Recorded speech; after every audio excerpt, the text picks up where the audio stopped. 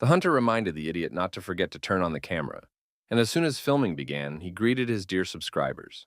Class B hunter Kang Do greeted viewers on their channel, "Any raid, we will raid everything we can." He then explained that today's video would be about hunting a C+ rank monster, the arachnid. Kang Do told viewers that arachnids live in groups, like ants, and that they are arthropods. However, arachnids are completely different from spiders on Earth. For example, instead of attacking their prey, they first spit web at it. Suddenly, the spiders screeched and attacked the group members.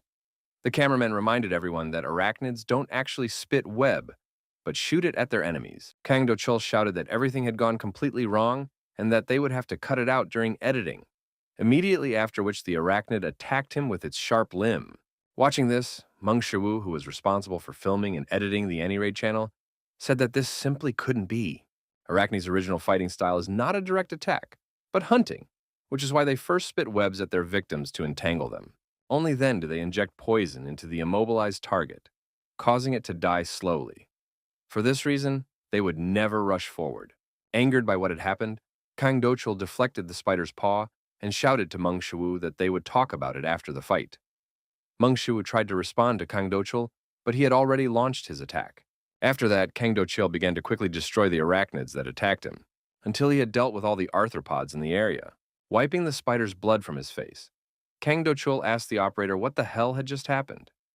After all, he had just said that the arachnids spit out their webs first. In fact, rushing directly at their prey like this would be a last resort for the arachnids. But what if the arachnids were already in a desperate situation where they had nothing to lose? Kang Do called out to his cameraman again, pulling him out of his thoughts. Kang Do grabbed Meng Shiwu by the collar and dragged him over, asking if he was really going to continue acting as if he were innocent. Meng Shiwu apologized for his mistake, but before he could finish, Kang Do hit him and asked if a simple apology could solve everything. After all, he almost died because of the cameraman's stupidity. While Meng Shiwu was trying to catch his breath after Kang Do blow, Kang Do demanded that this moron gather better information about monsters next time. As he left, Kang Do reminded him that this was precisely why people without character like Meng Shiwu were completely useless. Traits, in fact, he is awakened, but the ability he gained after his awakening has no traits. It is completely useless in the work of hunters, as he really can't do anything. That is why, in order to survive, he chose this method of hunting, analyzing monsters. He must analyze monsters and teach hunters how to attack them correctly. Kang Do was angry at this freak because he almost died because of his carelessness. After that, he reminded his companions that if it weren't for him, they could all have died here. But for some reason, his companions were not as carefree as he was now. They turned to Do in fear and pointed behind him. Only then did Kang Do feel that something was wrong. Immediately after that, the whole group rushed to escape, because an elite monster had appeared before them. The group tried with all their might to escape from the elite arachne, but it was faster. Kang Do tried to reach for his sword to try to wound the monster while running away, but accidentally dropped it. Kang Do wondered if he was going to die here. If he wasn't going to die here, he had only one option. He needed bait, and the bastard who had set him up, Meng Shiwu, would be perfect for the role. Turning abruptly, Kang Do kicked Meng Shiwu in the face. Kang Do explained that all this happened because of unreliable information from Meng Shiwu, which meant that he had to take full responsibility. Standing up, Meng Shiwu complained to this son of a bitch about his betrayal. But now he had another problem. The elite monster had already caught up with him and let out a loud squeal. No matter how hard Meng Shiwu tried, he couldn't move his body to dodge. And looking at the approaching spider's mouth, Meng Shiwu wondered, was he really going to die here? His mother called her son by name and told him that he must protect Soa. Remembering his mother's words, Meng Shiwu told himself that he couldn't die here. Grabbing Kang Do sword, he said that he had to survive, at least for the sake of his younger sister Soa. Telling himself that he had to survive, Meng Shiwu got to his feet and aimed his blade at the elite monster.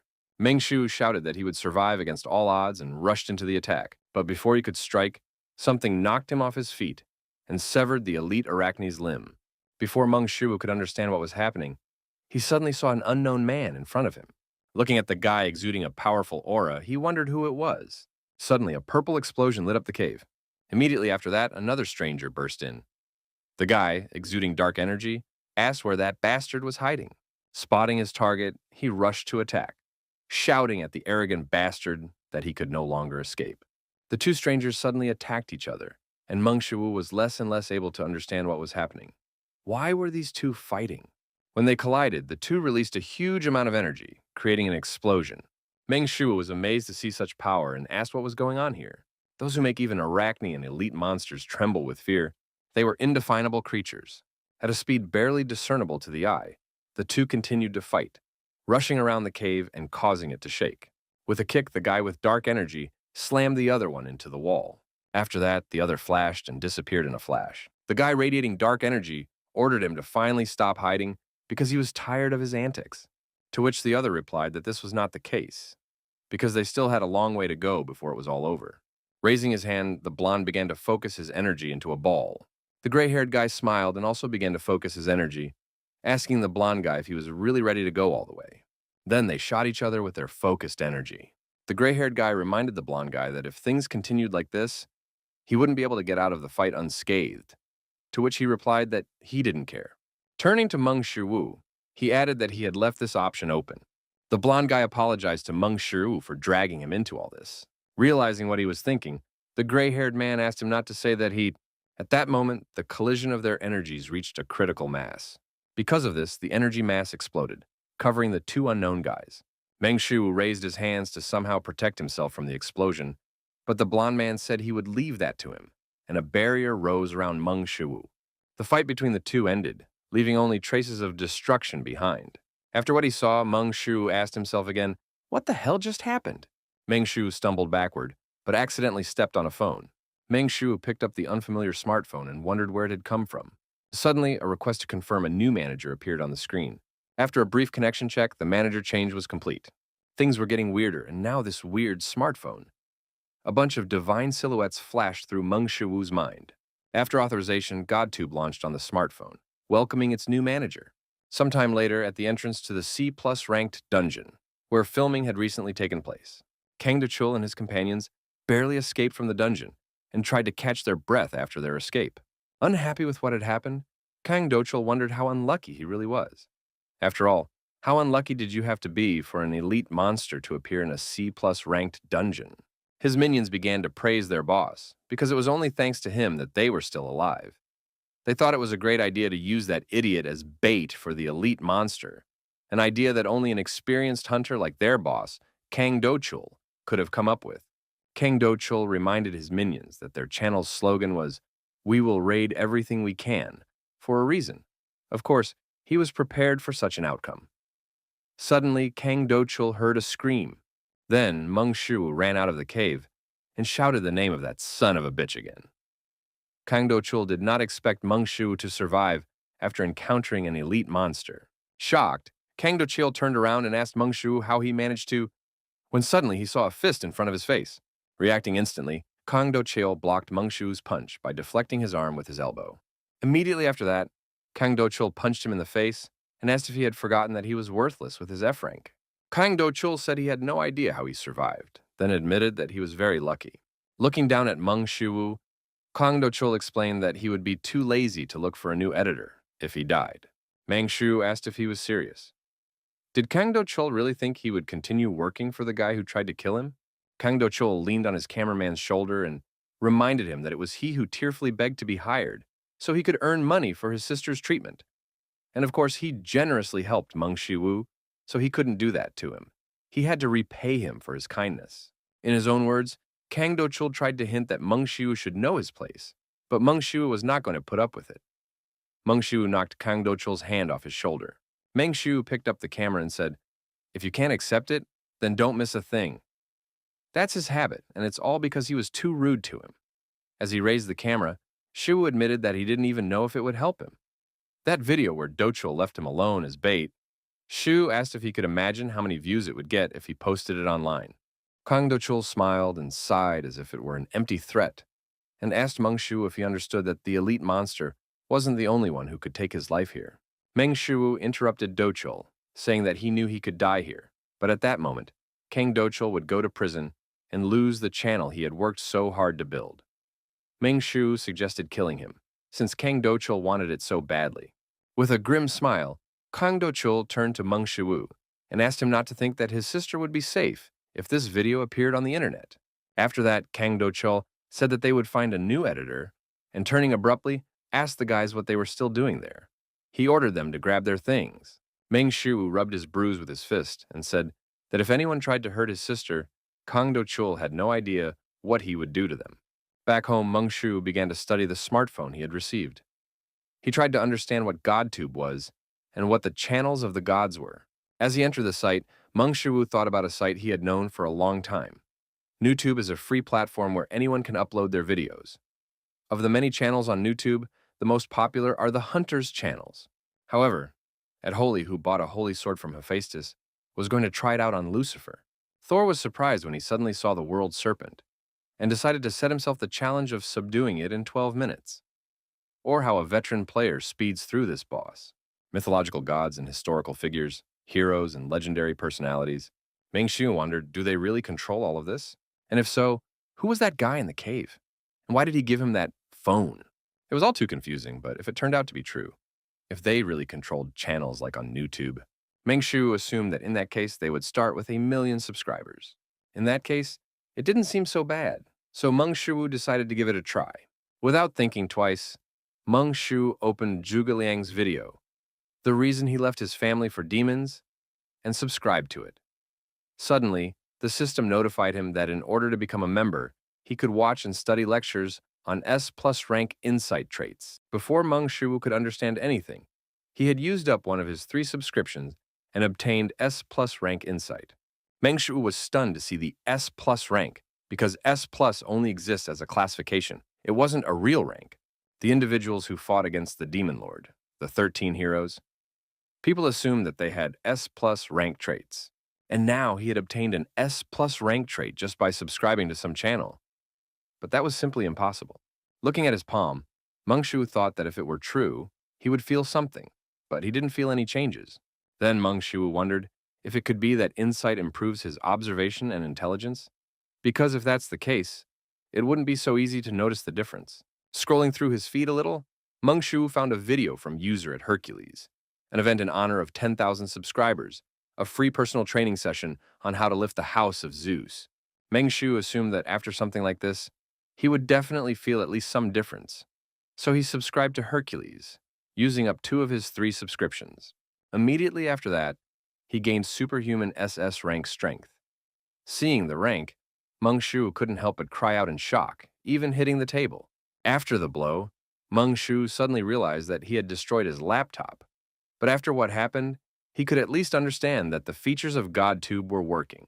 The system notified Shiwu that he had used superhuman strength and that his skill had increased slightly, reaching 0.1%. Meng Shiwu still found it hard to believe that he had gained SS rank strength just by subscribing to the channel. Realizing that he didn't understand a thing, Shiwu grabbed his head and started screaming that he just didn't know and he didn't understand. What is this GodTube? Thanks to his diligent thinking, his insight skill also increased to 0.1%. Li Jun was surprised to see the skill and assumed that once he reached 100%, he would be able to fully master this ability. Meng Shiwu finally launched the video with Hercules' personal training. The people of Greece were shocked by what they saw before them.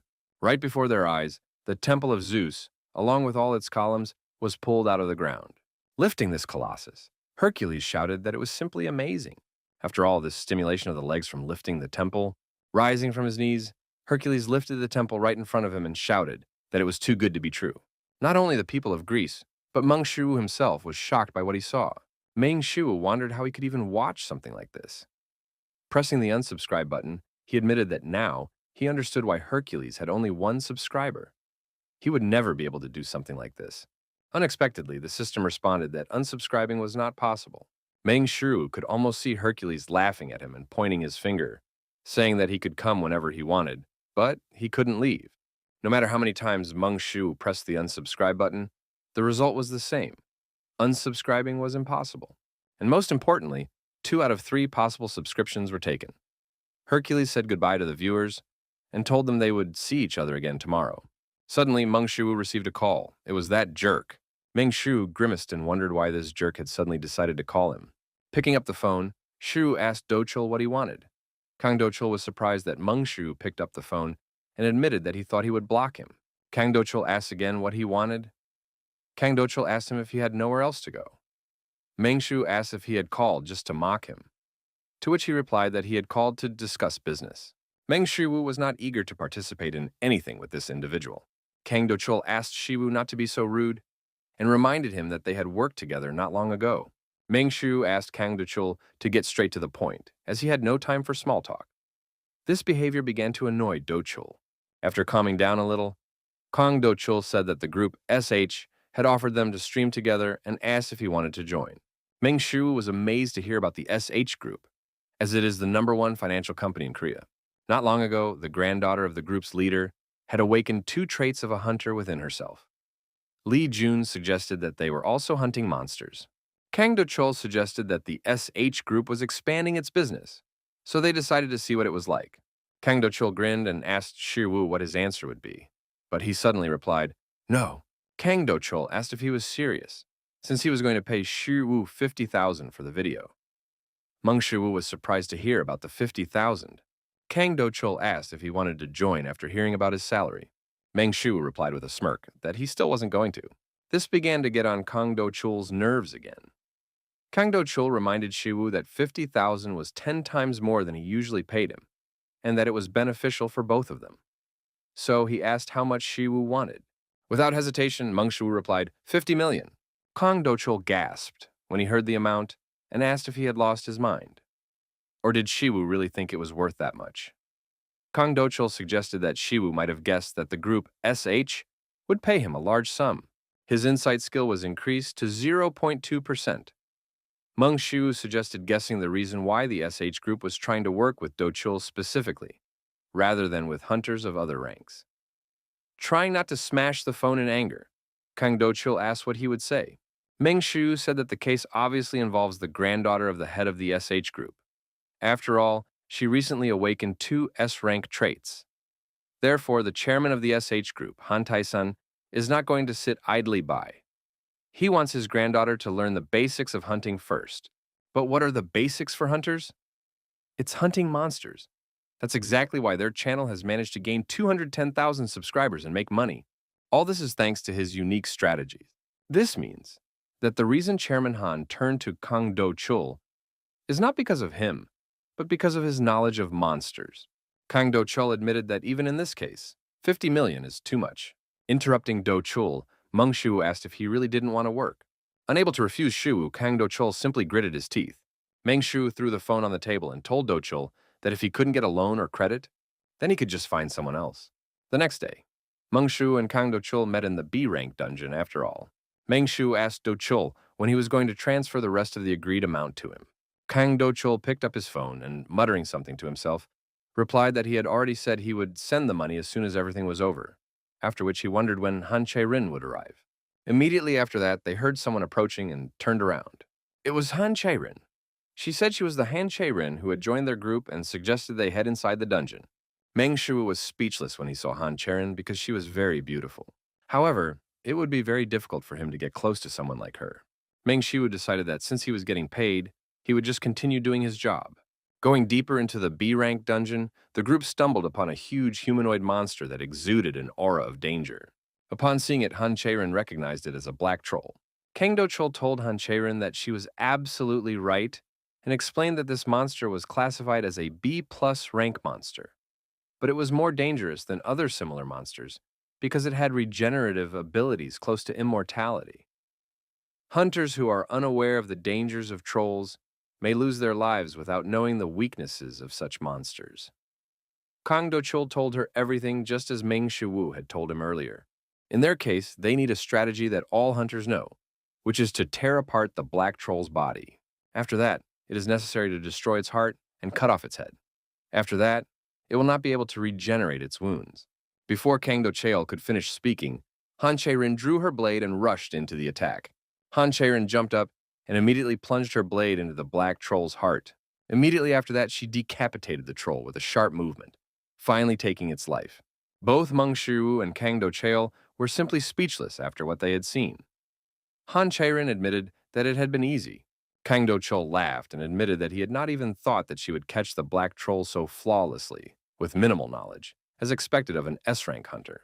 Wiping the troll's blood from her blade, Han Cherin told Do-chul that he was flattering her. At that moment, Han Cherin's sword caught the attention of Meng Shu. Pointing at the sword, Meng Shu suggested that it was the very sword Aureliana that he had heard so much about. After that, he asked how much such a weapon cost. Looking at her blade, Han Cherin guessed that it was worth about 20 billion. Kang Do-chul was shocked to hear the price of the sword, while stars flashed in Shu's eyes. Han Cherin said that they shouldn't stop at just the black troll, and suggested moving on. 1 hour later, Han Cherin said that after killing so many monsters, she had figured things out a little. She also suggested that there were no more trolls in this dungeon, and proposed to end there. Kang Do-chul took Han Cherin by the hand and bowed, saying that she had done a good job while trying to hide his smirk. Cherin agreed with him and said she was leaving. Earlier, Kang Do-chul thought this would be a great opportunity to get acquainted with the Hunters Guild, but he hadn't been able to do anything all this time, and now they were going to take 50 million from him, all because of that bastard Meng Shu. Meng Shu guessed that this was what Kang Do-chul was thinking, and even mentally praised him. Suddenly, Meng Shu's intuition sounded the alarm. The dungeon suddenly shook, and loud footsteps could be heard. Han Cherin asked what was going on. Meanwhile, Kang Do-chul was happy to have a chance to fix everything.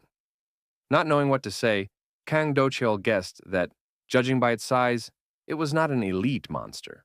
Kang Do-chul instinctively trembled, as this monster could not possibly be an elite monster. It was something much worse. It was a boss monster. Discovering humans in its domain, the boss raised its enormous hand.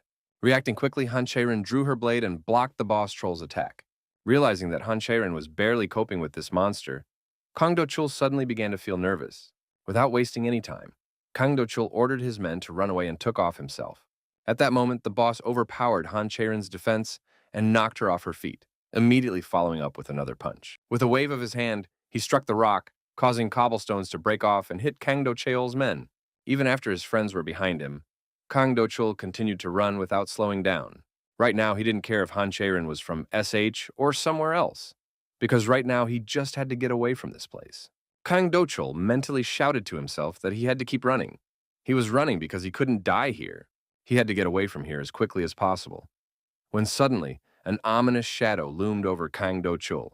The decaying boss suddenly overtook Do-chul and was about to deal with the fleeing enemy. Kang Do-chul stopped and, suppressing his trembling, looked up at the boss. Kang Do-chul quietly said that he was dead. The boss struck, but at the last moment, Han Cherin arrived and blocked the boss's attack. But this time, the boss sent Han Cherin flying almost instantly. She then crashed through a wall at the other end of the cave. Running up to Han Cherin, the boss delivered the final blow to deal with his main problem. Noticing the boss's fist approaching, Han Cherin told herself that she had to dodge. Jumping up sharply, Han Cherin bounced off the wall and ran along the boss's arm toward his head. Approaching the boss's head, Han Cherin took a stance. She quickly landed several blows to the troll boss's neck and head, but her attacks had no effect, and the boss, on the contrary, got an excellent moment to strike Han Cherin. With a powerful blow, the boss knocked Han Cherin off his shoulder and pinned her to the ground. But Han Cherin managed to block the boss's attack and tried to hold on with her last ounce of strength. Watching this, Meng Shu realized that they would not be able to defeat this giant, even if it was Han Cherin. It didn't matter that she had 2 S-rank traits because she was just a novice who lacked experience. They couldn't defeat this boss. There was a choice he had to make right now. Leave Han Cherin to fight the boss and run away. Otherwise, he would simply perish here. Or he could believe in the SS rank superpower he got from GodTube. But what he doesn't know is how much he has already mastered this power. Suddenly, Kang Do-chul rushed past, nearly knocking Shu off his feet. After Han Cherin saved him, he came to his senses and rushed toward the exit again. Kang Do-chul decided to save himself, leaving Han Cherin to be eaten by the boss. Watching this, Meng Shu suddenly realized something. It's all because of your shitty information, so you have to take full responsibility. Meng Shu knew that even together, they couldn't defeat this monster. His gut was screaming at him that he should run away from here while he still had a chance of survival. And Meng Shu ran. He had to run, otherwise he would simply die here. Then Meng Shu shouted at the top of his lungs to get his boss's attention. Money and prestige, all of that is useless when you're dying. But if he left Han Cherin here and ran away, putting all his strength into his fist, Meng Shu shouted, if he ran away, he would be no different from that bastard Kang Do, who abandoned him and ran away. Meng Shiwu's fist collided with the boss's bony troll hand. And to everyone's surprise, Meng Shiwu's blow managed to deflect the boss's attack. Seeing this, Han Cherin wondered if it was just her imagination or if he had really managed to block the blow. And who was this guy who stayed here with her? Meng Shiwu took a few steps forward toward the boss. After blocking the boss's attack, Meng Shiwu finally felt the power he had received from Hercules. The boss's fist stuck in the ceiling, and he made an effort to pull it out. With a sharp movement, the boss freed his hand, immediately after which he struck Meng Shiwu. But at the last moment, Meng Shiwu managed to block the boss's attack and didn't even move, holding the boss back. Shiwu shouted, "Now!" Immediately after that, Han Cherin jumped on the immobilized boss and plunged her blade straight into his heart. Immediately after that, Han Cherin bounced off the boss's chest and landed straight on his shoulder. With her next strike, Han Cherin decapitated the troll boss in the blink of an eye. Han Cherin landed near Meng Shiwu, and together, they stared at the dying monster. Meng Shiwu wondered if it was really over, but his S+ rank insight told him that something was wrong. Boss types are varieties that undergo a double transformation, so physical transformation will occur naturally. Suddenly, the boss troll's head began to regenerate, growing back onto its body. Noticing this, Meng Shiwu shouted to Han Cherin about the danger, but in the next moment, the boss grabbed her and clenched his fist. Han Cherin screamed from the crushing pain. Meng Shiwu couldn't let this continue, because if Han Cherin died, it would all be over, and he wouldn't be able to do anything.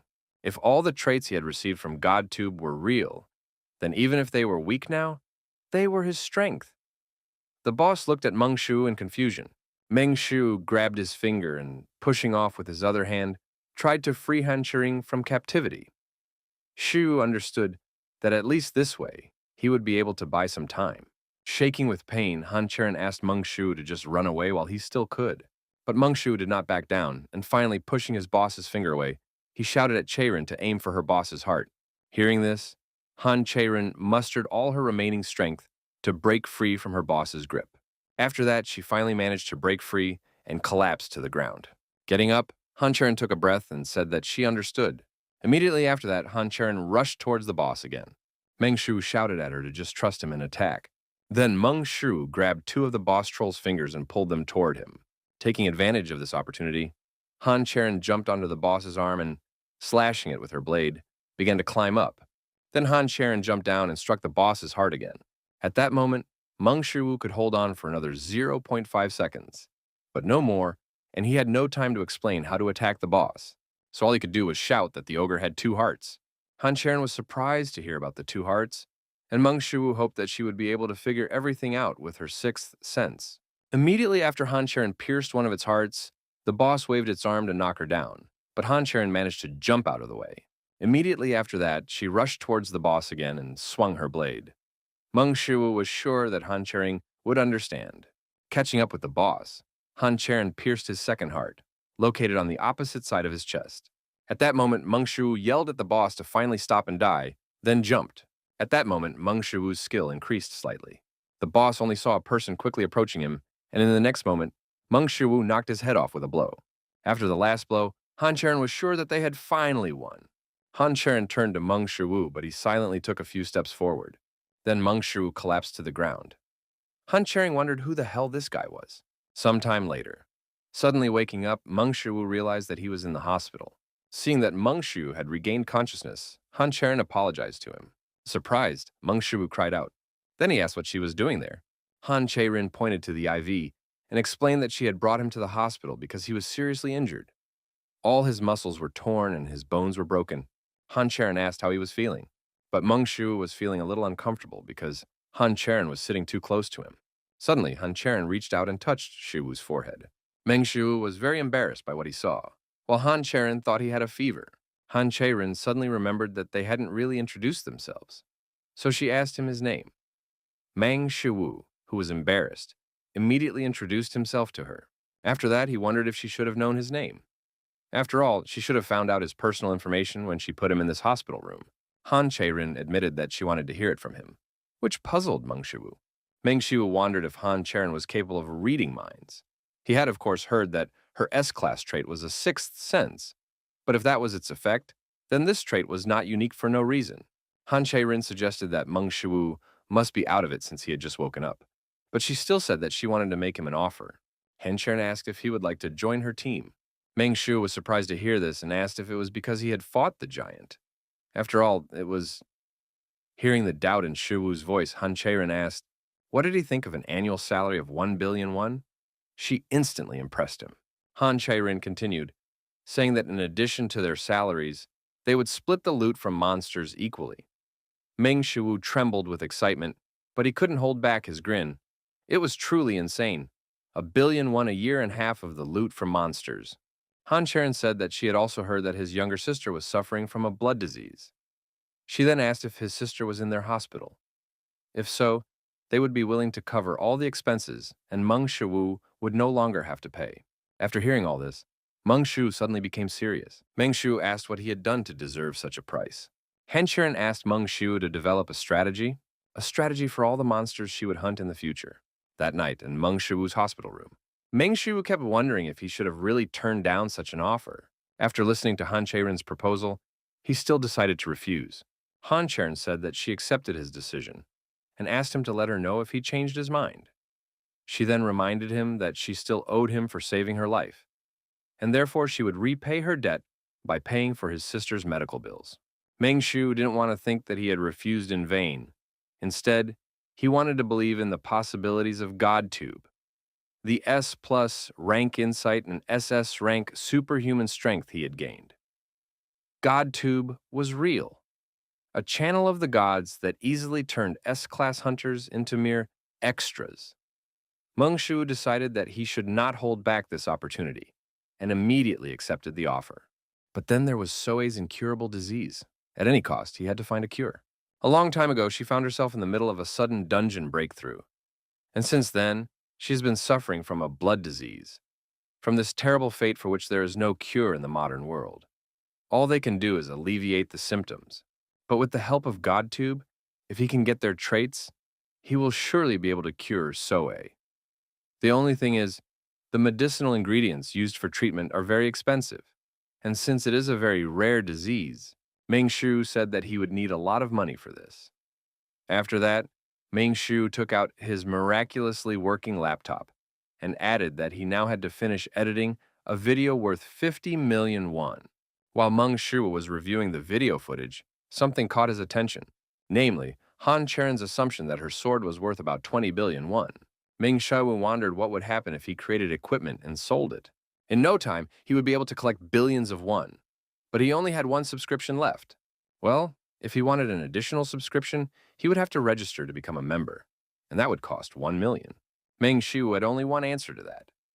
The only way was to make weapons and study metallurgy. And at Hephaestus applied for the subscription with a video titled 99 Mjolnirs for Hephaestus, Mjolnir stolen from Thor, an attempt to upgrade it to plus 99.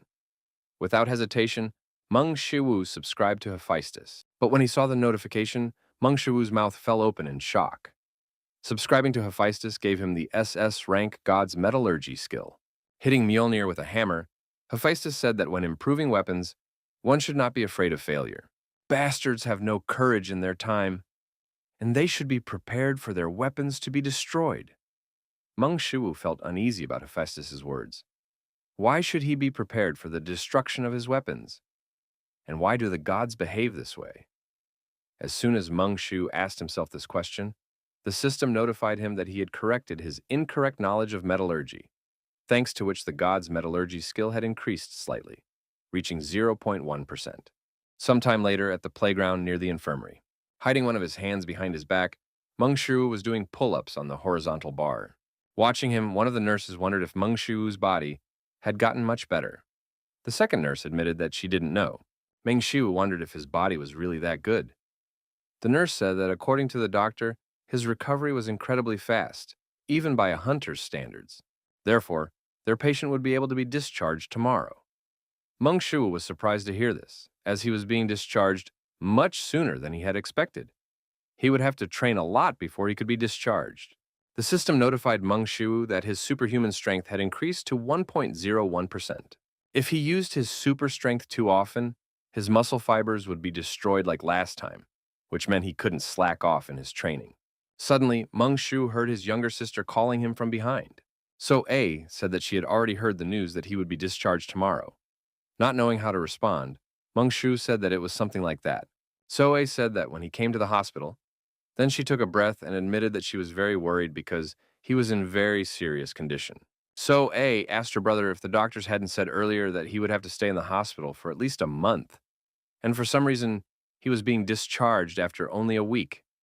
Meng Shiwu guessed what this silly girl was thinking. She was disappointed that he was being discharged first. Meng Shu stroked his sister's hair and asked her not to neglect her treatment just because he wasn't there.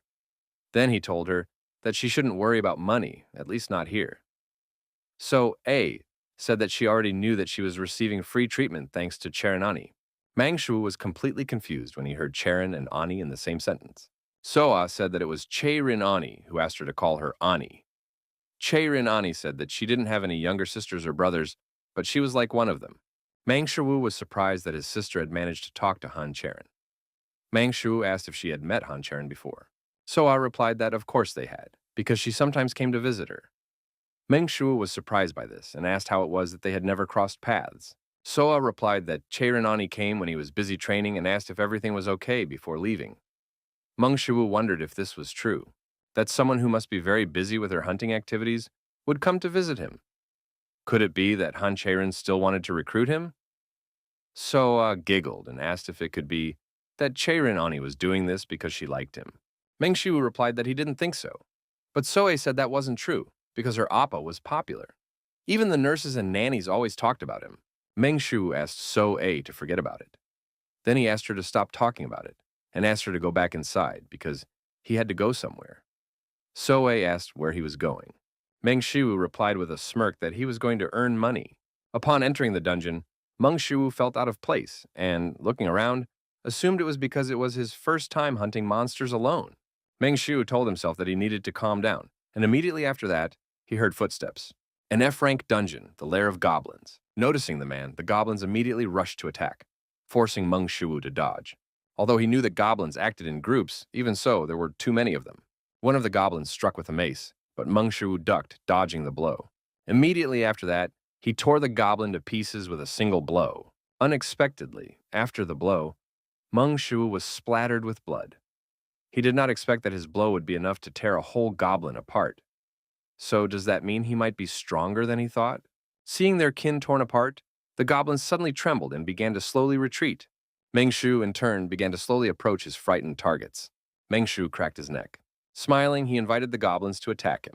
Sometime later at the So family's smithy, Meng Shu threw the goblins he had captured onto the ground and asked the blacksmith how much he could make from this booty. The angry blacksmith asked, "Make what?" He had asked Shiwu to bring him ingredients, not some scraps. In any case, he would now teach him how to smelt. So the owner of the smithy, So Palguan, asked Meng Shu to follow him. Hitting with a hammer, So Palguan shouted at Meng Shu to watch carefully, because a hammer is not just about strength. So Palguan devoted most of his youth to studying metallurgy. And now, 20 years later, when he was already over 40, So Palguan said that even if you have good materials, it doesn't mean you can easily get A rank or S rank equipment. Now he is a talented and passionate awakened with A-rank skill. So Palguan showed him how to work with a blacksmith's hammer and handed the hammer to Meng Shiwu to see how he would work with it. Earlier, the young man told him that his name was Meng Shiwu, and what was unusual was that he asked him not to make equipment, but to take him as a disciple. He didn't even ask him to join his guild in exchange for rent. He was the first to ask him to lend him the workshop. Out of curiosity, he allowed Meng Shiwu to use the forge in order to find out what his intentions were. So, Palguan asked only to watch this guy with a hammer. Nowadays, people think that metallurgy is an easy skill, like in some kind of game. But it took him 20 years to reach his current level. What's more, this kid had been staring at his phone the whole time. So, Palguan assumed that Meng Shiwu had watched some videos on YouTube and thought that metallurgy was easy. But he was wrong. After a moment's thought, So Palguan opened his eyes and was surprised by what the kid had done. Sometime later at the So family's forge, Kim So-yeon, a representative of the Soyeon company, suddenly burst into the So family's smithy and told Mr. Smithy that she had arrived. So Palguan was not particularly surprised that Kim So-yeon had come to see him. Kim So-yeon asked with a smirk which of the girls other than her would come to a smithy that stank of sweat. So Palguan reminded her that she could have just asked someone else to do it, but instead, she came herself every time. Kim So-yeon reminded him that she was actually dealing with the best blacksmith in Korea, So Palguan, so of course she had to come to him in person. So Palguan noted that Kim So-yeon had already learned to flatter, as befits a businesswoman. Kim So-yeon asked what flattery he was talking about. After all, she was Kim So-yeon, a representative of the So-yeon company, which dealt only in the best products. After that, Kim So-yeon reached into her backpack and said that, in any case, she had brought the ingredients they had discussed. As for the price, Kim So-yeon said that it was wrapped in cloth. The blade was sharp, so he asked her to check it more carefully. Throughout their conversation, the sound of hammers echoed throughout the smithy, which was already beginning to annoy Kim So-yeon. Kim So-yeon said that they had decided to supply, this time, it would be equipment for the SH group. The rumbling from the blows grew louder, and So-yeon's patience reached its limit. Unable to take it anymore, Kim So-yeon shouted, then apologized for interfering and asked the guy to be quieter as she was trying to talk. Meng Shiwu lazily agreed with Kim So-yeon. Kim So-yeon was angry at this idiot because she had lost her temper because of him. When suddenly she became curious about what he was doing here, Kim So-yeon picked up one of the blades he had forged and, after examining it, asked what it was. How dare he call this a weapon? So Palguan asked Kim So-yeon what she thought of the boy's work. So-yeon replied that the blade was blunt and the shape was rough. Then she asked how anyone could even use something like this. So Palguan asked if that was really the case. Then he asked what she would say if she found out that the weapon was made from the skeletons of goblins and kobolds. Kim So-yeon was surprised by what she heard and asked what he meant. So Palguan added that the material for the weapon was in poor condition and that it had been made by a man who had picked up a hammer for the first time that day. Kim So-yeon asked So Palguan if it was possible that he had taken on an apprentice. So Palguan admitted that he had tried to make that assumption himself, but even the way he worked was too incredible to say that he was doing it for the first time. The way he held the hammer while working with metal, in any case, he had never seen anyone make weapons from such material before. And yet this guy refused the offer to take him on as an apprentice. Kim So-yeon was amazed to hear this. After that, she looked again at Meng Shu working and thought, Meng Shu finally finished his next blade. His god's metallurgy skill increased by 0.4% to 0.7%. Meng Shu was simply speechless after reading all these messages. This equipment was like something found in the trash. Although he had finally managed to make a weapon, how could he sell it? Suddenly, the girl asked if he was thinking of selling this sword. She then introduced herself as Kim So-yeon, a representative of So-yeon Company, and extended her hand to him. Meng Shu had heard of So-yeon before. It's a company that specializes in the hunting business and considers trust and reliability to be its core values. As a result, this group is quite well known in the hunting industry. Kim So-yeon said that they only work with the best products in Korea, and if he was thinking of selling, she would like to buy it. Realizing that he could make some money, Meng Shu unconsciously smiled. He asked Kim So-yeon how much she could pay for such a blade. Kim So-yeon asked permission to look at his latest work, and, after examining the blade, offered Meng Shu 1 million won. After making such a profitable deal, Meng Shu began killing monsters for materials and making weapons at a frantic pace. Sometime later, in the So family's forge, suddenly a loud cry was heard in the forge. Dancing with joy, Kim So-yeon said it was just wonderful. Kim So-yeon then announced that So-yeon had officially signed a contract with the group SH. Meng Shu assumed that he had done a good job. Kim So-yeon suddenly beamed and shouted that he had done more than just a good job. From meeting delivery deadlines to ensuring the impeccable quality of the equipment. If it weren't for him, they would have had big problems. Kim So-yeon grabbed Meng Shu's hands and said that it was all thanks to him. And if he ever needed anything, he should just ask. She would do whatever it took to get it for him. Kim So-yeon suddenly remembered something and took out her phone and asked Meng Shu to check his account. Meng Shu was surprised by Kim So-yeon's suggestion, but decided to check his account anyway. A deposit of 28,424,201 had been made by the So-yeon Company. Looking at the number, Meng Shu counted 10, 100, 2,801. It was less than he expected. Kim So-yeon apologized and asked what 28,424,201 he was talking about. She then asked him to check everything again. Meng Shu counted the money again. 10, 100, 1,000, 10,000, 100,000, 1 million? After counting the zeros, Meng Shu shouted, "A million!" and grinned, drooling. Meng Shu, 23 years old. At that very moment, he was reborn as a full-fledged money slave. Even after Kim So-yeon left, Meng Shu continued to stare at his phone screen.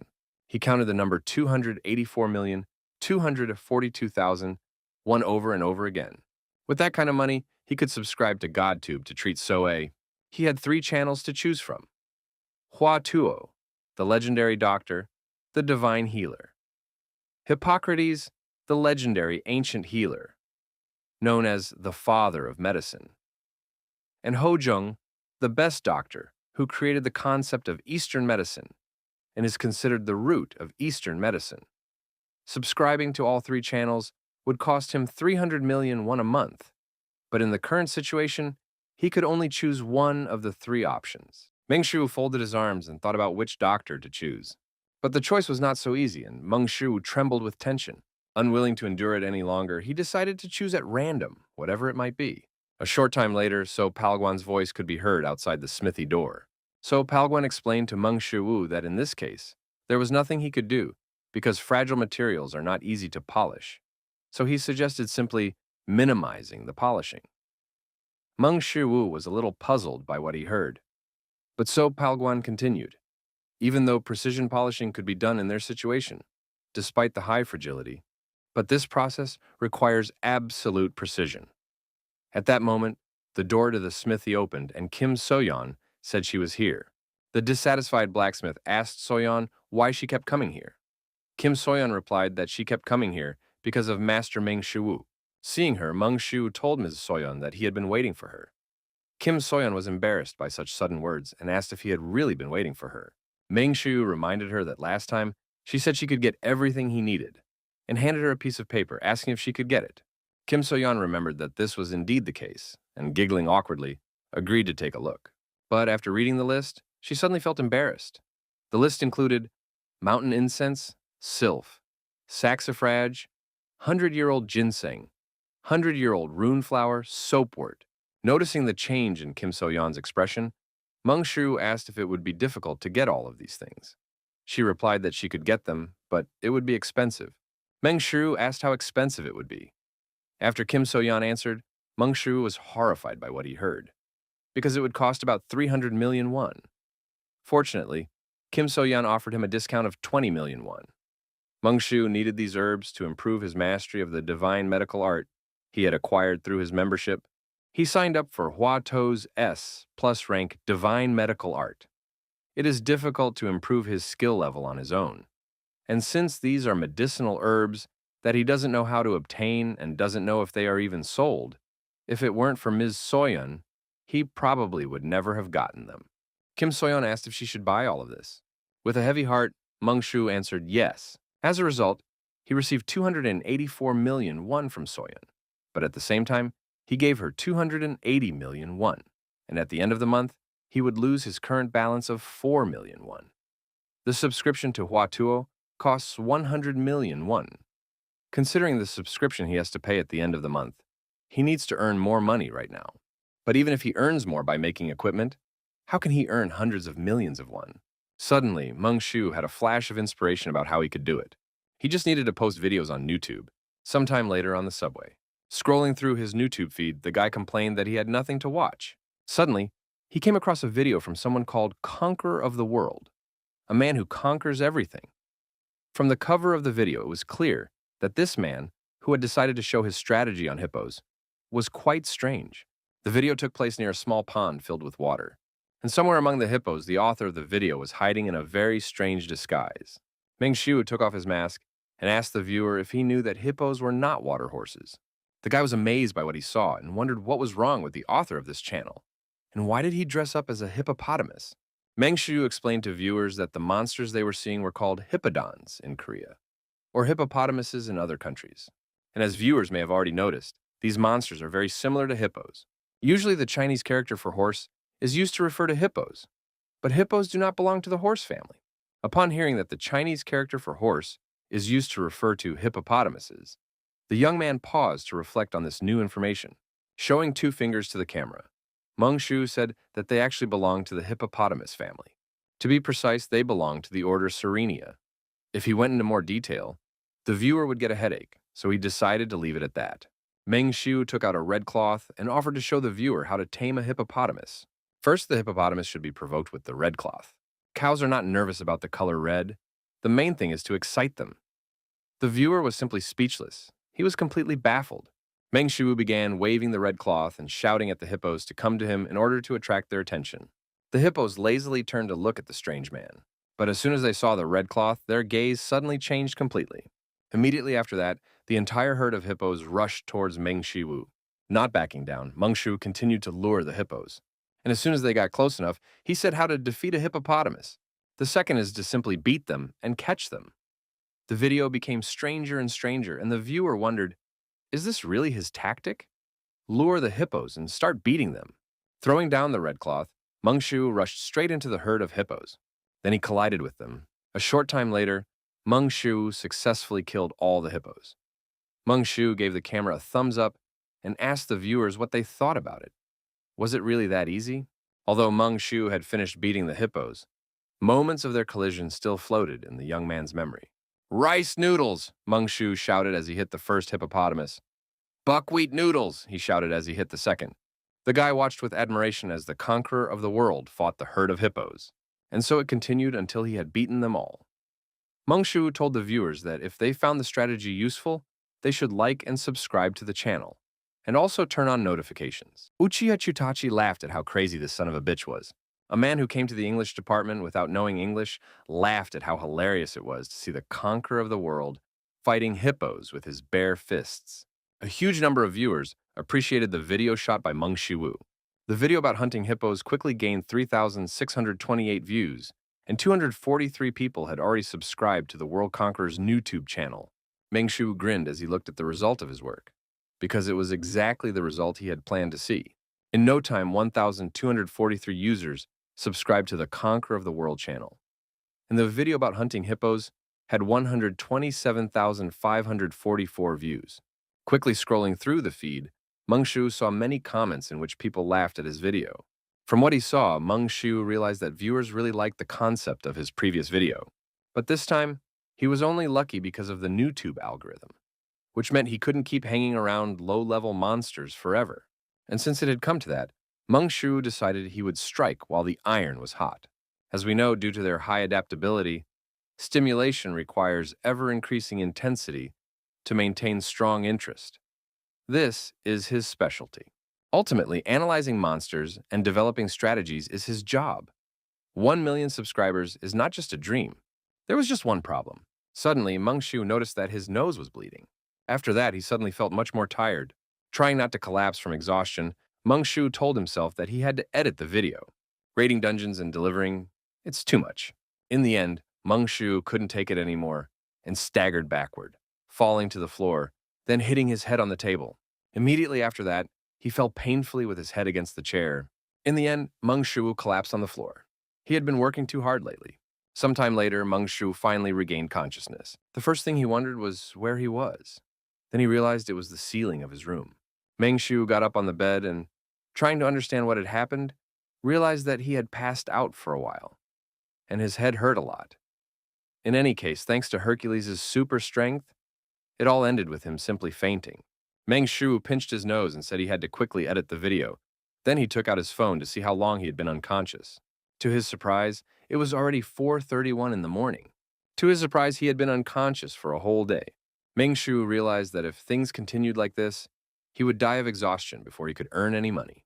Meng Shu decided he had to hire an editor. Sometime later at Cafe Eden, Meng Shu was selecting suitable candidates while sipping a cold drink. When he wrote the ad, he never imagined there would be so many applicants.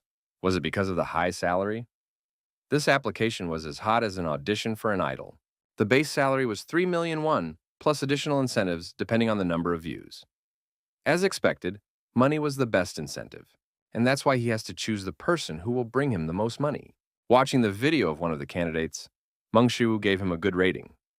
The sound effects in the video were appropriate and humorous, and his editing skills were much better than his. But it was already 1:03 a.m. Meng Shu was already losing patience. Why hadn't this guy shown up yet? All he knew was that the guy's name was Park Dok-gu. Earlier, he had suggested that the 14th candidate meet him at a cafe at 1 p.m., and the guy had agreed. The meeting was scheduled for 1 o'clock in the afternoon. Meng Shu already imagined a middle-aged man coming up to him and apologizing for being late. Not only his name, but also his manner of speech gave him away as an Ajasi. But that was even better, because it meant he might be experienced. Meng Shu asked Park Doku where he was, but he never read his message. Meng Shu assumed it was because Park Doku was rushing here. Therefore, Meng Shu decided to wait for him here a little longer. But very soon his patience finally ran out. Meng Shu slammed his fist on the table and asked where the bastard was. At that moment, the door to the cafe opened and Meng Shu was apologized to for being late. The girl awkwardly asked if he was Meng Shu. It was Park Doku, an aspiring editor on YouTube. Meng Shu apologized in case he had misunderstood something and asked the girl if her name was Park Doku. He was surprised to see a girl in front of him, as he had expected Park Doku to be some kind of Ajasi. Park Doku apologized to Shiwu again. Mang Shiwu asked why she was late. Moreover, she hadn't even read his message. Park Doku admitted that she had been editing a video late into the night and had forgotten to pack her younger brother's picnic lunchbox. And she hadn't been able to read the message because she was in a hurry and had rushed here. Park Doku apologized again for everything. Mang Shiwu apologized and asked what she meant by editing a video. Park Dogu replied that it was the video attached to her application. Mang Shiwu asked if that meant she edited the video he provided in just one day. Park Doku corrected him, saying that she edited the video not in one day but in about 3 hours. Meng Shiwu was disheartened to hear that the video had been edited in 3 hours. Seeing his reaction, Park Doku wondered what was wrong with him. Meng Shu turned to Park Doku. Afraid of being scolded by Meng Shiwu, she closed her eyes and responded. After that, Meng Shu asked when she could start working. Park Dogu apologized, as she clearly misunderstood everything, and suggested that she was ready right now.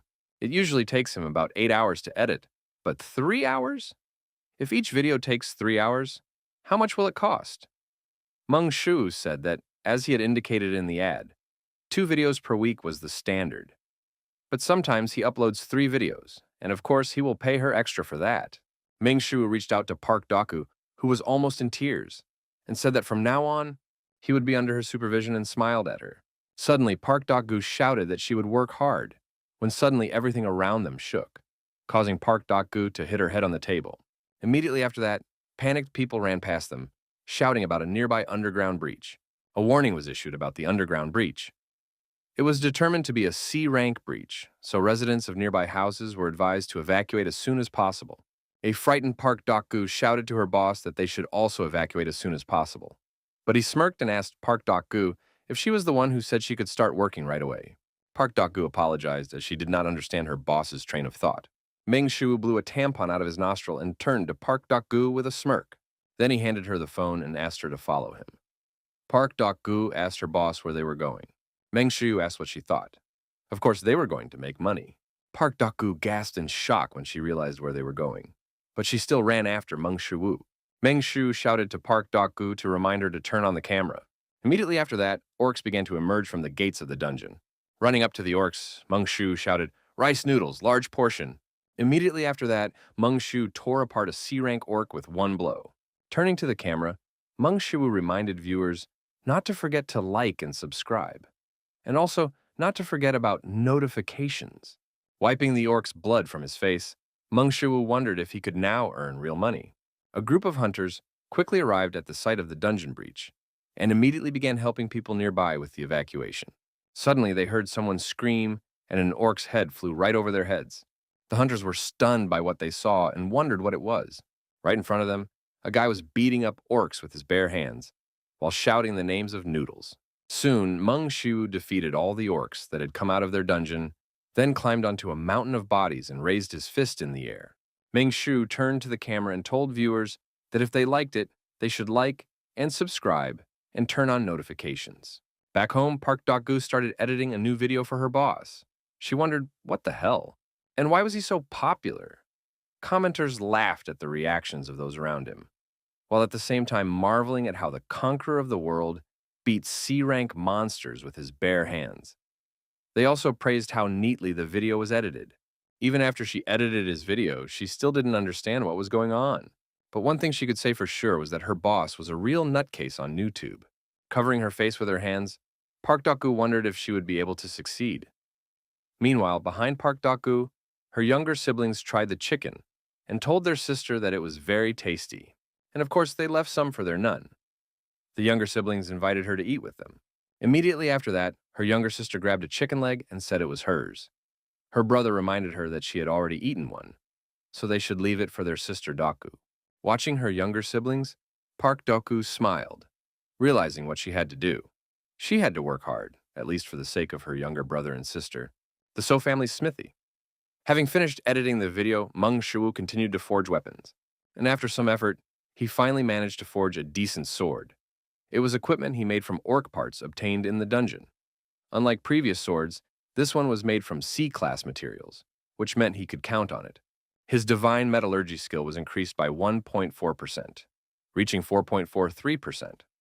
The system commented that he had created equipment of decent quality to give away for free. Meng Shuwu was not happy with this comment, but he was still very pleased. After all, his metallurgy skill had increased by as much as 1.4%. And considering how fast it was increasing, this was simply an incredible number. Kim So-yeon was surprised to see such a blade in Meng Shuwu's hands and praised him because the quality of his weapons was getting better and better. So Palguan, in turn, could not understand how this could have happened. After all, how could a person who had started practicing metallurgy less than a month ago achieve such a result? Meng Shu chuckled and said that he still had a long way to go, which was true because he had not yet mastered even a tenth of Hephaestus's skills. Kim So-yeon turned to Shiwu and suggested that he was planning to sell the blade. Shiwu replied that she was right, and of course she knew how to sell it, didn't she? Kim So-yeon asked him to just give it all to her and reached for the blade. So Palguan watched silently, not particularly liking what he saw. Kim So-yeon noticed that Shiwu looked much older today, and Meng Shu asked if that was true. Kim So-yeon smiled and said that lately his bags under his eyes had almost reached his nose. Meng Shiwu chuckled awkwardly when he heard this, after which Kim So-yeon said that she was even confused whether he was a human or a zombie, but now he looked like a human again. In fact, it was all true. Since Doku started editing his videos, he had much more time to sleep, although he was still very busy. Although he had paid extra for the danger that time, he had little money left for expenses and staff. Still, helping with video shooting was not the job of an editor, so he really should have paid her more.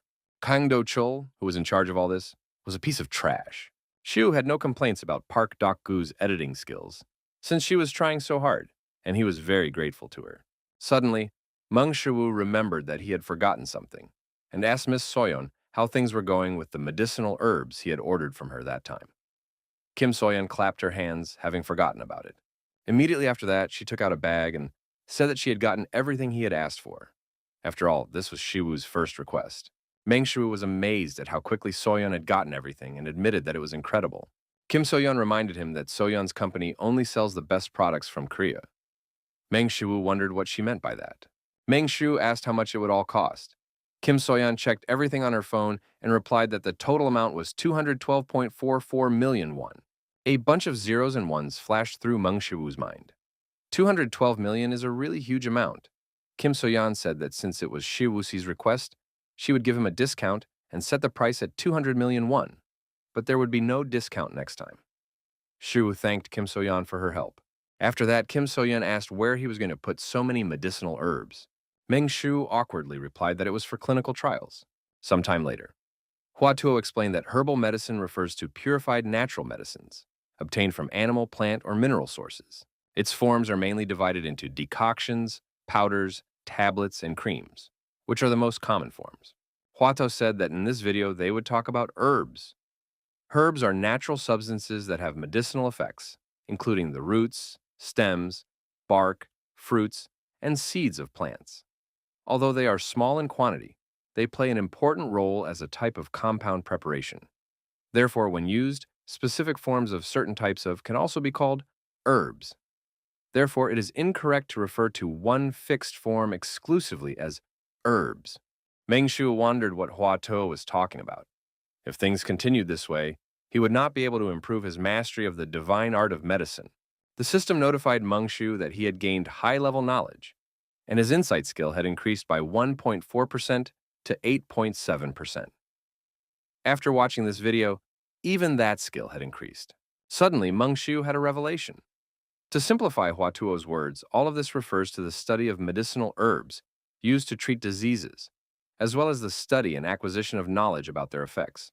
The system notified Meng Shiwu that he had understood the definition of herbal medicine and that his level of mastery of the divine art of medicine had reached 0.4%. Meng Shiwu was confused by the fact that he had managed to understand everything correctly. After that, he wondered why Hua Tuo had to complicate everything so much. Having reached 0.4% mastery in the divine art of medicine, Meng Shiwu began to prepare medicine and even managed to prepare a decoction that, according to the system, could be beneficial for his body. His mastery of the divine art of medicine increased by 0.5%, reaching 0.9%. Looking at the decoction he had made, Meng Shiwu wondered if it was really edible. And if it was said to be beneficial to his body, did that mean it could also be harmful? Be that as it may, Meng Shiwu still decided to drink the decoction, quickly lifting the bowl and emptying its contents. It was just a decoction prepared with the divine art of medicine. It couldn't kill him. Meng Shiwu fell to the floor with a crash, spilling all the decoction he had prepared. The worst thing for Meng Shiwu now was how much money he had spent on all this. The price of the herbs was truly enormous. Meng Shiwu suddenly heard notifications and reached for his phone. After drinking the decoction that was good for his body, his superpower increased by 0.01%. This surprised Meng Shiwu, and what was most surprising was that it had been less than 3 seconds since he drank the decoction. Meng Shiwu even wondered if he should lick the remains of the decoction. Sometime later in the E-rank dungeon, vampire bats are E+ rank monsters from the bat family. There are several reasons why he came here today. First, he came here to shoot a video on the topic, Are Bats Rats?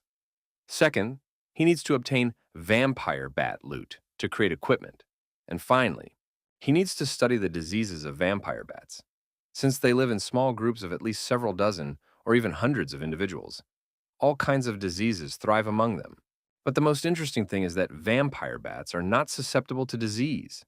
If bats carry diseases possibly related to blood disorders, then finding out why they are also resistant to them may give him a clue to treating Soei's blood disorder. It won't be easy, but with the divine art of medicine, it is possible. Suddenly, Meng Shiwu sensed something, and it wasn't bats. It was the sound of someone's footsteps. Meng Shiwu jumped higher and hid behind a rock, thinking it would be better to avoid them just in case. But when he saw the source of the footsteps, Meng Shiwu was surprised because they were Kang Do servants. But how did they get here? As long as the dungeon was assigned to him by the Hunter Management Bureau, other hunters were not allowed to enter. Of course, sometimes there were coincidences, but could he have accidentally stumbled upon Kang Do-chul's servants? These guys must be around C-class hunters, so why did they enter an E+ rank dungeon? Meng Shiwu assumed that they had come specifically for him. A dungeon is an isolated space without internet or communication networks. This means that no one would even know if someone died here. What should he do now? Meng Shiwu wondered why he should even think about all this. After all, he could just find out everything after he took care of these guys. Shivu asked one of the servants if he was sure that bastard Meng Shiwu had entered the dungeon. Doing replied that he was sure of it. After all, he had seen Shiwu climb inside himself. Then Jiminchul added that he had also seen him enter. Kim Jivu turned around and asked them why he couldn't see Shiwu.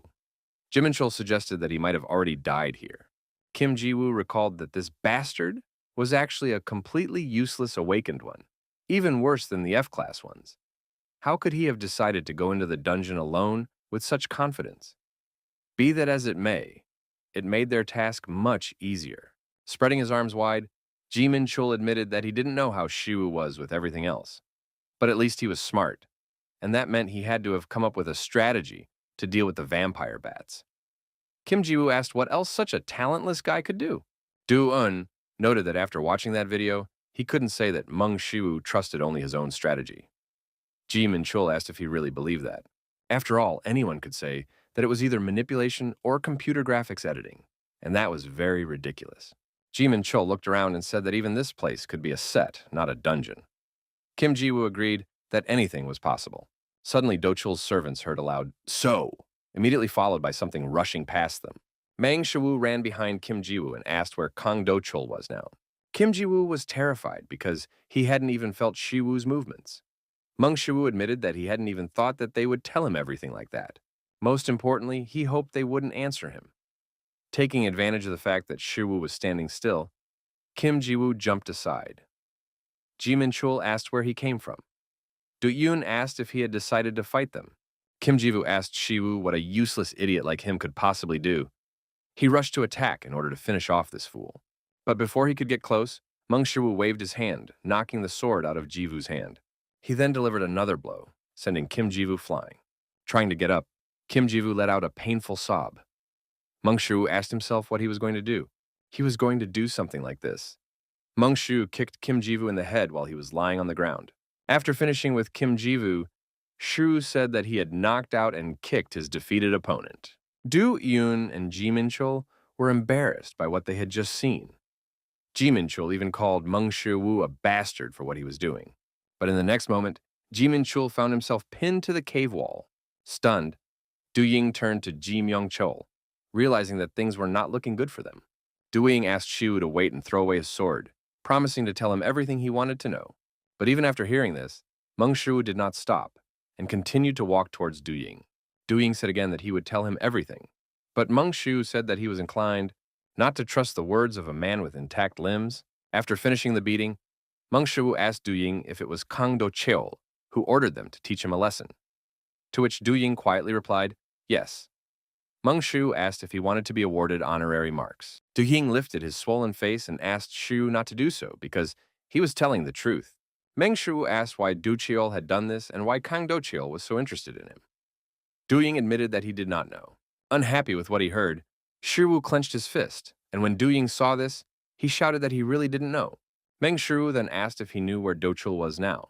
Before Du Ying could answer, Shiwoo asked him to forget about it. After all, he should pick up his friends and get out of there.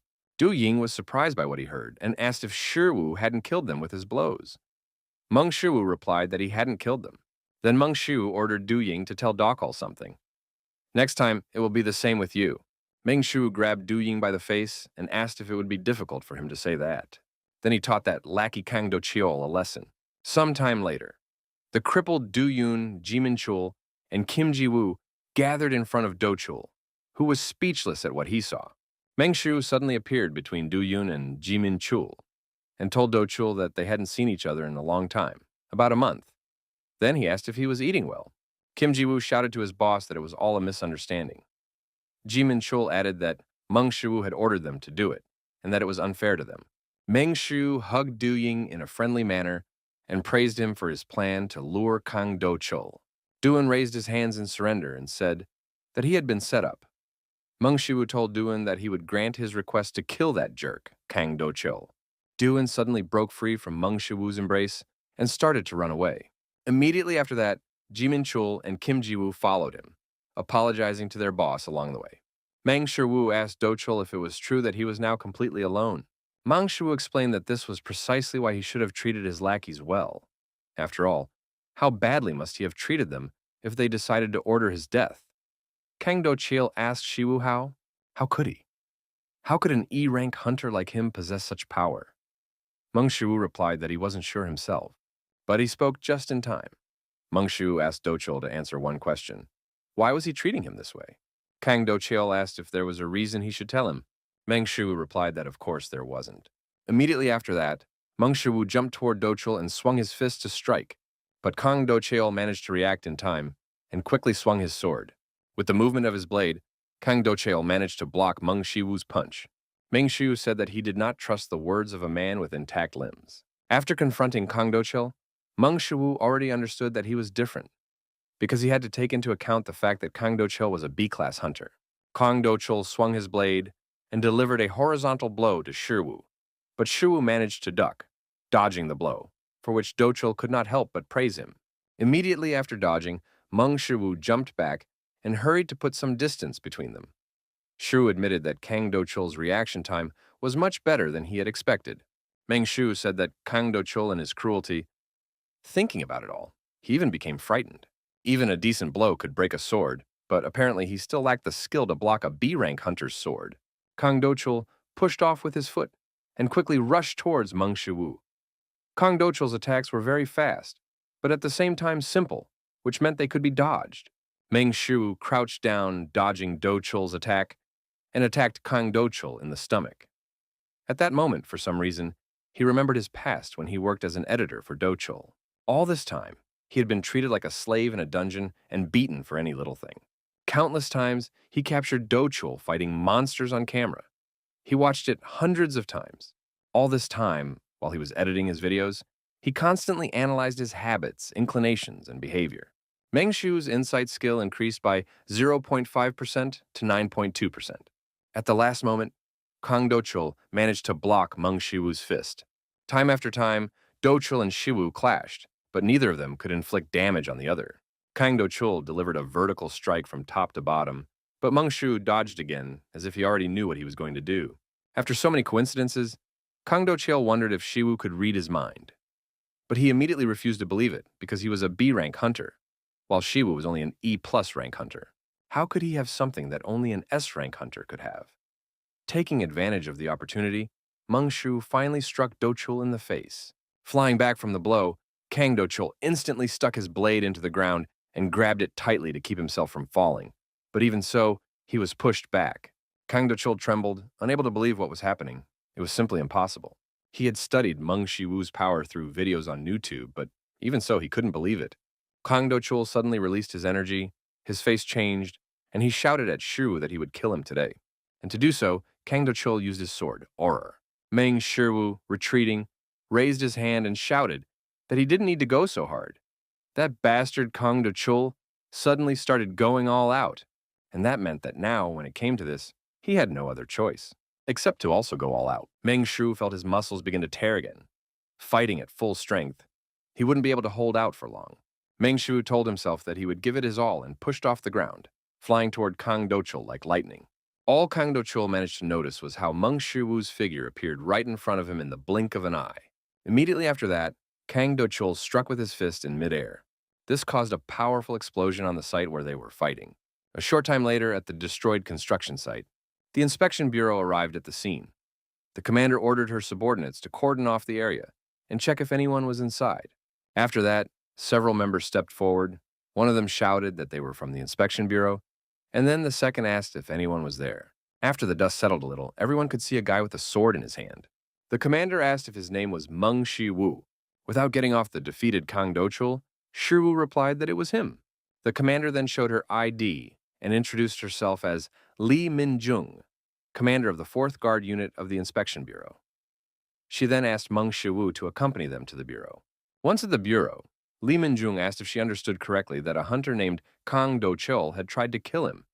He replied that this was indeed the case, and that he had already provided video evidence. Li Minjung said that she had approved the video, and although it wasn't something that could be easily overlooked, but Hunter Meng Shu is listed as awakened without features. The guards are the police who protect the hunters.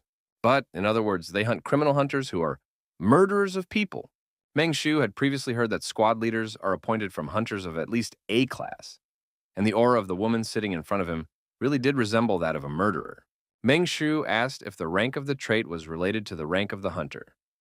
Li Mingjung replied that she already knew that the hunter Meng Shu was also ranked E+. Meng Shu confirmed that this was true, and before Li Mingjung could say anything, Meng Shu asked if there was a reason why he should answer this question. After all, he was the victim here. Li Mingjung apologized to Shu and explained that because of her job, she had a habit of suspecting people. Since that was the case, based on the video recordings from the arachnid dungeon and the abandoned construction site that he had sent, they would deal with everything as appropriate. Li Mingjung said that Kang Do Chul would never see the light of day again, and then suggested that they end the investigation there. Li Mingjung thanked Meng Shiwu for his cooperation. Meng Shu opened the door and said that, in that case, he would leave everything in her hands. As soon as Meng Shiwu left the inspection bureau, the door to the room opened again. The guard was surprised that the squad leader was still there, and said that the hunter Meng Shiwu had just left, so she thought she wouldn't be there. Li Mingjung admitted that it was strange. Jun Sua apologized, as she did not understand what the commander meant. Li Minjung asked Sua what her rank was. Jun Sua was surprised by the question and replied that she had recently been promoted to B rank. When suddenly the room seemed to grow heavy, Li Minjung smiled, and Chung Sua, unable to withstand the pressure, collapsed to the floor. Not understanding what was happening, Chung Sua turned to the squad leader. Li Minjung said that, as expected, Sua couldn't handle it. Jun Sua asked, "Wasn't that obvious?" After all, the squad leader was no ordinary guard. There were even rumors that her human butcher would be promoted to S. With a puzzled expression, Li Minjung said that Hunter Meng Shu didn't feel anything. Jung-sue was shocked by what she heard and asked if he wasn't an E+ rank hunter. Li Mingzhu agreed that it was indeed strange. Jung-sue asked why she simply sent him away if that was the case. After all, hunters who hide their rank, Li Minjung interrupted her subordinate, saying that it was because he wasn't strange and had a human scent.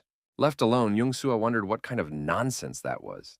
Meanwhile, Meng Shiwu was walking home. He was pleased with how everything had turned out, but at the same time, he couldn't imagine when something like this might happen again. If his new tube channel became more popular, he might even become a target for some criminal organization. At his current level, even Kang Do Chul was difficult to deal with. And if it weren't for the synergy of knowledge about Kang Do Chul's behavior patterns, habits, and S+ insight, and also S+ insight, he would have died much earlier. And when thinking about the difficulties ahead, the most important of his traits is his SS superpower, but it doesn't increase. Meng Shu wondered why his superpower was still at 1%. Earlier, the system congratulated him on winning an individual training session with Hercules. It was a free training session in honor of reaching 1 subscriber, which Meng Shiwu considered simply insane. Looking at Hercules' channel, Meng Shiwu was surprised that he still only had 1 subscriber, and the prize definitely had to be worth it. Hercules was very surprised by what he had just learned. Looking at his only subscriber, he assumed that he was a human being. But how could there be a human being on his channel? Meng Shu asked Hercules if that meant nothing would work. Hercules replied that it wasn't quite like that. But if things continued like this, he wouldn't be able to give him a personal training session. Meng Shu asked if that meant he wouldn't be able to accept. Hercules said that wasn't the case. As he had already said, he couldn't go where Shiwu was, so he wouldn't be able to conduct a face-to-face personal training session. Meng Shu hadn't thought about it before. But how did he connect to GodTube? The blonde guy who left him the smartphone, and the white-haired guy he fought. Hercules inserted a loud but. He said that even if he couldn't fix his posture himself, he could at least teach him. So Hercules asked Meng Shiwu not to worry about it. Since Hercules didn't want to lose his only subscriber, he suggested starting right now, for example, by pulling and tearing off the Minotaur's horns in one fell swoop. He suggested that his subscriber do it right now. Through the camera, Hercules could see Meng Shiwu's body, and at that moment, his body balance was perfectly fine, especially his back muscles. Meng Shiwu asked if he meant his back when he said back muscles. Hercules sighed deeply and explained that by back muscles he meant the muscles on the back of the body, and the back muscles he mentioned were only one part of them. Hercules shouted that they were armor. The back part was the trapezius muscles, the triceps, the brachioradialis. Meng Shiwu was amazed to hear about so many muscles from Hercules. Having learned about the perfect muscles, Meng Shiwu managed to slightly increase his super strength skill, finally reaching 1.02%. Hercules said that, as he already understood, there are different types of back muscles, and as the subscriber should already understand, since they are all located on the back, he cannot see them, which often leads to forgetting their importance. Hercules raised his leg and said that these muscles are very, very important. Then he lowered his leg, kicked the ground, and said that they are important for the overall balance of the body, when you need to make bold movements. Meng Shu was simply amazed by what he saw and asked what that was. Hercules asked if he had just done that. He then explained that it was called divine martial arts, and that he had created it. Meng Shiwu was confused when he heard this. Hercules explained that it was nothing special, but that he had combined all his fighting techniques into one and systematized them. This blow was the one with which he crushed the Hydra. He struck it in the middle of its head, killing it instantly. Be that as it may, the muscles of the back are also important in these techniques, and the lower body is the pillar that supports everything. Hercules turned to his subscriber and asked what would happen if the pillars fell during the construction of a building. Meng Shiwu replied that, of course, the buildings would collapse. Immediately after that, Hercules shouted that the same thing would happen to the body, and then kicked the ground again. Meng Shiwu understood that the same thing would happen when his lower body collapsed. The system notified Meng Shiwu that he had learned the physical science of super strength, thanks to which he increased his super strength skill by 0.1%. Hercules said that he would talk about an exercise method that would suit his subscriber, and therefore advised him to watch him and repeat the movements. A little while later, Hercules explained to Shiwu that the basics of breathing are to exhale when you lift off the ground. Meng Shiwu mentally acknowledged that this point was much more normal than he had thought. Then Hercules shouted that he didn't care about breathing and other things, but just exhaled. Exhausted by all this, Shu asked why. Hercules advised him to look at himself before speaking. After all, it was important for a small fry like him to just do it without asking questions. During his training with Hercules, Shu received numerous notifications that he had done a superpower exercise, thanks to which he increased his superpower skill to 1.47%. Shu sent a message to the editor that this video would be posted on YouTube. The concept for today's video is speedrun. He leaves the editing to her. Pak Doku thought her boss was a good person, but a little unusual. Giggling, she wondered what strategy he had come up with this time. Then she turned on the video, where her boss was standing near the dungeon. Shu, dressed in a bat costume, said aloha to all the subscribers of Conqueror of the World and greeted them once again.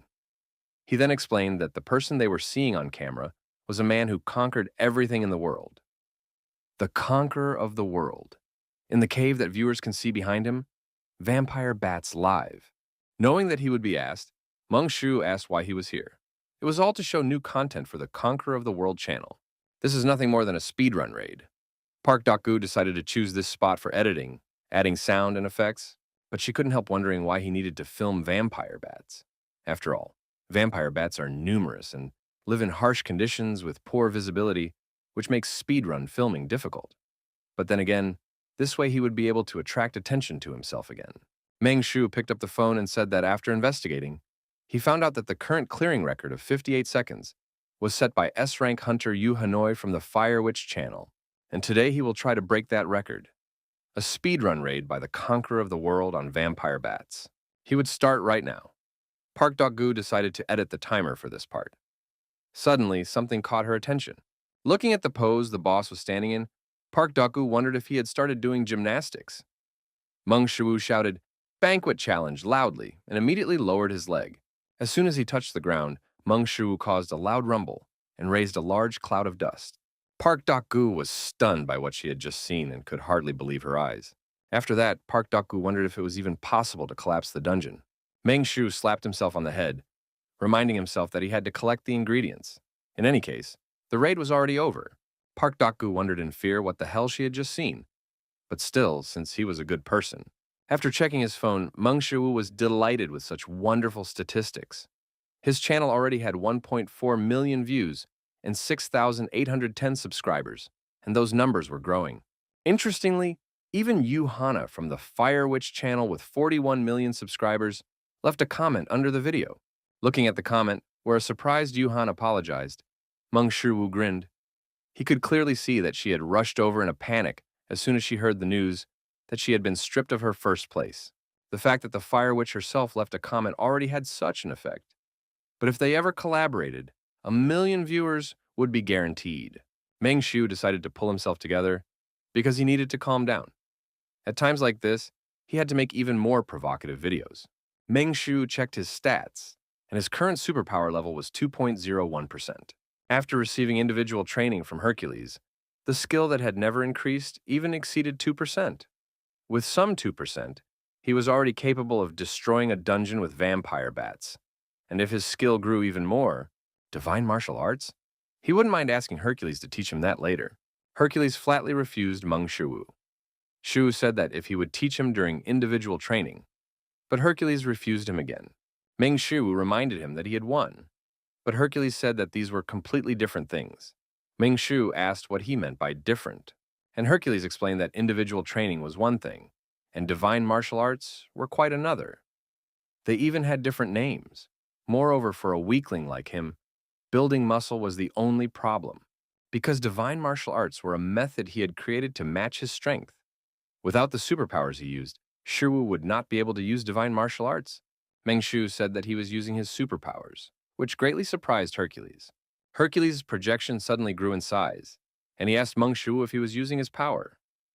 Shu replied that he was, and that Hercules was even giving him personal training. Hercules explained that personal training simply meant individual lessons, and that it was not for the purpose of teaching anyone his superpowers. Shu was surprised to hear this and reminded him that he had indeed studied his superpowers. Hercules replied that this was simply not possible. Shu wondered if it was normal to study the traits of gods on GodTube. Or was what he had studied not actually Hercules' superpower? Meng Shu asked Hercules to wait a second. Immediately after that, he used his superpower to create a projection of Hercules. Stunned by what he saw, Hercules grabbed Meng Shu by the shoulders and asked how he did it. Hercules asked if that meant he had learned his superpower simply by subscribing to his channel. And did the same apply to the channels of other gods on GodTube? Meng Shu admitted that this was indeed the case. He then asked Hercules if it wasn't ridiculous. Hercules shouted that of course it was ridiculous. After all, he was gaining the powers of real gods simply by subscribing to their channels. It was complete nonsense. Meng Shu noted that it worked for him. Hercules asked Meng Shu to be quiet for a moment and pointed out that there was something strange. Namely, how did Meng Shu manage to connect to GodTube? After all, he was definitely an ordinary person without divinity. A person without divinity? It's more that he discovered this opportunity. After listening to Shuwu's story, Hercules thought about the two guys he had met. Thinking about it, it seemed to him that they were indeed from GodTube. Meng Shu asked if those from GodTube could come to their world. After all, Hercules had said earlier that he couldn't come here. Hercules said that their dimensions couldn't interfere with each other, and moreover, his account on GodTube. Hercules asked if he remembered correctly that Meng Shuwu's account was a manager's account. After all, in that case, one of the guys he met was definitely a manager. Meng Shu asked if he knew who the managers on GodTube were. Hercules admitted that he only knew a few, but even so, Shuwu shouldn't have gotten the powers of the gods just because he signed up with the manager's account. Meng Shu asked if that was really the case. Hercules replied that if that were possible, managers would have no problem becoming gods of the universe. Nevertheless, he was sure that Meng Shu had managed to obtain his superpowers. Meng Shu smiled tensely and asked Hercules to take him as his disciple, but Hercules refused Shu again. Meng Shu asked why he continued to refuse, to which he replied that it was too much trouble. Meng Shu reminded him that he had already mastered superpowers, but Hercules countered that these were two different things. Moreover, even giving individual training was already very troublesome, and he wanted to add divine martial arts to that? No. Since he was so adamant in his refusal, Meng Shu decided to ask Hercules one question. What exactly do subscribers on GodTube mean? Hercules was puzzled by this question, and after a brief pause, he said that Shuwu could understand it as an element of divinity. Meng Shu wondered if that meant that the more subscribers you had, the higher your divine status would be. He didn't really understand what that meant, but in general, the more subscribers, the better. Meng Shu assumed that this was the reason why Hercules continued to give him individual training, even though it was very annoying. In other words, subscribers were the only thing that interested Hercules besides muscles. Since that was the case, Meng Shu asked what he thought about, what if he helped him gain 100 subscribers?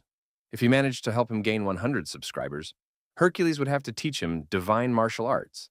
Hercules asked how Shu could do that. After all, he couldn't even get to him. Leaning over Hercules' small figure, Meng Shu asked why Hercules wouldn't trust him, and he gave him a thumbs up. A short time later, Hercules' channel already had 34,241 views and 127 subscribers. Hercules reappeared before Meng Shu and bowed, calling him master. Then he said that, from today, he, Hercules, would become his loyal servant. Meng Shu promised that in the future, he would tell him about interesting ideas for video content, which strengthened Hercules' resolve. Meng Shu reminded him that in return, he must teach him divine martial arts. Kneeling, Hercules asked if he dared refuse. Meng Shu asked what the number of subscribers actually meant. Hercules replied that it could be called a form of trust. Their divine status is formed thanks to the trust of others. So the more people know about them, the stronger they become. And blah, blah, blah. Explanations. All Meng Shu understood from Hercules' words was that it was very complicated. Divine status grows as the number of subscribers increases. But even so, Meng Shu was not sure that he understood everything correctly. Meng Shu said that, in any case, he would teach him divine martial arts, after which they bumped fists. Hercules promised the master that he would teach him immediately. Meng Shu asked that before doing so, Hercules start speaking calmly again, as before. Hercules agreed and, smiling, suggested doing so right away. And the first thing Shu had to do to learn the divine martial arts, well, to be more precise, the muscles he needed to train first, these were none other than the muscles of the brain. In any case, it would be better if he demonstrated it rather than explaining it. Suddenly, Meng Shu's head began to ache as if it were splitting, and it was simply the effect of Hercules striking the air. Meng Shu tried to understand what the hell was going on. And what about Hercules' movements? No matter how hard he tried, he couldn't see it in any frame. What was this inexplicable feeling of pressure? The system notified Meng Shu that he had mastered Hercules' divine martial arts. His superpower skill had increased significantly, rising by 1.1% to reach 3.61%. Meng Shu was amazed by what had happened, because the skill that had recently increased by a mere 0.1% had now increased by 1.1%, and what's more, it was already SSS ranked. Hercules said that as Shu could already understand, he couldn't handle it, and he said this with caution. But maybe he should tell him that Meng Shu's soul level was still insufficient? If he used divine martial arts in this state, his mind would be overloaded in the first place. So he had to develop his brain muscles first. If you think about Heracles' words, he means that brain muscles are the level of the soul. And if we speak more intuitively, it is mental strength. This means that he needs a strong psyche to master divine martial arts. Meng Shu asked Hercules if he could have told him about this from the beginning. Hercules said apologetically that since he doesn't talk much, Meng Shu interrupted Hercules and asked if he would still be able to learn this. Hercules admitted that normally it would be impossible, but since he was facing Shi Wu, Meng Shu asked if that was really true. Hercules replied that in his situation, it should be possible. Meng Shu asked what he meant. Hercules then reminded Shi Wu that he could obtain their power. At that moment, Meng Shu understood what Hercules was talking about. If he could obtain the power of gods specializing in mental strength, which could support Hercules' extraordinary strength, Jesus, Buddha, or Confucius. Hercules said that he could recommend Master Confu's channel to Shi Wu. Meng Shu asked if he meant Confucius. Hercules replied that this was indeed the case. This meant that he had to subscribe to the channel and pay this crazy guy a monthly fee. Looking at his balance, Meng Shu sighed, because he only had 153 million won. Subscribing to Hua Tuo's channel cost him 100 million, but 1 billion a month? Damn it, at this rate it's absurd and not profitable. So, should he do it? Is it really the right decision? Meng Shi Wu was not in the mood right now.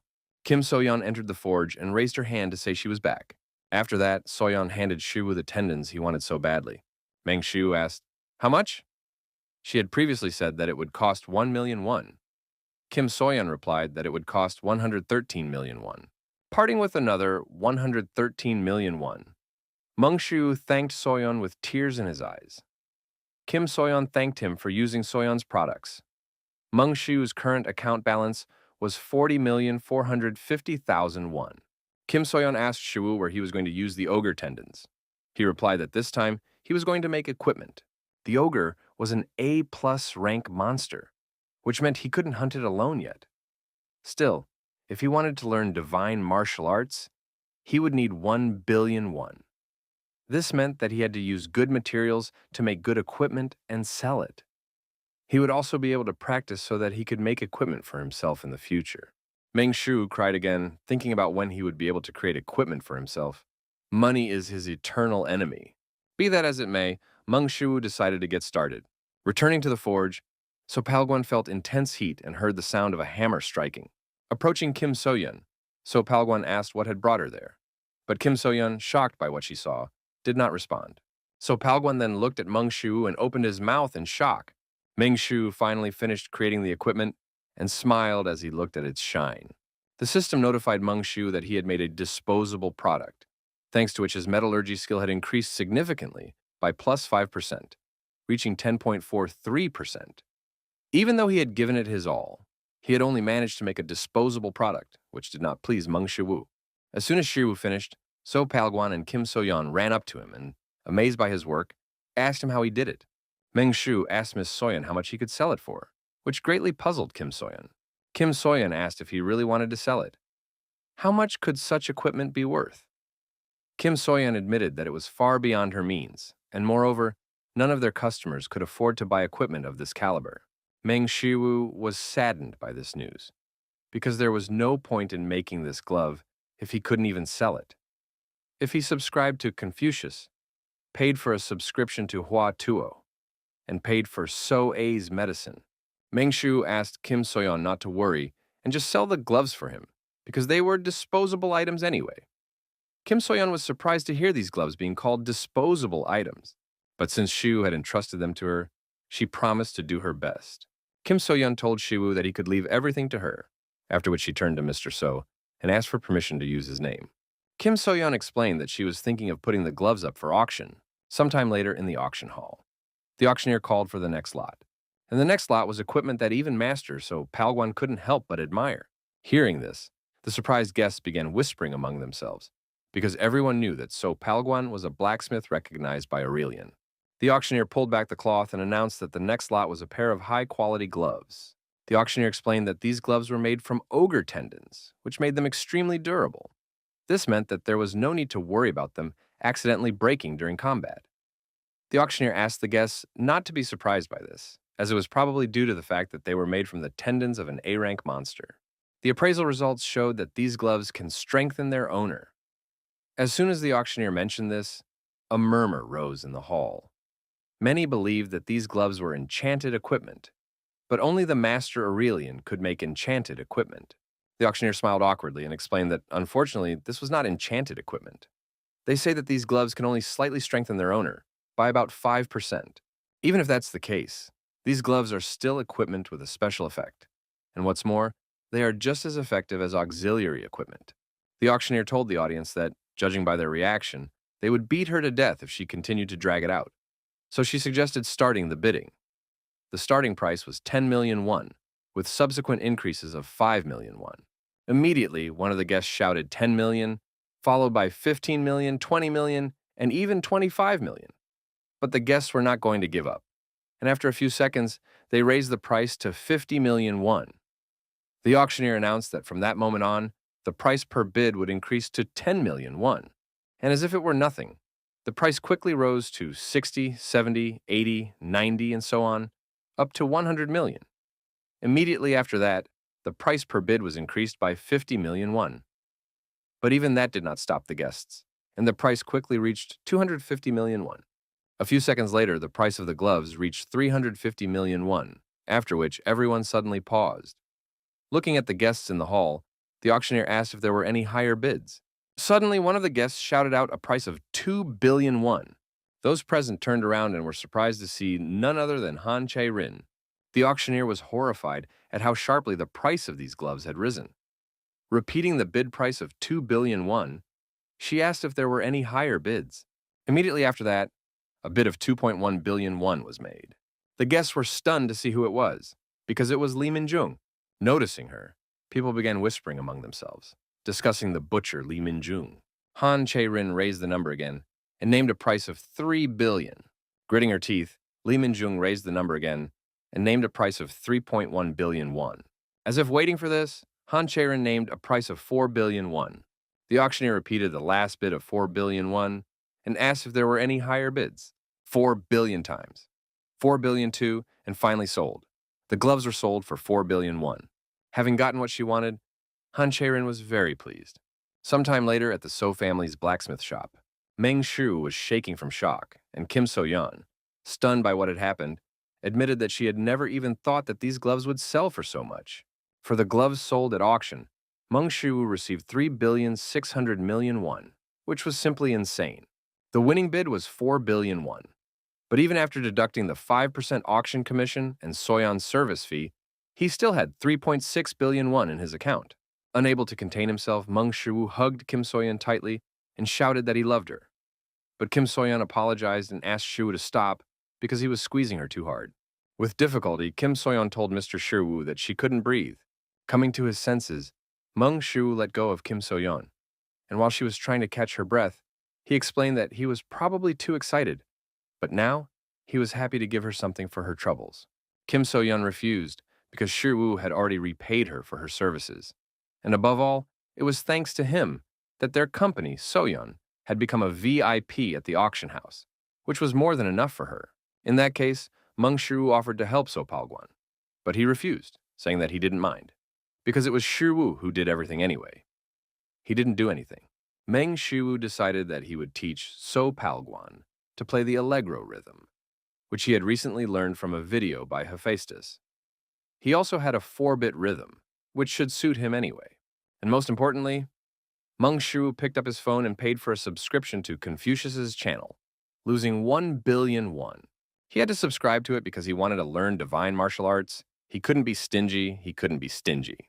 But it was still a huge amount of money, and Meng Shu could barely hold back his tears as he looked at his new subscription.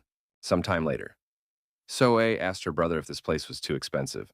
Then she said that she didn't have to eat here. Meng Shu explained that they were here because they had to try something like this at least once in their lives. 600,000 won per person? Who cares? After all, he still had 2.6 billion won in his account. Now, with his subscriptions to the Hua Tuo and Confucius channels, he was spending 1.1 billion won on subscriptions. Meng Shu decided to have a drink to take his mind off his monthly expenses for a while. Meng Shu decided to just watch GodTube until their food arrived. Meanwhile, Meng Soe looked around with interest, as it was her first time in such a place. Meng Shu went to the @Confucius channel, where he immediately saw the description, although he is slow and unable to speak, he is quick in action, as well as 34,566 subscribers. Meng Shu assumed that 34,566 subscribers was a lot, and wondered if all of his students had subscribed to the channel. After all, that meant that school networks existed on GodTube too. Earlier, Hercules said that studying divine martial arts requires brain power, so he thought it would be SSS rank. Considering that it is not combat work, SSS rank means that it is a higher rank than divine martial arts. And since he needs to improve his skill level, he needs to watch the video and understand it as best he can to start with. Meng Shu played the first video on the main page, The Dignity of a Gentleman. In the video, Confucius, relaxing in a garden pavilion, said that a gentleman is a person who cares for and looks after those around him. At that moment, Meng Shu felt it. He felt extremely bored watching this video, but he still mastered the basics of Confucianism, and the level of benevolence, righteousness, propriety, and wisdom of an SSS rank gentleman was slightly increased, reaching 0.01%. Hercules asked Meng Shu if he meant that even though he had acquired the brain power of Master Confucius, he had not done so completely. Shiwu replied that this was true, and that he needed to improve his level of mastery. Hercules noted that, as he had said earlier, divine martial arts were not something that could be used at Shiwu's level. To put it more simply, it was similar to changing the laws of the world. It was not just a matter of using some kind of superpower. After all, Shiwu would draw on mana by concentrating on veins and pressure points. And mana is the source of existence, and in order to use it more actively, he needed an amplifying organ, an organ that projects his intention and facilitates his influence on mana. Eastern gods call it the center of ki. Looking at Meng Shu's expression, Hercules assumed that he found it boring and even wondered, what the hell is he talking about? Suddenly, a flash came from the phone screen, shocking Meng Shu and causing him to cover himself. Hercules then poked him in the head and said that he just wanted to learn divine martial arts. He wanted to gain that power, but he didn't want to study all those complicated concepts. Hercules asked Shu if he was wrong. Even if Shu wanted to say no, he didn't think he could. Meng Shu admitted that Hercules was absolutely right. Hercules said that this was exactly what he had expected, and that he had already come up with a way to help him master the divine martial arts more easily. The answer lies in the muscles. Not understanding how it all came down to this, Meng Shu asked, "What?" Hercules explained that if the body is in poor shape, the mind will suffer. Meng Shu asked if it wasn't the other way around. Hercules said that Shu would grasp complex concepts on his own as he built up his muscles. Hercules flexed his muscles and advised Meng Shu to leave his headache-inducing knowledge to his muscles. Meng Shu was simply speechless. SH Group headquarters. Mr. Han told his granddaughter that he had heard she had bought herself some equipment. Han Cherin replied that this was true, and that she was very pleased about it. Mr. Han said that he had also heard that the equipment cost 4 billion won. Han Cherin admitted that although this equipment could not be compared to Master Aurelian's sword, but it was still excellent auxiliary equipment. She felt that her skills had risen to a new level just by wearing one piece of equipment. Han Taixian admitted that he was glad to hear that. After that, he asked Han Cherin to just tell him if she needed anything. Han Cherin thanked her grandfather and bowed to him. Han Cherin then said that she thought they could begin. Hearing this, Han Taisan suddenly became serious. After all, his granddaughter, Han Cherin, was talking about a raid on an S-rank dungeon. Sometime later, Exhausted, Meng Shu lay on the ground, unable to even keep up with Hercules' movements. Shu understood that he still had a lot to learn about divine martial arts. Meng Shu picked up his phone and looked sadly at the statistics. The worst part was that he couldn't improve his level. Would he ever be able to? A dignitary asked Confucius if there was a way to not lose a fight that could never be won. Confucius replied that there was. To do this, you must never end the fight. Hercules was once a man. He is a hero who surpassed a god in human form. So wouldn't Hercules have made an effort to do so? Didn't he fight? Wouldn't he have been disappointed? Divine martial arts are a force that makes one doubt that a person is capable of achieving it at all. It is not just the art of fighting. Meng Shu understood that he was not talented at all, which meant that all he needed now was endless effort. Standing in a fighting stance, Meng Shu began to punch forward, repeating the movements of Hercules, which even managed to raise a strong wind. An unyielding will permeated his body. The gentleman's level of benevolence, righteousness, propriety, and wisdom increased by 0.5%, reaching 0.51%. Opening his eyes, Meng Shu was amazed by what he saw. With his last blow, he managed to master Heracles' divine martial art, destroying the park in the process. His SSS rank divine martial arts skill increased by 0.03%. Meng Shu chuckled awkwardly because, apparently, he would have to find himself a private training center. Park Daku sighed when she received a letter from her boss. Judging by the description, what he sent was the same video with vampire bats as last time. The Fire Witch broke the record on her channel and took first place again. It was an incredible record, 11 seconds. Her attack ended as quickly as it began. And yet, the fact that he shot a video with the same concept. The file upload was complete, and Park Daku opened the video he received. Meng Shu, this time dressed in a witch costume, greeted the dear viewers of Conqueror of the World and reminded them that he is the man who conquers everything in the world, the conqueror of the world. Looking at the smartphone screen, he said that he had heard that a new record had been set on the Fire Witch's channel not long ago. 11 seconds. A truly incredible record. Therefore, today, he will attempt to defeat the Fire Witch, Yuhan, and now he will demonstrate how it is done. Each time, what was happening in the boss's video shocked Park Daku more and more, and now he was back to his old ways. Meng Shu suggested that viewers might be wondering why he suddenly set his sights on Miss Yuhan. If he really tries to target her, he will most likely get roasted. This means that he cannot do it unprepared, is he right? That's why he's going to reveal his strategy today. How to beat Miss Yuhan, who took first place. Now it's time to stop the silly talk and finally get started. Meng Shu sharply raised his leg and kicked the ground with all his might. Immediately after that, the lens cracked and the video cut off. Park Daku was very surprised at how abruptly everything ended. She decided to check everything again and noticed that her boss had sent her 2 videos. But when she saw the content, Park Daku was shocked again. At the moment when Meng Shu kicked the ground, the gate behind him suddenly warped, and the camera fell to the ground. Cracks appeared in the ground where he had kicked, leading to the complete destruction of the dungeon.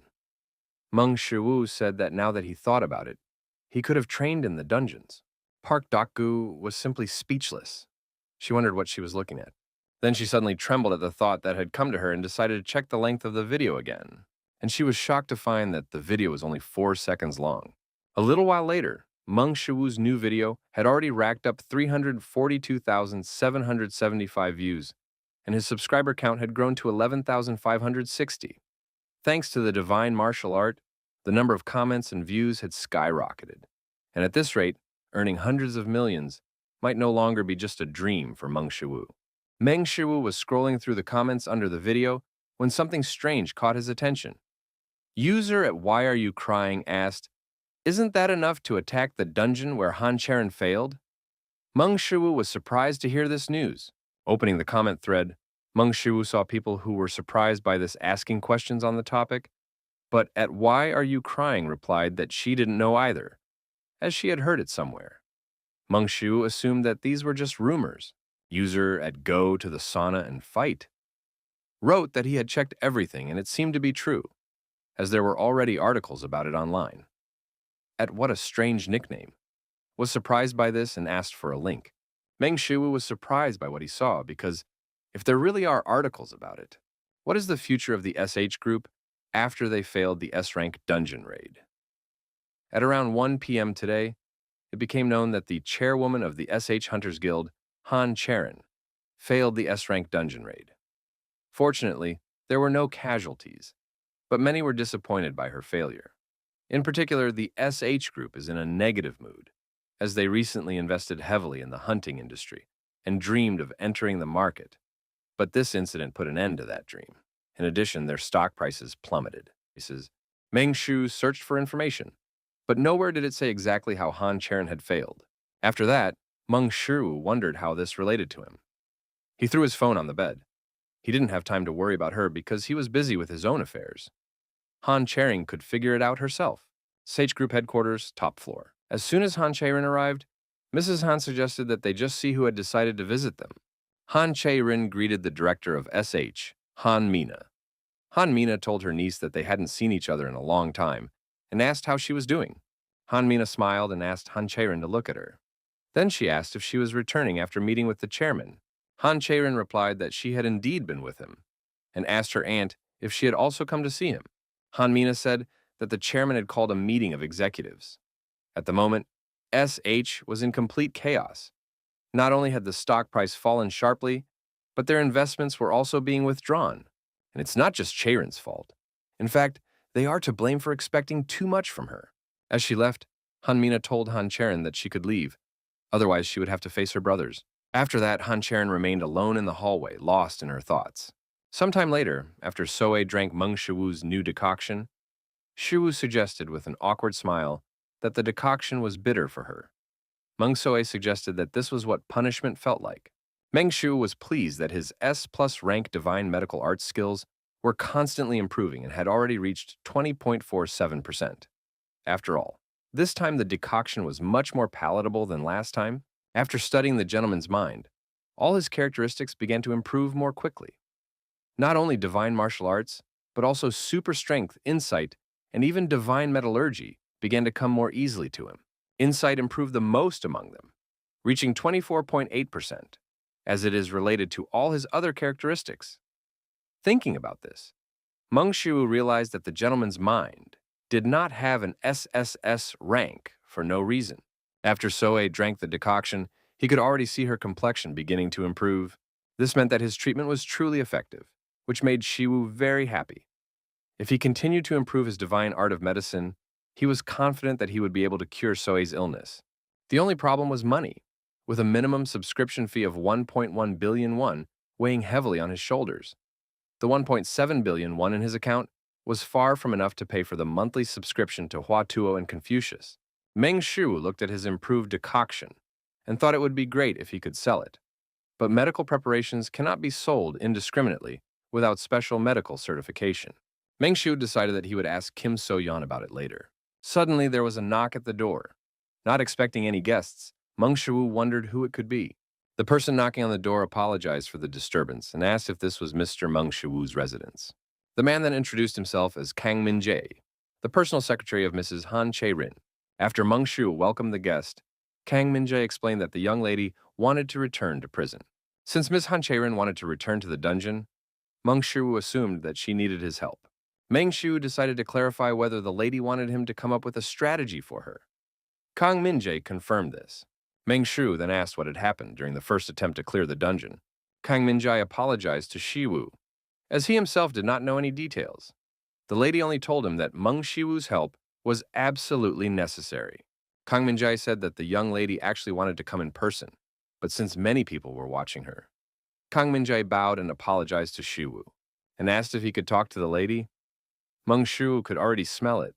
It was the sweet smell of NewTube, the joint raid of the World Conqueror and Han Cherin in the S-rank dungeon, which would quickly garner millions of views on NewTube. SH Group headquarters, Gym. Upon arriving, Han Cherin Meng Shu saw her practicing with a sword, and she was wearing the disposable gloves he had created. During her training, Han Cherin didn't even notice someone entering the gym and continued to practice. Kang Min-jae told Shu that he would call the lady, but Shu stopped him and suggested waiting. Meng Shu understood that Han Cherin had reached a trance-like state during her training. Training with that level of concentration can be very beneficial, and he could say that because he had recently had the same experience. Kang Min-jae tried to argue with Shiwu, but Shu said that although he might have to wait a little, This was a rare opportunity for Miss Cherin. Han Cherin continued her training, oblivious to her surroundings. Watching this, Meng Shu noticed that her movements were definitely not systematic. Meng Shu speculated that this was because his understanding had improved after studying S plus insight and divine martial arts. He could clearly see that what Han Cherin was doing was nothing more than random swings of her arms. Moreover, he had heard that she had not learned proper sword technique. One of Han Cherin's traits is her S-rank sword talent, but her talent with the sword is overshadowed by her roughness. It's as if Cherin can use SS-rank superpowers like him, but she hasn't studied divine martial arts to systematically use that power. In the end, fencing skills based on brute force will show their limitations. If Han Cherin can learn proper martial arts, she will be able to grow significantly. The only way for Han Cherin to develop is to join the sect as a disciple. But why would Han Cherin need to do that? Moreover, the SH group would not even allow her to do so. Meng Shu smiled awkwardly as he looked at the secretary. If Han Cherin became a disciple of the sect, she would no longer be a member of the SH group. This is a case where a good past is not always useful to a person.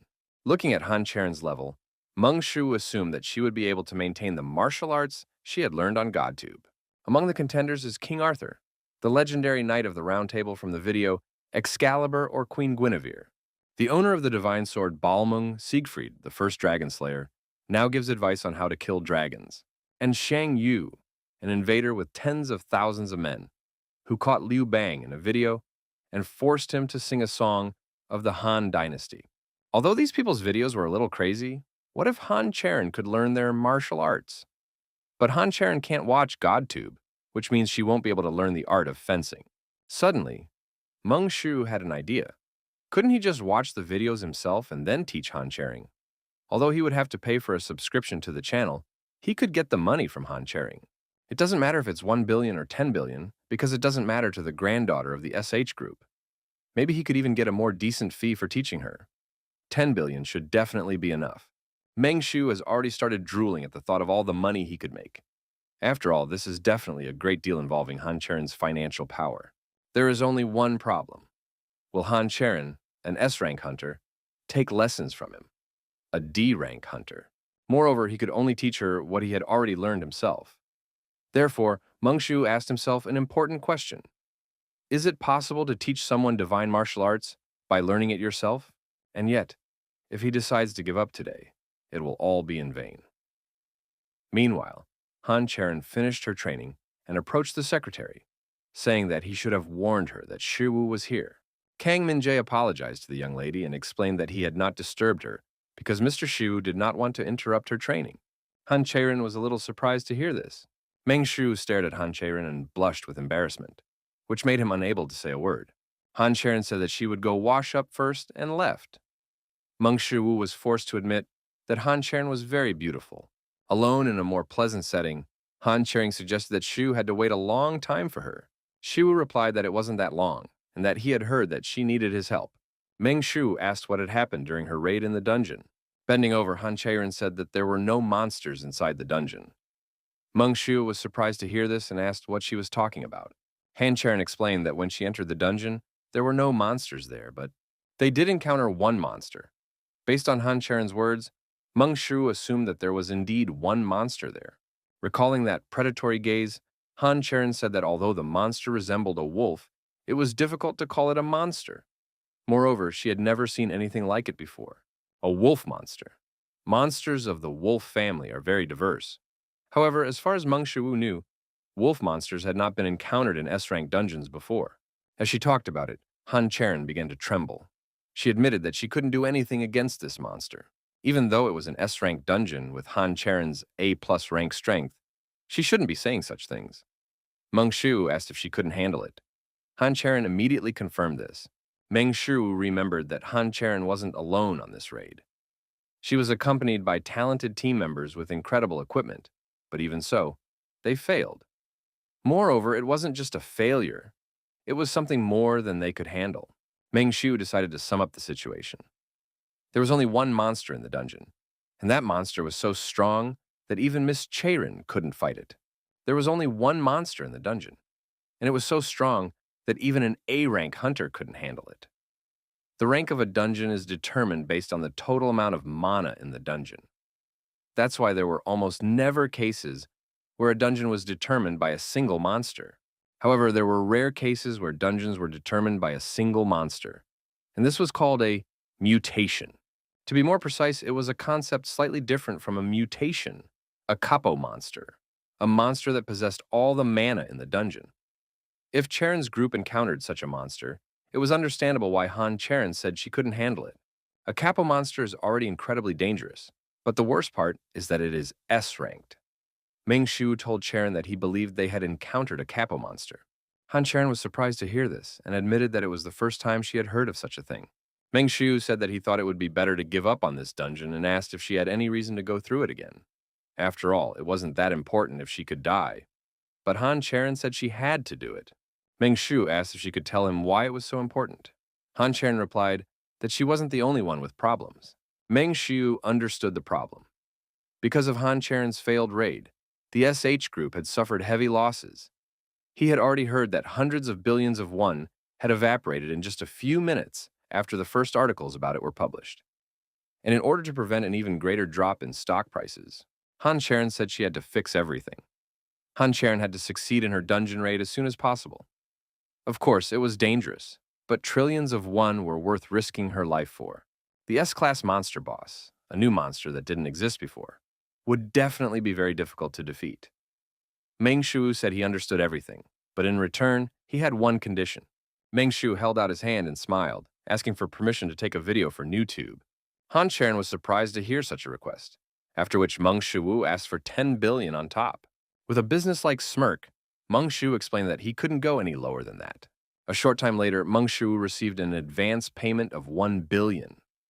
Looking at the deposit, Meng Shu counted himself lucky, because he should have asked for more, but no one would have dared to think that she would agree so easily. Meng Shu decided to forget about it and told himself that he shouldn't be too greedy, because 10 billion was already a huge amount of money. Now he should think about the monster that no one had ever seen before, the S-class Kappa monster. But Shiru wasn't even sure he could come up with a strategy. If he asked for too much, it would be burdensome. However, his insight had already reached 24%, so couldn't he just analyze the S-class monster? Meng Shu told himself that he could do it, no matter what. The next day in the S-rank dungeon, Han Cherin told Shiru that she would lead him. She allowed him to enter the S-rank dungeon on the condition that she would accompany him. Meng Shu understood that it would be very dangerous, and he didn't want to go there alone, but he needed to know what was inside in order to develop a strategy against it. Moreover, since he had superpowers in divine martial arts, even if he wasn't sure he could defeat the Capo monster, he was confident that he could survive. Meng Shu looked around, and as expected of an S-rank dungeon, its atmosphere was definitely different from lower-ranked dungeons. Han Cherin said that they needed to move on, then led Meng Shu in a certain direction. A short time later, still in the same S-rank dungeon, Han Cherin suddenly raised her hand and began to adjust her glove. Meng Shu asked if the gloves didn't fit her. Han Cherin admitted that they didn't quite fit. Hearing this, Meng Shu asked her permission to adjust them a little. Han Cherin asked what he meant. Meng Shu explained that he didn't know who would be using the gloves, so he made them to fit his own hands. Even though they weren't going to shrink, Shiru assumed that they must be very uncomfortable. Meng Shu touched the gloves to adjust them to fit Cherin. Right before Han Cherin's eyes, the gloves began to change, adjusting to fit Han Cherin's hand. Meng Shu gave a thumbs up and asked Cherin to consider it a normal favor. Han Cherin asked how he even knew that this function existed.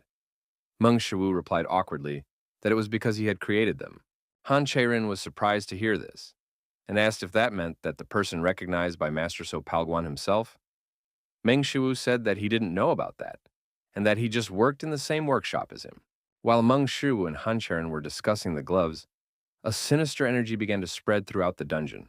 Suddenly, Meng Shu and Han Cherin felt a strong pressure trying to pin them to the ground.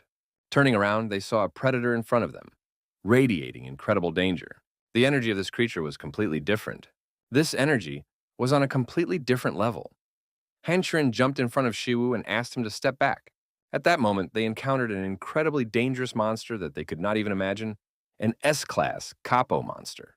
The huge monster, a wolf Capo monster that was the sole master of this dungeon, loomed over Shiwu and Cherin. Meng Shu immediately wondered if Han Cherin could defeat this monster, and could she do it if he joined her in battle? But Shiwu immediately rejected this idea, because they were clearly not ready for such a thing. Meng Shu reminded himself that they had come here only to check what kind of monster it was. Meng Shu told himself that they should not fight, and immediately after that, he used Hercules' superpower. Meng Shu raised his leg sharply and struck the ground with all his might to blind the monster with a flash. Immediately after that, Shu touched Han Cherin's shoulder and shouted that they had to run, as if their lives depended on it. Meng Shu and Han Cherin ran as fast as they could toward the exit. Miraculously escaping pursuit, the two of them managed to get out. Trying to catch his breath after what he had experienced, Meng Shu attempted to comprehend what had happened. Although he wasn't entirely sure because of the shock, and because he hadn't even attempted to fight the monster, he couldn't accurately assess its strength, but at the very least, it would take the combined efforts of 5 S-class hunters to kill this wolf, and only then would they be able to damage it. After catching her breath, Han Cherin asked Mr. Shu what kind of power he had shown before they started running away. Meng Shu asked how she had managed to return alive that time, and with her teammates too. Han Cherin replied that they were just lucky, after which Shiwu asked if she was sure she wanted to attack the monster boss again. Han Cherin replied yes, she definitely had to do it. Han Cherin said that if Meng Shu developed a strategy, their team would do whatever was necessary. Meng Shu considered Han Cherin's proposal, looking her in the eyes. Then he turned around and said he would contact her later. As soon as he analyzed this monster, back home, Meng Shu began reviewing the footage shot in the dungeon. Meng Shu tried to understand what kind of monster it was. A capo is a species that is a modified version of a normal monster, which means that there must be an original species from which this monster originated. Reports published by the Association or the Monster Encyclopedia, no matter how much he searched for information on the internet, he couldn't find it anywhere. Even after using his S+ rank insight, he still couldn't find a single clue. So what was it? Finding nothing, Meng Shu decided to take a short break from his analysis. A little while later, after an exhausting workout, Shiwu managed to increase his superpower skill by 0.14% to 5.88%, while his divine martial arts increased by only 0.01% to 0.06%. Seeing this, Hercules asked if such a light workout was enough to knock him off his feet. But Meng Shu ignored Hercules and continued to look at his smartphone. Hercules became curious about what his first subscriber was looking at and approached him, after which Shiwu noticed Hercules. He stood up and replied that it was a monster he had recently analyzed. Hercules was surprised by what he heard, and Meng Shu said that today was already the 3rd day, and he still couldn't understand what it was. Hercules did not believe what he heard and asked Shiwu to show him the monster. But as soon as he saw the jet black wolf, Hercules froze. Meng Shu asked Hercules if he knew what kind of creature it was. But Hercules asked Shiwu to wait a second and asked, "This creature, isn't it Fenrir?" Meng Shu was so shocked by what he heard that he involuntarily cried out, "Who?" Fenrir is a mythical beast that appears in Norse mythology. His other well-known names are the demonic wolf and the wolf of divine slaughter. The reason why this wolf is called that is actually quite simple, because it is the creature that actually brought about the end of the world, Ragnarok. It was all Fenrir, with his upper jaw reaching the edges of the sky and his lower jaw touching the edges of the earth. Fenrir devours everything between them, and in the end, Fenrir, having swallowed the whole world, bites and kills Odin, the most powerful god in Norse mythology. Meng Shu asked Hercules what Fenrir was doing here, or more precisely, how did he get here? Hercules asked how he could possibly know that. After all, this was not his world. And then Meng Shu realized that the unknown guy who gave him the smartphone contained GodTube and even Fenrir. Meng Shu suggested that, given the circumstances, Hercules was probably the only one here who didn't know how to get here. Meng Shu decided to clarify whether it was really Fenrir. Hercules replied that it seemed to be him.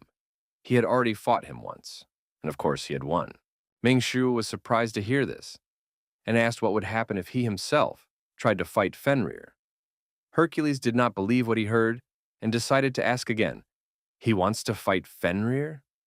Shiwu wanted to hear the answer. Hercules admitted that he wasn't sure about the exact time, but it would probably take at least 1 second, right? Meng Shu was surprised to hear about 1 second. Suddenly, Hercules laughed and said that it would take 1 second before Fenrir tore him to pieces. Shiwu was simply speechless at Hercules' joke, but now, looking at him, he could say with certainty. The recording showed that Fenrir had become very weak. His physique had also changed, becoming similar to that of a wolf cub. Meng Shu was surprised to hear about the wolf cub, because even so, Fenrir was the size of a small hill. But considering Fenrir's physiology, it was undoubtedly. Hercules noticed that, among other things, Fenrir had an ornament on him that he had never seen before. Shu did not understand what he was talking about. Then Hercules pointed to the strange object and asked him to take a closer look. Hercules suggested that this very thing was suppressing Fenrir's power. Looking closely, Shu said that they were handcuffs, when suddenly he realized what was going on. In fact, these chains were Gleipnir. They say that it can never be destroyed by anything that exists in this world. Upon learning this new detail, Hercules said that with Fenrir like this, it would take less than a minute. Shu decided to ask what exactly he meant. Hercules replied that it would take Fenrir less than a minute to tear him to pieces, then laughed again. Continuing to stare at Fenrir, Shu wondered how Fenrir got here and why. And if this wolf really was Fenrir, then they had practically no way. Hercules suddenly interrupted Shu's thoughts, suggesting that he at least tell him about Fenrir's weaknesses. After that, Hercules wondered if he should tell him about it. Looking at the smug Hercules, Shu said that if he told him everything, he would share with him an idea for video content for 200 subscribers. At that moment, Hercules promised his master that he would organize the materials right away in return, after which he disappeared. The office building next to the waiting area in the dungeon. The paparazzi asked Han Cherin, who was walking towards the gate, why she wouldn't give up on this dungeon, and how determined she was to return and start raiding the dungeon again, where she had been defeated. Upon entering the building, Han Cherin noticed that everyone had already gathered, so she suggested they leave as soon as possible. Suddenly, the members of the squad heard someone on the side start talking to the camera. The hunter asked who it was. The gray-haired man replied that it was a YouTuber, and his channel was called Conqueror of the World, if he remembered correctly. The scarred hunter was surprised to hear such a name, and assumed that he had never heard of it before. The hunter asked what this lunatic was doing here. The gray-haired hunter said that he had heard that this guy had come up with a strategy for their second foray into the dungeon. Hearing this, the scarred hunter jumped up and exclaimed, "Strategy for this wolf? That's completely absurd." The gray-haired hunter said that they didn't know for sure, and that he had only just heard about it himself. The scarred hunter saw the unusual conditions of support for the team members, as well as the fact that their employers had brought a pathetic noob here. Based on this, he concluded that their team leader, Han Cherin, was desperate. The gray-haired hunter interrupted Sanbeinim's thoughts and asked him what he was going to do after everything was over. For him personally, when everything was over, the scarred hunter interrupted his comrade, asking him not to say such things and advising him to just prepare for the dungeon raid. A short time later, inside the S-rank dungeon, Han Cherin and the group returned to the dungeon and were already hunting for the wolf's soul. Meanwhile, the most frivolous of them, the conqueror of the world, was telling his subscribers that they were in the S-rank dungeon. He asked his subscribers if they could feel it. After all, this enormous energy. The scarred hunter was infuriated by this YouTuber's behavior. He had already heard that this awakened one was named Mengshi Wu, and now this man had decided to film a video at such an important moment. What would happen if the Black Wolf discovered their group because of the shouts of this stupid YouTuber? Suddenly, an ominous shadow loomed over the hunter, causing him to look up in fear. Their group once again encountered a huge black wolf in the S-rank dungeon. Seeing the wolf again, Han Cherin wondered if it was the right decision to conquer this dungeon again. Was she really going to lead her people to their deaths like this? Shouldn't she have turned to an S-rank hunter? Han Cherin pushed the unnecessary thoughts aside, because she should not accept help from S-rank hunters. After all, this raid was not easy. It was the SH group's first foray into the hunting industry, and that was precisely why they had to do it solely with the SH group's strength. Everyone should know that the power of the SH group inspires fear. Han Cherin grabbed her blade and released her energy, preparing for battle. Suddenly, Shu walked calmly past her, telling the audience that the monster before them was the legendary mythical beast, Fenrir, also known as the demon wolf, or the beast that appears in Norse mythology. Shu anticipated the audience's question about whether this beast was indeed Fenrir. He smiled. After that, Shu replied that he himself had no idea, but he knew for sure that they would have to fight it to find out. Shu asked, "Isn't he the one who conquers the world? Isn't he the conqueror of the world? And even if he was facing Fenrir himself, the wolf who would devour the whole world, he would be no problem for him." Shu asked Han Cherin if she was ready. Then Shu shouted that the first point of his strategy was to attack Fenrir. At that moment, Meng Shuwu rushed forward and instantly disappeared. Immediately after that, he appeared right in front of Fenrir. None of those present even had time to understand how he got there. But in the next moment, Fenrir swung his paw sharply. Han Cherin shouted at Shuwu to dodge, but it was all in vain, and the black wolf seemed to have hit its target, only there was no one there anymore. Meng Shuwu instantly appeared right next to Fenrir's ear. Immediately after that, he delivered a powerful blow to its cheek. Shocked by what was happening, the scarred hunter asked what was going on. But his gray-haired companion also had no answer to this question. After receiving the blow, Fenrir didn't even move, and at the same time, the ominous energy emanating from him only grew stronger. Meng Shuwu realized that things were clearly not going well for him, because it was a direct hit, but the wolf was still in perfect order. Meng Shuwu simply couldn't help but wonder what he should do now. Earlier, Hercules had told him that it should work, but in reality, Fenrir struck with his paw, knocking down several trees in the process, but still couldn't deal with Shuwu. After that, Fenrir continued his attempts to hit him, destroying everything around them. Dodging Fenrir's numerous attacks, Meng Shuwu was already beginning to tire. Han Cherin turned to her people and said that it was time for them to act as well. Immediately after that, she was the first of the group to rush into an attack on Fenrir. Meanwhile, Meng Shuwu barely managed to dodge another attack from Fenrir. Things were really bad for him. Earlier, he had wondered if this was really the same wolf, but now he could only say that. This Fenrir was definitely the real thing. Earlier, Hercules had said that with Fenrir so weakened, their fight should take at least a minute before Fenrir tore him apart. But as practice showed, Shuwu would hardly be able to hold out against him for even 10 seconds. Hercules' strategy turned out to be completely pointless.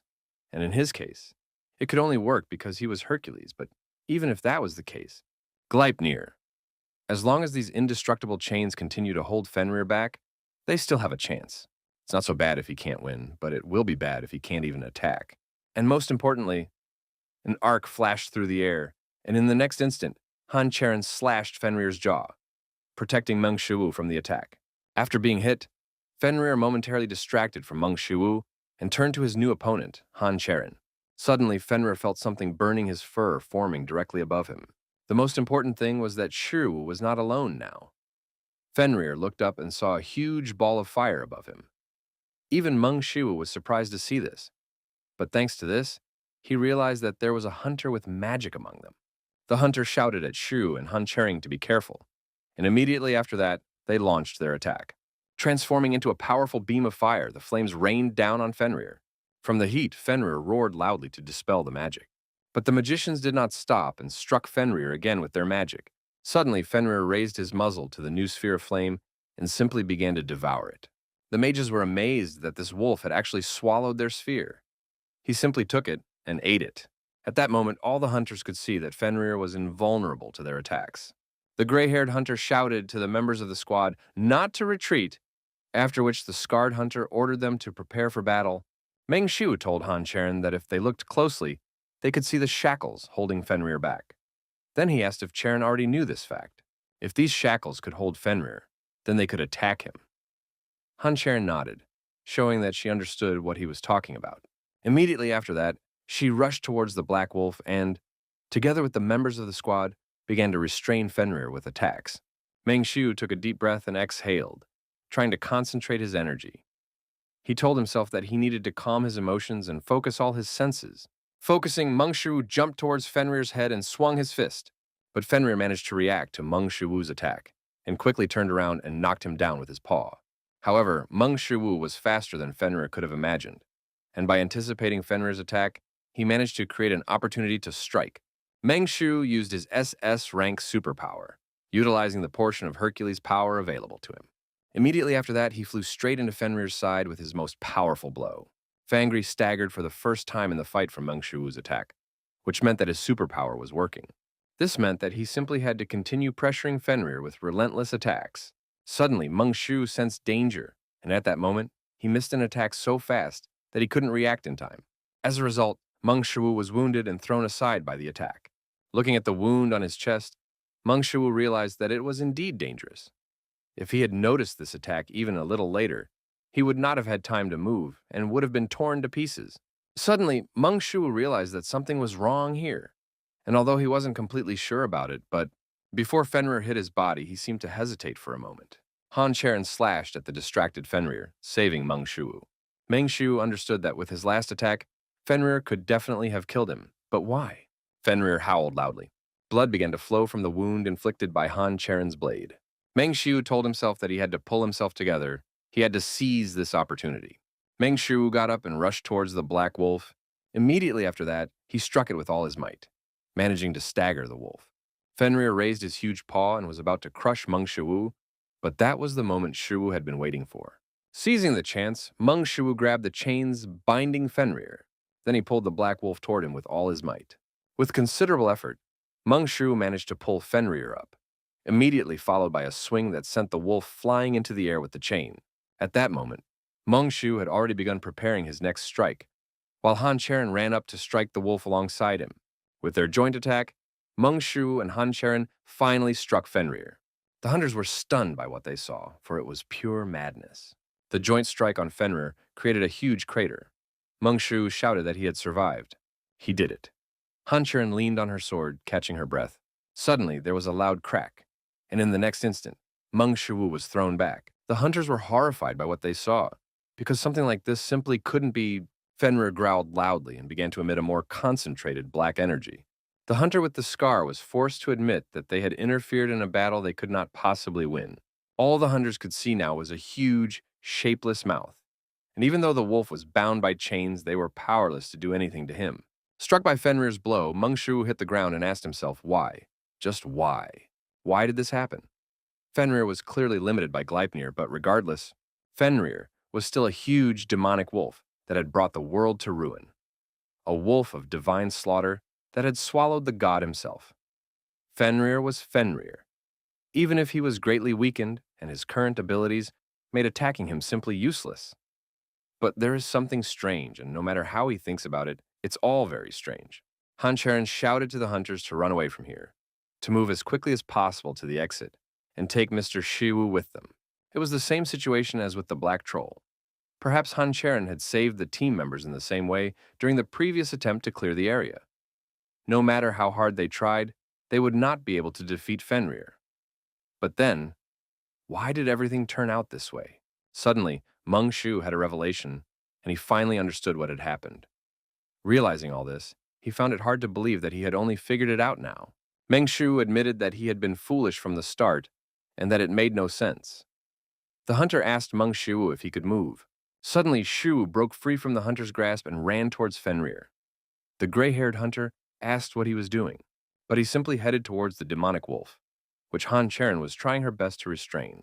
Han Cherin was trying to hold back the wolf so that the others could evacuate, when suddenly Shi Wu appeared in front of her, which surprised her greatly. Seeing him, Fenrir growled loudly and aimed his jaws at Meng Shu, and as Meng Shu expected, the wolf did not attack him first. Instead, he just stared at him. Han Cherin asked Shu what he was doing. Had he gone mad? Han Cherin ordered Shu to return to the retreating group immediately. Meng Shu approached the growling demonic mouth and said that it didn't make any sense from the beginning. He didn't know how things stood with the S-rank hunters, but with their current group, attacking him was a stupid idea from the start. Fighting him was simply useless, and that's why it was so strange. Meng Shu asked why he hadn't died, and how did they all manage to come back alive? How was it that none of them had died yet? Han Cherin asked what he meant. Shu asked if she still didn't understand. Pointing at the demonic mouth, he explained that if Fenrir wanted to kill them, he would have simply killed them all. If he had been serious, none of them would have made it back. Only then did everyone understand what Shu was talking about. The hunter with the scar asked how they had returned alive. Meng Shu replied that Fenrir had let them go. He understood the reason why Han Cherin and her group had managed to return alive, and why he hadn't killed a single person. Fenrir tells them to run away because he doesn't want to hurt them. Of course, even he found that hard to believe. But if he had thought about it earlier, Fenrir never attacked first. Meng Shu said that if Fenrir were an ordinary monster, it wouldn't make sense. At one point, Fenrir destroyed Asgard. As soon as he was born, he was abandoned. From birth, he struggled with hunger and loneliness, but he persevered, did not give up, and managed to survive. Did rumors spread that Fenrir was alive? The gods of Asgard came to find Fenrir. The god crouched down in front of the wolf and told him what he had heard about his strength, then asked if he could untie this rope. Fenrir did not even resist the unexpected proposal of the gods, and allowed himself to be tied up. After all, for a lonely puppy like him, it seemed like an invitation to play together. It seemed to him that he finally had friends. Fenrir managed to break the rope, which greatly surprised the gods, because even Thor was not capable of such a feat. Fenrir was happy, thinking that he had managed to befriend the gods. However, the gods thought otherwise. The gods were afraid of a power that could lead to destruction, so they created Gleipnir to bind the wolf forever and came to him again. Looking at the chain, Fenrir thought that something was wrong here. The god of war, Tyr, told Fenrir that if he could not free himself, and the gods refused to release him, he could bite off his hand. The god Tyr came to him in person and swore an oath, and Fenrir believed Tyr. After all, Tyr was the only god who came to him, while the others turned a blind eye to him. Tyr was the one who gave Fenrir food in the barren land where there was no food because he was his friend. So Fenrir ended up bound by Gleipnir, after which he was unable to free himself. As expected, the gods did not free Fenrir, and even Tyr turned a blind eye to him. As Tyr had promised, he still put his hand in Fenrir's mouth. Tyr admitted to the wolf that he had deceived him. But even after that, Fenrir did not bite him. Fenrir did not want to bite Tyr's hand. Nevertheless, the gods, fearing Fenrir's strength, even thrust a sword into his mouth, ensuring that the wolf could no longer close his jaws. Thus, Fenrir was to remain chained until Ragnarok, just as lonely as before in endless pain. After Ragnarok began, the madness of Ragnarok overwhelmed Fenrir, and he devoured the entire world and tore the gods to pieces. But even so, Fenrir was unable to kill Tyr. Even when Fenrir's mind was consumed by madness, Fenrir did not forget Tyr. After all, he was his only friend who returned to his abandoned essence. A friend who gave food to a starving creature. Even at that moment, Fenrir considered Tyr his friend. Perhaps it was naive and foolish of him. In mythology, Fenrir was definitely not a wolf worthy of being called a demonic wolf. Mengshiu said that Fenrir did not want to harm them. The hunters were shocked by what they heard from Mengshiu and asked if he really wanted them to believe it. After that, Han Cherin reminded Shiwu that they still had to deal with Fenrir. After all, if they neglected the S-rank dungeon and it broke through, there would be no turning back. And even if the dungeon wasn't destroyed, Fenrir could escape during the breach, and then there would be no guarantee that Fenrir wouldn't start harming people. Returning the blade to its sheath, Han Cherin said that they would retreat, then report everything to the association and get help from S-rank hunters. Han Cherin said that she would refuse to clear this dungeon. As much as Mengshiu didn't want to, he had to admit that Han Cherin was right. To prevent a possible disaster in the future, they had to kill Fenrir. Although he didn't know why Fenrir was here, Mengshiu wondered if Fenrir had been abandoned again. In mythology, the end of the world is called Ragnarok, and Gleipnir was cut off, allowing Fenrir to escape. But for some unknown reason, he found himself tied to Gleipnir again. Could it be that Fenrir had been abandoned here again? What if this dungeon was used as a barrier to lure Fenrir into a trap, so that he couldn't escape to another place? As in the myth, he was abandoned as soon as he was born, so that he could die here a lonely death. This also explains why the dungeon's rank was measured as S rank. Only the mana of the dungeon in which Fenrir is imprisoned was measured, not Fenrir himself. The power capable of replacing the weakened Fenrir in the trap was measured as S rank. Han Cherin told Mengshiu that it was time for them to return, but he only bowed his head gloomily. Mengshiu understood that there was nothing he could do about it, and that with his current powers, he could do nothing for Fenrir. As he began to leave with everyone else, Mengshiu thought that if they left like this, it would all be over. Fenrir had no intention of hurting people, and even if he killed himself by the time they returned, he would not pursue them, because it would be foolish, just like in the myth. Everything would end as soon as they left the dungeon. Mengshiu gritted his teeth. Even if he was Fenrir, in such a weakened state, he would not be able to resist a squad of S-rank hunters. All they had to do was gather the S-ranks and clear out the dungeon. And if Fenrir was weakened and bound like he was now, they could definitely attack him. That would be enough. He can't put people in danger, can he? All they need to do is get rid of Fenrir. And even if they leave like this, there won't be any problems. All they need to do is live as before, return to their daily lives. He would make equipment again and shoot videos on YouTube to earn money. He would study GodTube so that he could cure Soe, that's all. That's all he can do, but even so, why can't he back down even one step? Surprised that Shiru had turned around, Han Cherin turned to him. Suddenly, Mengshiu sped up and ran towards Fenrir. Han Cherin asked in surprise what he was going to do. As soon as Mengshiu approached, The wolf stood up on its hind legs and howled. Meng Shu then noticed that Fenrir was slowly bleeding from the wounds they had inflicted. Fenrir was an abandoned wolf. Fenrir had never harmed anyone. He didn't dare to hurt anyone, even when he himself could be hurt.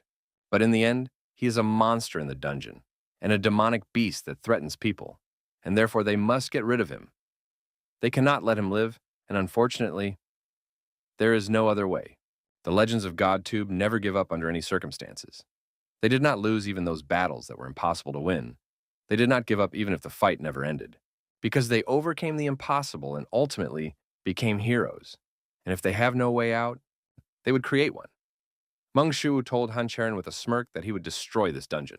Han Cherin couldn't believe what she had heard, so she asked Shiwu what he... Suddenly, a powerful energy began to emanate from Shiwu. Ultimately, the whole problem lies in this dungeon. After all, it is a barrier that restrains Fenrir. The dungeon must be destroyed, because if he destroys the dungeon itself, Han Cherin explained that this was impossible, because destroying the dungeon meant destroying space, and only a god was capable of that. It was simply impossible. Summoning such a level of power was still extremely dangerous for Meng Shiwu's body, but he cannot stop, he cannot do it. A river does not drink its own water. Trees do not eat their own fruit. The sun does not shine for itself. And flowers do not smell good on their own. Meng Shu said that gentlemen do not think only of themselves, and he really speaks like a scholar. Meng Shu could only laugh because no one recognizes this, and he can't even make money from it. But still, if you don't get angry even when others don't recognize you, aren't you a gentleman? A gentleman does not get angry, even when the world does not recognize him. Meng Shu is not sure how things are with gentlemen, but in the modern world, it is enough that you are not called an idiot. But for some reason, he just wants to be a decent person. Not someone who is good in and of himself, but someone who treats the people around him well. Meng Shu couldn't understand why, but this thought came into his head so suddenly. After watching the video of Confucius, after looking at the wounded Fenrir, such a thought came into his head, and so Meng Shu smiled sincerely. After that, he used Hercules' divine martial arts, suddenly feeling the energy in front of him, as if from that person, Fenrir began to tremble. Earlier, Hercules said that divine martial arts are not only used for combat, it is like changing the laws of the world, and it is not just the use of superpowers. And space is the most important law by which the world is arranged. Meng Shu raised his right leg, using the first technique of Hercules' divine martial arts. The technique was called the descending dragon kick. Meng Shu kicked the ground, releasing the accumulated energy. In the next moment, the entire space seemed to be swept away by almighty divine energy. After that, a crack suddenly appeared in the sky of the S-rank dungeon. In a matter of moments, the starry night sky of the dungeon crumbled, revealing the world outside. Han Cherin was shocked by what she saw, because it was simply impossible. She couldn't understand what it was. Suddenly, Han Cherin heard a thud and looked down to see Meng Shiwu, who had fallen from exhaustion and suffered from the use of Hercules' divine martial arts. Han Cherin rushed to Meng Shiwu and immediately checked his condition. To her relief, Shiwu was still alive. The space around them continued to crackle, revealing more and more colors to their eyes. Meanwhile, Fenrir stared at the man who had destroyed the dungeon. Lifting Meng Shiwu, Han Cherin thought for a moment. She knew, of course, that Shiwu was an unusual awakened one without features, even when he was fighting the troll. Han Cherin wanted to know what kind of terrifying power had destroyed the entire dungeon. However, now was not the time to be surprised. Han Cherin lifted Shiwu and carried him. Then they finally headed for the exit of the dungeon, because they had to get out of there before the dungeon was completely destroyed. Sometime later, Meng Shu suddenly woke up after what seemed to be the collapse of the dungeon they were in. Stunned, Meng Shu wondered if he had managed to survive after everything that had happened. Looking around, Meng Shu guessed that he was now in the VIP ward of the SH Group hospital, which meant, seeing Shu suddenly get up, Han Cherin, who was sitting on the next bed, asked if he was okay. Surprised to see Han Cherin there, Shu asked why she was there. Han Cherin raised her hand with the IV drip and said that, as he could see, she was also a patient. Then Cherin asked if he felt uncomfortable. Meng Shu smiled awkwardly. Of course he felt uncomfortable. Shu wondered if she would feel uncomfortable in his place. And who wouldn't like being around a beautiful woman? Although that's not the case, as Confucius said. Men and women do not sleep together after 7 years. Men and women cannot be in the same space after 7 years. Shiwu wondered why. Then he wondered what he was thinking about. Since Shiwu remained silent, Han Cherin asked if he didn't want to ask about what had happened. Meng Shu suggested that before the dungeon was completely destroyed, Miss Cherin pulled him out after he lost consciousness, and after various procedures, he woke up. Shiwu asked if he understood correctly. Hearing all this from Shiwu, Han Cherin froze, as she had nothing to say. Meng Shu wondered if Cherin didn't like it when people got straight to the point. Han Cherin confirmed that, as he had said, the dungeon had been destroyed. As a result, the S-rank dungeon was declared cleared. Meng Shu admitted that this was good news. Suddenly, he remembered the main thing and asked what had happened to Fenrir. Han Cherin admitted that she wasn't entirely sure, but if he meant the monster wolf, she saw it leave at the very end. Since the dungeon that served as Fenrir's prison had been destroyed, Meng Shu hoped that Fenrir would be able to return safely to the realm of the gods. Han Cherin said that for now, she would not reveal what had happened during the clearing of the dungeon. She also asked her comrades to keep their mouths shut. It had been announced that they were the ones who had cleared the dungeon. However, if Mr. Shi Wu wished, they could change that. Meng Shu decided to clarify whether that meant they could say that he had actually cleared the dungeon. Han Cherin replied that that was indeed the case. Meng Shu suggested telling everyone that Han Cherin had cleared the dungeon, which surprised her. After a short pause, Han Cherin asked if there was a reason why he was hiding his power. Meng Shu asked what she meant by hiding his power. Who? Him! That was nonsense. And if that were really the case, he wouldn't even have created a channel on YouTube. Han Cherin was speechless because of her mistake. Meng Shu said that, although he had no intention of hiding his power given the situation, right now it was necessary for them to have SH recognized as the group that cleared the S-rank dungeon. So they would simply say that Han Cherin was the one who conquered the dungeon. Han Cherin inserted a but and hesitated to continue. Meng Shu assumed that Han Cherin was doubting her abilities and wondering if it was really possible to announce this, even though she didn't have the skills to clear an S-rank dungeon. Meng Shu reminded Cherin that this dungeon was special and told Miss Cherin that she was quite capable of clearing S-rank dungeons. Han Cherin asked if he was trying to comfort her. Shu replied that he was simply stating the facts. There was a brief silence between Han Cherin and Shu. Then Han Cherin smiled and thanked Shu. Meng Shu suggested putting this conversation aside and asked if that was all she wanted to say. Han Cherin replied that it wasn't all and said she wanted to ask something else. Han Cherin asked if he would like to work with her sometime later. Meng Shu admitted that this was pure madness. Even seeing it all on his smartphone, Meng Shu could hardly believe it. After all, after the destruction of that dungeon, all of his attributes had increased significantly. His insight attribute increased by 11.7% to 36.5%. His super strength increased by 13.1% to 18.98%. His divine martial arts increased by 9.3% to 9.38%. And his gentlemanly wisdom increased by 3.1% to 3.61%. Not to mention 1.3%. His super strength only increases by 0.3 to 0.4% every day. And yet, after what happened, his super strength increased by as much as 13%, which was surprising. And most strikingly, his martial arts skill, which had only increased by 0.01% in a week, increased by as much as 9.3%. Moreover, his insight and gentlemanly wisdom increased by several years. Meng Shu wondered if this could be due to the dragon's downward strike. Until now, in his videos on YouTube, he had only shown how he cleared dungeons. But this time, he destroyed the space and dimension of the dungeon. And so, the dungeon itself was destroyed. And then he ended up in this state. Just like the time he encountered the dark troll, he lost consciousness as soon as he used his power. Even so, compared to his past, the ability to use divine martial arts was already a huge improvement. Meng Shu wondered when he would be able to make it his own completely. Still, he wanted to try it at least once. And who would have thought that Cherin would agree right away? After being discharged from the hospital, Han Cherin asked Kang Min-jae to take her to her grandfather. Kang Min-jae thanked Miss Cherin for her hard work on this raid. He said that the chairman was also pleased with it. Han Cherin said that was good to hear. Then Kang Min-jae asked what Mr. Shiwu had said, which confused Han Cherin. Seeing Miss Cherin's reaction, Kang Min-jae asked if he had refused again. Han Cherin quietly replied, "Yes." Kang Min-jae asked what he said this time. Han Cherin repeated Shiwu's words.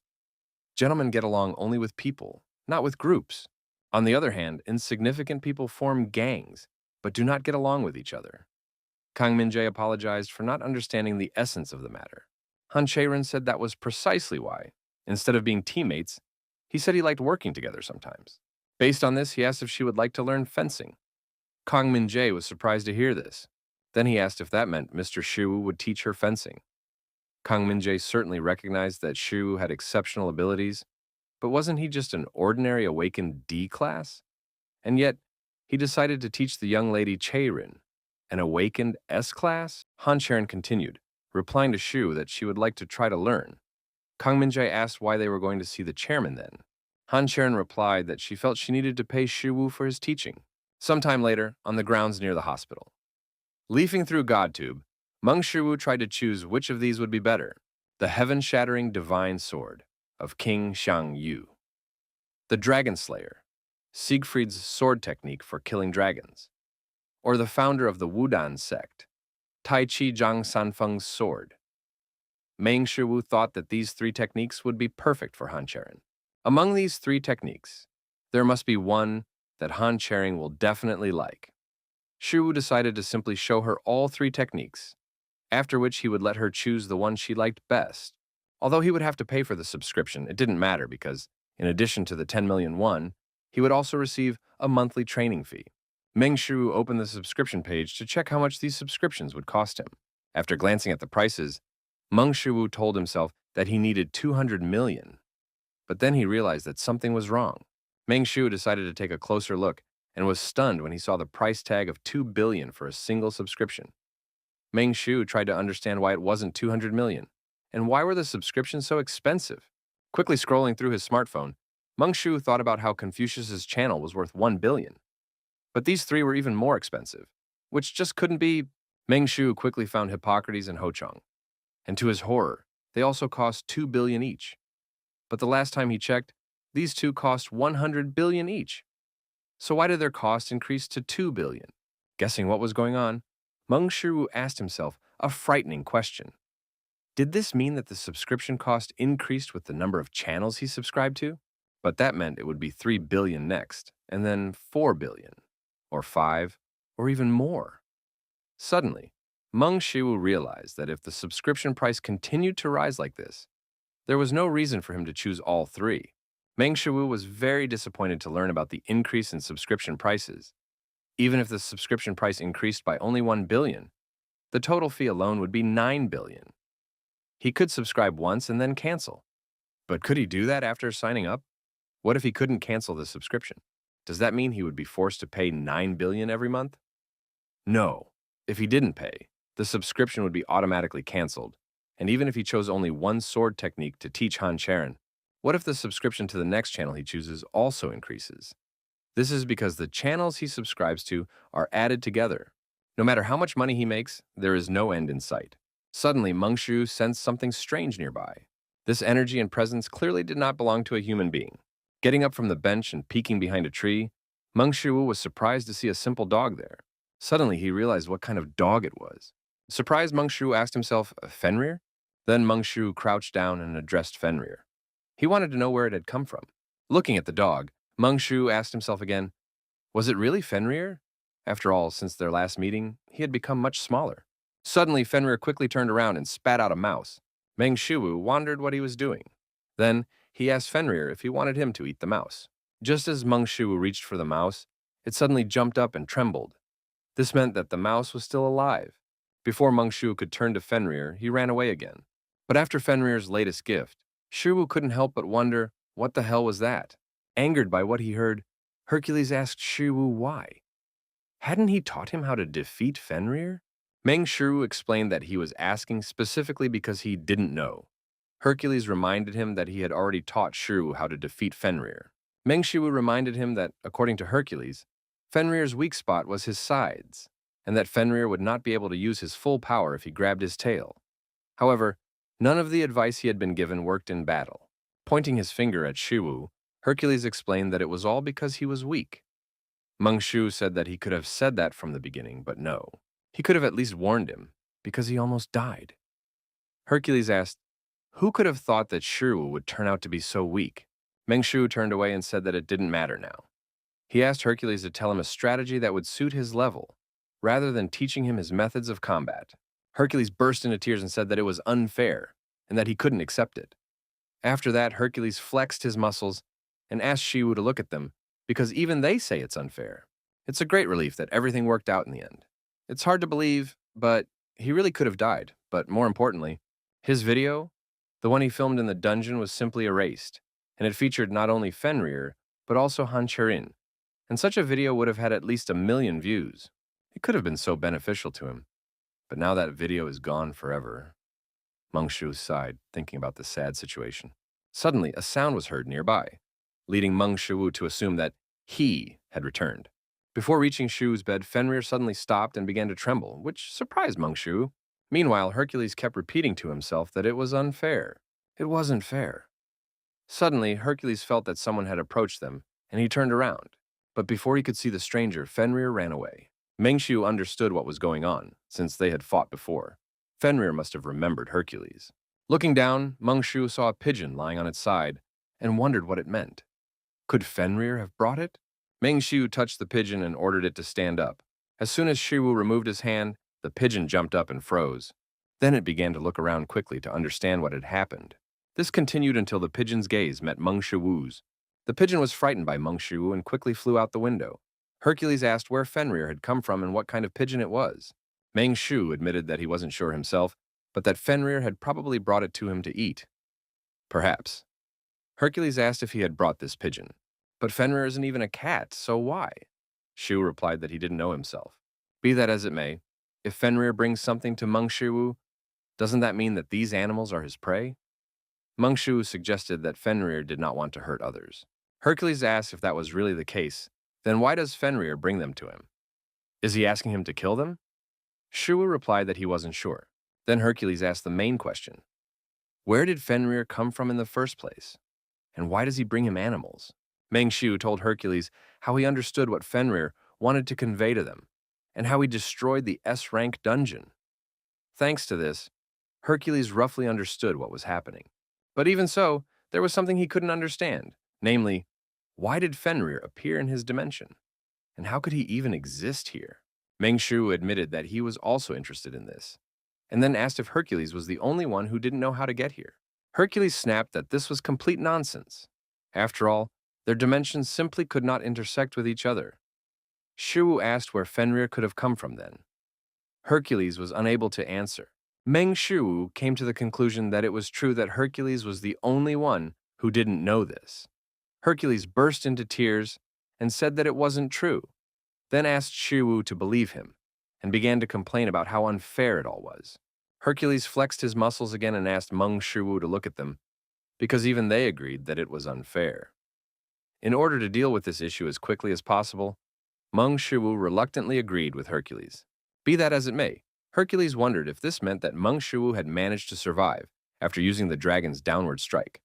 And most importantly, how did he manage to use it? Not knowing how to respond, Mengshu replied that he had simply been lucky. But Hercules couldn't agree with that because his dragon's descending blow couldn't be used by simply relying on some kind of luck. Since they had mentioned it, Mengshu asked Hercules why he didn't teach him the next technique. Hercules replied that it wasn't really that difficult. But shouldn't Mengshu give him something in return? Shu replied that he understood what he meant, and promised to give him the content for the next video for Heracles' channel on GodTube. Hercules shouted that this was exactly what he expected from his teacher. Meanwhile, somewhere else, the client told the boss that they had a new order.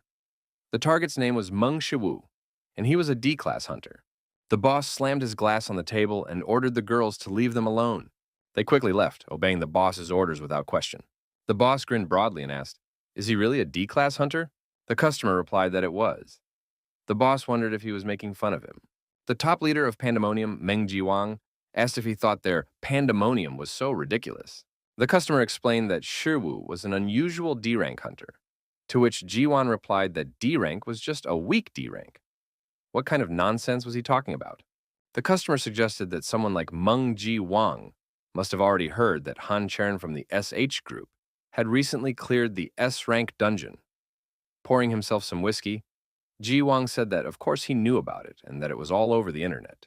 The customer said that Mengshu was also involved. Meng Jiwang decided to clarify whether he was talking about that damn piece of trash with a D rank. The customer admitted that he didn't know the details, but Meng Shiwu was the one who helped Han Cherin. Meng Jiwang asked what the order was. The customer told him what he needed so they could check it out. How they would fulfill the order was not important. More importantly, it was a VIP order. Upon hearing this, Jiwang apologized, saying he couldn't fulfill it, and took a sip of whiskey. Then he said that it was all because Li Minjung had made his move. The customer was surprised to hear this and asked if he was talking about the human butcher from the inspection bureau.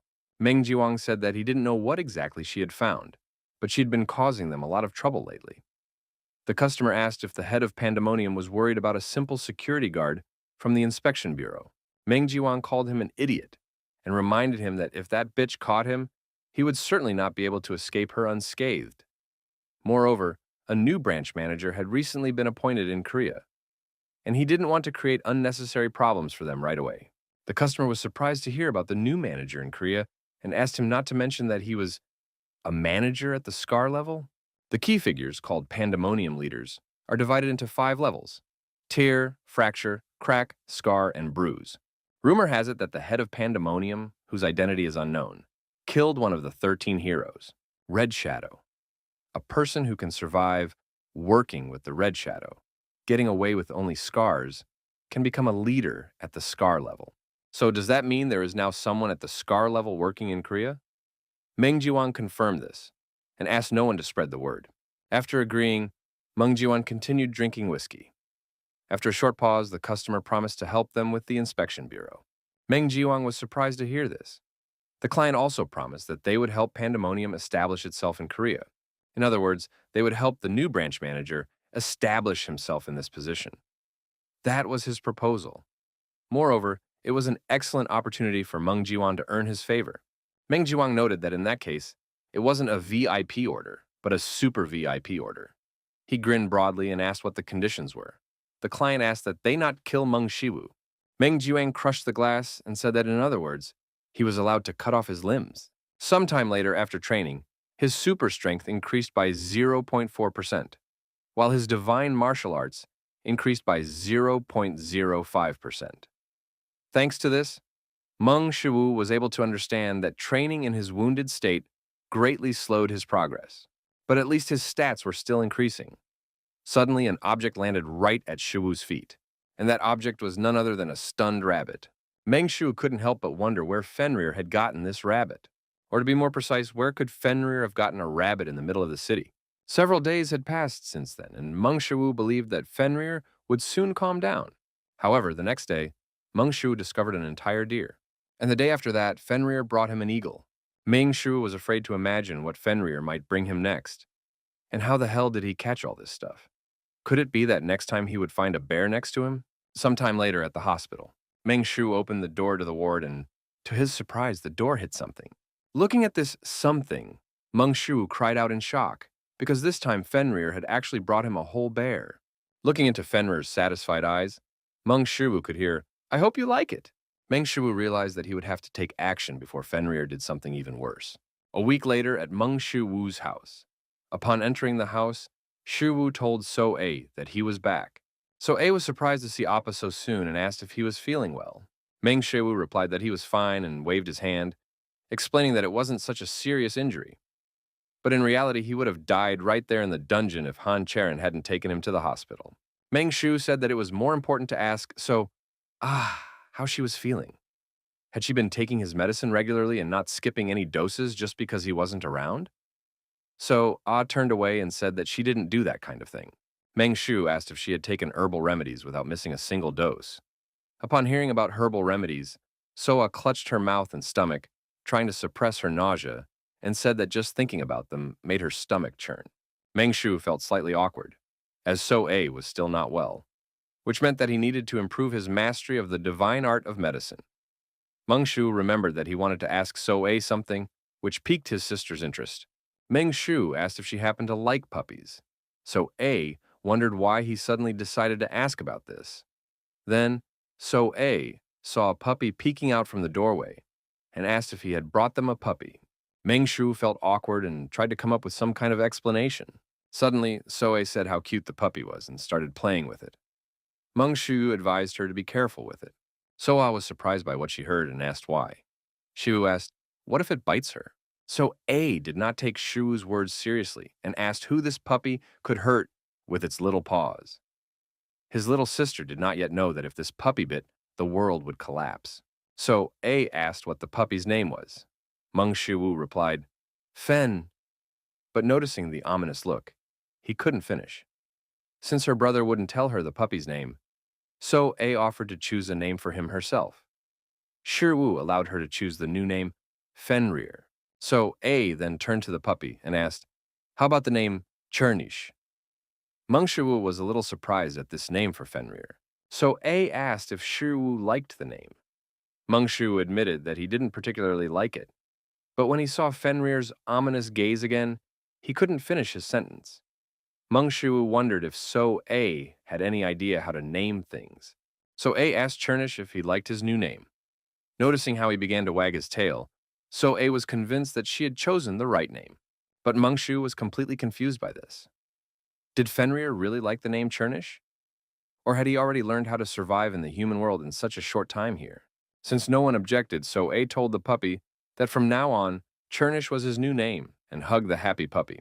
Watching this, Shiru smiled because after all, the fact that So A had given Fenrir a good name was not bad. So A started laughing because Chernish tickled her. SH Hunters Guild headquarters, lower floor, gym. Meng Shu apologized for being late. Sitting down at the table, Han Cherin suggested that they start by signing a contract as she had promised. With the deposit deducted, it should come to 9 billion. Cherin decided to clarify, "Is that correct?" She then asked Shiru to check his account, as the money should have already arrived. Meng Shu picked up his phone and, seeing 9 with 9 zeros, confirmed the transfer. Now his balance was 10,614,534,501, or 10.6 billion won. That's a whopping 10.6 billion won. With that money, a family of 4 could live for 277 years. As for the tuition fees they had discussed earlier, Han Cherin asked if he would mind if she watched him wield his sword before they continued their conversation. Of course, Shiwu agreed and said that she could watch first and then decide. In fact, Meng Shu himself was not entirely sure how much to charge Han Cherin, and he did not even know how much she wanted to pay him. So it would be better if Han Cherin decided for herself. Once they started the demonstration, Meng Shu asked if he could borrow a training sword. After he took out the sword, Meng Shu said that there are only 3 sword techniques that he can show her now. Han Cherin was surprised to hear about the 3 techniques, and Meng Shu explained that he had chosen the ones that might suit her, but that it was quite difficult for him to choose just one. That is why he wants Han Cherin to choose the technique that she likes best. At first, he thought about subscribing to all 3 in order to show Cherin their styles, but it was too expensive, and the more subscriptions he made, the higher the cost of the next subscription would be, which is why. He came here after watching their trailers. Meng Shiwu wondered if he would be able to demonstrate everything properly. Meng Shiwu raised his sword, bringing the blades back, and said that the first sword style he would show her was called Divine Sword, splitting the heavens. Meng Shu took a step and swung his sword down, releasing a bluish aura. Han Cherin was amazed by his skill with the blade, for she could not even see how he moved the sword. Meng Shu raised his sword again and struck another blow, slightly slower this time. But even with the technique slowed down, the divine sword that splits the heavens was still devastating. Han Cherin couldn't even move under the pressure of his sword. Unlike last time, Shiwu swung his sword rather slowly, and even so, its pressure affected her. After demonstrating the first technique, Meng Shiwu changed his stance and, releasing a pure aura, said that now he would show her the sword that kills dragons technique. In the next moment, Meng Shiwu made a quick series of swings with his blade. Immediately after that, his blade released a terrifying aura reminiscent of a real dragon. Seeing this, Han Cherin trembled, feeling an instinctive fear, and at that moment she tried to understand how. Meng Shu said that finally he would demonstrate the Tai Chi sword style. As soon as Meng Shu raised his sword using the Tai Chi style, Han Cherin's mouth fell open in shock, for this technique seemed to contain the very origin of the universe. Meng Shiwu's sword seemed to concentrate the elements of fire, water, wood, metal, and earth around itself. Meng Shu finally swung his sword, dispelling the darkness in an arc. Meng Shu said that his demonstration was now complete, and that these were the 3 sword techniques he could teach her. Meng Shu asked which technique she liked best. At the same time, opposite the headquarters of the SH Hunters Guild, Meng Jiwang was already losing patience, as Meng Shu still hadn't come out. A member of Pandemonium said he hadn't seen any movement outside. After that, the boss wondered what the hell he was doing in there for so long. Could it be that Meng Shu was providing Han Cherin with some kind of service? He looked like an idiot, but maybe he was completely different in bed? The Pandemonium member asked if they were going to keep waiting. Meng Jiwang paused for a moment, thinking about it. Then he remembered something and, licking his lips, Meng Jiwang asked, "Didn't Meng Shuwu have a younger sister?" The Pandemonium member reminded him that they could get into trouble if they started involving outsiders. And if the Inspection Bureau found out about it, Li Minjung would get involved. Meng Jiwang asked him not to worry about it. And with a smirk, he said that this time, their support would guarantee that nothing like that would happen. And if they made fun of his sister enough, then they wouldn't even have to waste time waiting, because Meng Shuwu would get angry and come running to them herself. Meanwhile, Han Cherin froze in shock. Meng Shuwu tried to bring her to her senses by calling her name, but Han Cherin did not respond, until Meng Shu called her a little louder, bringing her out of her stupor. Han Cherin asked what he wanted, and Meng Shu asked again which of the three techniques she liked best. Han Cherin felt uncomfortable with such a choice and tried to come up with something. Since Han Cherin was silent, Meng Shu handed her a training sword and said that if she couldn't choose a technique, she should try them all first. Han Cherin asked if she really could. Nervously, Han Cherin stood in the first stance shown to her and tried to take a deep breath. Then she made every effort to repeat Meng Shuwu's movements. Watching Han Cherin's movements, Meng Shu could confirm that her movements were almost identical to his. But something was missing.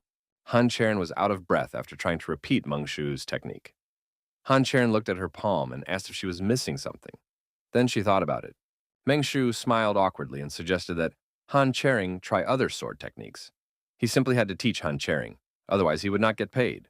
A little while later on the bus, Hercules told Shuwu that it should be obvious that she couldn't keep up with him, because ordinary people could never compete with their powers. Whispering, Meng Shuwu reminded Hercules that he had been able to do it. Moreover, with Hercules' help, he was learning divine martial arts. Hercules explained that all this was only possible because Meng Shuwu could use their power. Meng Shuwu asked, what was the difference? Hercules asked Shuwu if he remembered the first time he asked him to teach him the divine martial arts. And why did he refuse him then? Meng Shuwu said that, according to Hercules, he was too lazy to do it. Hercules waved his hand in front of Shuwu's face and said that he meant something else, after which Shuwu fell into thought. Meng Shuwu recalled that Hercules had told him that only those who learned his superpowers could comprehend his martial arts. Hercules asked what happened next. Meng Shuwu said that his mental state was also at its worst. Hercules confirmed that he had said exactly that, then paused to think for a moment. A second later, he said that this was not what he meant. Hercules explained to Shuwu that just as a certain foundation was needed to learn divine martial arts, the same was true for the techniques of other gods, and because this girl did not know any basics, she simply could not repeat them. But at the same time, the very fact that she was able to keep up with his movements was already a feat in itself. Meng Shu asked if that meant that the reason he was able to use the techniques without subscribing to their GodTube channels. Hercules suggested that Meng Shu was an exception to the rule. In addition, Meng Shu had previously told him that he did not possess any traits, but he had awakened, hadn't he? Meng Shu confirmed Heracles' words and asked why he was suddenly asking about this. Hercules said that he believed the fact that Meng Shu had no traits was in itself a trait. Last time, he told Shuwu that simply subscribing to GodTube channels was not enough to obtain their divine powers. To be more precise, it is impossible to rewrite a certain being with a new essence. It is simply impossible to hide the uniqueness that people call a trait with another uniqueness. After all, that would be tantamount to denying their very existence. But Meng Shu was originally a blank slate, without any innate traits, and that is precisely why he can absorb the powers of other gods without any problems. This is the only possible explanation for Shuwu's powers. And isn't that the very reason why Shuwu gained access to GodTube? Hercules asked what he thought about it. Meng Shu asked if that meant that no one but himself could learn about the capabilities of GodTube. Hercules suggested that this was indeed the case, which left Meng Shiwu stunned. After all, the conclusion that he and Hercules had come to meant that he would not be able to teach Cherin, and so his monthly allowance of millions would disappear. Suddenly, Hercules added a but and said that there would be no such problem if Meng Shiwu created something himself and taught it to others. Meanwhile, at the door of Meng Shiwu's house, a member of Pandemonium wondered if that guy, Meng Shiwu, really lived here. The member of Pandemonium reached for the door handle. Then he grabbed it and pulled it off, pulling sharply toward himself. The door to the house was open, and the Pandemonium member freely entered the house. Finding the room where Meng Shiwu's younger sister was lying, the Pandemonium member glanced at his target and admitted that this girl was charming. The Pandemonium member slowly reached for the sleeping So-A. He thought that since they were going to deal with Shiwu after luring him out, why not have some fun with this girl for now? Suddenly, he was distracted by a creaking sound. When he entered, he didn't notice anyone else besides this girl, so where could the creaking sound be coming from? Looking down, the Pandemonium member noticed a growling dog on the floor, which surprised him. Meng Shu asked if that meant that all the things Hercules had talked about would be irrelevant if Cherin taught him. Hercules replied that, as he had said earlier, humans could not learn their techniques, but there would be no problem if Meng Shu taught someone what he had learned himself, because the problem lay precisely in their powers. Meng Shu reminded Hercules that he was teaching Cherin techniques from GodTube, and asked if that meant that if he continued to teach her the same thing, Cherin would not learn anything. Hercules said that among those selected by Meng Shu, everything would be a little different with Tai Chi Master Zhang Sanfeng. After all, Tai Chi Master Zhang Sanfeng's techniques are the basic concept of martial arts, which even helped Hercules when he was trying to develop his own martial arts. And if Meng Shu subscribes to his channel, he will probably be able to learn Tai Chi, after which he will be able to use Tai Chi as the basis for his future techniques. Although he cannot directly teach people divine techniques, he can create his own versions of techniques and teach them to people. After all, these will no longer be divine martial arts techniques, but Shi Wu's own techniques. In other words, Meng Shiwu will act as a filter.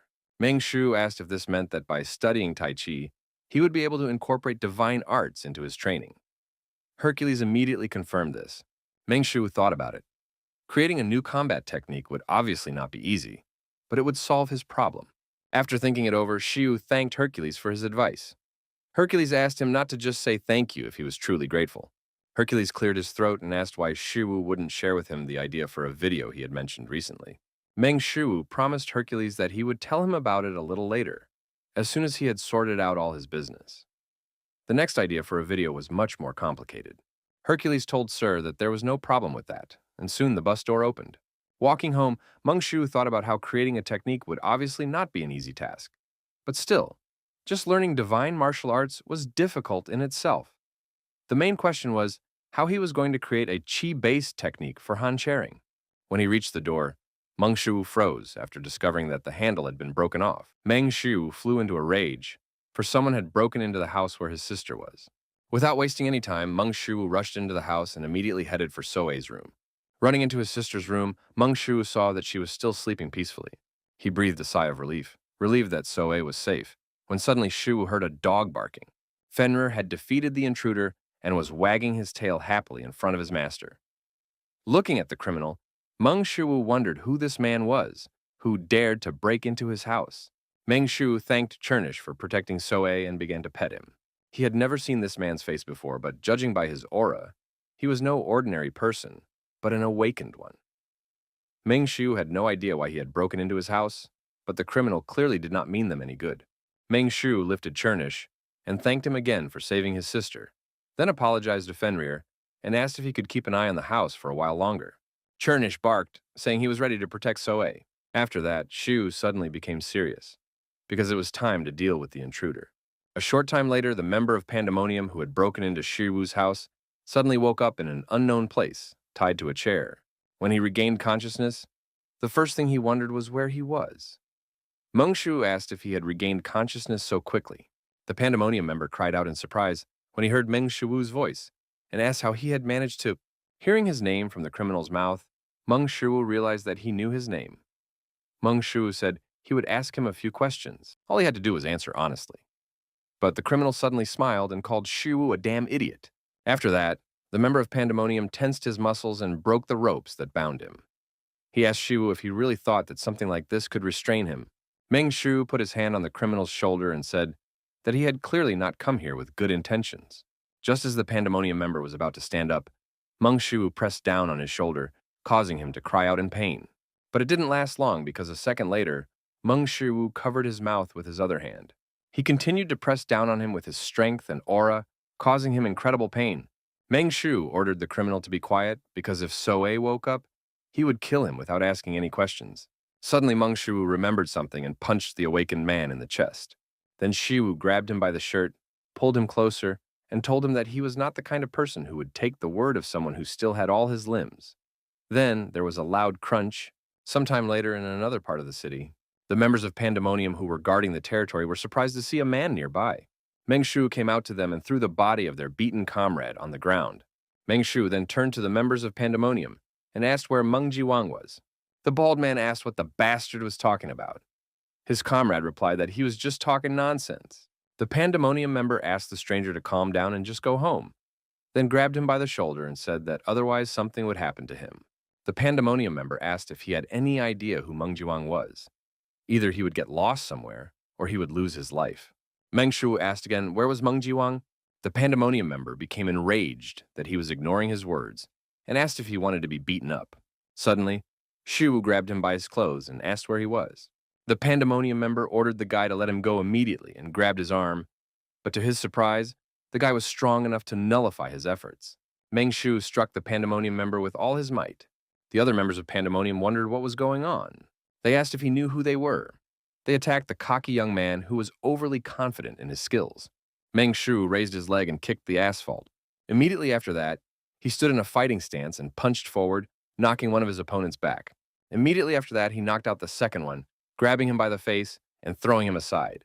Stopping in front of the last enemy, Meng Shu looked him in the eyes and asked where Meng Jiwang was now. Hunter Inspection Bureau, Seoul Branch. Young Sue called out to the commander and reported that Pandemonium had made its move. Lee Minjun was surprised by Pandemonium's sudden move and asked if they had learned anything about their location. Jun Sua replied that they didn't know yet, but Pandemonium's tracks were clear enough to follow, so they would soon find them. Lee Minjun ordered to immediately gather all members of the 4th Squad and request reinforcements from all possible guards. They should gather even those guards who cannot move. Accepting the commander's order, Young Sue ran off. Just as Lee Mingjong was about to leave, someone stopped her and apologized for disturbing her in the middle of her duty. The deputy said that they had received an urgent assignment and that apparently Commander Lee Minjung would be very much needed there. Lee Minjung apologized and said that she would not be able to help with this. After that, the deputy said that it was a special order from the chief. Lee Minjung was surprised to hear this and asked how it was an order from the chief. The deputy then explained that a C-class dungeon had appeared in Sandun and that Lee Minjung should go there as soon as possible. Lee Mingjong asked if she really needed to go there. She then asked if they could just send another squad there. The deputy said that a few minutes ago, he had heard about Lee Mingjong requesting reinforcements. What would happen if they rejected the request? Moreover, he did not think that the chief would turn a blind eye to this. He would inform her that he could not be responsible for the consequences of her choice. Lee Minjun was angry that such a person would become the head of the inspection bureau in the future. Gritting her teeth, Lee Minjun growled that she didn't care whether she was fired or not. The deputy shouted at Commander Lee Minjun, but she ignored him and said he could do whatever he wanted. Meanwhile, Meng Shu met with a large group of Pandemonium members. The Pandemonium members didn't understand what this bastard was doing here and wanted to teach him a lesson for his arrogance. Of all these people, about 100 would be awakened, judging by their unusual appearance. Although this battle would not be easy, he had to teach them a lesson for daring to touch So-A. If he dared to let them get away with it, he would show weakness, and these bastards would start up again, then target her once more. That is why he must destroy them all. These people are like wild animals, devoid of any sense of morality, acting more instinctively than rationally. He simply must instill fear in their souls so deeply that it is imprinted in their very bones. The mere mention of his name should terrify these people. He must make sure that they learn their lesson well and that they never dare to mess with him again. One vandal ran out of the group and lunged at Meng Shu with his fists, asking how he dared to come here.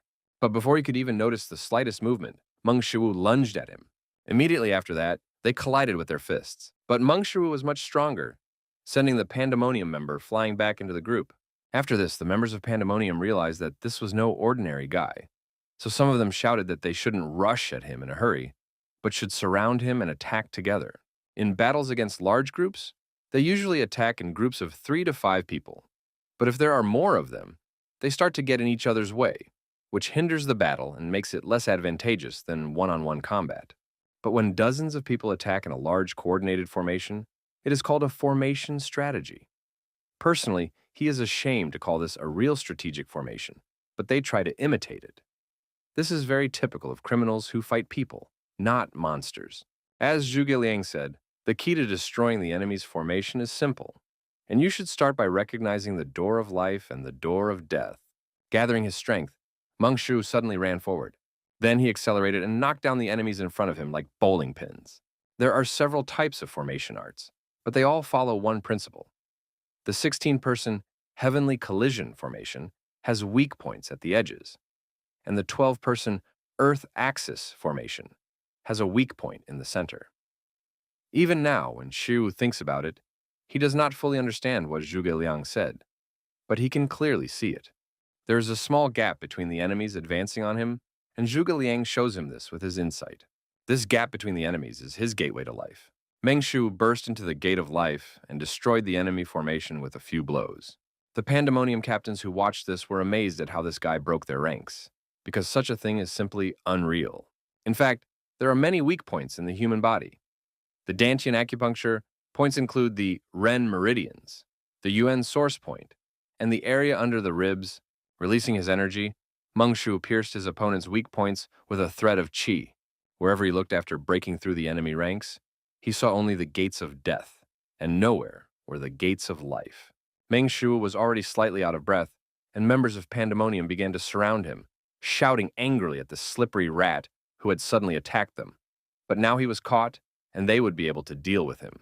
No matter how strong a fighter is, if he fights against hundreds of enemies, it doesn't matter. Hercules said that no one can stand against a group of enemies because fighting them quickly becomes difficult, even if there are many small foes around you. Of course, this does not apply to him, but sometimes when you are surrounded, you are unable to see a way out of the situation. So, what should you do in such moments? Of course, you just need to break through with pure force. In such a hopeless situation, Meng Shu simply began to knock everyone around him down. Seeing this, the enemies began to panic.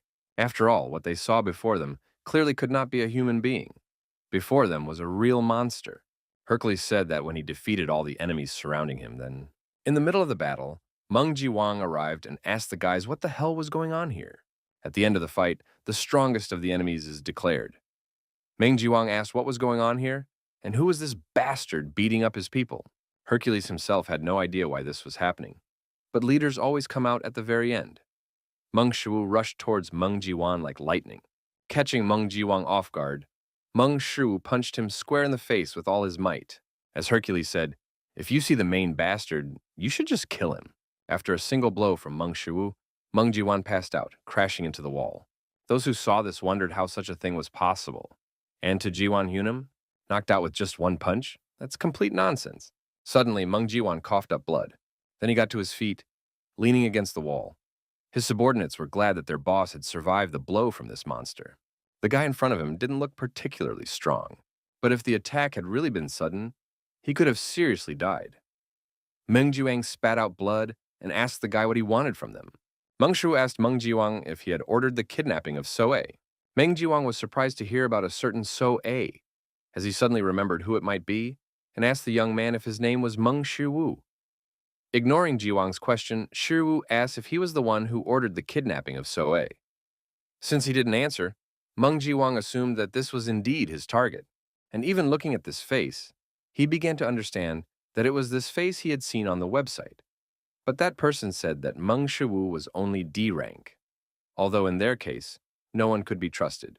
Losing his patience, Meng Shu said that he was asking for the last time. Did Meng Jiwang give the order to kidnap So-A? Meng Jiwang asked, and what if so? He had already learned that Shiwu's level was higher than stated, but that was all. Suddenly, Meng Shiwu lunged forward, instantly appearing right in front of Meng Jiwang. But Meng Jiwang smiled and grabbed Shiwu's fist, then admitted that he was indeed fast.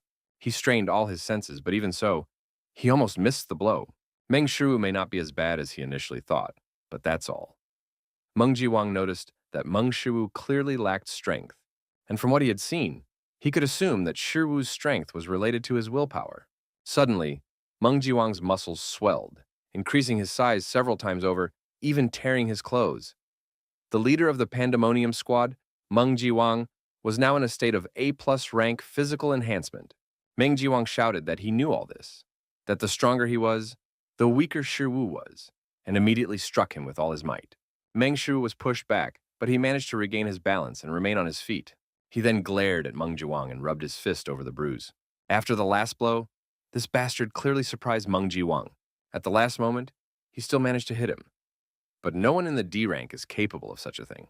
Meng Jiwang grinned broadly and turned to Meng Shiwu. He said that he had done enough and that he should open his eyes. Then Meng Jiwang pointed at Meng Shiwu and welcomed him to Pandemonium. One of the captains addressed Yunim to challenge his decision, but he simply ordered him to shut up. After that, Meng Jiwang acknowledged that Meng Shiwu had enough power. Jiwang asked, "With such power, is there any point in living such a life?" They are special, and there is a huge difference between them and ordinary people, because ordinary people in their world are almost no different from trash. Meng Jiwang asked if it was right to call this justice. Why should they live by rules written by some insects? Let the insects live by the rules they created for their own safety. At the same time, powerful beings like them are not obliged to follow these rules. Jiwang asked, what was the point of sacrificing themselves for the weak? In their world, shouldn't the weak sacrifice themselves for the strong? Because they are superhuman. The strong must oppress the weak, because the strong can do anything. They will create a world where strength determines power and justice, where there are no rules or laws. If you want something, just take it.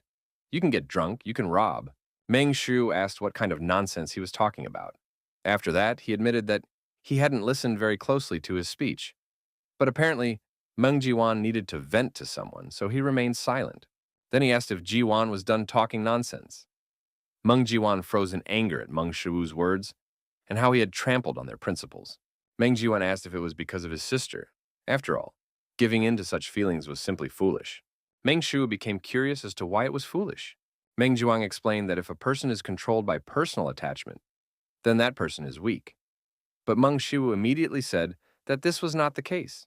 In fact, it meant that he was human, and not a stupid animal like Jiwang. Meng Jiwang exclaimed that it was all nonsense. He then admitted that he had given Shu a chance because he was impressed by his abilities. But since Shu was willing to sacrifice his life like this, then he'd better not regret his decision later. Suddenly, Meng Jiwang's muscles began to grow even more, and even his golden chain couldn't withstand it. Meng Jiwang raised his huge fist and told Shu that he couldn't defeat him. Immediately after that, he swung his fist forward with all his might. Suddenly, something unimaginable happened that shocked even Jiwan. For some reason, instead of simply crushing Meng Shu, he was thrown back. What the hell just happened and when? Before Meng Jiwan even had time to notice, Meng Shu was already close to him. Meng Jiwang shouted that he wouldn't fall for it twice.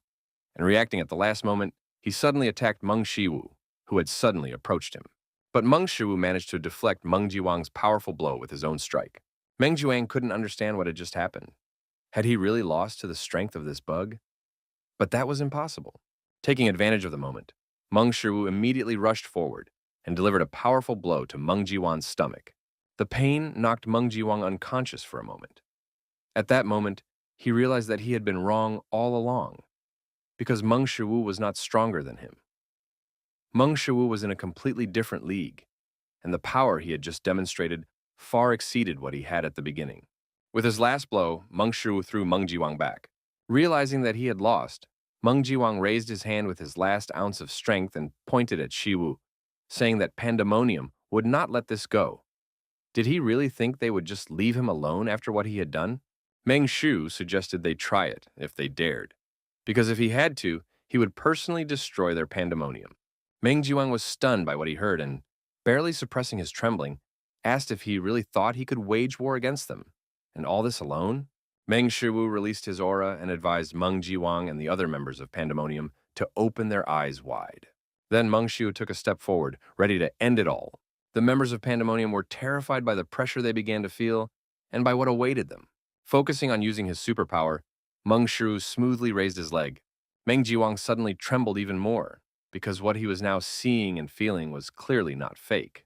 After all, this was a power that surpassed anything a human being could ever achieve. Meng Shiru took a deep breath and used Hercules' divine martial art.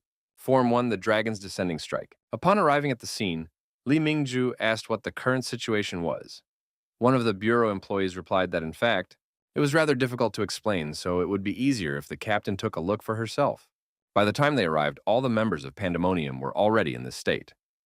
Li Mingjong asked if they were all unconscious, to which he replied that not all of them were unconscious and asked what to do with them. Li Minjung said that, first of all, they had to identify them all, and as soon as the unconscious ones woke up, they would also have to check their identities. They had to check if they had any convictions for murder, rape, causing physical injury, or assault, resulting in second-degree mental trauma or higher. If any of them had a criminal record, they should be killed on the spot. The bureau employee said he understood everything. After that, Li Minjung turned to Jungsua and ordered her to help the others. A little further on, Li Minjung suddenly noticed someone unusual lying at her feet. It was Meng Jiwang, one of the high-ranking leaders of Pandemonium. Victory over this man would not be guaranteed, even if all the members of the 4th inspection team attacked him, and even if she intervened in the fight. Therefore, Li Mingjong couldn't help but wonder what the hell had happened here. Meanwhile, Meng Shiwu, who had fled the battlefield, was busy treating himself with needles. Thanks to the practice of acupuncture, his mastery of the divine art of medicine increased by plus 3.3%. After completing the process, Meng Shiwu breathed a sigh of relief and complained that his body was killing him. When would he recover from this? Using the descending dragon strike against a human was probably excessive, but he tried to restrain his power and used much more force than in Fenrir's dungeon. If he had used the same level of power here, none of them would have survived. Be that as it may, he now has much better control over his divine martial arts, and after their latest use, his skill increased by plus 1.6%, breaking through the 10% mark and reaching 11.03%. But it wasn't just his divine martial arts. His skill and other attributes had also increased. Even so, he still had a long way to go. In addition, that red-haired bastard from Pandemonium was definitely very strong. He cannot even be compared to the insignificant Kang Do.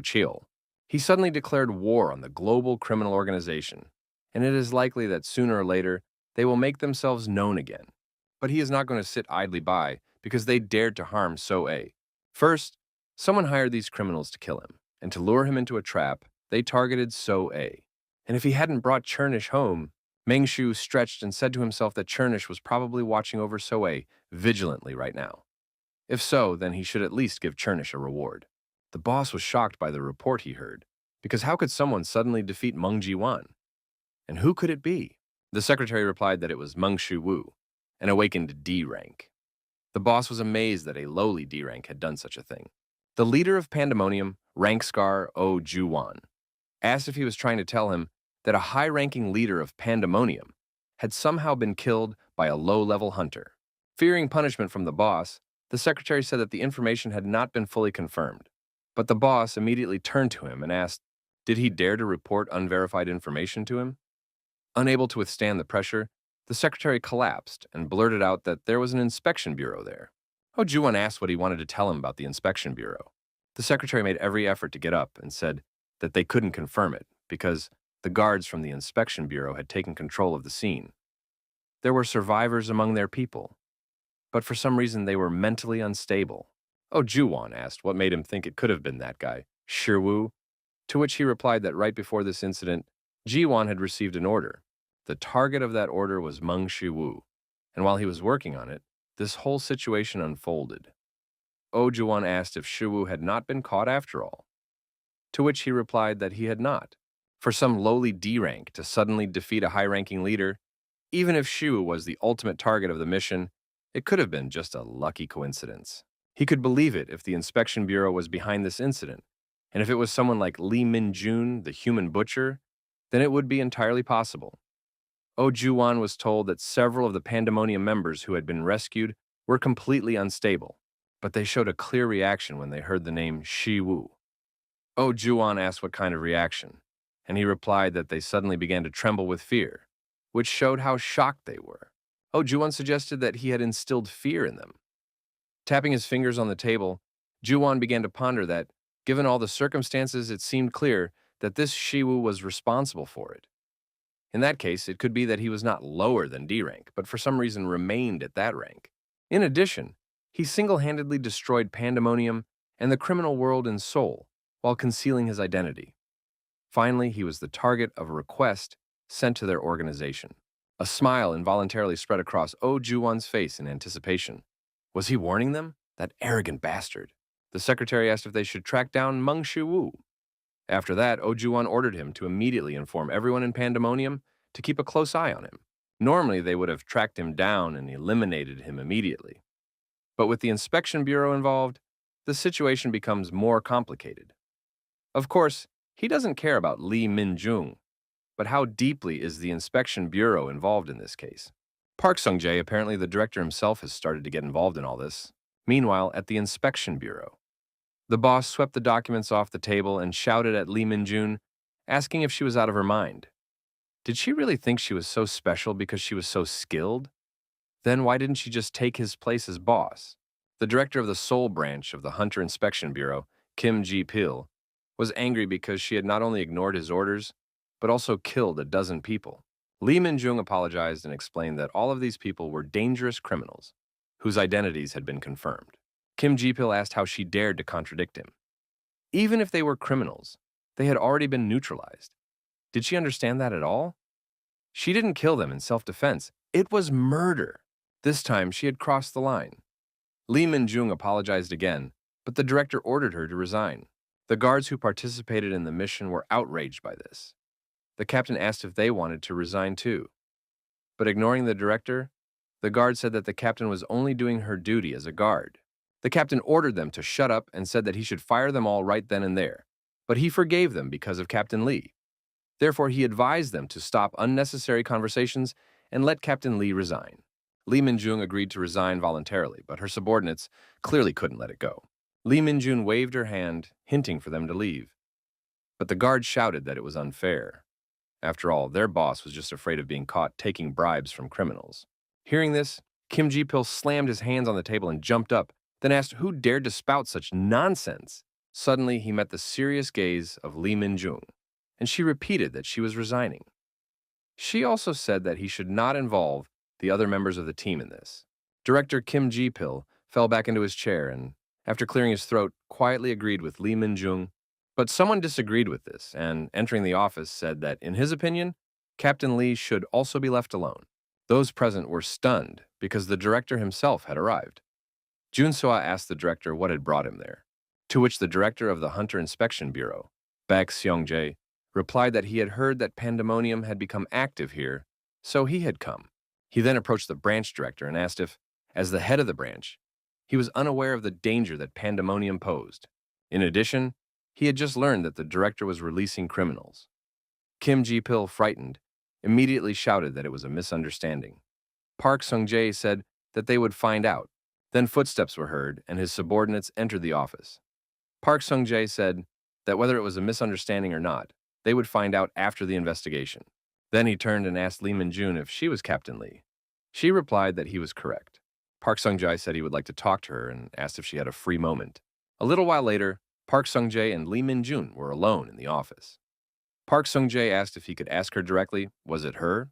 Before her stood the director of the Inspection Bureau himself, Park Sung-jae, the man who had reined in the madness of countless criminal organizations in Korea and was also a living deterrent against them.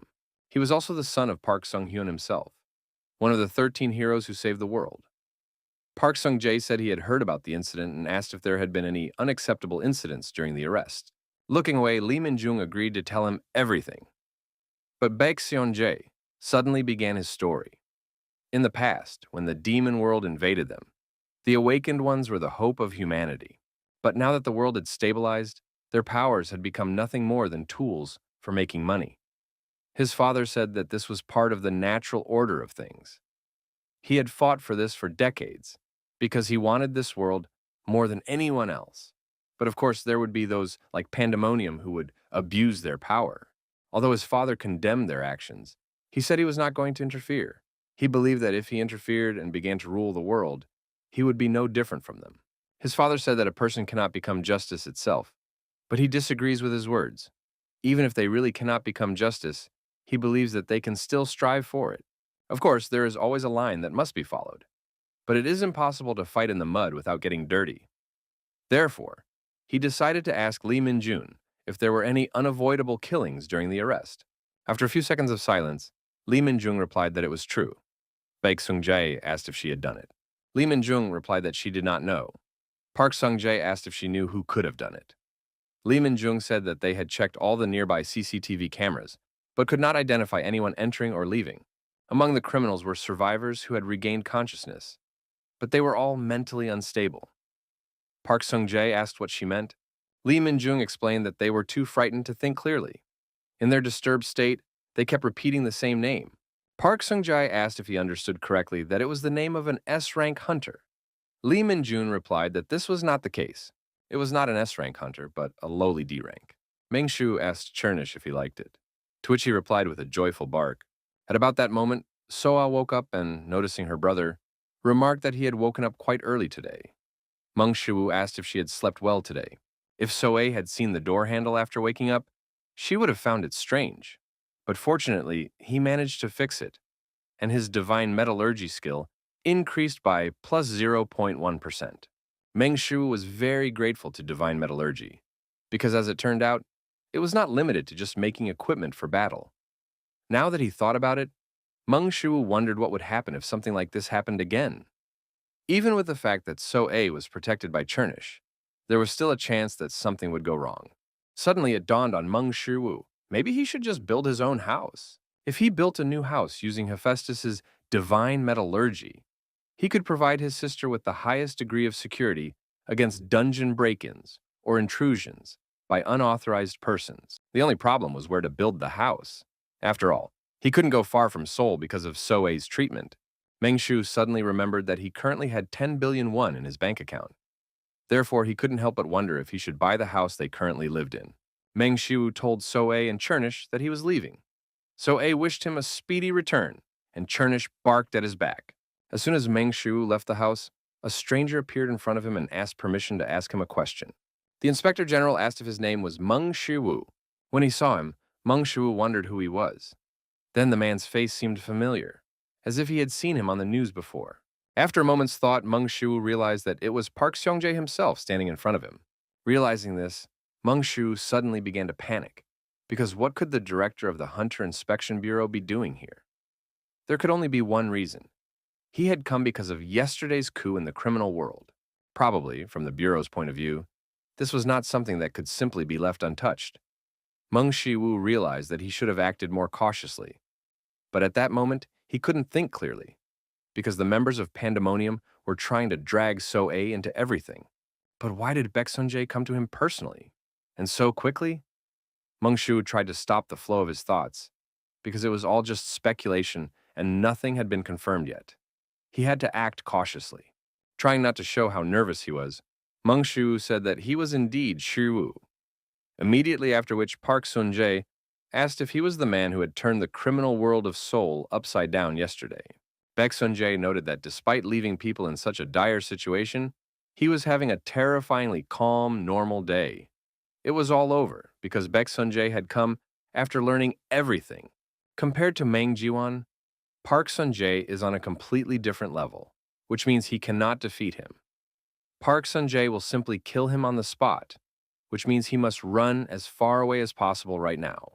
But now, So-A is behind him, and if he runs away now, he can't even imagine what will happen to her. Even with Midnight by her side, he is unlikely to be a match for Park Sun-jae. That's why he can't back down. Suddenly, Park Sun-jae took a step forward, put his hand on Shiwu's shoulder, and asked if he would like to become a guard. Meng Shu panicked, thinking that he might die now. But hearing such a sudden question from Park Sun-jae himself, he said, "Excuse me?" Meng Shu suddenly just asked if he wanted to become a guard. Meng Shu tried to remember what the monthly salary of a guard was. It was probably about the same as the average salary of a civil servant, which meant it wasn't very high. At the same time, the salary of a qualified guard ranged from several hundred million to several billion won, and that was far from what he needed right now.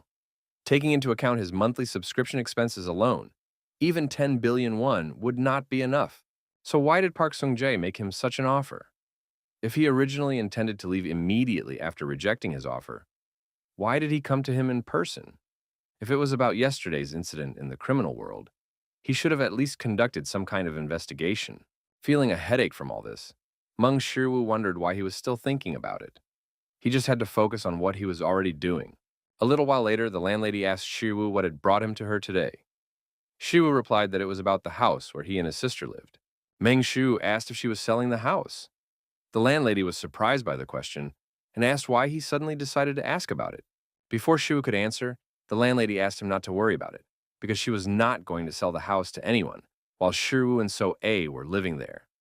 She added that the real estate market was in bad shape, and prices had risen, so houses were not selling well even now. And with such high interest rates, mortgage payments were simply draining people's souls. The landlady realized she had gotten carried away and asked him to remember that she had no intention of selling the house as long as he and his sister were living there, so they shouldn't worry about it. Meng Shu chuckled awkwardly and said that wasn't quite what he meant. In fact, he wanted to know if she was willing to sell the house to him, if she was considering it, of course. The homeowner asked what he was talking about. Did his current situation really allow him to do such a thing? Meng Shiwu reminded the landlady that he was awakened, which meant that his work was going quite well now. Since his financial situation was fine at the moment, he was thinking about buying this house. The landlady clapped her hands and congratulated Meng Shu on the fact that his affairs were starting to improve. Then she asked why they didn't move to another house in that case. After all, as they already knew, their current house was quite old and worn out and not very suitable for living in. Meng Shu admitted that he had grown attached to this house. Since he wanted to buy it so badly, the landlady offered to sell the house for 150 million won. Meng Shu asked why she was asking for so little. The homeowner replied that she knew that Shu had had a difficult time so far, and so this was the least she could do for them. Besides, she wouldn't be able to sell it for more on the real estate market anyway, so he might as well take it for so cheap. Meng Shu said he couldn't do that, because if it weren't for her, So-A and he could have ended up homeless. So Meng Shiwu offered to sell him the house for 1 billion won. Hearing this, the homeowner's mouth fell open in shock because it was a whole billion won. A little while later in the subway. As it turned out, building a house was much more complicated than he had originally thought. Meng Shiwu wanted to understand why there were so many administrative procedures. Transfer of ownership, building permits, and so on. It would take months just to get the permits, and he would have to run all over Seoul collecting documents. Meng Shu sighed at everything that had come down on him. He hadn't uploaded any videos to his YouTube channel for quite some time, and because of this, his comments section was filled with complaints. On top of that, he still needed to prepare for his sword technique lesson with Cherin, which meant Meng Shu took out his phone with trembling hands. After a few taps, 2 billion won was deducted from his account for subscribing to Zhang Sanfeng's channel. Now, he only had 7.5 billion won left in his account. But after deducting his rent, he only had 6.5 billion won left. He also had to pay 3.1 billion won every month. Even though he had mastered SS rank Tai Chi, Meng Shu felt terrible because of his money problems. In that case, he should just go and ask in person. SH Group Hunters Guild office, hosting hall. A sparkling Han Cherin entered the room and asked if he had been waiting long. Meng Shu wondered why he felt that Han Cherin was becoming more beautiful every day. Anyway, he decided to focus on something else. Han Cherin asked how much her training would cost. Trying to suppress his nerves, Meng Shu said that he was thinking of holding classes twice a week with a monthly fee of... With a grimace, Meng Shu looked away and said, 10 billion won. Han Cherin immediately said that sounded good, which surprised Shiwu. Shocked, Meng Shu couldn't help but wonder why the hell she responded so quickly. Could it be that 10 billion won was small change for SH? If that was really the case, then maybe he should hold his breath and ask for more. At that moment, Han Cherin added that 10 billion won was exactly the amount she herself would like to offer. Her grandfather would not approve of a higher price because it was a monthly expense, not a one-time payment. Upon hearing this, Meng Shu squeezed out that 10 billion won was just right. In fact, it made sense because 120 billion won a year would be a lot even for SH Group. Meng Shu said he had a request. Han Cherin asked what he wanted. Feeling uncomfortable, Meng Shu nevertheless explained that he was planning to build his own house. But the procedures for doing so were more complicated than he had initially thought. Han Cherin asked if he was planning to build the house himself. Shiwu immediately confirmed this. Han Cherin thought about it for a few seconds, and then promised to see what she could do about it. Meng Shu nervously chuckled and thanked Han Cherin. Meng Shu wondered if she was accepting everything too quickly. Sometime later, after putting in a lot of effort, Meng Shiwu created a new sword. But according to the system notification, it was a disposable item, not a normal sword, which upset Shiwu. At the same time, his divine metallurgy increased by 1.1%. Meng Shiwu suggested that it made sense to call this sword disposable, because the materials from which it was made were of rather low quality compared to what he had used to create the glove. Upon seeing this sword, So Palguan was impressed with Meng Shiwu's work. Noticing how his skills had improved, So Palguan asked if he had been training during the time they had not seen each other. Even he himself did not know that it was possible to do something like this. Earlier, he had handed over all administrative procedures to the Cherin family, which meant that all that remained was Kim So-yeon suddenly burst into the smithy and greeted So Palguan. He asked what had brought her there today. Then he remarked that they hadn't seen each other in a long time. Kim So-yeon replied that she was just passing by and decided to say hello. Then she told Shu that they hadn't seen each other in a long time and asked how he was doing. With a heavy heart, Meng Shu said that both had happened. Kim So-yeon became interested in this, after which Shu said that, in fact, everything that Meng Shu had been through recently flashed through his mind, and he said that nothing really happened. Kim So-yeon said she understood. Then she said that if he ever needed help, he could turn to her. Meng Shu said that since she had mentioned it herself, Shu suddenly leaned in and asked if he could ask her for a favor. Kim So-yeon was taken aback by his suddenness. After that, Meng Shu said that it wasn't really that serious. He wanted to ask if she could get some building materials for him. Kim So-yeon was taken aback when she suddenly heard about the building materials. She acknowledged that it was no problem and asked why he suddenly needed them. Meng Shiwu replied that he was planning to build a house. Kim So-yeon thought about the fact that Shiwu was planning to build a house, then asked him to wait a little and not tell her about it. That he was planning to build the house himself? Meng Shiwu awkwardly replied that this was indeed the case. Kim So-yeon said that she already knew that he was skilled at making equipment, but building a house was a completely different matter. Meng Shu handed her a sheet of paper and said that these were all the materials he would need. Seeing the list, Kim So-yeon noticed that these were not building materials at all.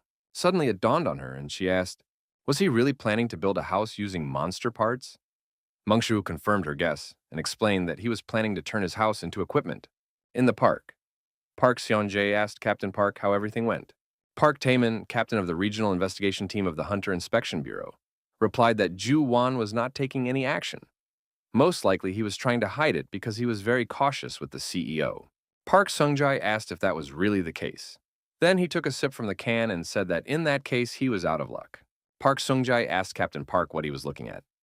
Was it because he had taken a drink for himself? Park Sung-jae came to the conclusion that Park Taemin also liked it. Interrupting Park Taemin, he asked why he had let him go. Park Sung-jae asked if he meant Shi-woo. Then he said that Captain Lee from the 4th team of the Seoul branch told him that, despite his clumsy appearance, he was one of the most humane hunters she had ever met. Then he asked Captain Park how long he had been working at the Inspection Bureau. Captain Park replied that he had been working there for 7 years. Park Sung-jae acknowledged that he had also been there for quite some time and decided to tell him that he had awakened when he was 11 years old and had undergone 8 years of training from his father. Later, his father told him to go out into the world and learn everything about it for himself. That is why he wandered the world for 5 years before joining the Inspection Bureau, and now he has been working there for 20 years. During that time, he dealt with countless criminals and killed many people, probably even more than the number of monsters he killed with his own hands. Perhaps that is why he feels that humans are worse than monsters, lacking humanity. He has painfully realized that kindness does not always pay off. In general, he does not trust people and always treats them with contempt, because, to him, everyone now looks like a criminal. Nevertheless, there are still some people he can trust.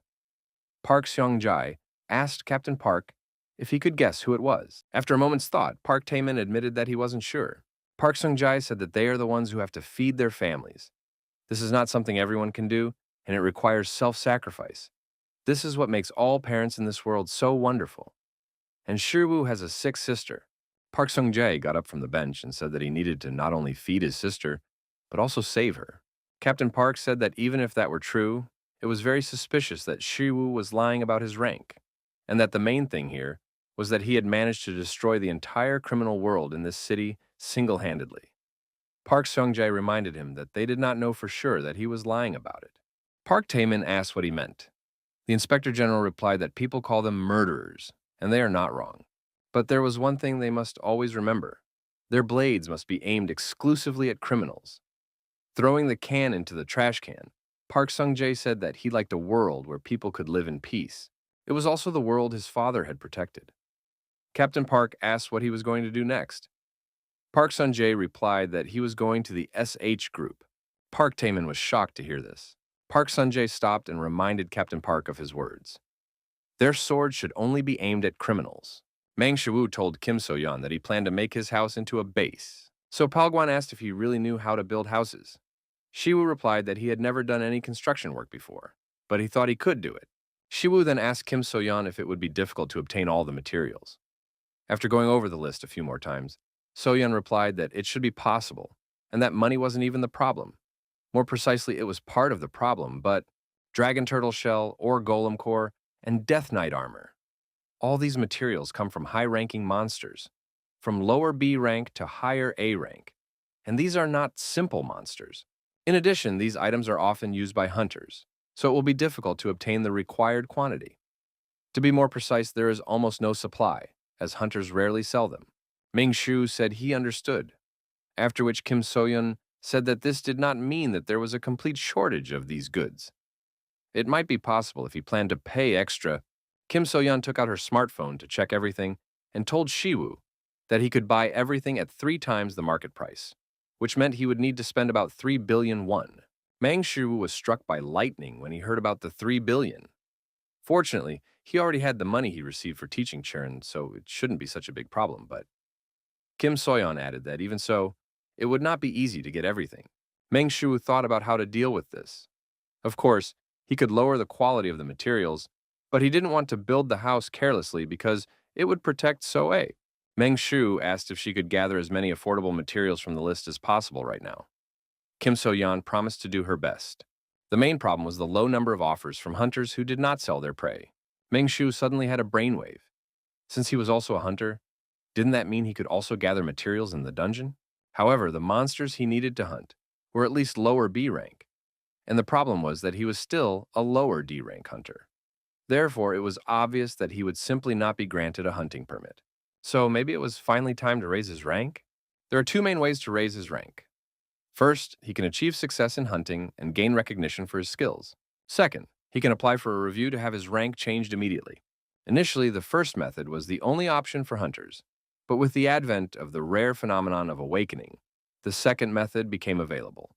This literally means second awakening.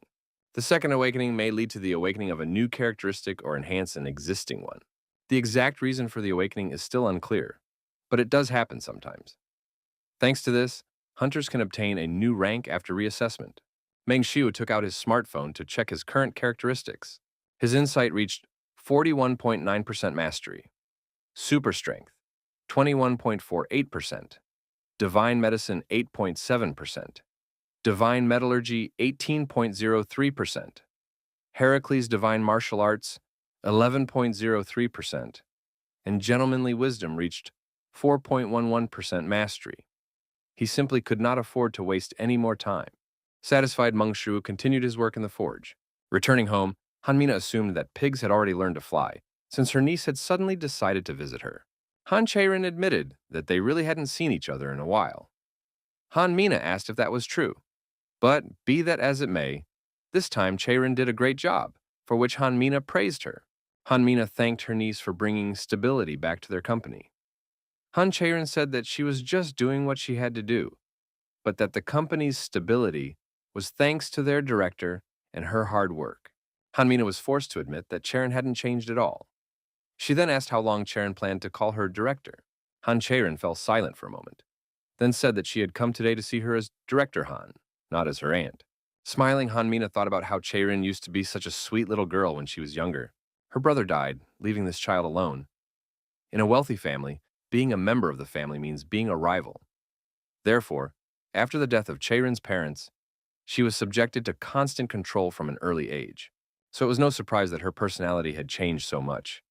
If her father, Cherin, her brother, had been there, she wouldn't have been able to survive either. And although she couldn't help Cherin when she was younger, now things are different. Hanmina took a cup of coffee and asked what she wanted to talk to her about. Han Cherin replied that she wanted to build a house and asked if she could borrow the name of the construction company, SH. This surprised her aunt.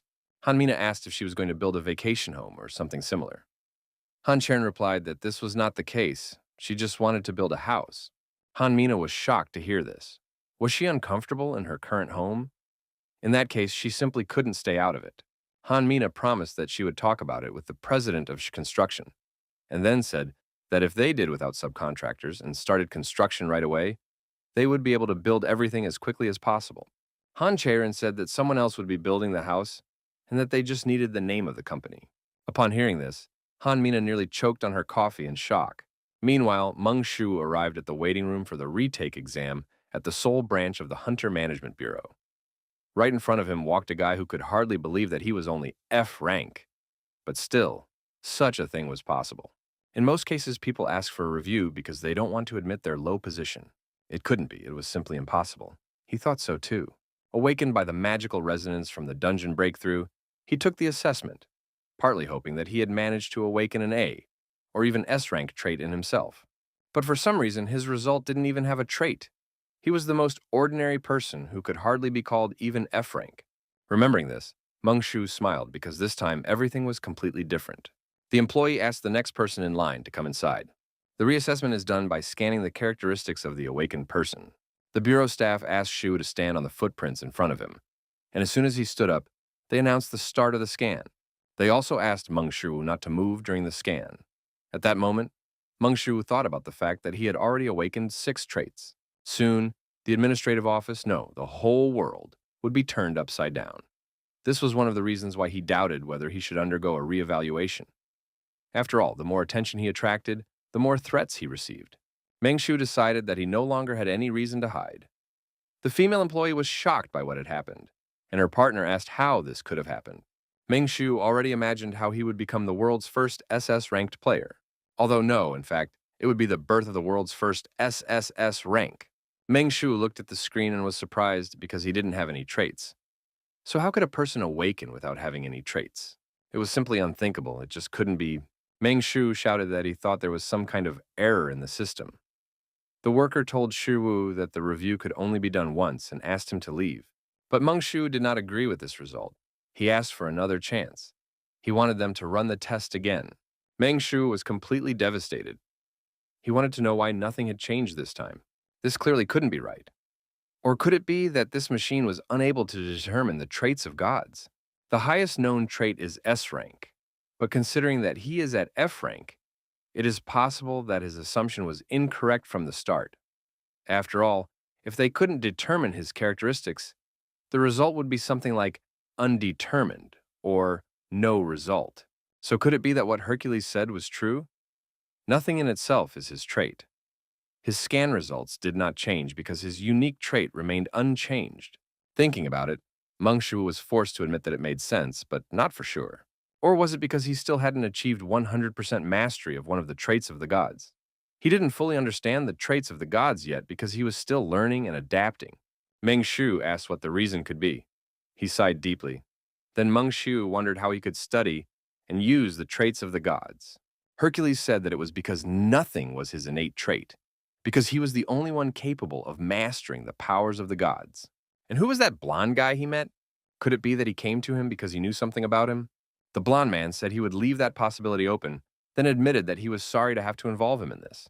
Now, when he recalls the blonde man's words, he realizes that perhaps that's not the case at all. Meng Shu got up from the bench and told himself that it was better not to think about it now. In any case, reevaluation was pointless, which meant he needed to raise his hunter rating by raiding dungeons. His current rank was the lowest F rank, but he needed to be at least at the highest A rank. How long would that take? Lately, she hadn't even had time to post videos on YouTube. It was all starting to annoy Meng Shu, and so he came up with an idea of what to do about it. The perfect content idea for the current situation. Seeing Park Sung-jae in front of him, the director admitted that this was indeed a rare event, as the CEO of the Inspection Bureau himself had come to see him. Park Sung-jae laughed and said that he was the one who made sudden but short visits, and he didn't even know how to thank him for such a warm welcome. SH Group Director Han Kwang-guk said that it was obvious because he was the one and only director of the Inspection Bureau. After that, Han Kwang-guk invited Inspector Park to sit down. Han Kwang-guk asked why Park Sung-jae had decided to visit him. Park Sung-jae said that SH Group was a pillar of the Korean economy and that he wanted to meet the person who ran such an important organization. Han Kwang-guk acknowledged that this was indeed high praise from such an amazing person who ensures Korea's security. Park Sung-jae reminded him that you can't run a company just because you have some power. After all, to do so, one must satisfy the needs of one's superiors, possess excellent business skills, and be good at sales. And sometimes it can even force a person to betray their family. Park Sung-jae said that despite his position as director of the Inspection Bureau, he had no intention of interfering in their family affairs. To be blunt, he wouldn't care even if Han Cherin left the SH Group. But Meng Shiwoo is on the other side of the fence. Park Sung-jae suggested that the respected director of the SH Group already knows this name. Upon hearing the name Shiwoo, Han Kwang-guk's face almost turned blue with fear, because it could mean that the Inspector General already knows everything. He knows about the plans to remove Han Cherin from the SH Group, and even that they plan to investigate Meng Shiwoo using Pandemonium. And all because he helped Cherin in the raid on the dungeon. Stressed out, Han Kwang-guk clenched the armrest of his chair. With his actions, the Inspector General was probably warning them that he wouldn't stand aside if they contacted Pandemonium again. He was unbearably arrogant and rude, but when it came to Sung-jae, it was different. After all, this man is the son of Baek Sun-hyun himself, one of the 13 heroes of humanity. Even if the SH Group can use its power to influence politics and put pressure on the Inspection Bureau, Baek Sun-hyun is not a man to be trifled with.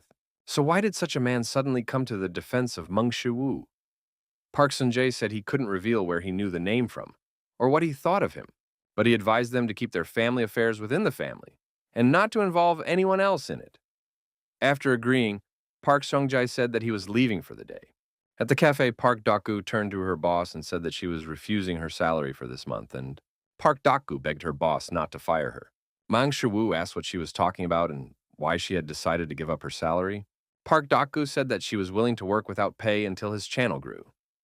Shiwoo was simply stunned by what he heard. He asked Dak-gu to stop and asked what she was talking about. Surprised, Dak-gu asked if he really wasn't planning to leave NewTube. Even more surprised, Shiwoo asked, "Me? Why would I leave NewTube?" Suddenly, he realized what was going on. After he started posting less and less, he hadn't posted any videos at all lately. Realizing what was going on, Meng Shu asked why she had decided to give up her monthly salary. Dogu replied that she didn't have any better offers, while he was a good boss, and besides, she hadn't done anything this month. Meng Shu laughed awkwardly and reminded her that he had told her from the beginning that this was a basic salary and that he was not leaving NewTube at all. The reason he asked her to meet today was to discuss an idea for a new video. Park Dak-gu was excited to hear this and was ready to listen to her boss. Meng Shiwoo remembered that he had to pay her salary today and took out his smartphone. Then, he advised her to buy something nice for her younger siblings on her way home. Meng Shiwoo told Dak-gu that when he was a child, the fried chicken his father brought home after work tasted delicious. He knows that Editor Park is a guardian to his brother and sister. The quiet Park Dogu asked him to just call her Doku. Meng Shiwoo asked what she meant. Park Dogu replied that she could just call him by his name.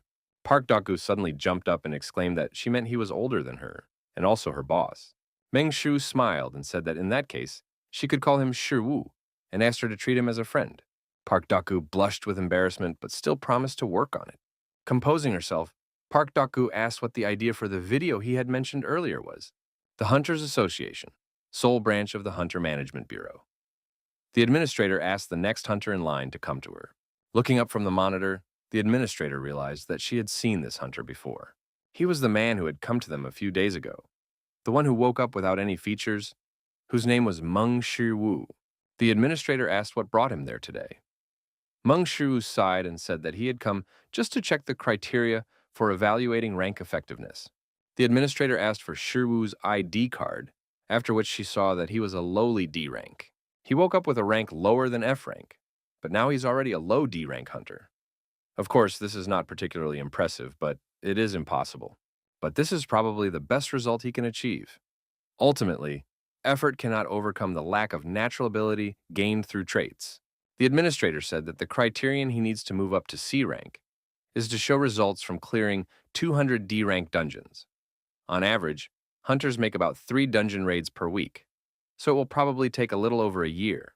After clearing 200 dungeons, he will be able to request a rank assessment, after which they will issue a dungeon specifically for the rank test.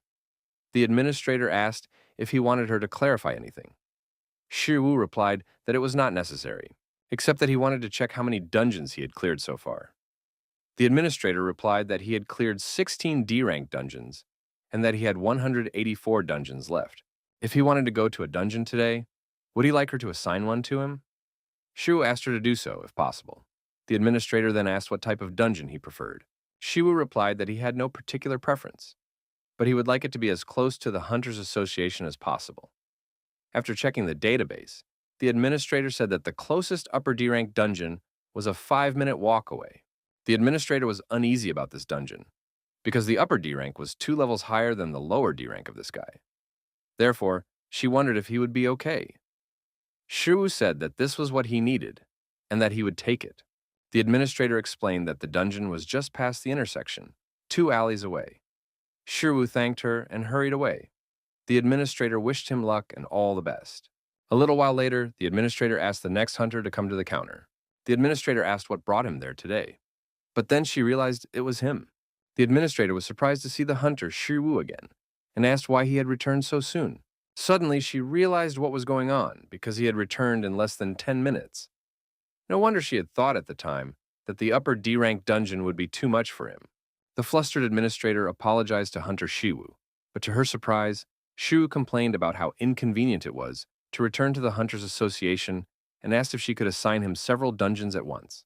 Park Dokgu asked Shiwu what this new idea for content was, that he had mentioned earlier. And Shiwu brilliantly explained that he was going to jump to A rank in just 1 month. Park Dokgu was surprised to hear this and asked, "A rank?" Meng Shu said that the title of the video would be How to Become an A-Rank Hunter in a Month. Meng Shu asked the administrator if she could assign him several dungeons at once. He took out a crystal from the dungeon and said that at least 50 dungeons would be desirable. The Hunter Management Bureau, Korean branch, an employee of the bureau, ran at full speed to the manager. The manager asked why he was in such a hurry. Had an S-rank dungeon been destroyed? After catching his breath, the employee said that a cleaner had arrived. The manager was stunned by what he heard and asked how many the cleaner had cleared. 10? 20? The employee replied that the cleaner had cleared 150 dungeons, which shocked the manager. The manager said that was simply impossible. And hadn't they said that the man had been awakened without any traits when they conducted the assessment 2 days ago? The employee replied that his rank was the same even after the reassessment, and that at this point shouldn't they report it to the inspection bureau? After all, he could be an illegal awakened one. Suddenly, another employee came running in, shouting that the dungeon cleaner had submitted a request to transfer to C rank. The manager asked how.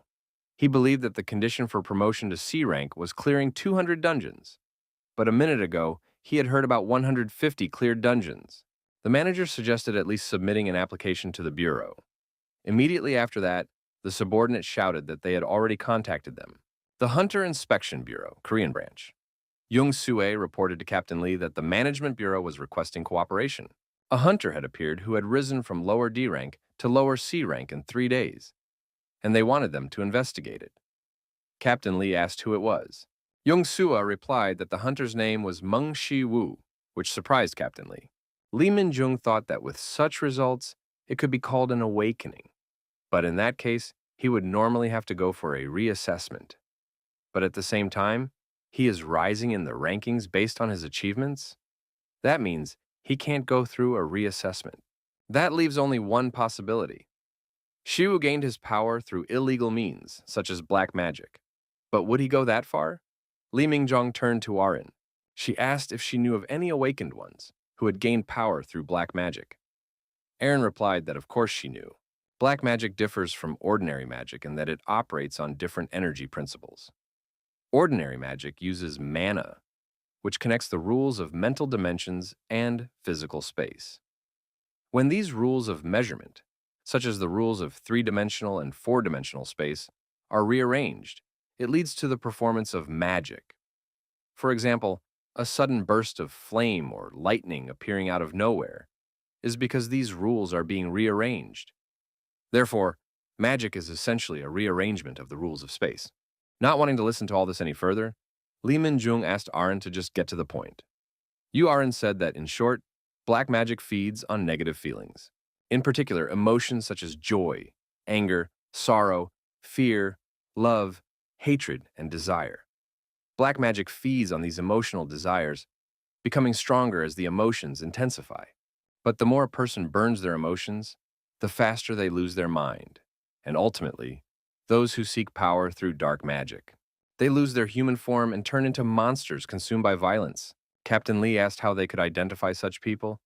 Oren replied that she would understand as soon as she saw one. After all, you don't need to study magic to sense that something is wrong with a person. Lee Min-jun thought about something. She had heard that the director had recently met with Shiwoo and even offered him a position as a guard. If the director himself had made such an offer. Lee Mingju smiled as she thought about it. After that, Lee Mingju ordered Jung Sue to tell the management office that they should not worry about Shiwoo. Lee Mingju began to glow when she thought about this man, Meng Shiwoo. After working in the forge for a short time, the system informed Meng Shiwoo that he had created trash, and his divine metallurgy skill had increased by 0.1%. Meng Shiwoo was amazed that the system even called it trash. After all, what he had created was very different from ordinary equipment. Meng Shiwoo assumed that this was because he was creating something from building materials, the quality of which was significantly lower than that of his usual equipment. But even so, he was beginning to understand how it all worked.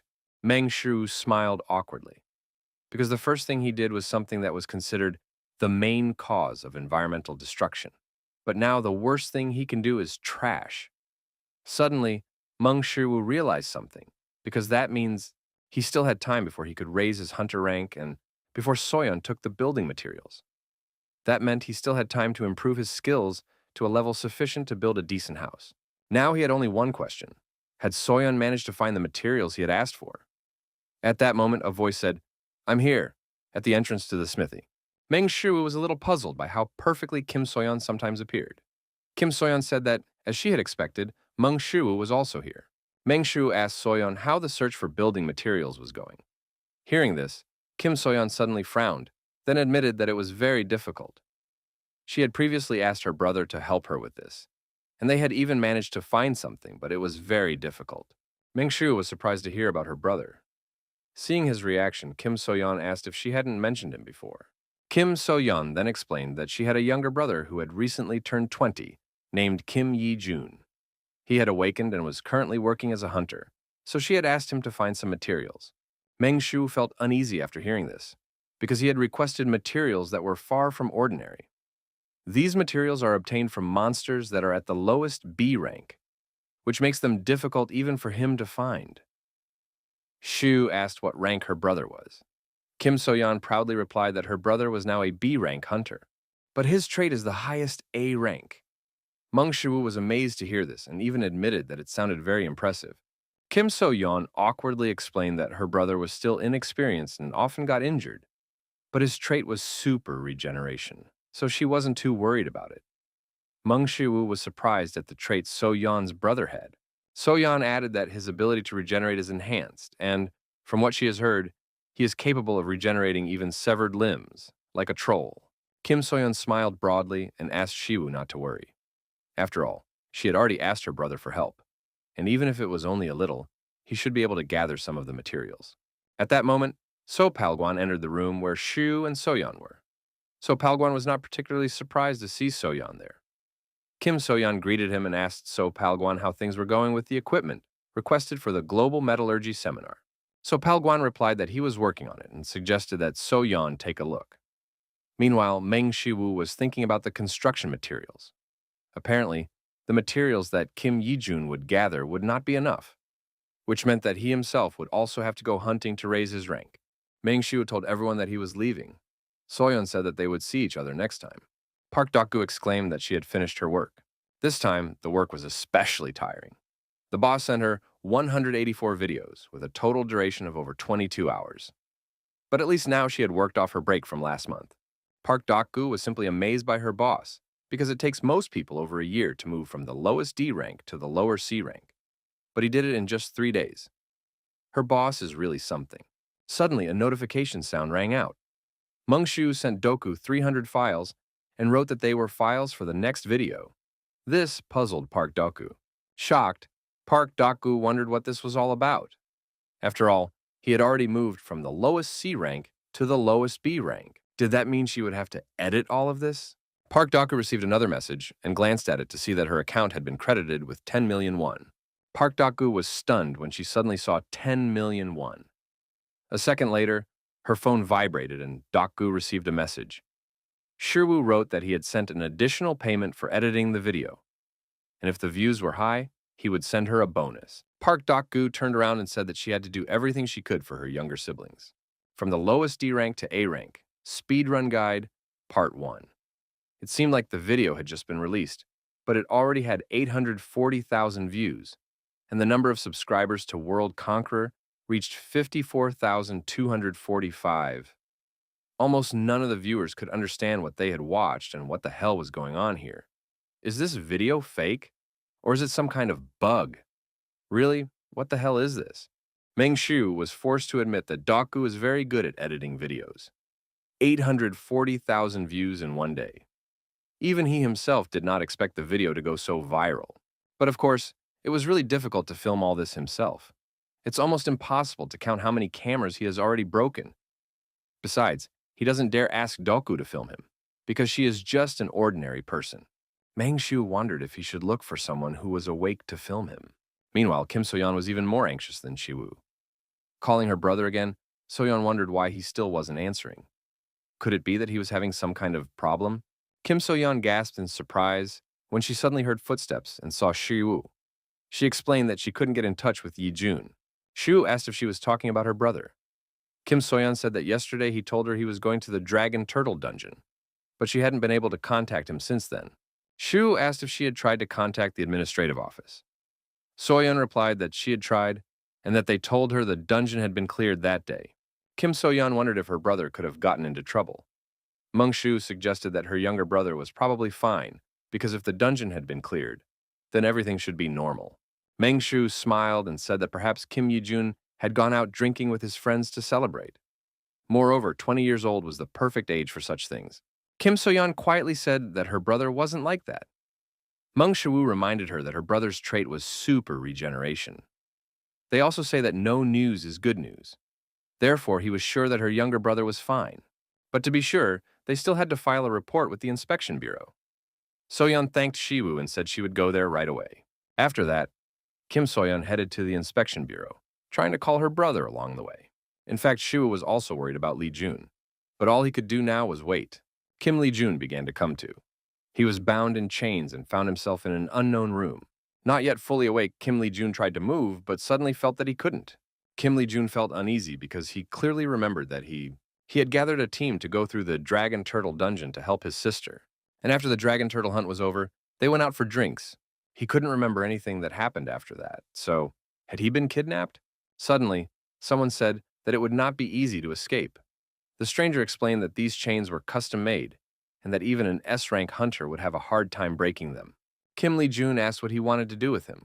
The stranger asked if he was really interested. Approaching Kim Lee-jun, he asked what he knew about illegal awakened ones. This made Lee-jun flinch. Clutching his head, the guy in the lab coat suddenly started giggling. Then he shouted that it wouldn't be a lie if he said that they were all his masterpieces. So why? Why do they all just die and not appreciate his efforts? He was just trying to make them stronger. But they keep dying when he drinks a little of their blood. And they die. Or they die when he cuts off their limbs and they scream in pain. But he grabbed Kim Lee-jun's face and said that he was clearly different from all of them, right?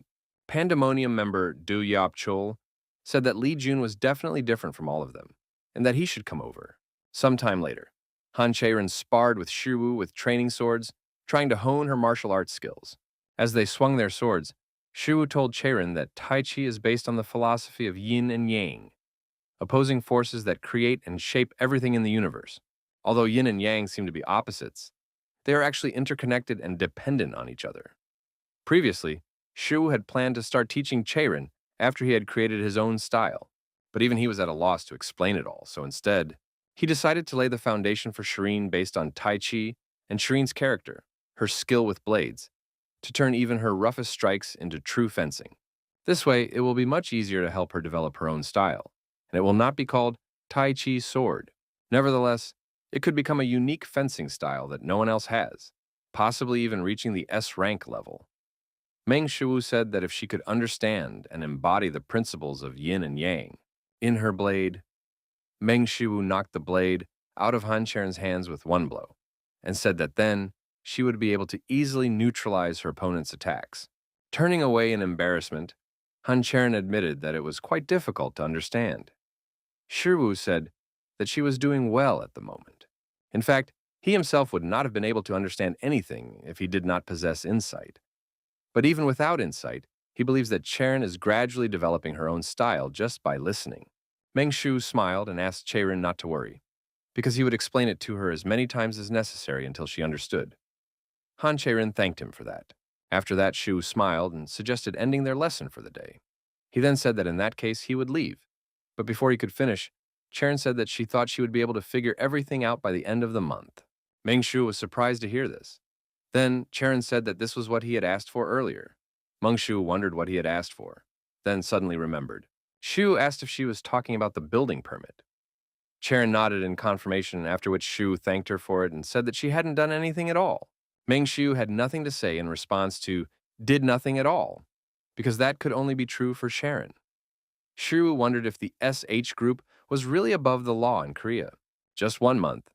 It was the perfect amount of time. By then, he would have finished preparing the necessary building materials. Jun Sua entered the captain's office and reported that they had received a missing person report for Kim Yi-jun. Captain Lee asked if there was anything new. Jun Sua said she should take a look at it first and handed her the sheet. It was a list of the group members who had entered the dungeon with Kim Yi-jun. Glancing over the list, Lee Min-jun noticed that they were illegal awakened ones. Jun Sua said that, to be more precise, all of those hunters were suspected of illegal awakening, except for Yi-jun. Lee Min-jun suggested that they were deliberately pursuing Kim Yi-jun, then asked why he... Before her boss could finish, Sua said that she had heard that Yi-jun's special ability was super regeneration. Super regeneration allows him to regenerate even lost limbs. Lee Min-jun tensed up when she heard this because it meant, with a certain disgust, Sue said that this was most likely the case. Yi-jun had been kidnapped for human experimentation. Meanwhile, near the dungeon, Meng Shu still couldn't get in touch with him. Could it be that he was training? In any case, he had to tell Hercules about that idea for the video. He had been too busy lately, so he couldn't contact him. Meng Shu chuckled awkwardly, remembering that he had even ignored some of the messages about training sessions. Meng Shu hoped that he wasn't angry with him. In any case, he would be able to share the idea for the video even if Hercules decided to contact him personally. Right now, he should deal with these low-level B-rank ore golems. Meng Shu took a deep breath, thinking that Zhang Sanfeng's Tai Chi power was based on a different foundation than Hercules' superpower. The 3 key elements of martial arts: mind, chi, and body. The wisdom of a gentleman from the teachings of Confucius applies to the mind. Hercules' super strength is related to the body, and Zhang Sanfeng's Tai Chi corresponds to chi. With his eyes closed, Meng Shu raised his hand and struck forward with his palm. This caused the ore golem that had approached him to shatter into many pieces. Qi is the power used by the awakened. It is the life force that exists in all beings of nature in the universe. To use this power, a purification process is necessary, and its effectiveness can vary significantly, depending on how this process is carried out. What allows the body to accumulate qi without the need for purification is Tai Chi. Meng Shu struck with his fist. Suddenly, a beam of energy flashed through everything in its path. The dust raised by his blow blinded Meng Shu for a second, but when he opened his eyes, he saw the corpses of suddenly killed monsters lying on the field in front of him. Looking at this, Meng Shu could hardly believe that he had managed to do this with just one Tai Chi strike. Moreover, his Tai Chi had increased by 0.7% to 1.7% mastery. His super strength had increased by 0.8% to 22.28%. And his gentlemanly wisdom had increased by only 0.2% to 4.31%. Meng Shu was already looking forward to what would come of this. Earlier, Hercules had told him that Tai Chi would help him greatly, but as it turned out, help was an understatement. There was just one problem, namely the combination of Tai Chi and superpowers, which made his hands shake so much. In his current state, it was practically impossible to activate his superpowers in Tai Chi. But, as a rule, Tai Chi should be beyond human capabilities. He was very lucky in this regard. Meng Shu smiled broadly with anticipation, for he did not expect that the art of divine medicine of Hua Tuo would be so useful to him. He said that mastering the art of divine medicine would allow a person to attain a divine body. It was like the rebirth of a caterpillar into a butterfly. He could only use part of this power, but thanks to it, he could already start practicing Tai Chi. He subscribed to Hua Tuo's channel in order to cure Soa's illness, but it turned out to be useful in many ways. Thanks to this, he could feel even better. His divine medicine skill increased by 1.1%, reaching 30.97%. Meng Shiwu was delighted to see this, as one of his skills had finally crossed the 30% mark. Thanks to this, he would probably even be able to cure Soa to the point where she would finally be in excellent shape to finally get on with her college life. Be that as it may, Meng Shiwu turned around to check something, and just as he thought, the camera was broken. He needed to find someone to take videos as soon as possible. Saddened, Meng Shiwu wondered if divine metallurgy could be used to create an indestructible camera. Today, he had cleared 15 B-rank dungeons. He needed to clear 500 dungeons to become an A-rank hunter. But at this rate, it would take much longer than he had expected. In B-rank dungeons, he had to collect resources, so it was difficult for him to speed up the process. Nevertheless, he still believes it can be done within a month. Meng Shiwu thanked Midnight for allowing him to walk around freely. He even bought some extra meat for Midnight. When he suddenly remembered that it all cost 700,000 won, and wondered if it wasn't too much for a little one. He spends about 2 million won a day on food alone, which amounts to about 60 million won a month. And that's not even the membership fee for GodTube subscriptions. But for Midnight, it literally means nothing. On the other hand, it may mean something. As soon as the door to the house opened, Soa said that Shiwu had finally arrived, and Midnight barked at him. Meng Shu asked Soa if she was feeling well. Soa replied that she was, of course, and then added that Shu had a guest. Meng Shu was surprised to hear this because who could his guest be, especially at such a late hour?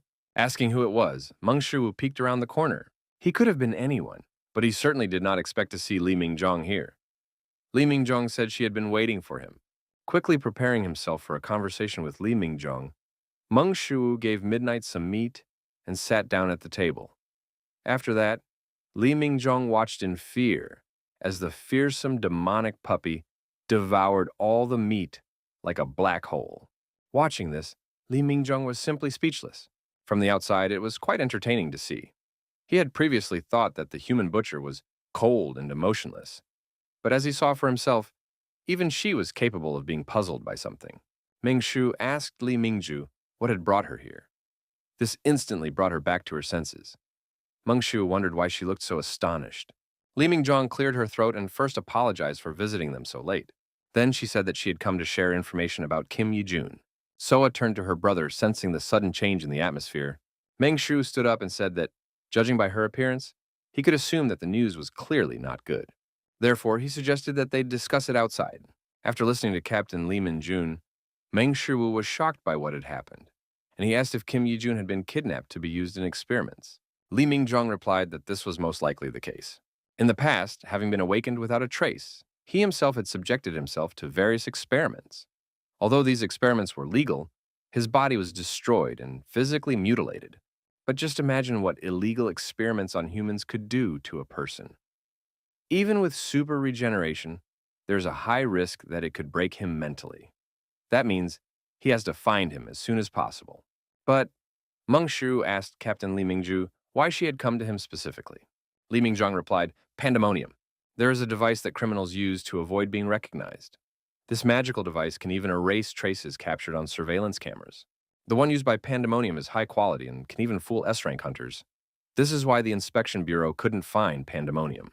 But a few days ago, an extraordinary incident completely destroyed Pandemonium and the entire criminal world of Seoul. This was done by an unknown person, just suddenly on one random day. Lee Min-jun said that in cases of missing persons, there is such a thing as a golden hour. After this time has passed, the chances of survival for people in kidnapping cases become minimal. However, the family members of the missing person do not think so. Until the very end, they believe that their loved one is still alive and that he will definitely return someday. For a guard from the inspection bureau, this is humiliating and degrading, but Li Mingju bowed and asked Meng Shiwu for help. Meng Shiwu found it hard to believe that Li Mingjung could go so far, especially since she has no connection to Yi Jun. Perhaps it is his insight, but he definitely senses Li Mingjung's emotions. Her shame, her pride, her regret as a guard, and above all, her sincere request as a human being. Meng Shu asked Li Mingjung if she could stay with Soa until he returned.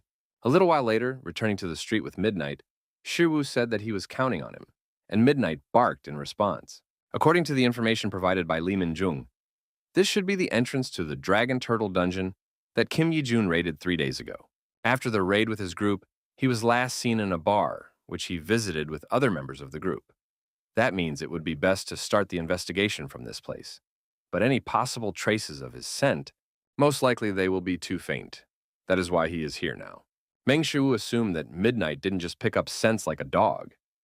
That was probably how he found him at the SH Group hospital back then. Midnight probably senses residual energy or magical waves, he couldn't be sure. But if his assumption was correct, then such traces would be more noticeable here, in the dungeon, than in the bar. Finally catching the trail, Midnight straightened up, pointing the way. Meng Shu asked Midnight to lead him along the trail. Meanwhile, in the blood-soaked room, Kim Yi-jun screamed in pain from the experiments. Du Yap-chul told Kim Yi-jun that taking the chainsaw away from Yi-jun's shoulder for a second, Du Yap-chul said that he was absolutely the best. Pale and broken, Kim Yi-jun wondered how long. How many more times would he have to endure this pain before it all ended? And should he endure this pain until it ended? Would it ever end? He had already reached his limit, and if he just closed his eyes, he would finally be able to free himself from this pain. Noticing the look in his test subject's eyes, Do Yap-chul turned to him and said that he couldn't die here. Then he ordered Yi-jun not to die, because if he died, he would have to use his sister to continue the experiments. As soon as Yi-jun heard this, his will to live returned. Soyeon, his only sister, struggling to overcome the pain, Yi-jun asked how he could dare if he so much as touches her. Du Yap-chul explained that if Yi-jun died, he would simply have no other choice. Since they were related by blood, she might have abilities similar to his super regeneration. Kim Yi-jun said that his sister had no abilities. Du Yap-chul laughed and suggested looking at the results of a small test. Tears welled up in Yi-jun's eyes. He told himself that he had to endure this. After all, he couldn't let this madman touch her. After a short conversation, Du Yap-chul began cutting Yi-jun with a chainsaw again. Sometime later, Kim Yi-jun could no longer even tell how much time had passed. But he mustn't die here. He had to protect Soyeon, he had to. But he couldn't hold on any longer. Suddenly, an explosion thundered behind Kim Yi-jun, and several pieces of the wall hit him.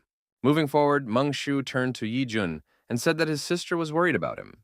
But after taking a closer look at Yi-jun, Meng Shu was horrified, because Yi-jun's condition was simply terrible. And this despite the fact that such wounds should not be possible with his super regeneration. His ability to regenerate is superior to that of a troll. But he has already reached his limit.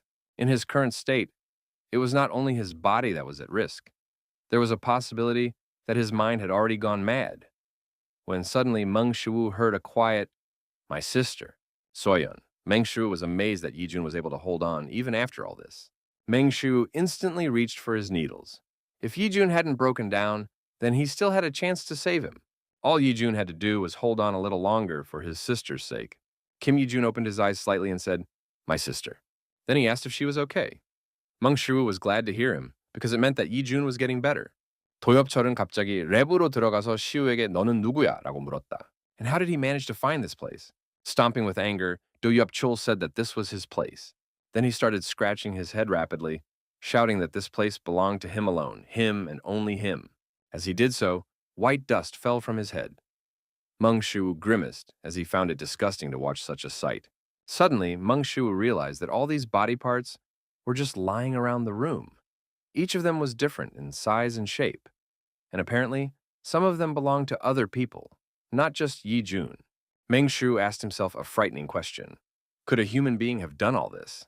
Becoming serious, Meng Shu asked what the hell he had done here. But Du Yop-chul immediately shouted, "Who are you?"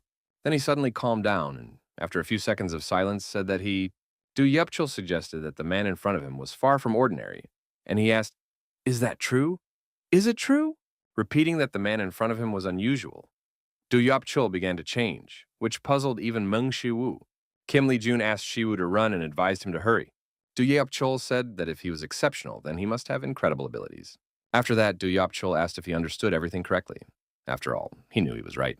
The eerily transformed Du Yupchul spread his arms wide and asked Shiwu to show him what kind of power he possessed. Then he asked what kind of specimen he would turn out to be. Crossbreeding C+, a trait of the highest C+ rank, which allows different types of plants to merge into one organism, making it useful for farmers. However, the person with this trait hated himself for having such a weak trait. With his twisted thinking, he eventually achieved what he should not have achieved. He began experimenting with combining the traits of the awakened and even went so far as to combine the abilities of monsters. He even conducted experiments on himself. This led to his current appearance. Du Yupchul asked Shiwu what his trait would be. Kim Lee-jun told Shiwu that he should run away from there immediately. But it was too late. Du Yupchul attacked the frozen Shiwu with his vile tentacles. Suddenly, Meng Shiwu calmly raised his hand to strike and told Du Yupchul that he was disgusting.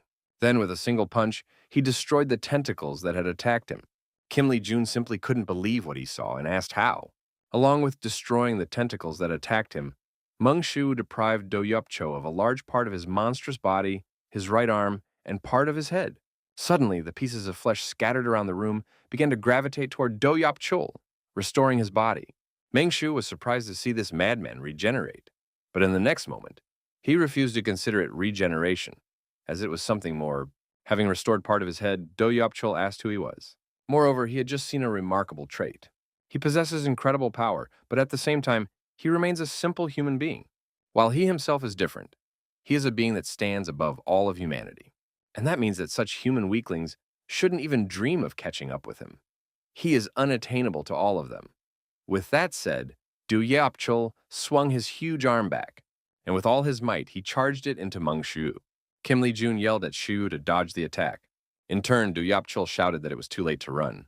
With all his might, Du Yupchul's huge hand struck the spot where Meng Shiwu had been a moment ago, leaving him no chance of survival. Kim Lee-jun narrowed his eyes sharply, realizing that he was about to die, but he was simply blown away by a strong gust of wind. Opening his eyes, he was surprised to see his savior stop Du Yupchul's fist.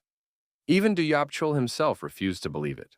Du Yupchul wondered if he was really being overpowered, and this despite the fact that his strength came from the ogre's genes. Refusing to believe it, Du Yupchul shouted that this simply could not be. But Meng Shiwu once again deprived Du Yupchul of a part of his body with a wave of his hand, preventing him from shouting any further. Suffering from another blow, Du Yupchul asked how this was even possible. And in the next moment, he noticed Shiwu, who had appeared out of nowhere, already preparing to attack his main body.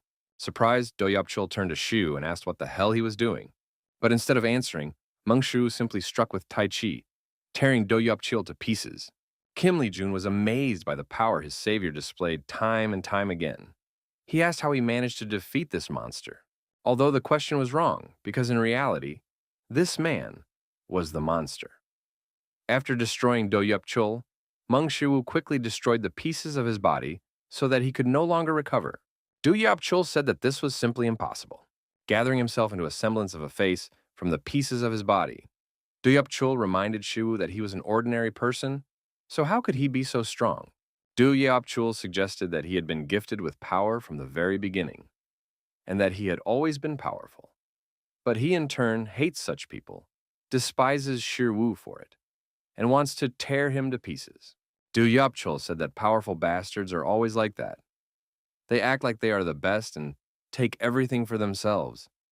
Meng Shiwu asked, could it be, is that why he created all this? Just to gain more power? Du Yupchul asked what he understood at all. Did he even imagine how terrible it felt to be weak and helpless? Tears began to flow from Du Yupchul's eyes as he asked Shiwu if he knew how the weak lived. Someone like him, born with enormous power, could never understand that. He would never be able to comprehend how pitiful and insignificant the lives of the weak were. Those who possess natural talent, those who possessed great skill from the very beginning, did not make any effort to earn what they have, and therefore they do not deserve it.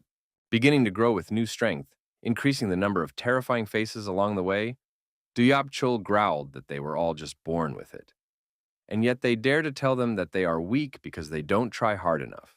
They are disgusting, all of them, and that is why he would kill every single one of them. Meng Shu said that he once thought the same way. Meng Shu asked Hercules what he was thinking about while performing the 12 labors. It was precisely the 12 labors of Hercules that made Hercules a great hero. So Shi Wu wanted to know if he was thrilled about it. Heracles replied that at that moment, he just wanted to kill himself. Meng Shu was confused by what he heard and wondered if Hercules was joking again. Heracles said that at that time he was overcome with madness, which led him to kill his own family. Every day of his life was a living hell because of his overwhelming guilt. He literally felt that he did not deserve to live. But at the last moment, Theseus stopped him. He said that there was no point in correcting his mistakes through suicide. That is why he accepted those trials. Not for some great ambition or because of his determination. He accepted the trials to atone for his sins. It was incredibly difficult. He was close to death so many times that he could hardly count them. And every day he thought only that he would not be able to continue and that he should just give up. Hercules asked Shi Wu if he believed in him. Previously, Meng Shu considered Hercules to be an absolute being who passed tests and overcame difficulties without any effort. Hercules said that the result matters, but if you ask him whether the result is the most important thing, he will say no. How you achieve these results and what you go through to achieve them, in his view, that is what matters most. Reaching for the skin of the Nemean lion's head, Hercules said that they say he was able to perform 12 labors because he is Hercules, and that he was able to achieve such heights because he is a mighty being. Appearing before Shu without his mask, Hercules reminded him that no one is born great, and that there are only great trials. Greatness and success are not as complicated as many people think. Of course, everyone has their own difficult situations. Some may even say that their circumstances make challenges impossible to solve or overcome. And that is true. But these two things are not related to overcoming difficult circumstances or situations. They all boil down to one thing, and that is why it has to be you. It doesn't matter if it's childish or absurd, the main thing is that it's yours. Hercules asked Shi Wu to always remember this. When you strive to achieve something, the thousands of reasons why you can't do it are not important. The only reason why it has to be you is the one that will take you where you want to go. Smiling, Hercules said that standing here just as he is where all the greatness lies. Strength and weakness are not determined solely by innate abilities. Meng Shu told Du Yopcho that there was no need to focus on the results they saw before them. After all, he was just looking for excuses. Transformed into a whirlwind of flesh and blood, Du Yopcho screamed as he devoured the spattered blood and flesh. Meng Shu took a deep breath, concentrating the mind of the Confucian gentleman, Tai Chi Jiang Jiang San Feng, and the superhuman strength of Hercules, bringing these powers into harmony. The monster roared, trying to attack Shu and Li Jun with its blood, but failed to break through the Qi shield. Raising his fist, Meng Shu used the second form of Heracles' divine martial arts, and striking forward with his fist, he used the super strike that destroys the sky. Meng Shu's blow destroyed everything in front of him, even turning the world white. Seeing the world painted white, Kim Li Jun couldn't understand how such a thing was even possible. After using the second form, Meng Shu was hit with recoil, and the pain from his strike was no joke. The recoil from using Tai Chi with 2 more divine traits was so strong that he planned to avoid using divine martial arts in conjunction with Tai Chi. But that bastard's nonsense was already starting to annoy him. Looking at his hand trembling with pain, Meng Shu admitted that he couldn't believe he had succeeded. Normally, if he had done this, he would have fainted immediately. Kim Li Jun tried to say something, which caught Meng Shu's attention. Shu asked if he could move on his own. Li Jun apologized because he didn't immediately understand what he meant, but after a second he replied that he could move. Moreover, he believed that his body was almost completely healed. Kim Li Jun then tried to move, rattling his chains, and explained that it was because of these chains that he still couldn't move. Lowering his gaze, Kim Li Jun said that he had heard that even an S rank would have difficulty breaking these chains. Meanwhile, Meng Shu reached for the chains. Hearing the clanking of the chains, Kim Li Jun asked what he was going to do. But before he could finish, Shu had already broken free from the chains and asked if he could move now. Li Jun asked what he meant. Immediately after, he looked at the chains that had been restraining him, which had disappeared somewhere, and said that he could now. Kim Li Jun laughed, then asked Shu who he was. In fact, Meng Shu had been waiting for a long time for Li Jun to ask him that question. Shu replied that he was his sister's friend. Kim Li Jun was surprised to hear that he was his sister's friend and decided to clarify whether he meant to say that he was his sister's boyfriend. Shu replied that he was just a friend. Li Jun asked if that was true. Li Jun wondered why he would lie about it.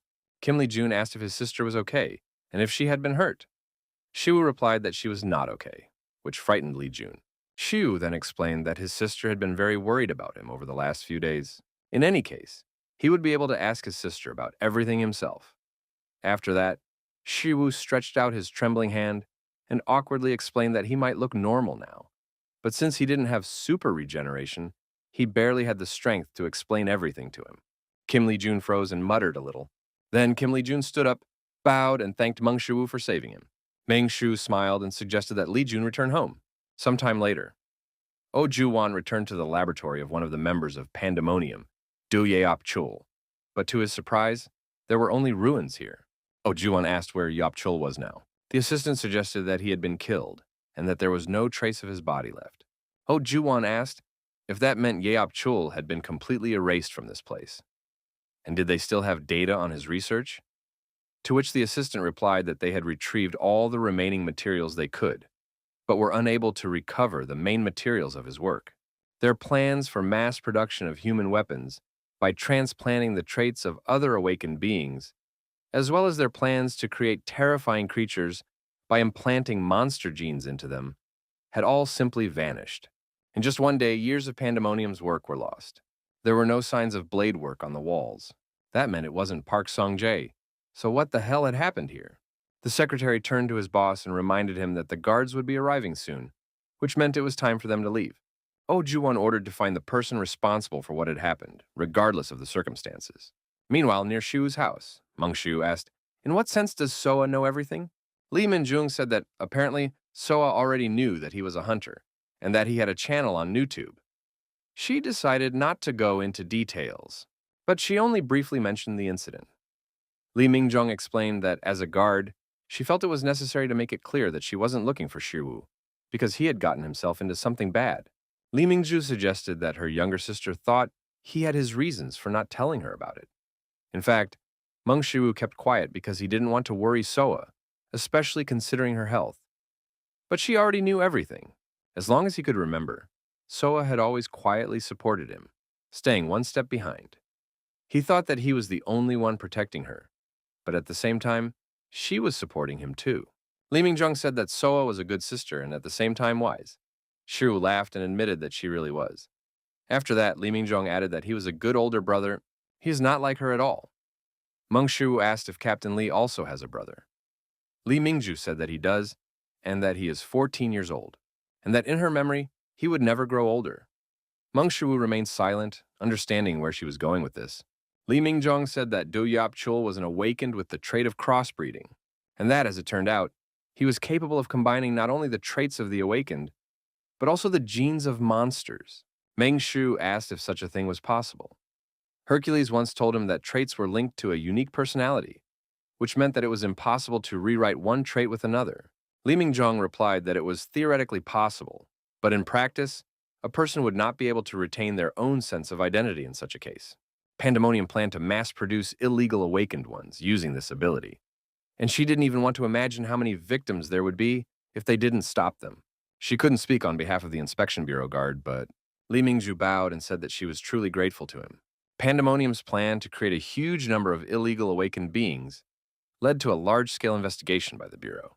However, due to the horrific nature of the incident, they did not release this information to the media in order to avoid causing mass panic. Kim Yi-jun managed to return safely, and the case was neatly closed. Meng Shu struck again, destroying a horde of monsters, and the skill of the divine traits gradually increased. Meng Shu sighed and began to look at his smartphone with a smirk. Apparently, the skills he used that time had been transferred to this battle without any significant losses. But something made Shiwu cry, namely the number of cameras he broke while clearing the dungeons. If this continued, the cost of filming equipment would easily exceed his income from YouTube. Meng Shu sighed and admitted that he would very much like someone to film all this for him. After dismantling the remains of one of the cameras, tears welled up in Shu's eyes. because at least this memory card was intact and the recordings were unharmed. As he began to collect loot from the monsters, Meng Shiwu wondered why it was so difficult to book dungeons like this one. After all, it was his first time doing this. What's more, he had finally obtained the dragon turtle shell he needed for construction. This material was practically indistinguishable from real dragon skin. As he headed for the dungeon exit, Shiwu thought that gathering building materials might take some time, but by then he would probably already be an A-rank hunter. As soon as Meng Shiwu was surprised to suddenly see Kim Yijun in front of him, Meng Shiwu asked how he knew he would be here and how he recovered so quickly. Kim Yijun replied that he found out where Shiwu was from the management office, which puzzled him even more. Kim Yijun explained that they had not given him a direct answer. He took out a list and said that the bureau had only told him that the dungeon cleaner had already cleared most of the accessible dungeons, and gave him a list of those that had been cleared. Meng Shiwu suddenly felt uneasy and asked if he had personally checked all those dungeons. Embarrassed by this, Kim Lee-jun said that this was indeed the case, and that he had nearly died of exhaustion while searching for him. Meng Shiwu was simply speechless because of this guy. Meng Shiwu asked why he couldn't just contact him. Lee-jun reminded him that he didn't actually have Shiwu's number. Shiwu then asked why he didn't just ask his sister. The guy in front of him was clearly crazy. Kim Yi-jun was surprised by what he heard and admitted that Shiwu was a genius. Now that that was settled, Shiwu asked why he was looking for him. Kim Yi-jun realized that he had been distracted and told him that he had learned from his sister that Shiwu was farming loot from monsters. That was why he had come to help him with it. Meng Shiwu had saved his life, so this was the least he could do for him. Meng Shiwu said that he didn't really need help clearing the dungeons. He was curious as to why Yi-jun was being overly friendly to him. Meng Shiwu added that Kim Yi-jun was a B-rank hunter, and that he wouldn't dare to command someone so talented. Kim Lee-jun said that Shiwu wouldn't have to share the profits with him, which made Meng Shiwu's eyes light up, and he asked if Lee-jun was saying he was willing to help him for free. Kim Lee-jun said that according to his sister, Shiwu had helped her a lot. Meng Shiwu said that Soyeon had also helped and asked Lee-jun not to worry about it, then turned and left. Kim Lee-jun asked Lee-jun to wait. He asked what he thought about going on a raid together, at least once. He could make a decision after that. In addition, he had reserved a raid on dragon turtles. Hearing this, Meng Shiwu turned around sharply and asked, "Drooling, what?" Dragon turtles were very popular monsters, which made the competition for the right to book a dungeon with them literally murderous. Lee-jun's fighting spirit flared up, and he suggested that Shiwu go on the raid right now, where he could show how useful he was. And of course, he would be able to keep all the profits for himself. Meng Shiwu thought about it again. He had no doubt that Kim Lee-jun would easily give up, but he himself had nothing to lose, because Lee-jun was giving up his share. Meng Shiwu remembered something in his hand and looked at the broken camera lens. Then it dawned on Meng Shiwu. Yi-jun is an awakened B rank, and his highest A rank trait is super regeneration. Even if Lee-jun gets injured, he will recover. If something goes wrong, he can use the art of divine medicine, which means he doesn't have to worry too much about him during battle. Meng Shiwu approached Lee-jun and, placing his hand on his shoulder, asked if he knew how to use the camera. He had a suggestion. A powerful energy explosion rumbled in the middle of the dungeon. With a single blow using Tai Chi, Meng Shiwu could easily defeat a group of B-rank creatures. As it turned out, these dragon turtles were less durable than he had previously thought. When he strikes, he doesn't feel like he's breaking something hard, but rather erasing its very strength. That's why he doesn't feel the impact. When he used the sky-shattering super strike, he didn't notice it. But when hunting dragon turtles, it became obvious. The true power of Tai Chi is the ability to turn something into nothing. Picking up the dragon turtle's shell, Meng Shiwu thought that Tai Chi neutralizes the strongest feature of dragon turtles. Most importantly, Tai Chi combines with his superpower. So it's no surprise that Hercules advised him to study Tai Chi. Suddenly, the piece of shell that Shiwu was lifting began to crumble. Shiwu remembered that he had completely forgotten to control his strength. Meng Shiwu suddenly remembered Lee-jun and asked how the filming was going. But Lee-jun suddenly gasped and said, "What?" Then he replied that the filming was going well. Kim Lee-jun tried to understand how it was even possible to kill 20 dragon turtles in 1 minute. And what had just happened? Grabbing his camera, Shiwu said that the base salary is 10 million won, but he will not receive any additional payments for views. Shiwu then asked him not to worry, as he will still receive bonuses and incentives. Kim Lee-jun said that now he understood and promised Shiwu that he would do everything he could. Sometime later in Park Dok-gu's apartment. After watching the new recording, Park Dok-gu couldn't help but ask herself one question. When did the boss manage to hire a cameraman? Huge werewolves surrounded Kim Lee-jun, but he didn't even pay attention to them. He asked Shiwoo to leave it to him and said he would hold them off here. Immediately after that, one of the werewolves struck Lee-jun, inflicting a huge wound on his chest. Kim Lee-jun coughed up blood, then asked the werewolf with a smirk if he really thought he could defeat him with that. Then he said that Shiwoo had actually entrusted him with this camera. Kim Lee-jun jumped up and shouted that he would protect the camera even if it cost him his life. The werewolves were very puzzled by this man's behavior. Even Park Dok-gu couldn't believe what she was seeing. Park Dok-gu wondered what the hell was going on. Mang Shiwoo approached the wounded Lee-jun to help him, but he suddenly raised his trembling hand and asked her not to worry about him and to continue her work. Puzzled, Shiwoo asked what he was doing. Kim Lee-jun said that it was an honor for him to work as his cameraman. Park Dok-gu said to herself that at least now she would be able to edit videos with better quality. Entering the smithy, Meng Shu was surprised to see Kim So-yeon there too and greeted her. Kim So-yeon was about to say something, but suddenly stopped. After a short pause, she said that she had learned from Lee-jun that he had been training Lee-jun a lot lately. Meng Shu asked how he was training. In fact, he was just getting some help from Lee-jun. Thanks to Lee-jun, he no longer had to worry about his camera breaking during a fight. Although Lee-jun causes a commotion, he takes care of all the routine work, even booking dungeons, as well as transporting and collecting monster corpses. Embarrassed, Kim So-yeon admitted that she didn't have time to say it last time, but she doesn't know how to thank him for saving her brother. Meng Shu said it was a family matter, which made So-yeon's heart beat faster, and she asked, "What?" Noticing how So-yeon blushed, Shu asked what was wrong. So-yeon said that he mentioned something about family. Not understanding her reaction, Shu asked, "Isn't Lee-jun her brother?" This confused So-yeon even more. Seeing her surprise, he asked, "He really is her brother, right?" Kim So-yeon blushed because she misunderstood Shuwoo's words. Meng Shu asked what she was thinking about. So-yeon replied that she wasn't thinking about anything. So-yeon said that Lee-jun had said strange things about Shiwoo being his brother-in-law or something like that.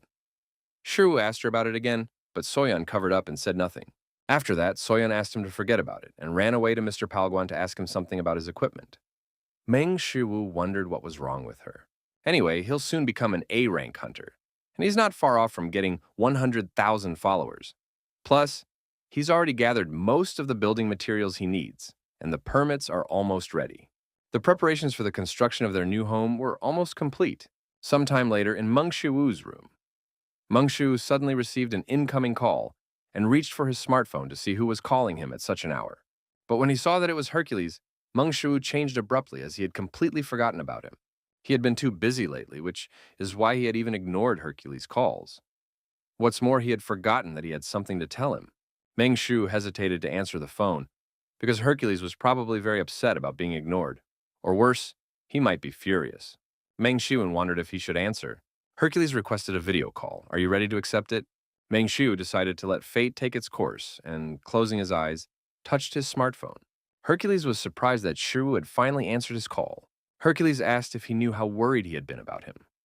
Hercules' voice sounded much calmer than Shiwoo had expected, so Shiwoo assumed that he shouldn't have been so afraid of it in the first place. Meng Shu decided to open his eyes slightly to look at Hercules. Clearly not calm, Hercules, who was barely holding himself back, asked why he wasn't answering his calls. Meng Shu realized that he had jumped to conclusions, because Hercules was very angry. Meng Shu awkwardly explained that he couldn't answer because he had very important business to attend to. Hercules accepted his answer because Shiwoo couldn't ignore him if something insignificant happened to him. Meng Shu admitted that it was completely unintentional, and that he was indeed very busy with important matters that conflicted with their schedule. Hercules said that he knew how busy he was with work, and obviously this work took priority over his other priorities. Shiwoo hung his head, as he was incredibly ashamed in front of Hercules. Hercules said that he understood why he hadn't said anything to him all this time, but during that time, his number of subscribers had dropped to 90. Hearing this, Meng Shiwoo wondered how this had happened. After all, Hercules' number of subscribers had risen to 100 after his last video. Smiling broadly, Hercules said that he understood everything and that it was all in the distant past. However, Shiwoo had rested enough during this time. Hercules cracked his knuckles and said that for this reason, today they would work at full capacity and conduct an intense, full-body workout. Hercules suggested that Shiru start their training right away. Shiru was in a panic, and all he could manage was a hysterical ha-ha. But after several sets, all Shiru could do was sigh painfully. During the workout, Hercules noticed that Shiru's posture was incorrect, and since that was the case, it didn't count, so Shiru had to do it all over again. Shiru knew it was practically impossible for him, but he couldn't refuse Hercules. With his last ounce of strength, Shiru continued to hold on. Hercules ordered Shiru not to be lazy and to speed up. Otherwise, this training would not count, and he would have to start over.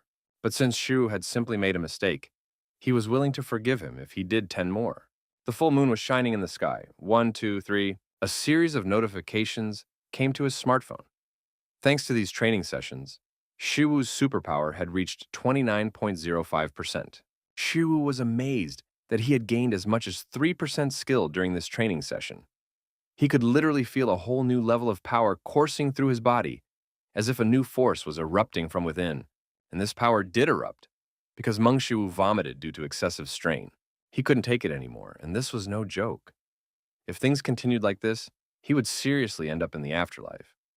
The best option now would be to use Tai Chi with Hercules' divine martial arts in order to simply die on the spot. Hercules noticed that Shiru had relaxed too much and leaned over to remind him that his training session was not over yet. Hercules asked who had allowed him to stop training. Had someone threatened him with a knife or something else? Now Shiru was sure of it. Hercules was really trying to kill him, and he would do it by tearing his muscles apart. Probably, this bastard with a lion's skin did not want to let him go alive today. Satisfied with himself, Hercules explained to Shiru that they were just getting started.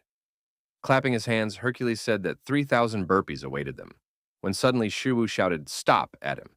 The next morning, the Egyptian pyramids. The Sphinx suddenly flew up to one of the pyramids. The Sphinx landed on top of the pyramid, where Hercules was already waiting for her. Hercules replied that he wasn't looking for her for anything serious, because he had only come to challenge her to a riddle contest. The Sphinx shuddered when she heard this and decided to ask again, "A riddle contest?" Hercules smiled and said that was exactly what it was, but he wanted to make the game a little more interesting. Hercules asked, "What do you mean a riddle contest?" To which Shiru replied that Hercules would compete with the Sphinx, and if he remembered correctly, there was a video related to this topic on the Sphinx's channel.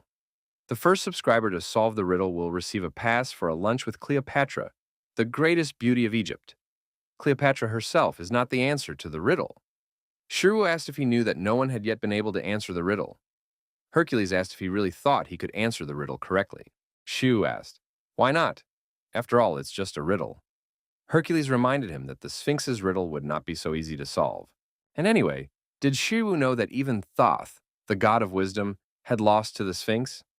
After her long-ago defeat by Oedipus, the Sphinx had become completely obsessed with riddles. Shiru was surprised by what he heard and asked, "Really?" But that was even better for them, because by defeating someone like her, Hercules would be able to attract enough attention to reach a new level of popularity. Hercules' eyes lit up, even though it was his headdress, and he asked if that meant Shiru had a plan for how he could defeat Cleopatra. Shiru honestly replied that he had no idea. Hercules was puzzled by what he heard. Shiru reminded him that even Thoth, with his omniscience, had failed to defeat the Sphinx. So how could they do it? An angry Hercules said that he would now do 5,000 burpees. Shiru added sharply, however, victory was not their goal in the competition. Hercules asked what he meant by that. Shiru said that this did not mean that they had to win, because their true goal, they must obtain high-quality content that is sure to go viral. Hercules suggested that the Sphinx make the riddle competition more interesting by adding a new rule. The Sphinx was surprised to hear this and asked what he meant. Hercules explained that for every wrong answer, the loser of the round would receive 1 blow. Hercules asked her what she thought of this rule. The Sphinx shuddered because it was not a rule, but a death sentence, as Hercules' blows were strong enough to smash her to the ground. Hercules smiled and suggested that the Sphinx ask him 2 riddles, after which he would ask her 1 riddle. He then asked if that would be fair. She could simply give the correct answer to his question and strike him again. Or was the almighty Sphinx afraid that she would lose to him in riddles? Then she descended from the pyramid. This competition was her golden opportunity to beat this muscle-headed man. Hercules praised the Sphinx for daring to play the game with him and suggested they begin. The Sphinx said that her first riddle would be, "Still a little nervous, The Sphinx asked, what is born in the ocean? Dies when it returns to it, but lives when it leaves it. Hercules thought for a moment and, after a short pause, answered, a whale. The Sphinx then said that the correct answer was salt. After the Sphinx trembled, trying to understand whether she could really strike Hercules. What if he got angry and tore her to pieces immediately after the blow? Hercules asked the Sphinx to hurry up and said that rules are rules. The Sphinx did not understand what she should do, but she decided to do it anyway. Hercules coughed up blood, then complained about the dust from the Sphinx's attack. He was clearly furious, which made the Sphinx's heart sink, and she was about to run away. In a panic, the Sphinx reminded him that he had agreed to this himself, and that this blow was part of their game. But to her surprise, Hercules spat out blood and asked who was arguing with her. Then, he asked the next question. As it turned out, he really wasn't going to take revenge on her for this blow, which was just wonderful. And so, the Sphinx decided to ask Hercules the next riddle. Regardless of clothing, my true color is always visible. Only one color, but no size. So, what am I? After realizing that Hercules would not break the rules of the game and strike her back, the Sphinx decided not to hold back this time and hit him with all her might. And so the Sphinx swung her paw again, but this time with all her might. After being struck by the Sphinx, Hercules began to bleed. Hercules asked if he understood correctly that it was his turn next.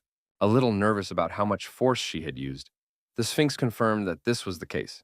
She understood that all she had to do was answer Hercules' question correctly. Hercules asked if the Sphinx knew about centaurs. Then he posed a riddle. When a centaur is expecting a child, which of its halves grows a belly? Because of Hercules' riddle, silence hung in the air. The Sphinx was completely confused. Hercules asked if she really did not know the answer. The Sphinx panicked and asked Hercules to wait and give her time to think. The upper part of the body is human and the lower part is horse. But neither part of the body has the appropriate organs, so which part is it? Hercules asked, "You have no idea?" The Sphinx shuddered as this was true and nervously asked Hercules to wait. She still couldn't believe that there was a riddle she couldn't solve. But that was impossible. Hercules cracked his neck and smiled broadly, then suggested she simply guess. After that, he asked if she was ready to take the blow. The Sphinx screamed in fear and immediately flew away. She realized that she was about to die, and there was not even the slightest doubt about it. The Sphinx asked Hercules, "So, what is the answer?" But she did not hear an answer, after which Hercules suggested that the Sphinx strike him. The Sphinx was stunned by what she heard and asked why. Hercules reminded her that if she did not know the answer, she had to take the blow. That was their deal. The Sphinx asked why she had to strike him. Suddenly, she understood what was going on, which made the Sphinx very angry. Hercules replied that she had understood correctly. He said there was a riddle, but he never said he knew the answer. The Sphinx began to fly away from Hercules, begging him to spare her because she did not want to die. Energy began to circulate around Hercules. Then he said that since she was not making the first move, he would. Then he would make it himself. Heracles' Divine Martial Art, Form 2. Super Strike Destroying the Sky. The system notified Shiwu that he had acquired knowledge of Heracles' perfect divine martial art. In fact, even Shiwu felt a little creepy after seeing this power. Suddenly, the system notified Shiwu that his mastery of Heracles' divine martial art had increased by 0.1%, which surprised Shiwu, as he had advanced simply by watching the video. The idea for the video was really successful, and Hercules' subscriber count increased from 90 to 783. Ed Kyron wrote in the comments that it actually depends on which part of the body is used, so both options are actually correct. At Monkey King thought it was funny. In the comments, he admitted that he unsubscribed because the channel was idle without videos. But rumors made him come back, and as it turned out, he unsubscribed for nothing. After that, he asked Hercules if he wanted to fight somehow. The SH Group building. The secretary asked Miss Han if she could take a look at it. He then handed her the letter and said that, apparently, Miss Han had made this request on behalf of a man named Meng Shi-woo. Hanmina wondered if her cousin had approached her on his behalf. She then asked the secretary what their relationship was. The secretary admitted that they had been unable to confirm the exact nature of their relationship, but it seemed that Miss Han was spending some time with Shi-woo about 2 or 3 times a week. They also meet on the 4th floor in the SH Group Hunters Guild office. Director Han Mina was completely shocked by what she heard and asked in a trembling voice, "Are they alone together? Does this mean that Han Cherin is dating a man?" The girl who didn't even glance at countless celebrities and second-generation chaebols? Her niece was dating Hanmina decided that as Han Cherin's aunt, she simply couldn't sit idly by after learning this. Meanwhile, at Meng Shuwu's house, Hercules bowed to his master and sincerely thanked him, because it was only thanks to his help that he was able to gain his first 1,000 subscribers. Hercules thanked Shuwu and apologized for his past rudeness and ignorance towards him. Meng Shu was a little surprised to hear this, because it meant that Hercules had gained another 300 subscribers overnight. Shu asked Hercules to stand up, but Hercules had no intention of doing so. Hercules admitted that he was ashamed of having disappointed his master. He then asked how he could dare to raise his head after his sins. Meng Shu, who was very embarrassed, reminded him that it was actually he who had told Hercules about this idea too late, and therefore he understood why Hercules had acted this way. Shu asked Hercules to get up again. Suddenly, Hercules banged his forehead on the ground and asked loudly what he was talking about. After all, it was natural for such a person to have many responsibilities, and therefore the blame for impatience and haste lay entirely with him. Shu decided to change the subject. He asked Hercules what had happened to the Sphinx. She wasn't really dead, was she? Hercules raised his head and replied that she was not dead. Hercules said that she begged for mercy, and he decided to take pity on her. Then he grinned and added that he had restrained himself. He hadn't hit her too hard. Piercing Hercules with his gaze, Meng Shu asked if he really called that holding back. Hercules suddenly remembered that he had stolen something from her, and starting to search for it, said that, to be more precise, the Sphinx had given it to him in gratitude. Meng Shu suddenly received a notification that Hercules had given him a free subscription. Hercules proudly said that he had originally intended to take a gift subscription to the Sphinx channel. More precisely, she had given it to him. So what should he do with it? And then he remembered his master. He snatched it from... More precisely, he exchanged the Sphinx subscription for a free subscription. Money slave Meng Shu couldn't hold back his excitement when he got his fourth free subscription. Considering the subscription fee, it's worth hundreds of millions, or even hundreds of billions of won. It's a real jackpot. Meng Shu raised his fist and admitted that this was indeed the best gift. After that, Hercules admitted that he was happy to see Shu happy with such a gift and bumped fists with him. Suddenly, Hercules remembered that there was one more thing he had received from the Sphinx, and he would, of course, give it to Shiwu. Shu suddenly received an invitation from Hercules to have lunch with Cleopatra. This completely confused him. Hercules said that he had heard that Cleopatra was incredibly beautiful. Then, he became embarrassed, because according to rumors, Cleopatra's beauty was comparable to that of Aphrodite herself. Hercules asked why Shu didn't meet her sometime. But Shu just giggled hysterically, breaking out in a sweat. What the hell was going on here? Sometime later, in the restaurant, bringing the food, the waitress awkwardly said, "Here's your order," after which Shu thanked her. In fact, Shu himself was terribly embarrassed by this, and he wanted to know how it had come to this. Upon arriving at the restaurant, Cleopatra greeted Shu. Meng Shu couldn't believe that he was having a virtual dinner with Cleopatra. Seeing him, people would think he was crazy, and they were indeed whispering about him behind his back. But still, there was something Shu couldn't help but admit. He couldn't help but admit that Cleopatra was truly beautiful. Meng Shu sighed, remembering Confucius's words, "A gentleman values wisdom, not appearance." The gentleman's mind increased by 0.5%. Meng Shu decided to drink some water, thinking that this did not apply to Cleopatra, because her beauty could even increase a gentleman's wisdom. Suddenly, Cleopatra turned to Shu and asked if he would like to marry her. Shocked, Meng Shu spit out the entire contents of his glass. After that, the stunned Shu apologized, as he did not understand how it had come to this. Meng Shu wondered if she had gone mad. Noticing Shu's expression, Cleopatra remarked that he looked as if he doubted her sanity, to which Shu replied that she was not mistaken. Cleopatra asked if that meant he. Meng Shu cleared his throat and reminded her that she had said it first. At that moment, the gentleman's intelligence increased by another 0.5%. Cleopatra explained that she was just making an assumption, and that she didn't even know what he was thinking. Cleopatra then asked if he was trying to look cool in front of her. Shu replied that he was just being honest. Cleopatra said that he was the first man to talk to her like that, and that most men usually said they were ready to move heaven and earth for her. Meng Shu was not at all surprised by what he heard, because who wouldn't do such a thing for such a beautiful smile? More likely, they would even give her the moon and the stars if they were capable of it. Cleopatra approached him and asked with a smile what his answer would be. Did he want to marry her? Meng Shiwu wondered why she always came to that conclusion. Shu asked if she was trying to joke with him. Cleopatra replied that she was absolutely serious. Shu explained that if that was the case, he would firmly refuse. Cleopatra was surprised by what she heard and asked if he didn't like her. Or, did he think she was ugly? Meng Shu explained that it wasn't that at all, and that they couldn't even meet in person. Cleopatra then asked if love required physical interaction. With an awkward smile, Shu replied that it was not necessary, but he believed that to some extent it was necessary, although in reality he believed that it was very important. Cleopatra came to the conclusion that Shiwu did not desire her. After that, he said that he was simply resisting temptation, but for the person he loved, he would be willing to move mountains. Cleopatra suddenly shuddered because it dawned on her. Cleopatra admitted that she was falling more and more in love with him.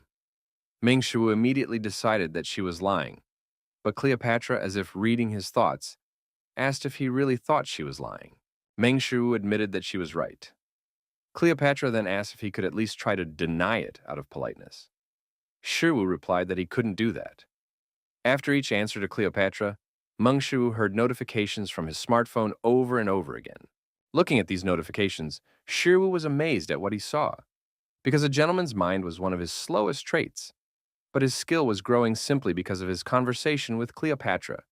This showed that if he didn't control himself, something might suddenly happen. Meng Shu reminded Cleopatra that he was human, which meant he couldn't be with her. Cleopatra said that he didn't seem human, especially considering how he rejected her advances. Suddenly, Cleopatra became embarrassed and asked if it could be that he simply had problems down below. Shu asked if they could end the dinner there. Cleopatra laughed and apologized to Shu for her joke. Cleopatra then asked, what if he could become a god? Shu apologized, as he didn't understand what she meant. He asked what she meant by that. Moreover, he had already told her that he was human. Cleopatra said she remembered that and reminded him that she used to be human too. If he became a god, they could meet in person. Although in reality, there was a way to do this, even if he wasn't a god. Meng Shu was surprised by what he heard and asked what she meant.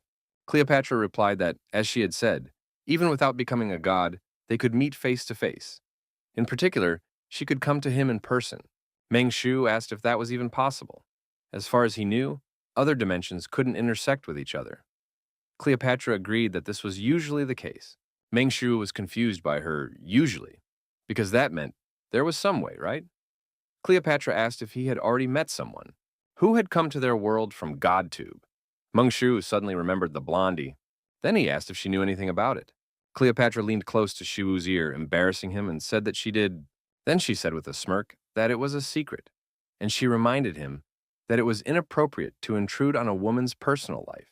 Meanwhile, elsewhere, Han Mina asked if Shiwu was really at the restaurant right now. The secretary replied that he was. He ordered food for two at the restaurant and started eating alone.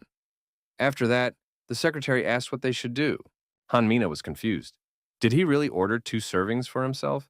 But she wanted to talk to him, the guy that Cherin was interested in. Of course, she knew that Cherin could handle something like this, but love can cloud rational thinking. This guy didn't seem like a normal person, but how dare he do this to her sweet niece? In any case, she had to see for herself what kind of person he was. Han Mina ordered to take her to that restaurant immediately. Meng Shu mentally asked, how is this a secret? He was disappointed that he couldn't find out anything. Immediately after that, Cleopatra asked what she could hide from her husband. She was even ready to tell him how many moles she had on her body. Meng Shu cleared his throat awkwardly. After a short pause, he asked Cleopatra to stop teasing him. Cleopatra said that it was indeed strange, because usually men's salivation increases when she says such things. Meng Shu said that he knew she was not going to reveal how to cross over to the other side. Cleopatra said that wasn't true, and that she could tell him everything. But if she did, he would no longer have a reason to meet with her again. Meng Shu suggested that she would continue to keep quiet about it after all. As if reading Shiwu's thoughts once again, Cleopatra suggested that he thought she would remain silent during their future meetings. Shiwu honestly admitted that he had thought about it, after which Cleopatra acknowledged that he was quite firm. Smiling again, Cleopatra asked if he really wasn't going to marry her. Shiwu replied that he did not want to. Shiwu stood up and suggested they end the dinner. He already understood that Cleopatra had nothing more to say to him. Besides, if he continued with this dinner, the people around him would be convinced that he was crazy. To them, it looked as if he was looking at the screen of a turned-off smartphone and talking to himself. Cleopatra Meng Shu was starting to get angry, and he asked Cleopatra if this had been her plan all along. If so, it was no wonder she had been so openly trying to seduce him. Cleopatra admitted that it had been her plan at first, but now it wasn't, and that she sincerely wanted to go on another date with him. And to show him how sincere she was, she wanted him to let her tell him one more thing. Cleopatra said that not all gods actually run GodTube channels. After dinner, Meng Shu continued to ponder the fact that not all gods run GodTube channels. It was definitely nonsense. And what could have made her make that suggestion to him? Shiru decided to just forget about it. Nevertheless, during this dinner, he increased his gentleman's mind skill by 6.8%, even though the dinner was crazy. Perhaps it would be good for him to go on such dates sometimes. Moreover, he already had one free subscription. Meng Shu wondered what he was thinking about right now. Then he tried to remember how many dungeons he had left to clear in order to become an A-rank hunter. He had to move on to the next raid right away. When he suddenly received a message from Soa, Shu immediately became concerned that something might have happened to her. But when he almost forgot that it was Soa's birthday today. Sometime, Hanmina asked what he meant. The secretary then admitted that he understood why she was so interested in Shiru. But should she really meet him in person? After a short pause, Hanmina replied that she had to because it concerned her Cherin. The secretary said he could wait for Shiru outside and asked the lady to wait in the car, but she refused, saying that it wasn't difficult for her and that Shiru would be coming out soon. While she waited, she wanted him to find a suitable place for them to talk. Suddenly, a siren sounded, and the operator announced that a cave-in had been detected within a radius of 30 meters, and that all civilians must evacuate immediately. Hanmin, why did it happen there? The operator informed everyone that this was not a drill, and that an explosion in the lower B-rank underground had been confirmed. All residents of nearby buildings must evacuate immediately. Meng Shu asked Midnight to stay here and sit quietly, and he barked to show that he understood. Upon entering the mausoleum, they informed their father and mother that they were there. Shiwu stated that today was Soa's birthday, as well as the anniversary of their mother's death. It was on this day that their whole family went out to celebrate in the street. At that moment, the underground broke through. Soa turned to Shiru and said she had a question for him. When their mother died, did he remember what she had told them? Of course, Shiru remembered it. He promised that this memory would stay with him even on his deathbed. However, suddenly, there are phenomena caused by the distortion of dungeon magic, leading to two main results. One of them is dungeon shock, in which monsters begin to flee the dungeon. This can be dealt with by taking care of the monsters before they escape, and if it is not an S-rank dungeon. But the real problem arises when magic is suddenly released from the dungeon, which is called a dungeon explosion. The damage from the explosion is catastrophic, and civilians caught in the blast zone are usually killed. Looking at this, Hanmina wondered why it happened here and now. The operator finally reaching a safe place, they were panting from exhaustion and the threat of death. Suddenly, the frightened man reached forward and probably began to beg for mercy. But at that, Hanmina Shiu ran up, picked up the man, and led him inside the mausoleum. In a tired voice, the man said that this simply couldn't be. At that moment, Meng Shu could only continue walking under the pressure of mana thanks to excessive energy consumption. But unfortunately, the explosion from the underground suddenly intensified even more. Because of this, Meng Shu had to abandon the man and attack the mana rushing towards them with all his might in order to break through it. But he could barely contain this mana. Remembering Tai Chi, Shu took a deep breath. Tai Chi represents the process of creation and change. It follows the path of nature and embodies its essence and cycle. Everything in the universe is constantly changing, but it comes from two main roots. And it is stunned. Although Meng Shu managed to hold back the explosion, it was actually extremely difficult. He managed to hold back the force of the explosion with Tai Chi, but he could not neutralize its power. And worst of all, it was already beginning to seep out, which could be very dangerous. Meng Shu called Midnight, who immediately rushed to him. At the last moment, Midnight managed to grab some of the leaked dungeon mana. Immediately after that, the demonic wolf stood up to defend the lying man. Meng Shu mentally thanked Midnight, because thanks to him, he no longer had to worry about the magical waves leaking out, but the problem with the explosion remained, and it was becoming more and more serious. Shiwu no longer had the strength to hold it back, but he knew he had to do it. Shiwu wondered if he could hold back the compressed magic from the explosion of the lower B-rank dungeon. Moreover, it was the power of an explosion that had been amplified, and in his current state, he would not be able to survive. Perhaps he should just run away. But Shiwu couldn't understand why he was still thinking about it. Shouting, Meng Shiwu put all his strength into containing the explosion of the dungeon. And soon, Hanmina simply couldn't believe what she was seeing, and the secretary wondered if it was even possible. Suddenly, another person ran past Hanmina, and a tearful Soa rushed to her brother. Soa tried to help Shiwu, and at the same time, the rescued man behind her managed to get up. Soa asked why he did it. Then she asked him not to die and to stay with her. Meng Shiwu reminded Soa that she had recently asked him a question. Did he remember what their mother had said on her deathbed? Soa asked him not to say it, that he shouldn't tell her that now. Meng Shu smiled and said that she had said, "Don't worry, Soa, I'm really fine. Today is your birthday, and only good things will happen on this day. And she won't let this day be remembered only as the day her mother died. She's ready to take care of that. She's fine. She's really okay. After all, today is her daughter's wonderful birthday. In order for them to survive, her mother took the full force of the explosion upon herself. True to her word, she miraculously managed to hold on for one more day. And the day after Soa's birthday, she breathed her last breath. However, it still turned into the anniversary of her death, because in their country, death anniversaries are celebrated one day before the actual death. He believed that his mother wanted Soa's birthday to be remembered as anything but the day of her death. Meng Shiwu said that this was what she had said before she died. After that, Shu turned around and pointed at the man, saying that with tears in his eyes, he kept repeating that this couldn't be, because today was his daughter's birthday, and that he mustn't die. Calling out to his daughter, he hoped that she would forgive him for this. Meng Shu admitted that this was why he suddenly thought of their mother. He couldn't turn a blind eye to it. After saying this, Shiwu's body suddenly went limp. As soon as Shiwu woke up, he immediately heard the question, "Are you finally awake?" Meng Shu laughed to himself because he was back in the SH Group hospital, which meant that he had lost consciousness in the mausoleum after all. Getting out of bed, Meng Shu assumed that Cherin had saved him again. But to his surprise, it wasn't her. Shu asked the woman who she was. Then Shu looked around and noticed that something was different this time. This time it wasn't the VIP suite he was usually in. The layout and size of this room suggested it was a VIP room or something similar. The woman said she was Cherin's aunt, Hanmina. She then said that she had gone to the mausoleum to find him because she needed to discuss something with him. Hanmina asked if he didn't want to ask what was going on. Then she laughed and said that people usually ask about that or why they are here. Meng Shu smiled awkwardly and said that this was not the first time he had been in such a situation. Suddenly, Meng Shu remembered something important and asked Hanmina where his sister Soa was now. Hanmina bitterly said that she was too shocked by what had happened and that she had lost consciousness shortly after he fell. Concerned about Soa's health, Meng Shu suddenly jumped up and asked how she had lost consciousness. Where was Soa, and was she okay?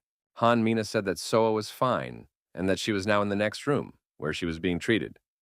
And most importantly, that she was recovering quickly. Hearing this, Meng Shu was able to breathe a sigh of relief. Suddenly, Shu remembered something else and asked if she had come to him to discuss something. Hanmina said she agreed. Meng Shu was surprised to hear this and asked, "Agree to what?" Thinking about her own thoughts, Hanmina laughed and said that she was talking about his relationship with Cherin. Then she asked if she was right in understanding that he was dating her. Remembering his training sessions with Cherin, Shu replied that you could say that was the case. Shu thought about how it was indeed true, since they met twice a week for fencing lessons.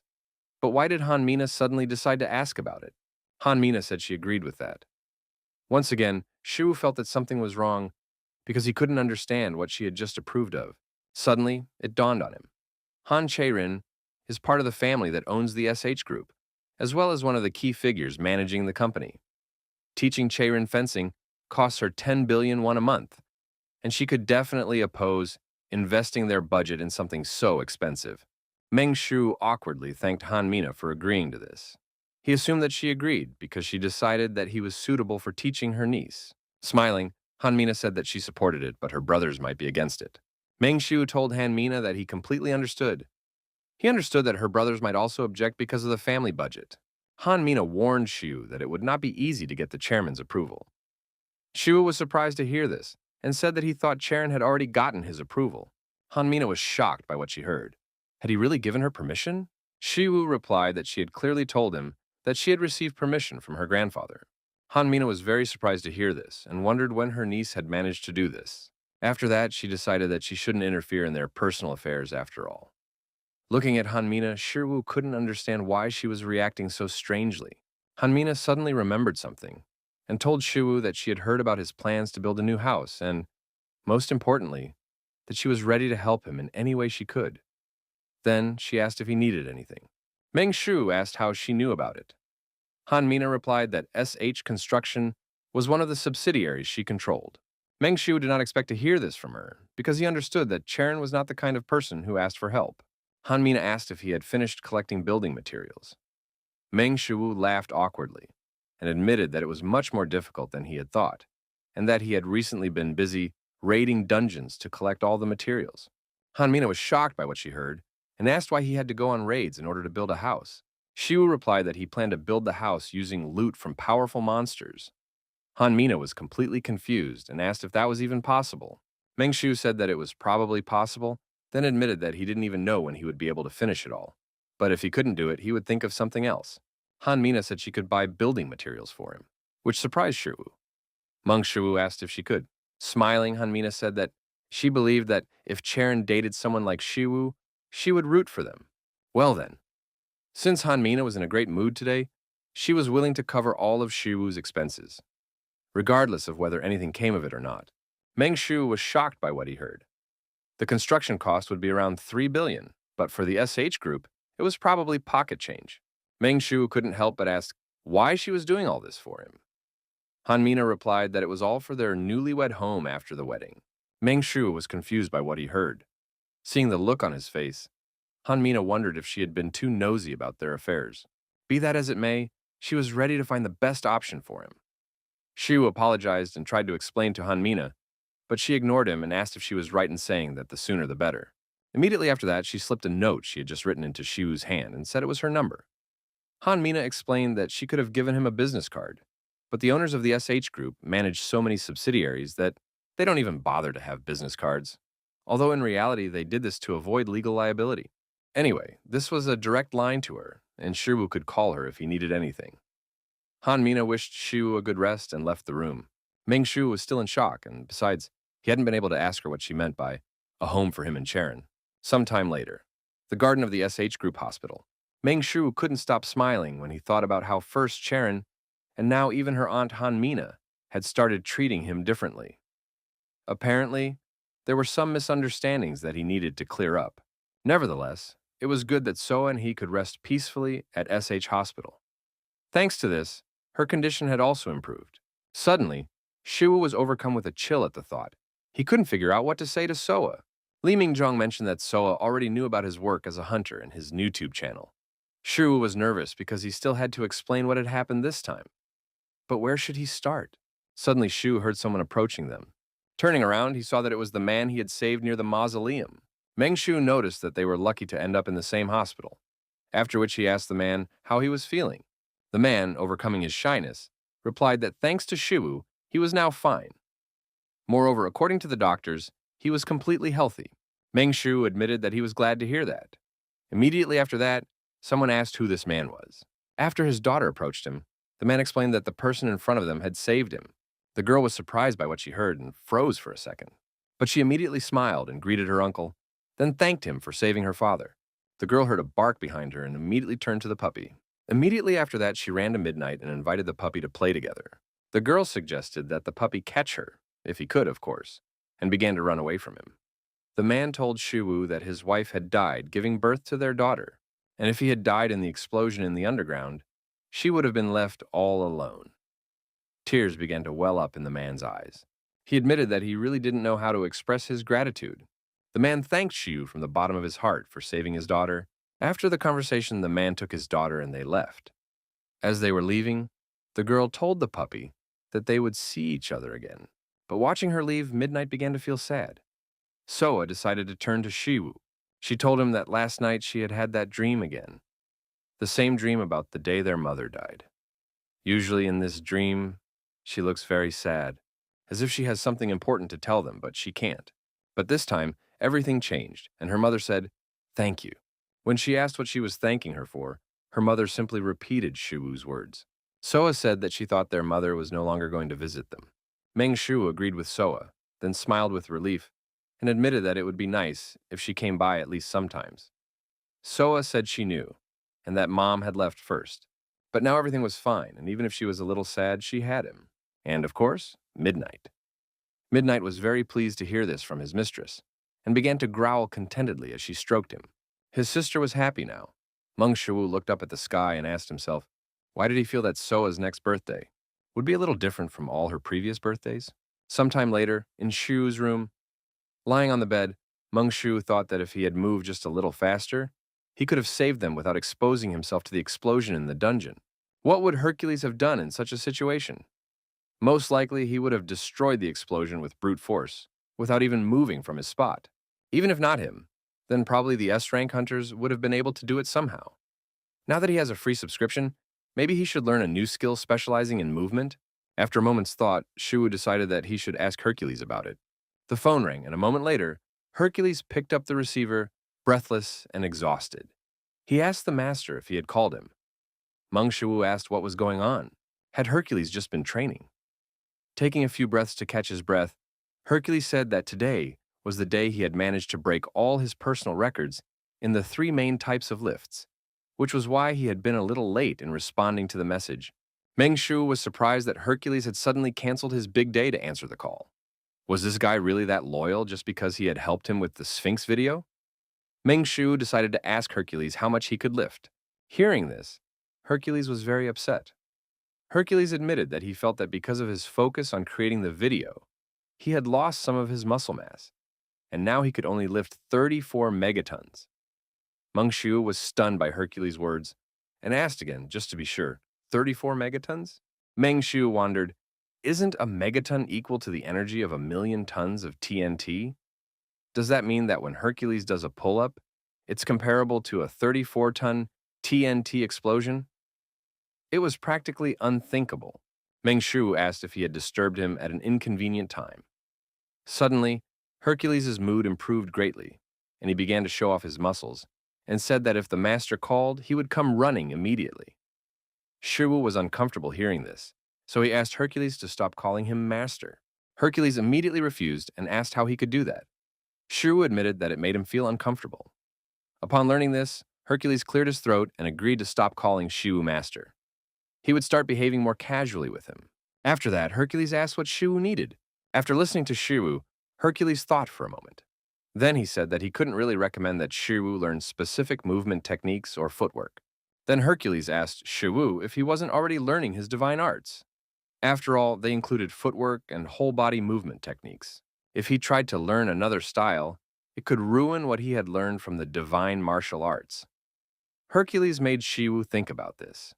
He could not give it up under any circumstances, and perhaps he should simply refuse to learn a new movement technique. Suddenly, Hercules interjected with his "however," and said that if it was just a simple increase in speed, then everything should be fine. Meng Shu asked Hercules about a simple increase in speed, and he explained that the muscles needed to strike a blow were not limited to just the muscles of the arms. It all starts with the lower body, then the waist, the shoulder muscles, and so on. It's all about the importance of muscle synergy. While divine martial arts refine and systematize general body movements. Simply put, if Shiwu learns a trait that only increases speed, it will not interfere with his mastery of divine martial arts. In fact, it may even improve their effectiveness. As it turned out, if he only studied the characteristic that increases speed, there would be no problem. Hercules acknowledged that if it worked, Shiwu could even become a better martial arts master than him. Meng Shu chuckled and asked Hercules to stop talking like that, as he was still infinitely far from him. But Hercules couldn't agree with that. Hercules recognized that Shiwu had potential, the potential to acquire all the most outstanding traits of the gods.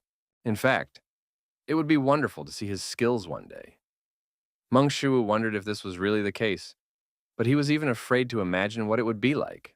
Meng Shu wondered if there was even a god of speed. No matter how much he thought about it, no one specific came to mind. Before subscribing to the channel, he couldn't know what characteristics he would get.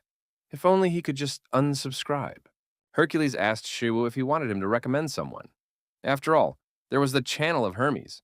Meng Shu asked Hercules about this, and he said that when Hermes really wants to run away, even he can't catch him. Hermes is a deity from Greek mythology, similar to Hercules. He is known as the god of thieves and one of the 12 Olympian gods, who serves as the messenger of the gods thanks to his incredible speed. However, Hermes is not only known for his speed, Hercules suddenly began to complain that every time Hermes tried to deceive him, he wanted to kill him, but he could never catch him. At that moment, Shiwu remembered that Hermes is also the god of cunning. I never lie, I just sometimes miss the truth. Hermes said this after deceiving Zeus, who, in a fit of rage, began throwing his lightning bolts at him. But none of the bolts managed to hit him. Hercules told Shiwu that this guy's speed was no joke. He advised Shiwu not to rush into a decision and to think it over carefully. If Hermes is as fast as Hercules says, then he clearly has nothing to worry about. Mengshu said to himself, "Stop! What if Hermes' special ability wasn't related to speed, but to his ability to use tricks? In any case, if everything goes wrong, he'll just make Hercules give him another free subscription." Mengshu decided to press the subscribe button, and as soon as he did, Mengshu learned the SS Plus rank super speed trait. Mengshu couldn't stop thanking the universe. Because Hermes' trait was not related to cheating, Mengshu opened Hermes' channel, and he saw something clearly not what he expected. Tricked the forester who dropped his axe into the pond by giving him an axe covered in gold. Pranking Solomon, who is his real mother. And also, turned into Hera to make Zeus pay for his infidelity. Still, Shiwa was right because Hermes' channel is completely flooded with videos about deception. Watching these videos, he clearly won't be able to improve his skills. It looks like he needs to use super speed himself to improve his level. The garden of the SH Group Hospital. After resting in the clinic, Meng Shu literally felt his body get much better. Meng Shu decided to test how fast he could become when using super speed. Shu checked his smartphone and made sure that his super speed skill level was currently only 0%. This meant that it was a great opportunity to measure his maximum speed more accurately. Breaking away from the ground, Shu rushed forward at full speed, leaving a trail of flashes behind him. After a short run, Meng Shu was out of breath. They say that the force of an impact is equal to mass multiplied by speed, so the load on his body from the momentum was no joke.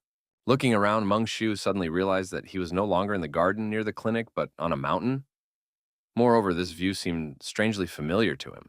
Realizing where he was, Shu refused to believe it, because he was on Mount Guanak. Meng Shu wondered if he had really gotten here from the hospital in one step. After running to Mount Guanak, his super speed had only increased by 0.1%. Meng Shu admitted that this was crazy, because this speed was even too fast. What would happen if he increased his skill even more? Would he become even stronger? Or would he be able to control his speed freely? Be that as it may, he would still have to improve his skills in order to understand this. And he would have to avoid exceeding his speed in any case. This time, he was lucky to be on Mount Guanak. Just imagine what would have happened if he had crashed into a building. Not only would people have been hurt, but Seoul's insanely expensive real estate would have been damaged as well. How could he ever compensate them for all that? Meng Shu decided that he should train his super speed in the dungeon. He should be discharged soon. Sometime later, in the B-rank dungeon, a bunch of monsters came out to devour their new prey, and Kim Yi-jun filmed it all on camera. The monsters in this dungeon are upper B-rank demonic beasts, devil hounds. Kim Yi-jun gulped in fear, because he still remembers that demonic hounds are one of the beasts that invaded Earth from the demon realm in the past. The devil hounds howled and rushed to attack their target. Kim Yi-jun understood that the super-fast devil hounds were too difficult an enemy even for Meng Shu. Suddenly, Shu moved forward, instantly grabbing such a powerful opponent by the throat. The hellhound screamed even louder and swung one of its limbs to finish off the little man. But Shu squeezed the demonic creature's neck and tore off the limb that was attacking him. Kim Yi-jun was stunned by what he saw. These were creatures that inspired terror in most hunters. But Shiwu dealt with the devil hound as if it were nothing. Meng Shu slammed the hound into the ground with all his might, then immediately rushed to the next hound and instantly finished it off. Kim Yi-jun's hands trembled. He asked what the hell was going on here, and why was Shiwu's speed many times faster than that of the devil hounds? In the next few moments, Shiwu dealt with all the devil hounds that had attacked them. After that, Shu carefully dusted off his hands. He turned to the frozen Kim Li-jun. Meng Shu held out his hand and asked with a smile, "Did you film all of this?" The system notified Shiwu that he had increased his super speed skill by 0.28%, bringing his current skill to 0.38%. Shiwu was very pleased with the results of his super speed. As his skill improved, not only did the speed limit he could reach improve, but so did his ability to freely control that speed. He was already very fast, But could he really become even faster? Meng Shiwu even felt a little uneasy, because if he reached the maximum level of skill, he might even surpass Hercules. Be that as it may, Meng Shu asked what he should do in this situation. Kim Yi-jun bowed and exclaimed that he was very sorry about it. They would never be able to fix footage of this quality that had already been shot. Even editing wouldn't help. Everything was so blurry that he couldn't see anything at all. Meng Shu suggested that the problem was that it was becoming increasingly difficult for Yi-jun to keep up with his current super speed. Meng Shu decided that he simply had to improve his skills as soon as possible, as he didn't want to shoot all the footage at a slow speed. Looking at the sobbing Kim Yi-jun, Meng Shu thought that he could make him train a little more when he had free time. However, since Yi-jun's characteristic was upper A rank, he should be able to reach a level where he could at least perceive super speed. Meng Shu smirked. Hercules once said, "Your mind suffers when your body's weak." If he pushed him hard enough, he would understand this himself. Meng Shu asked Kim Yi-jun what he thought about him starting to train him, when suddenly a message came to Shiwoo's phone. And most importantly, he didn't know the number. The stranger introduced himself as Park Jae-gon, president of SH Construction. He got Shiwoo's contact info from Director Han and said that all the building materials he requested were ready. He wanted to confirm, as expected from SH Group, they had already finished buying all the rare materials. Finally, the moment had come for him to start building his new house. But how did they get his number? He remembered giving it to only one person, which meant they got it from Cherin.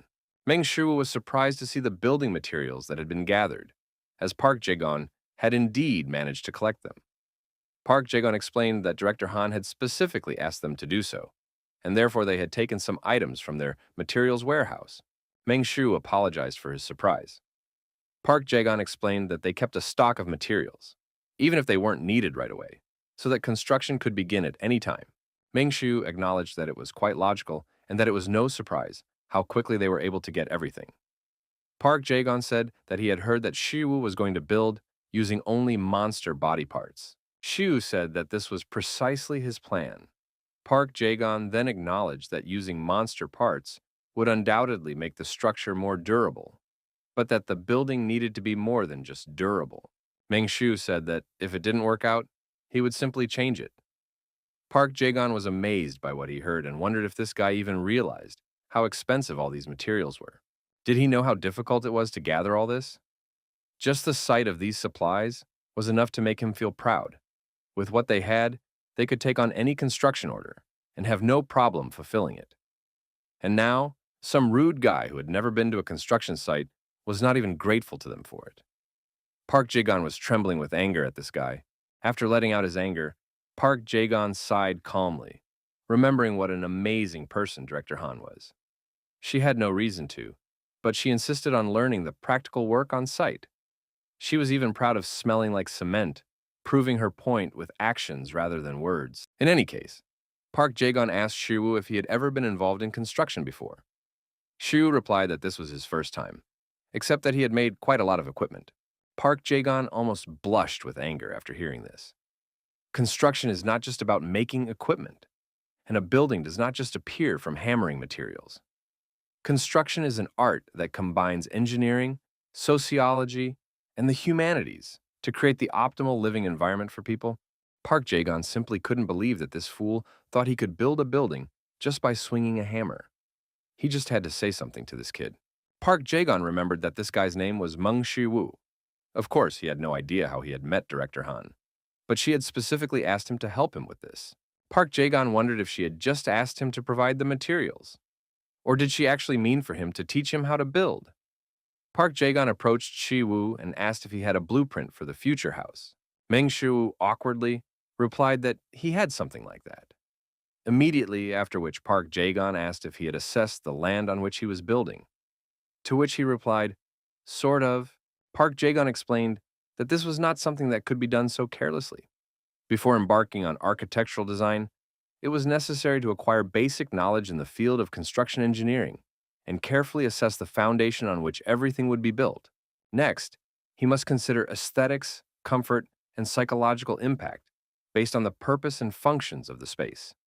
After all, even the most aesthetically pleasing building will be useless if it is uncomfortable for its residents.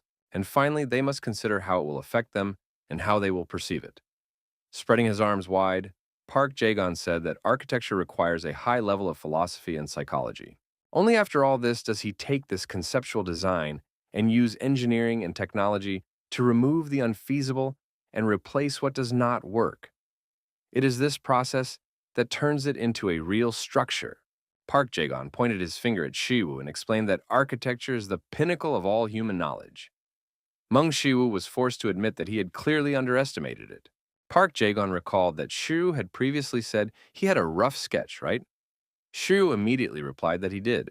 Park Jae-gon asked Shiwoo for the drawings so he could check them, after which Shiwoo handed them over and thanked Park Jae-gon for his help. Park Jae-gon wondered what he was thinking. And was it even necessary to ask? After all, this drawing was clearly the work of a novice, which meant, just by looking at the drawing, Park Jae-gon suddenly shuddered, then asked, "What is this? And how did he manage to come up with such a design?" As he continued to look at the drawing, Park Jae-gon trembled more and more, unable to believe what he was seeing. He had worked in the construction industry for decades, but had he ever seen a more flawless project? What he was seeing now was a masterpiece, embodying the highest level of all disciplines. Park Jae-gon decided to ask Shiwoo for clarification. Was he a hunter? Immediately after, Shiwoo added that he also ran a channel on YouTube. Park Jae-gon assumed that since he was a YouTuber, he ran a channel related to construction. But to his surprise, Shiwoo replied that it was a channel related to the craft of hunting. Park Jae-gon wanted to hit himself on the head. He told himself that a drawing was just a drawing, and that it was just a representation of a project on paper. Park Jae-gon waved his hand and said they would start immediately. Park Jae-gon understood that turning fantasies into reality was a completely different matter, which meant that Shiwoo's work on site would probably be somewhat ridiculous. Climbing higher, Meng Shiwoo shouted down that he understood. A second later, he struck with all his might, completely shattering the structure. Meng Shiwoo began to brush the dust from the broken building off himself. Meanwhile, Park Jae-gon froze in shock. He tried to understand, since when could an entire house be destroyed with just one punch? Immediately after that, Meng Shiwoo lifted the heaviest steel beams, which shocked Park Jae-gon even more, because he had no idea that a person was capable of lifting them. Meng Shiwoo suddenly remembered that Hephaestus had said that first you had to dig up the ground. Using the divine martial arts of Hercules, Meng Shiwoo raised his leg to perform the first form of the descending dragon strike. With a single blow to the ground, Meng Shiwoo completely dug up the area he needed. Park Jae-gon was horrified, because just a few seconds ago, Shiwoo had mentioned digging up the ground. But he didn't say that the entire foundation had to be demolished. Of course, he knew that hunters possessed superhuman strength. But could a person really be that strong? Meng Shiwoo said to himself that everything was ready, which meant that next he should. It seemed as if Meng Shiwoo had simply moved. But in that instant, he had driven all those steel beams into the ground with his strength. Park Jae-gon could no longer bear it. He told himself that he had to leave immediately, before he completely lost his mind next to this guy. As soon as Park Jae-gon turned around and headed for the exit of the construction site, Kim Yi-jun arrived and informed Shiwoo that he had come to help. Meng Shiwoo asked Yi-jun to help him carry some materials. Kim Yi-jun replied that he would do everything and tried to lift one beam. But after a second, he realized that something was wrong. Somehow he couldn't lift the beam. Kim Yi-jun refused to lose to a steel beam, and shouting, he put all his strength into moving it. Because Yi-jun shook the beams, heavy steel beams fell on him, pinning him to the ground. Hearing the noise, Meng Shiwoo ran to the fallen beams and asked what had happened. Was he buried? In response, he heard only cries of pain. Meng Shiwoo asked Yi-jun, "Can a B-rank hunter really be so weak? That means he really needs to train." While Shiwoo was clearing the debris, Yi-jun continued to moan in pain. After freeing Yi-jun, Shiwoo asked how badly he was hurt and offered to examine him. Meng Shiwoo wondered if it was really that bad. Yi-jun's entire right side, from his shoulder to his ribs, was completely bruised. Meng Shiwoo told Yi-jun that it wasn't so bad, then asked if he could just regenerate it. In response, Yi-jun only growled in pain, to which Shiwoo replied that he shouldn't act like a child. Kim Yi-jun cried because of what had happened and because of the pain. He asked what he meant. After all, despite his abilities, he still felt all the pain, and he thought he really needed to see a doctor. Shiwoo asked if it was really necessary. After all, he could just regenerate it. Kim Yi-jun cried out that he couldn't do that. Because if his body healed while it was still incorrectly assembled, then Yi-jun cried out softly as he felt something pierce his back. After inserting needles into certain places, Meng Shu was convinced of the situation. After finishing the therapy, Yijun was suddenly enveloped in green energy. Shu asked, "Can you regenerate now?" Kim Yijun couldn't believe what was happening, so he asked Shu what he had just done. Meng Shu explained that an imbalance in the body means that the energy channels are blocked, and in order to deal with this, he pressed on the acupuncture points to clear them. Kim Yijun asked what acupuncture was and what energy channels were, but Shu said that was all he needed to know. Now he would rather get back to work. Shu told Yijun to rest and regenerate. Suddenly, Shu stopped and asked Yijun if he would be okay if his limbs were stretched a few more times. He could heal him immediately, so it wouldn't be a problem if they broke a little more. Kim Yijun didn't understand what he was thinking and asked what he meant. Grabbing the beam, Meng Shu said that since it had come to this, he could make Yijun even stronger. This was a lesson that Kim Yijun would not be able to learn anywhere else. Kim Yijun was frightened by what was about to happen and wanted to run away, but Meng Shu with the steel beam was faster. Grinning maliciously, Shu said that he was doing it for Yijun. Shu's divine medicine improved by plus 0.7% to 33.27%. Sometime later, Meng Shu said that they would be done with everything soon. He had originally thought it would take at least 2 weeks, but it only took 3 days. Kim Yijun begged Shiwu to spare him. Shiwu noted that this time, only his right arm was injured. Throwing the beam aside with a wave of his hand, Shiwu asked Yijun if he had found a way to make the fractures less painful. Kim Yijun burst into tears and told Shiwu that he thought he was going to die. Meng Shu quickly inserted needles into Yijun's acupuncture points. After Yijun's regeneration process accelerated, he remembered that he had not been able to help Shiwu with the construction. Meng Shu explained that by doing so, Yijun was helping him and gradually getting better. Meng Shu suggested that Yijun at least take a look at himself now. At first, he couldn't even lift 1 beam, but now he can handle 2. Yijun was surprised to hear this, but after a second, he agreed with Shiwu. Then he said that for some reason, he felt that after each healing, he was getting stronger. Meng Shu smiled. Although Yijun's progress was a little slow, he was constantly improving. Although he was training Yijun differently than Cherin, it was good that he was gradually mastering Tai Chi. This is a power that even a person with S-rank traits cannot master normally.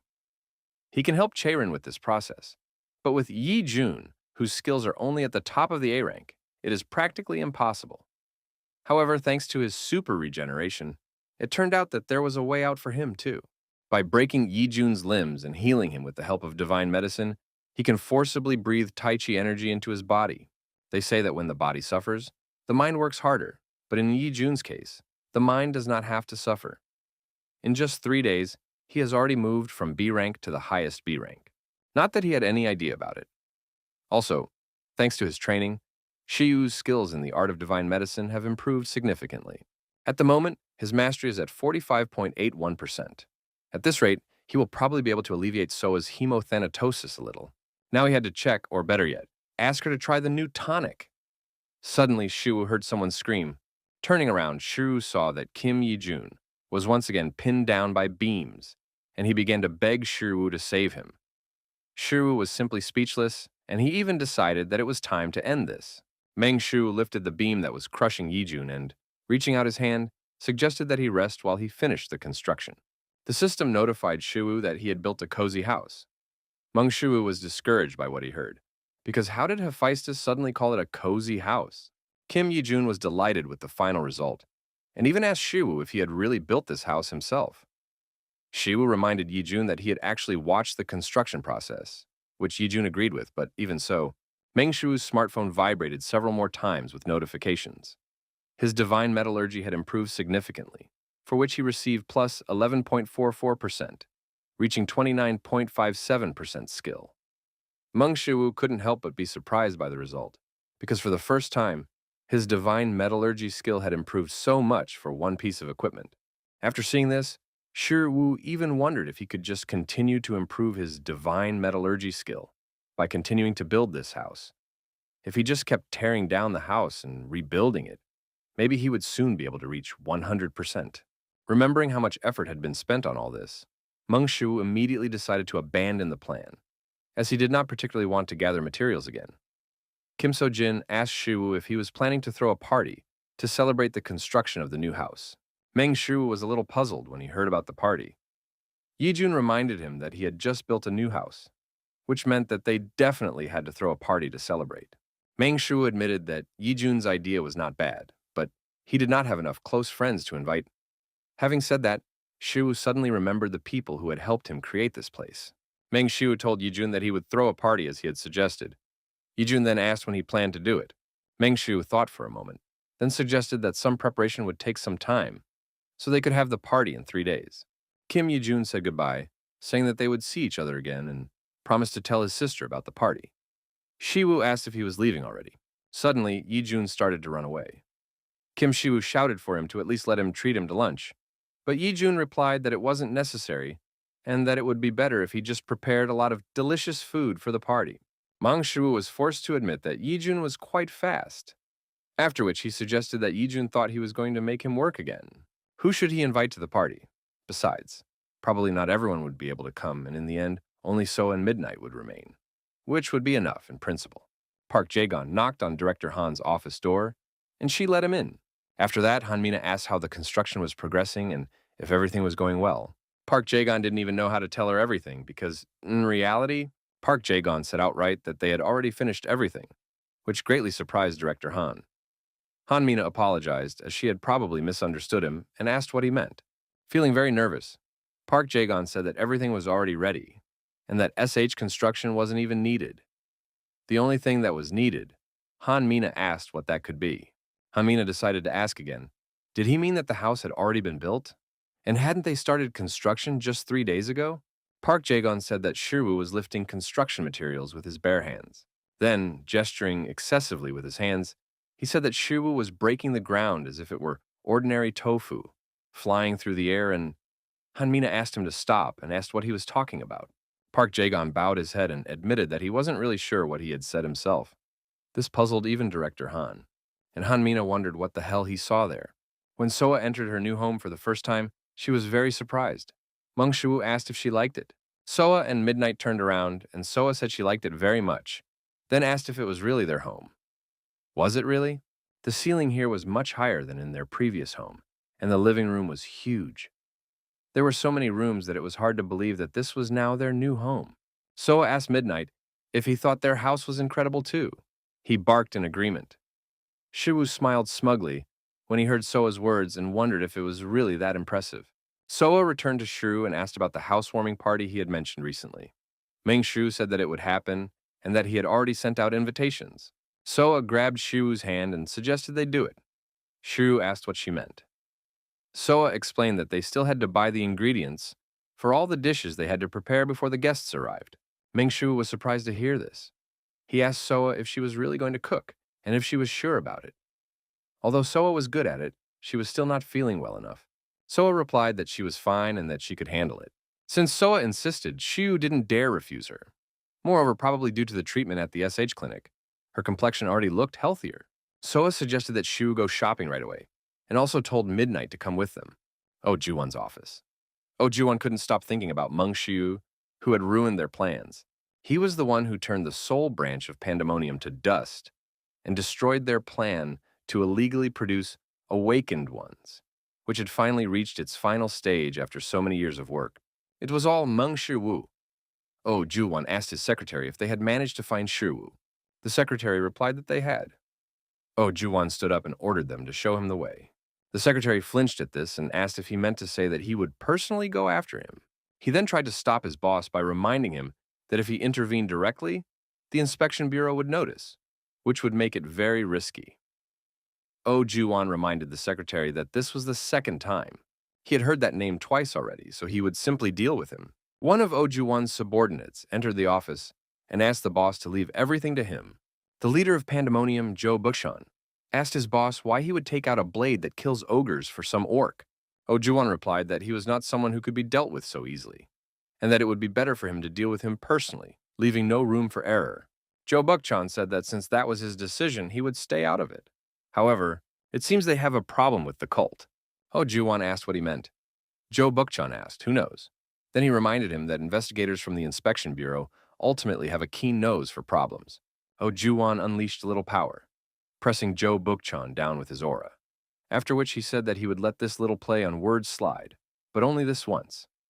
Struggling to stay on his feet, Jo Bukchan apologized to his boss, and almost suffocating from the pressure, Jo Bukchan said that the cult's actions had become too dangerous, and that while they were looking for victims for resurrection, Baek Sunjae had already figured out their intentions. Oh Ju-won was furious when he heard about Baek Sunjae, and even stopped pressuring Jo Bukchan. After that, he said that the cult tried to hide it because Baek Sunjae personally intervened. That is why he came to the boss today, because only he is capable of stopping him. In fact, the plan to illegally produce the Awakened was only preparation for what the cult is preparing. Therefore, Oh Ju-won is certain that the Red Shadow is also monitoring their actions. Oh Ju-won grabbed Jo Bukchan by the shoulder and said that Maing Jiwang had also been defeated by Maing Shiwu. Then he asked if he could really take care of him. Jo Bukchan asked not to even compare him to Jiwon and asked his boss to just leave everything to him. Mang Shiwu was amazed by what he saw when he entered the hall. Their table was literally covered with food. Soa reminded him that guests were coming, so she had to do her best. Meng Shu asked if she thought she had gone a little overboard. Soa replied that it was better than nothing. Midnight approached Shiwu with a bowl and growled to show that he also wanted to eat. Suddenly, Meng Shiwu remembered Midnight eating meat. If he fed Midnight, there would be no food left for the guests. Meng Shiwu apologized to the puppy for not being able to feed him. Midnight became sad and fell to the floor with his bowl. In order to cheer him up, Shiwu promised that he would cook something for him separately and headed to the kitchen. Midnight barked happily at him. Soa asked Shiwu when the others would arrive. Meng Shu replied that he had asked them to come for dinner, so they should be here soon. When suddenly a notification popped up on his smartphone. The smartphone reported that an unauthorized object was approaching their house. Meng Shiwu assumed it must be one of their guests. As soon as Shiwu opened the door, Kim Soyeon and Kim Yi-jun immediately greeted him. Shiwu asked why they had brought so many things with them. Soyeon replied that it was a housewarming party, so they couldn't come empty-handed. Upon entering, Kim Soyeon was very surprised by what she saw and asked Shiwu if he had really built it all himself. Kim Yi-jun said he hoped they weren't late. Shiwu told him they had arrived just in time. Kim Yi-jun was pleased to hear this, admitting that he had been worried they would be late because Soyeon had been getting ready for what seemed like an eternity. Kim Soyeon was embarrassed by this and shouted that she wasn't worried. What was he talking about? Kim Yi-jun reminded his sister that she had taken a very long time to get dressed, and that it was probably only because they were going to see Shiwu. Kim Soyeon laughed and hit her brother with all her strength, telling him to stop joking because she hadn't done anything like that. Kim Soyeon asked Shiwu not to pay attention to Yi-jun's words, as her brother was not in his right mind. Meanwhile, Kim Yi-jun, with his last breath, wrote his sister's name in blood, so that everyone would know who was to blame for his death. Kim Yi-jun asked if she had started calling him crazy just because it embarrassed her. Kim Soyeon ordered her brother to shut up and began beating him so badly that he could no longer say such things. Soa entered the room, greeted her brother's friends, and said she was glad to see them there. Then she introduced herself to them. Kim Soyeon was surprised to see her and asked if she was her biological sister. Soa immediately confirmed this. Soyeon said she was glad to see her and introduced herself as well. Suddenly, Yi-jun jumped out in front of her and shouted how pleased he was to see her. He then proudly announced that he was the closest person to her brother, the most courageous of men, Kim Yi-jun. Soa was a little surprised by his behavior, but she greeted him anyway. Kim Soyeon wanted to punch him, but suddenly she noticed a strange puppy. Kim Soyeon was very happy to see the puppy there and shouted how cute it was. Midnight got scared and immediately ran away from Soyeon. Kim Soyeon was simply stunned by how the puppy ran away from her. Meng Shu remembered that Midnight was the same when he first met Soa. Coming to her senses, Soyeon remembered something and said that Mr. Palguan would not be able to come to them today. At the moment, he was buried in work on a report that he would present at a seminar. Shiu said that he had already heard about it and that, apparently, it was very important to Mr. Palguan. Kim Soyeon explained that, although it was called a seminar, it was more like a gathering of the world's best blacksmiths. In essence, it was a competition, and there was even a grand prize. Meng Shu became interested when he heard about the grand prize, and Kim Soyeon said that Mr. Palguan was eagerly awaiting the opportunity to show everyone what he had learned from Shiwu. The first place prize changes every year, and this time it will be presented by Master Aurelian himself. Shu was surprised and asked if it was true. He even thought about participating himself. In any case, it was no wonder that Mr. Palguan was so busy. Meng Shu suddenly received another notification of an unauthorized object approaching. Shu apologized, saying he needed to leave, and headed for the entrance. Opening the door, Shu immediately greeted Jong Ayun, the landlady's daughter. Ayun was surprised by what had happened and asked how he knew it was her. Shu chuckled and replied that he had his methods, then looked around and asked if she had come alone and where her mother was. Jong Ayun said that her mother couldn't come because of work, which was why she had come alone. Letting the guest into the house, Meng Shu admitted that it would have been nice if she could have come too. At that moment, Soa saw who it was and was surprised. Jong Ayun greeted Soa and asked how she was. Soa replied that she was fine, then asked how long it had been since they last saw each other. Jong Ayun guessed that it had been about a year, which surprised Soa greatly. Soa admitted that time had flown by too quickly. Kim So-yeon asked if Shiwoo had invited all the guests on the same day. Shu replied that he had, and then asked if it was a bad idea. In fact, Meng Shu had never thrown a housewarming party before, so he didn't know much about it. Kim So-yeon explained that this was not the issue, and attempted to figure out how to explain everything to him. At that moment, Shiwoo received a new notification about an unauthorized object and apologized to So-yeon, then headed for the door. At about the same time, members of the Hunting Bureau's investigation team were dealing with another case involving Pandemonium thugs. Park Taemin asked what the hell had happened here. And had this happened throughout the entire village?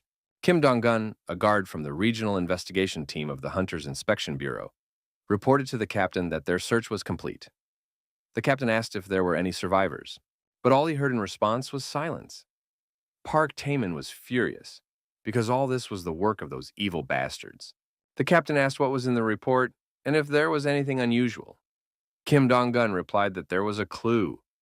For some unknown reason, all the bodies in the village were male.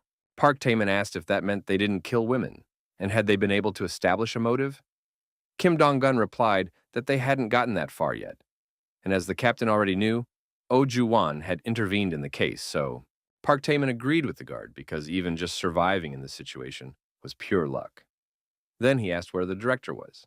The guard replied that the director had gone after Oh Ju-won. At that moment, Park Sung-jae appeared out of nowhere and said he was there.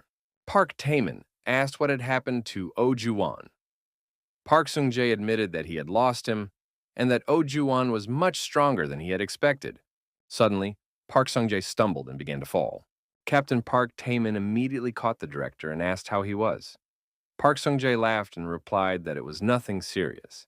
He just felt dizzy and probably looked very pathetic now. Park Sung-jae suddenly went limp, but Park Taemin caught him.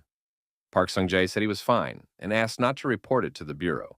After all, it wouldn't be good if someone found out that the director had been beaten up by a criminal. This news would only cause concern among the population. So, the director trembled, holding on with his last ounce of strength, but he told Park Taemin again that he was perfectly fine.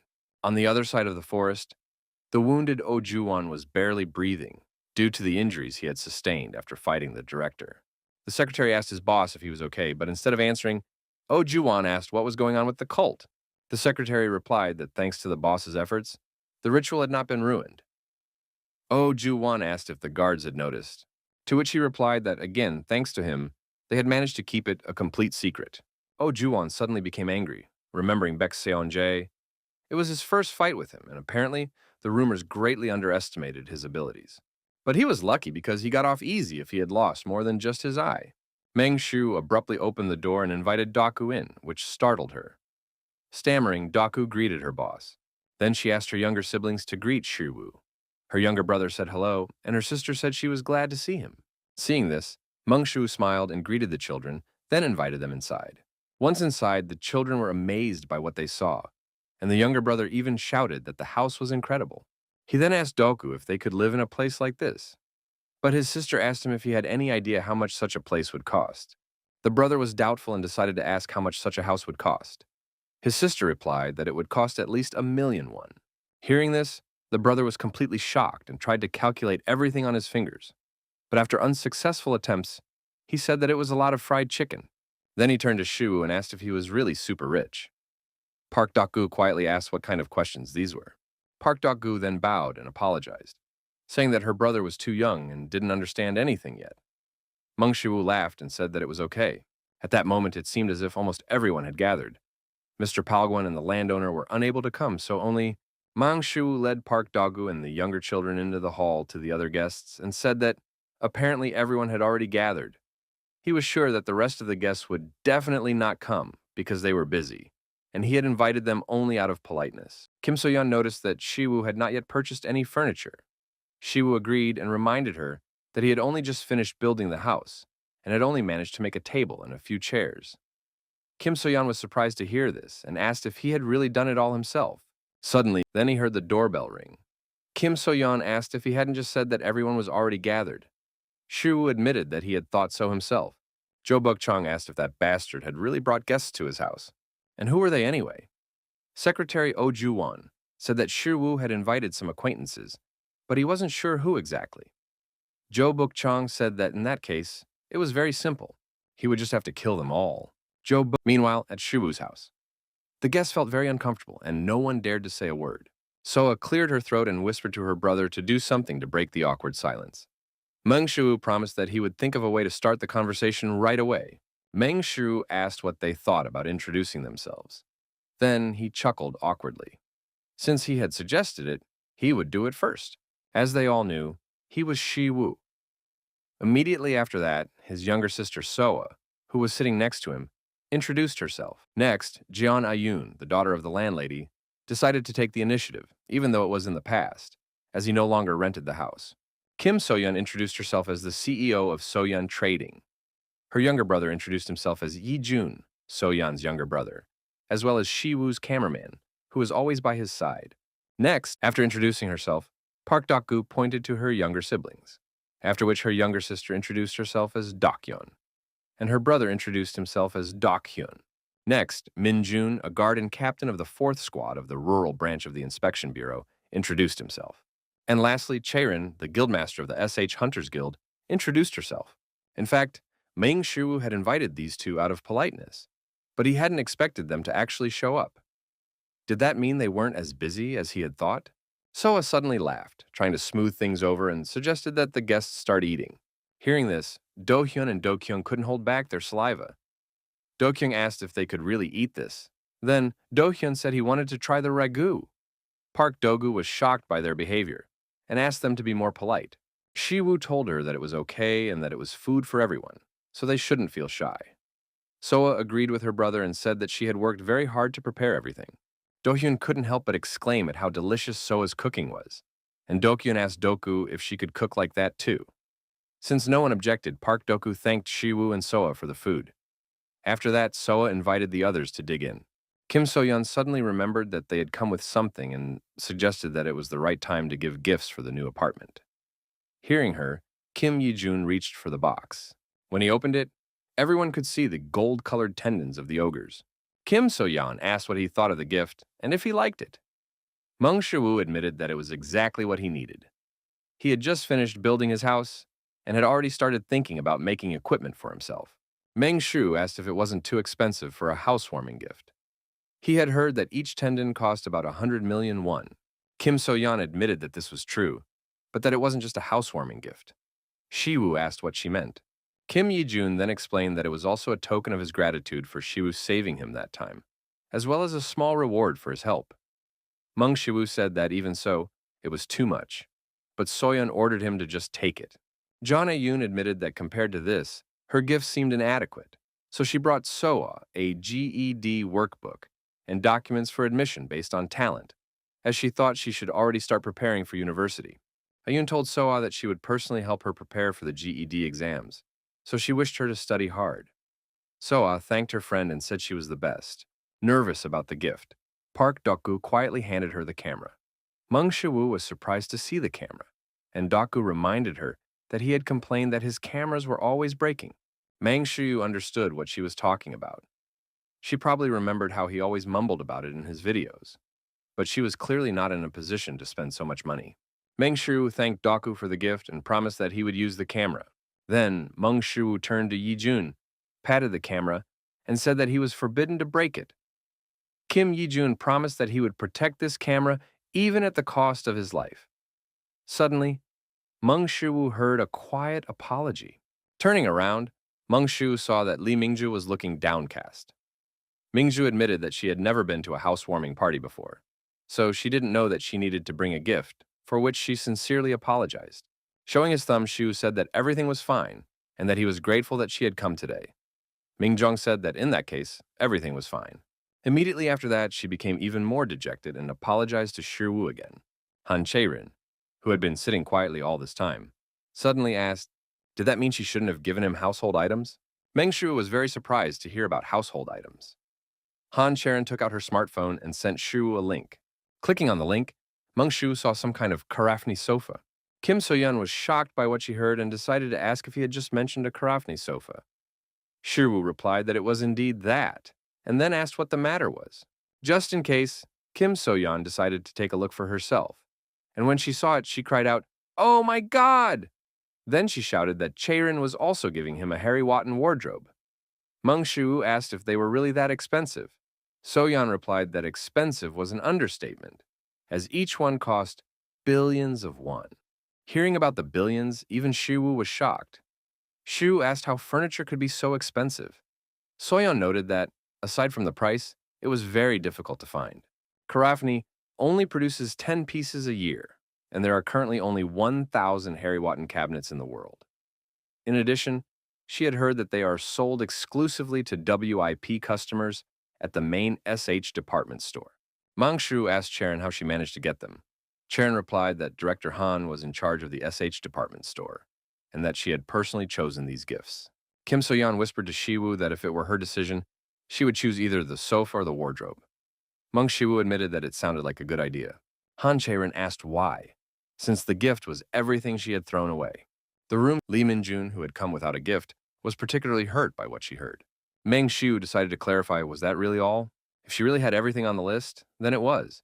Storage cabinets, chairs, tables, a robot vacuum cleaner, a refrigerator, a washing machine, a dryer, a dishwasher, a TV, a stereo system, an iron, a toaster, a chest of drawers, a display cabinet, beds, blankets, pillows, rugs, bedspreads, and even a deep fryer. Han Cherin confirmed that all of this was indeed a gift. After that, she looked at the astonished faces of those present with bewilderment. Sometime later, in the store, Meng Shu said to himself that he still couldn't believe that Cherin, was this really how the SH group operated? And who even gave gifts like this for a housewarming? Shu realized that Han Cherin lived in a completely different world. Suddenly, Meng Shu froze, because if you think about it, she couldn't have bought all this as wedding gifts, could she? And Cherin mistakenly believes that he is dating her. Apparently, this misunderstanding was already getting out of hand. Shu decided not to think about it for now. After all, it's just Director Han's delusion, which means it's not his problem. Suddenly, Shu heard a notification sound from his smartphone. Taking out his smartphone, Meng Shu saw a warning about an unauthorized object near the house. Shu assumed it was Mr. Palguan or the landowner. Suddenly, at that moment, Shu saw a powerful explosion at the site of his house. A short time ago, people from Pandemonium gathered at Shu's house. Looking at this house, Joe Buckshawn couldn't help but notice that this son of a bitch Meng Shiwu lived in a nice house. Joe Buckshawn ordered the thug to destroy the house. But for some unknown reason, the wall did not budge. Joe Buckshawn asked his subordinate what he was doing there. The thug tried to explain that he was but Joe Buckshawn didn't want to hear any excuses. He asked if he was serious. He was ashamed to think that such idiots were members of Pandemonium. But that didn't matter if they solved the problems before they arose. Joe Buckshawn swung his spear. As a result, there was an explosion that could be heard throughout the neighborhood. When he was done, Joe Buckshawn turned away from the ruins and ordered his men to finish it quickly. However, for some reason, his subordinates were very surprised. One of them turned to Joe Buckshawn, after which the thug said that the door... But how could this be possible? Suddenly, the door opened and Lee Min-jun came out of the house. Min-jun said that it was actually quite bold to commit crimes in such residential areas. The members of Pandemonium were surprised to see the inspector, known in Seoul as the human butcher, here. Joe Buckshawn asked why this bitch was here. Lee Min-jung said that ordinary criminals would not dare to commit crimes so openly, which meant that they had come here for some purpose. Lee Min-jun asked, "Are they bastards from Pandemonium?" Kim Ye-jun followed Min-jun out. He asked what was going on and if these were Shiwoo's guests. But Joe Buckshawn was most surprised when he saw the next hunter. It was Han Cherin. What was she doing here? The big guy, but now there was no turning back. Joe Buckshawn ordered everyone except Han Cherin to be killed. Immediately after that, His men rushed into the attack with their swords drawn. Kim Ye-jun looked around and wondered what was going on. The thug from Pandemonium almost cut Ye-jun down with his sword, but at the last moment, Lee Min-jun jumped in front of him and attacked the thug. Lee Min-jun told Ye-jun that they were thugs from Pandemonium. Ye-jun was shocked to hear about them and wondered what the hell this criminal organization was doing here. Lee Min-jun replied that they didn't have time for a detailed explanation. Immediately after that, Lee Min-jun rushed towards the approaching enemies. Pushing off the ground, Lee Min-jun jumped up and swung her blade behind her back, and upon landing, she instantly killed one of Pandemonium's thugs. Kim Ye-jun froze as he watched, Lee Min-jong fiercely dealing with all these thugs. On the other hand, Han Cherin also did not stand still and killed 2 thugs with 1 blow. But in the next moment, she bypassed all her opponents and launched a series of attacks, getting rid of the entire group. Watching the battle, Jo Buk-chong could only hear the dying screams of his subordinates. As it turned out, these fools were unable to cope with even 2 hunters. Well, since that's how things are, Jo Buk-chong grinned, because he hadn't had a chance to have some fun in a long time. Suddenly, Lee Min-jun sensed danger and turned around to see a spearhead flying toward her. At the last moment, Lee Min-jun managed to repel the enemy's attack. Jo Buk-chong was surprised that she had actually managed to stop his attack. Jo Buk-chong was forced to admit that she was famous for a reason. Immediately after that, he attacked Mingju again with his spear, accelerating with each strike. Jo Buk-chong asked why she didn't try to stop this one now. Holding Lee Min-jung down, Jo Buk-chong began to laugh. He said that, judging by everything, she was going through a difficult time right now. Lee Min-jung was barely holding back Jo Buk-chong's onslaught. Noticing this, he asked if she had already reached her limit. Immediately after that, he shouted for her to entertain him a little longer and doubled his attacks. All this was too dangerous for Kim Ye-jun. Watching this, he couldn't even understand what was happening in this crowd. But these people were criminals trying to illegally break into the house of his friend, Shi Wu. And judging by everything, Ms. Cherin's enemies were also beginning to close in, thanks to their numerical superiority. If only he had known that something like this would happen, he would have at least brought a shield with him. Kim Ye-jun asked what he should do. Suddenly, he remembered something. Kim Ye-jun ran into the house and immediately began clearing the table. Ye-jun thought that since this table was made by Shi Wu, it could probably be used as a shield. The girls who stayed at home were scared, and Kim So-yeon asked what was happening outside. Midnight growled, sensing enemies. Kim Ye-jun told his sister that she should not go outside with the others under any circumstances. Running out into the street, Ye-jun raised the table in front of him and ran towards Jo Buk-chong, who was cornering Min-jun. Feeling threatened by the pockmarked man, Jo Buk-chong was surprised that this weakling had decided to attack. Jo Buk-chong ordered him to get out of there and hit him with a spear. After landing, Kim Ye-jun coughed up blood. His enemy was indeed strong. Suddenly, Jo Buk-chong appeared right in front of him and tried to finish him off. But at the last moment, Ye-jun managed to jump out of the way. The enemy was too strong for him, as he didn't even notice him approaching. Immediately after Ye-jun jumped back, Jo Buk-chong struck a second blow, severing Ye-jun's arm. Hearing Lee-jun scream in pain, Lee Min-jun turned around and saw Jo Buk-chong attacking him. After cutting off his arm, Jo Buk-chong complained about how annoying this weakling was, and kicked him in the stomach with his knee to throw him into the air. Then Jo Buk-chong raised his spear and, wishing death upon Ye-jun, attacked him. But as soon as he struck, Kim Ye-jun disappeared in a flash of fire. Instead, Han Cherin jumped out and blocked the attack. Jo Buk-chong was surprised that she managed to block it.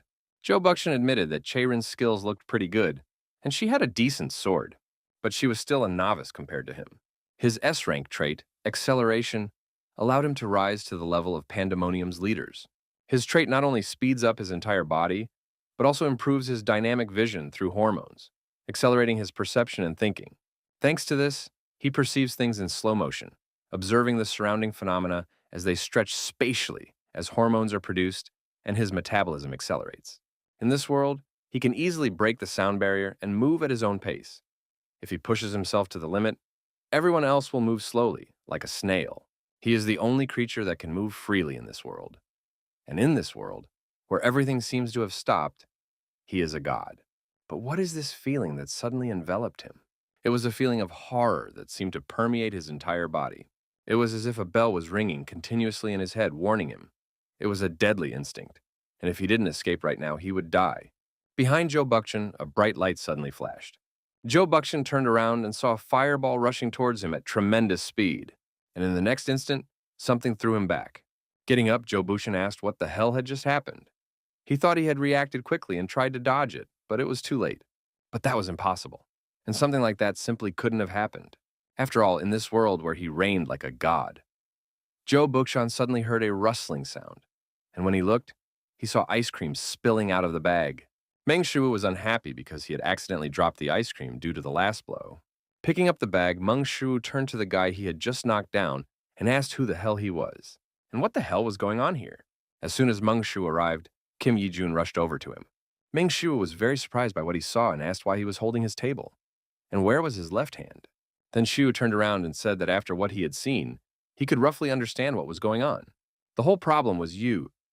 Lee Min-jun shouted that they were being attacked by thugs from Pandemonium. Meng Shu was a little surprised to hear this, but since it was them, Meng Shu began to emanate the powerful aura of Hercules martial arts, and he reminded them that he had clearly warned them that time. Joe Bookchan was simply speechless about what was happening. Clenching his fist, Shu told them never to come near him again. Meng Shu reminded them that he had clearly warned them they should never approach him again. Joe Bookchan realized that Meng Shu was standing in front of him now, and that there could be no mistake about it.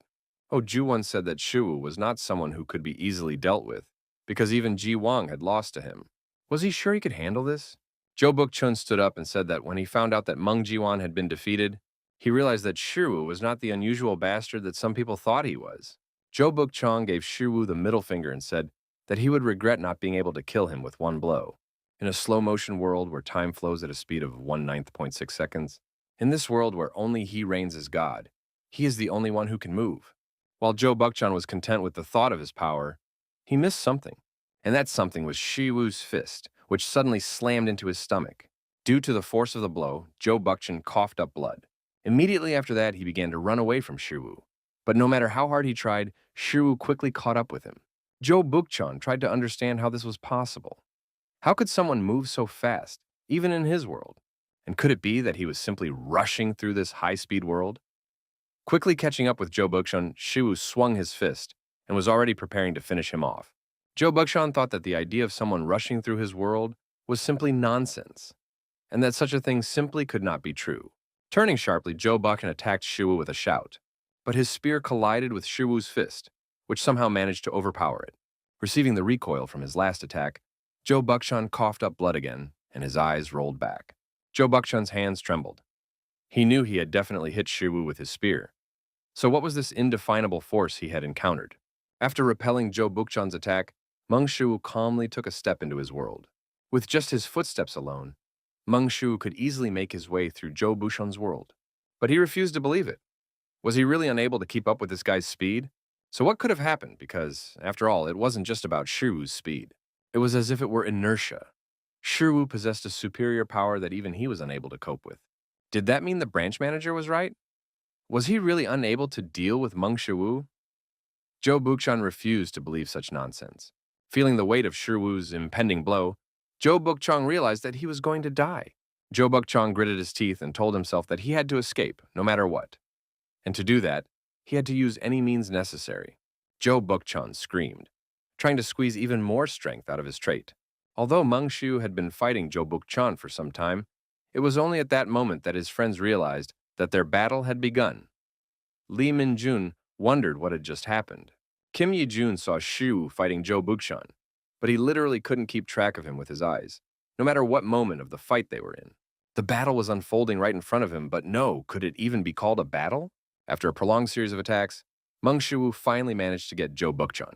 Joe Bookchon was stunned that this monstrous son of a bitch, Shi Wu, was getting faster with every minute of the fight. The maximum speed he could reach. Joe Bookchon told himself that he had to reach his limits. Joe Bookchon shouted loudly, pushing his limits to the maximum. And in the next instant, Joe Bookchon flew past his subordinates like lightning, swinging his spear in all directions. It seemed that during his maximum acceleration, he had finally managed to pierce Meng Shu, but his attacks were not enough to really hurt him. Meng Shu wondered, did this man really not care what happened to his subordinates? Meng Shu sighed and was enveloped in black lightning. Hiding behind the table, Li Mingzhu called out to Meng Shu. Then she shouted for Shu not to kill this man. Meng Shu replied that he knew that, but he couldn't guarantee that he would survive, because he still couldn't fully control his power. Until now, he had simply focused on the concept of speed without even realizing it, limiting himself to the idea of accelerating his movements. But, watching his opponent use his trait, he realized that it was possible to accelerate not only speed, but also all the capabilities of his body, thereby expanding the very concept of speed. And this is practically no different from the power of a god. It destroys established ideas about speed. It erases the boundaries of limitations that he unconsciously set for himself. We are talking about expanding the very concept of SS plus super speed. The moonlight illuminates the streets, and a night breeze blows through the neighborhood. At this very moment, everything in the universe is moving. Day and night. A world in which they are fully aware of the 24 hours they live. The world of 1/4.8 minutes, Muhurta. Time gradually slows down and sound gets stuck in the air, never reaching them. A slowed down world. A world of 1/9.6 seconds. It is a high-speed world, accelerated to the limits that are only achievable by humans. And beyond this world lies a realm forbidden to humans. But in his case, something is different. The superspeed of Hermes, which is the speed of a god. 1/75th of a second, this is the world of Tatsana. Upon entering the world of Tatsana, Mengshu finally found what he was looking for, and immediately rushed after Joe Buckchan, who was trying to escape from him. Sensing the approaching danger, Joe Buckchan realized that he was in trouble. Joe Buchan yelled at Shiwu that he was a monstrous bastard, and turning sharply, stabbed him with a spear. But to his surprise, the spear crumbled, and a green flash rushed towards him. In the next moment, Joe Buckchan was struck, knocking him out of the slow-motion worlds. Thanks to his journey through the slow worlds, Mengshu increased his super speed skill by plus 8.9%, reaching 9.28%. Mengshu wondered if this could be because he had touched the world of Tatsana. Moreover, to some extent, he became able to control his super speed, and thanks to this, he would finally be able to avoid harming those around him. Even so, he was only approaching 10%, which was far from his maximum speed. Now Meng Shiwu could understand why Hercules could not catch Hermes when he tried to escape. Meng Shu suddenly remembered something and, with a wave of his hand, stuck a dozen needles into Joe Buckchan so that he would not die. After all, he managed not to kill this guy with his blow, even though he didn't really want to. Stunned by what had happened, Li Mingju admitted that even though the leader of Pandemonium was on the verge of death, trying to hide her shock, Minjung admitted that Shiru had done a great job. Xiu said that, in fact, she was the one who did an excellent job here. Meng Shu thanked Minjung for protecting everyone while he was away. Meng Shu suggested that Li Minjung had faced such situations many times as a guard, so it shouldn't be a serious problem for her. Shu asked Yijun if he was okay. Yijun chuckled awkwardly and replied that he was probably fine. After looking him over, Shu said that he looked normal, and noticed that his arm had also returned. And Meng Xiu wondered if Cherin was really okay. Although she looked fine on the outside, this was probably the first time she had encountered such a situation.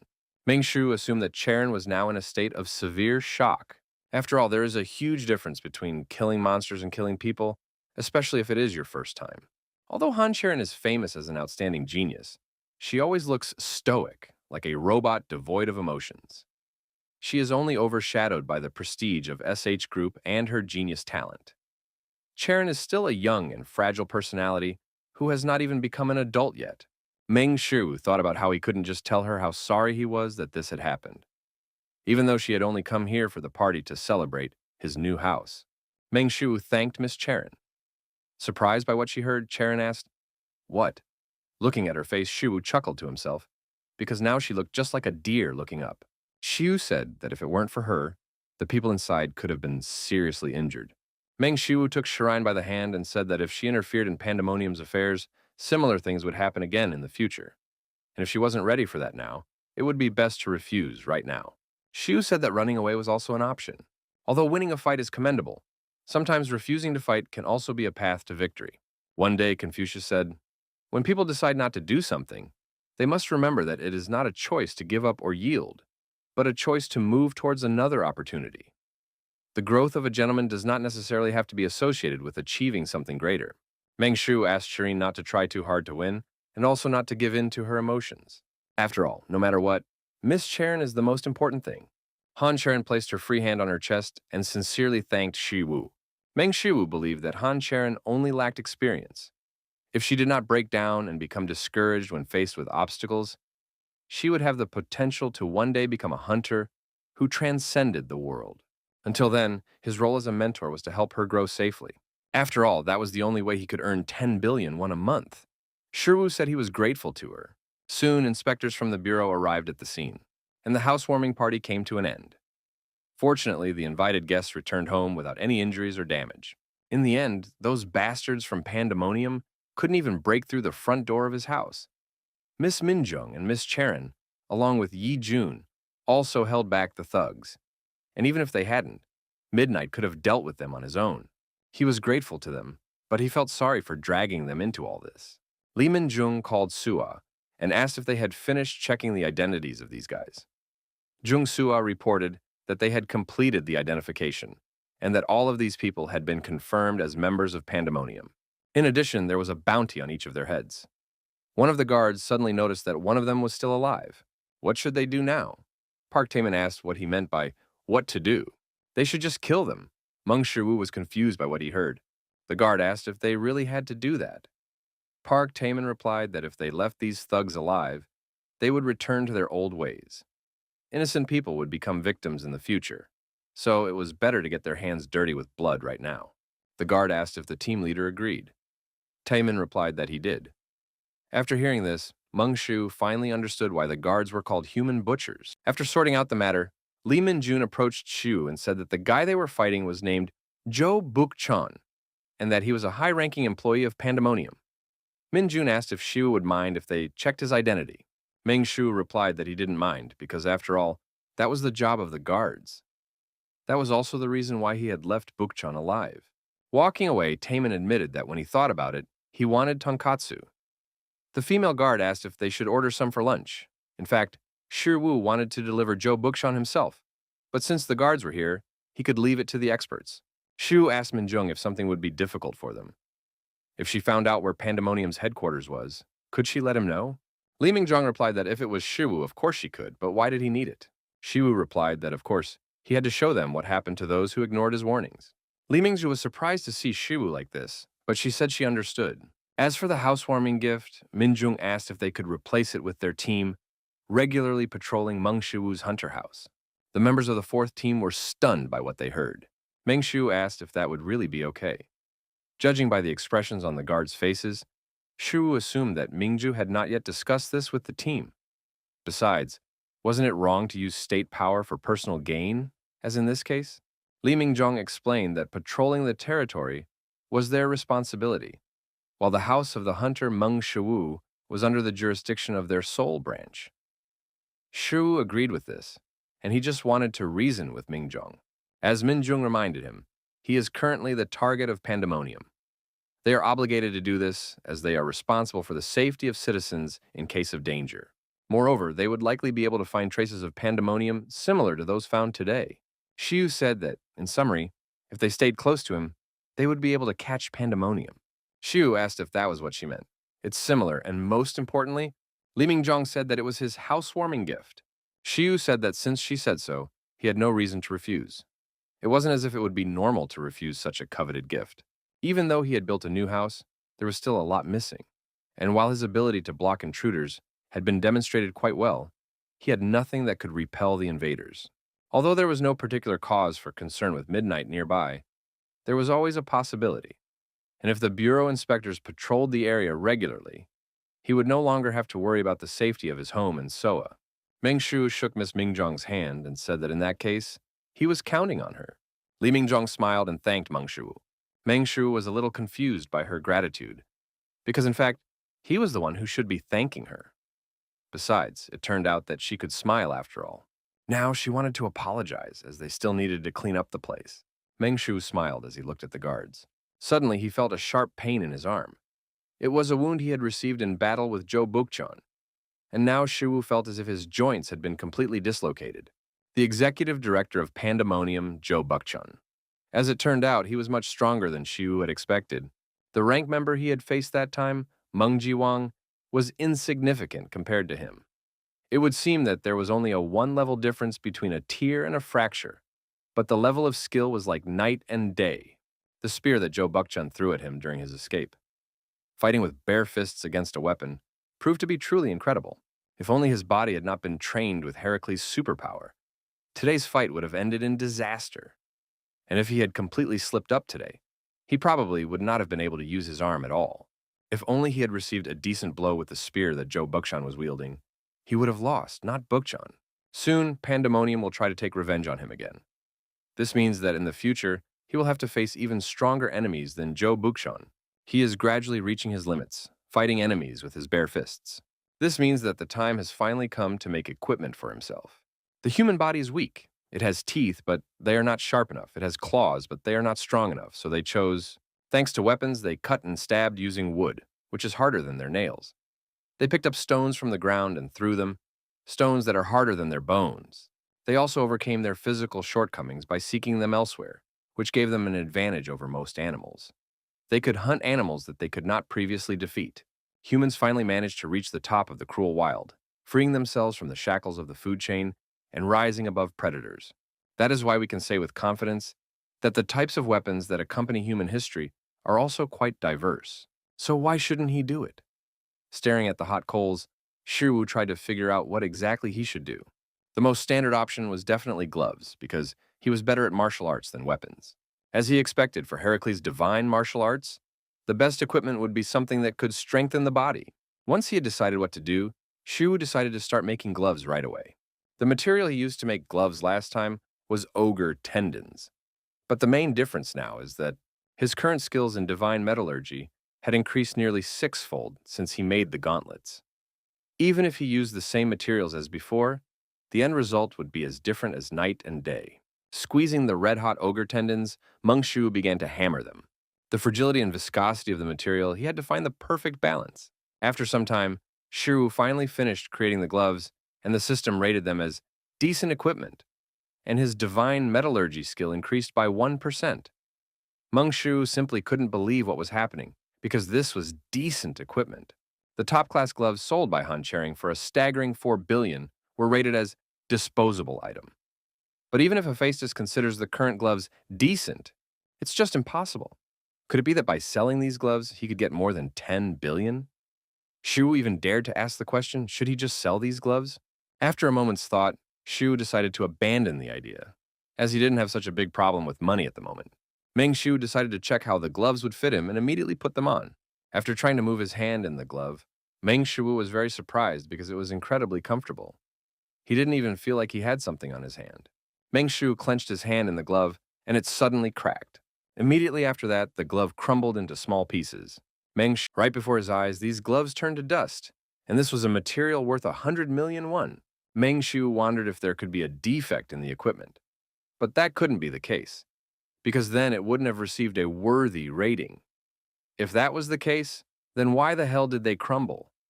Could there be a defect in the material itself?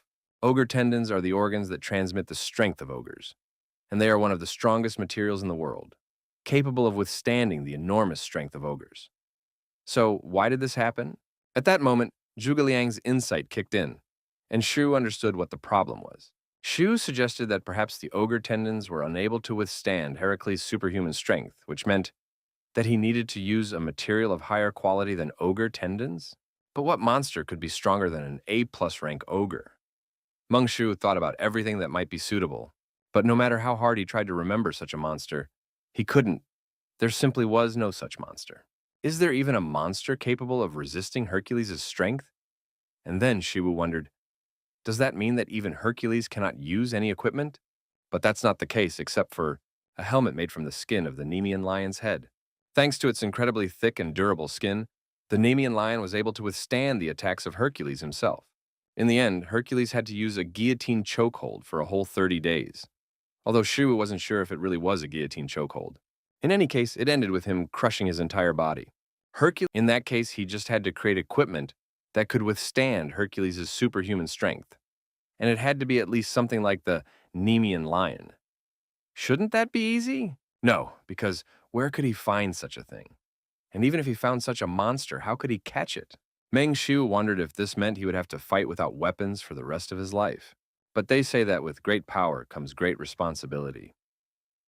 At that moment, So Palguan approached the saddened Shiwu. He wondered why the forge lights were burning and found that he had a guest. So Shu chuckled lifelessly and replied that it was now useless. So Palguan asked what had happened. With tears in his eyes, Shiwu said that apparently he could no longer use any equipment. So Palguan smiled, then admitted that he didn't understand what he was talking about. But to change the mood, he could ask Shiwu if he wanted to see the equipment he had created. Meng Shu became interested when he heard about the equipment created by the master, and when he removed the cloth, he saw that it was a sword. As he expected from Master So Palguan, his basic skills were truly impressive. In addition, he even used the Hephaestus technique that he had taught him. Shiwu acknowledged that it was a wonderful sword, and that Master Palguan's words reassured him. Meng Shu suggested that this sword could have been ordered by someone important, perhaps even an S-class hunter, to which Palguan replied that this was not entirely true, as this sword was material for a future seminar. Meng Shu was surprised to hear about the seminar. Suddenly, he remembered that this was the same blacksmith seminar he had heard about from Soyan, and apparently, Master Palguan wanted to present this sword at the seminar. Shu said that this competition now seemed more important to him than he had previously thought, so Palguan confirmed that this was true, as it was the most prestigious competition for craftsmen in the world. He then suggested that if Shiwu participated, he would surely win. He explained that in order to participate, he would have to join the World Blacksmiths Association, have a blacksmith qualification certificate, and dozens of other necessary documents. And above all, he would need a production-related trait. Meng Shu was forced to admit that, apparently, this was not for him. The whole problem was that Shiwu was registered as an awakened person without a trait. Shu suddenly remembered that the winner would receive a prize and asked Palguan about it. Palguan confirmed this, but said that the prize was not the main thing here. It was a kind of symbolism. Moreover, this time the prize was useless, as it was a prize offered by Master Aurelian himself. Meng Shu apologized for his misunderstanding and asked again if he had just said that the prize chosen by Aurelian himself was useless. What kind of prize was it? So Palguan replied that the prize was Orichalcum. Orichalcum is a metal discovered after the 5th Industrial Revolution. Due to its extreme durability, it is almost impossible to destroy. In addition, it is easier to recognize in its raw form than in its processed form. In that case, it is definitely a useless prize. No matter how great Orichalcum is as a metal, it is just trash if it cannot be purified. Shiwu had even heard that Master Aurelian himself was unable to purify Orichalcum. Shiwu asked, "What is the point of offering something as the grand prize that you yourself cannot refine?" So Palguan chuckled and said that, as he had said earlier, this prize was a kind of symbolism. Shiwu already understood that this was a seminar attended by blacksmiths from all over the world, and he also knew how skilled blacksmiths from other countries were. But with such a high level of quality, Mr. Shiwu might have a chance to win. Suddenly, it dawned on Shiwu. Metal that is virtually impossible to destroy due to its extreme durability. It was most importantly, the process of refining Orichalcum. He had seen it before, because Mjolnir, forged by Hephaestus, was made of Orichalcum. Moreover, with Hephaestus's divine metallurgy, it should also be possible. At the moment, his divine metallurgy has reached 30.57% mastery. With that, he should be capable of doing it. Hephaestus had made countless pieces of equipment for the gods using Orichalcum. If only he could get his hands on it. Shu decided that he must obtain Orichalcum at any cost. However, he cannot participate in the seminar, but he cannot give up either. What if he participated on behalf of the master? Shu immediately rejected this idea, as Master Palguan would not allow it, but what if he just helped the master win? He asked a little while later. So Palguan raised his hammer again, but Shu immediately said that he was doing it wrong, and that he had already told him how to do it. Pointing to the metal, Shu explained once again that Palguan should strike the hammer along the grain, thus maximizing both the strength and quality of the finished product. Then he started hammering the metal again. Meng Shu could no longer contain his anger. He asked the master to take a closer look and said that the metal fibers had been completely knocked down. So Palguan tried to understand what was wrong and asked, pointing to another spot. Meng Shu said that it was a little closer and asked if he really couldn't see it. So Palguan explained that it was difficult for him to see it. After which, Shu explained that it was because he was only looking with his eyes. Palguan asked what he should use to see it. Shu replied that he should use his senses, that he should try to read the structure of the metal using his senses. So Palguan was puzzled to hear this and admitted that it was difficult. Shu told him that it was because he had never done it before. He would not have told him about it if Palguan were an ordinary person, but he had already awakened, so he should try it. So Palguan closed his eyes and touched the metal. Ming Shu asked if he could feel it now. So Palguan replied that he could feel something, but not very strongly. Shu explained that this was where the fiber began and that he needed to strike harder here. So Palguan asked how much harder. Meng Shu assessed the force for a second, then said that it should be about this much. Immediately after that, he struck the metal with more force, causing a shockwave that raised a cloud of dust and knocked some objects in the forge to the ground. So Meng Shu said that he would understand after practicing it, then suggested that he strike again. Since that was what was required, Master So Palguan warmed up his arms a little. Immediately after that, he struck the piece of metal with all his strength. A quiet ringing sound echoed through the smithy, and Palguan's blow did almost nothing. Meng Shu felt a little awkward about what he saw, so he turned to the master and asked him to let go of the hammer. After that, he suggested that he start with a few exercises. So Palguan was surprised to hear this and asked why he suddenly brought it up. Repeating Hercules' words almost verbatim, Shiu said, "In order to master the technique I will teach you, I think you will first have to build muscle mass." So Palguan reminded him that there was less than a week left before the seminar, and asked how much training could help him. Shiwu turned to Mr. So again. Then he said that if he took the elixir he would prepare, he would have nothing to fear. Meng Xiu decided to clarify, just in case, whether there would be doping control at the forging seminar. Meng Xiu began to get So Palguan into shape. Xiu made him do physical exercises. He gave him his elixir, which cleansed the body. During training, Xiu explained that breathing is important, but you shouldn't think about it too much, you just need to focus on it. Of course, the effects of the elixir. So Palguan drank were the same as those on Shiwu. Thus, Mr. So Palguan's special training lasted a whole week. A week later, a satisfied So Palguan raised his hammer and said he had done it. Meng Shiwu examined the sword that So Palguan had just forged and acknowledged that it was a complete work of art. This sword fit perfectly in his hand, as if it had been specially made for him. So Palguan said that the sword's hilt was made from the doppelganger's facial muscles. A doppelganger is a monster that can transform into its chosen target. Since this sword was created by fusing the abilities of a doppelganger, the sword's hilt changes shape to suit the user. In fact, infusing monster abilities into equipment is a technique that humans cannot perform. So Palguan admitted that he had learned a lot from Shiwu, and that the experience of the past week with Shiwu was more valuable than the experience of his last 20 years.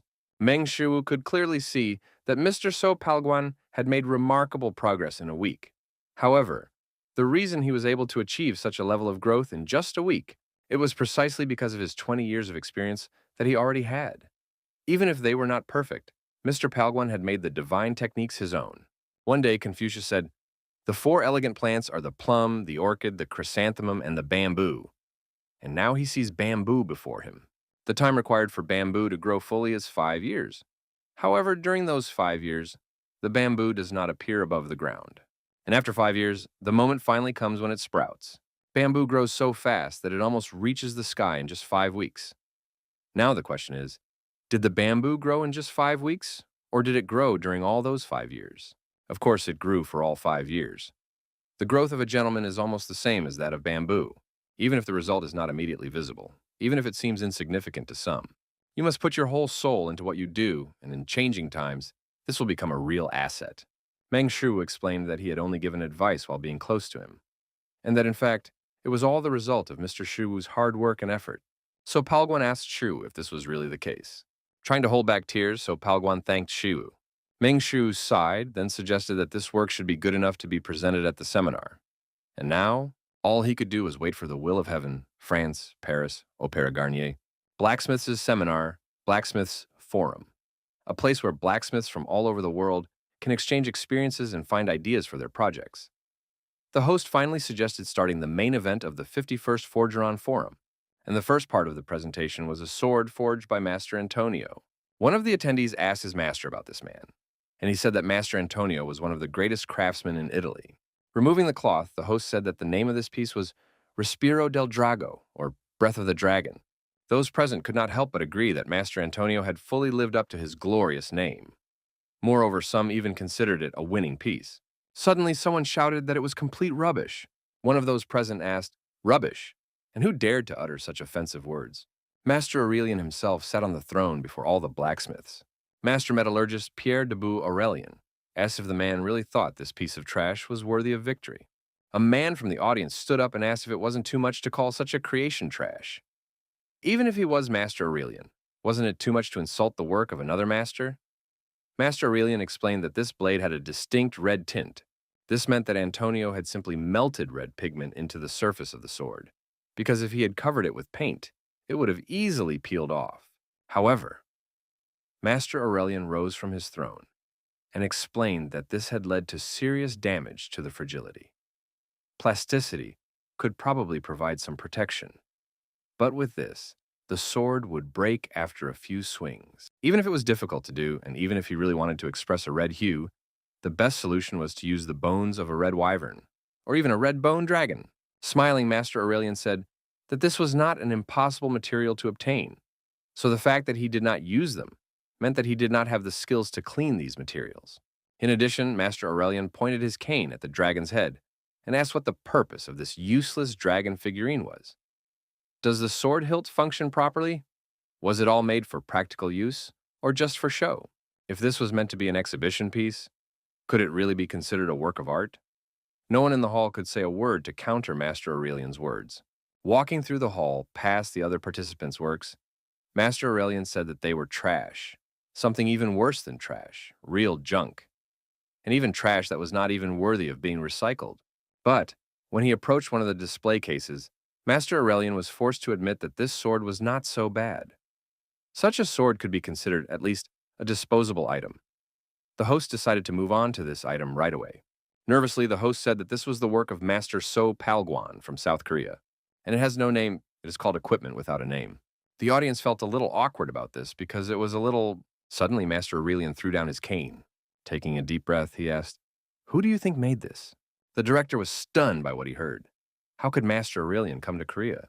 Gam Chung-gu, an S-rank hunter and director/president of the Hunter Management Bureau, asked his subordinate why he had only told him about it now, to which he replied that Master Aurelian wanted to come to Korea suddenly. Jem Chung was surprised by this turn of events. He sighed and said that even if it was sudden, it was too much. The subordinate asked what they should do now. Gam Chung-gu asked why Master Aurelian wanted to come to Korea. The subordinate replied that he was not sure.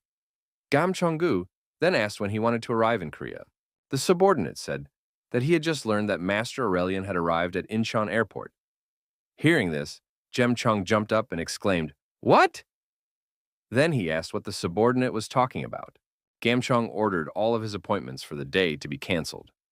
The subordinate apologized and reminded him that the director had a meeting with board member Kim Sang-yu today. The angry director pointed his finger at his subordinate and asked if a meeting with some board member was important right now. He ordered him to stop talking nonsense and cancel all of today's meetings. Although, no, since Master Aurelian was in Korea, the secretary had to cancel all his meetings. The highest peak a person can reach, the highest point they can achieve, is to become an S-rank hunter. They are rare even on a global scale, and there are only 6 of them in Korea. And of course, the S-rank hunter encountered a huge white A+ rank ogre. The loud ogre roared loudly and reached for the little man. The hunter raised his hand, creating a spark. Immediately after that, the strongest electric magic struck the white ogre. A few seconds later, it turned completely gray, but still continued to growl. After his attack, S-rank hunter Li Xiun came to the conclusion that lightning magic was mostly useless against ogres. The already gray ogre roared loudly and, clenching his fist, attacked Li Xiong again. Li Xiong wondered if the ogre was resistant to lightning. Li Xiong then stretched out his hand and snapped his fingers. This created an explosion that instantly killed the huge ogre. As it turned out, ogres were not as resistant to explosions as they were to lightning. Hearing footsteps behind him, Li Xiun already knew who it was and asked if she was immune to blows. The girl asked why he continued to persist. S-rank hunter Li Haran asked Xiong if he knew that if he did that, he wouldn't be able to get good money for the corpse. Li Xiong noticed the bodies of the ogres behind Li Haran and admitted that she was simply incredible. In addition, she struck each ogre directly in the head. After that, Li Xiun asked if she had heard the latest news. Li Haran asked what it was about, and Xiun told her that Master Aurelian himself was visiting Korea. Li Haran was surprised to hear this and asked why Master Aurelian had suddenly decided to come to Korea. Li Xiun admitted that he didn't know himself. Besides, he had only heard about it before coming here. But he didn't know why, but perhaps he was here because of Han Cherin's equipment. Li Haran asked what was so good about Han Cherin that everyone kept talking about her. She was just a rookie who hadn't even reached S-class yet. Li Xiong reminded her that they were all young ones. Even Haran wasn't S-class from the beginning. Li Haran asked if he was taking Cherin's side. Xiong replied that he was just stating the facts. Li Xun then asked Haran if she had feelings of inferiority. Li Haran was getting quite annoyed by this, and she asked if he was trying to equate her with Han Cherin. Did he really think she felt inferior to that child? Li Xun asked, "Is that not the case?" To which she replied, "Absolutely not." Li Xun asked, "So last time you didn't say that you didn't like Han Cherin getting Master Aurelian's weapon?" Li Haran explained that it was because that was the case. She then asked why it was only made for Han Cherin. Li Xun pointed out that she sounded as if she felt she wasn't good enough. An enraged Li Haran asked who wasn't good enough here. She was just annoyed that such an excessive item had been given to some newbie. It's damn annoying. Li Xiong thought for a moment and asked, "So what is it then, envy or jealousy?" Li Haran said that this was exactly why she didn't want to associate with all kinds of magicians. Li Haran asked Siyun if he was jealous of Yuhan and felt envious. After all, he was always compared to her because she was also a magician. Li Xian replied that he didn't think Hannah was more stunning than him. Then he asked, "Is this also called jealousy?" Li Harin complained again that it was completely useless to talk to mages. Having said that, Li Haran suddenly turned around and started to leave. Li Siyun was surprised by her abrupt departure and asked where she was suddenly going. Without turning to the mage, Li Haran gave him the middle finger and said it was none of his business.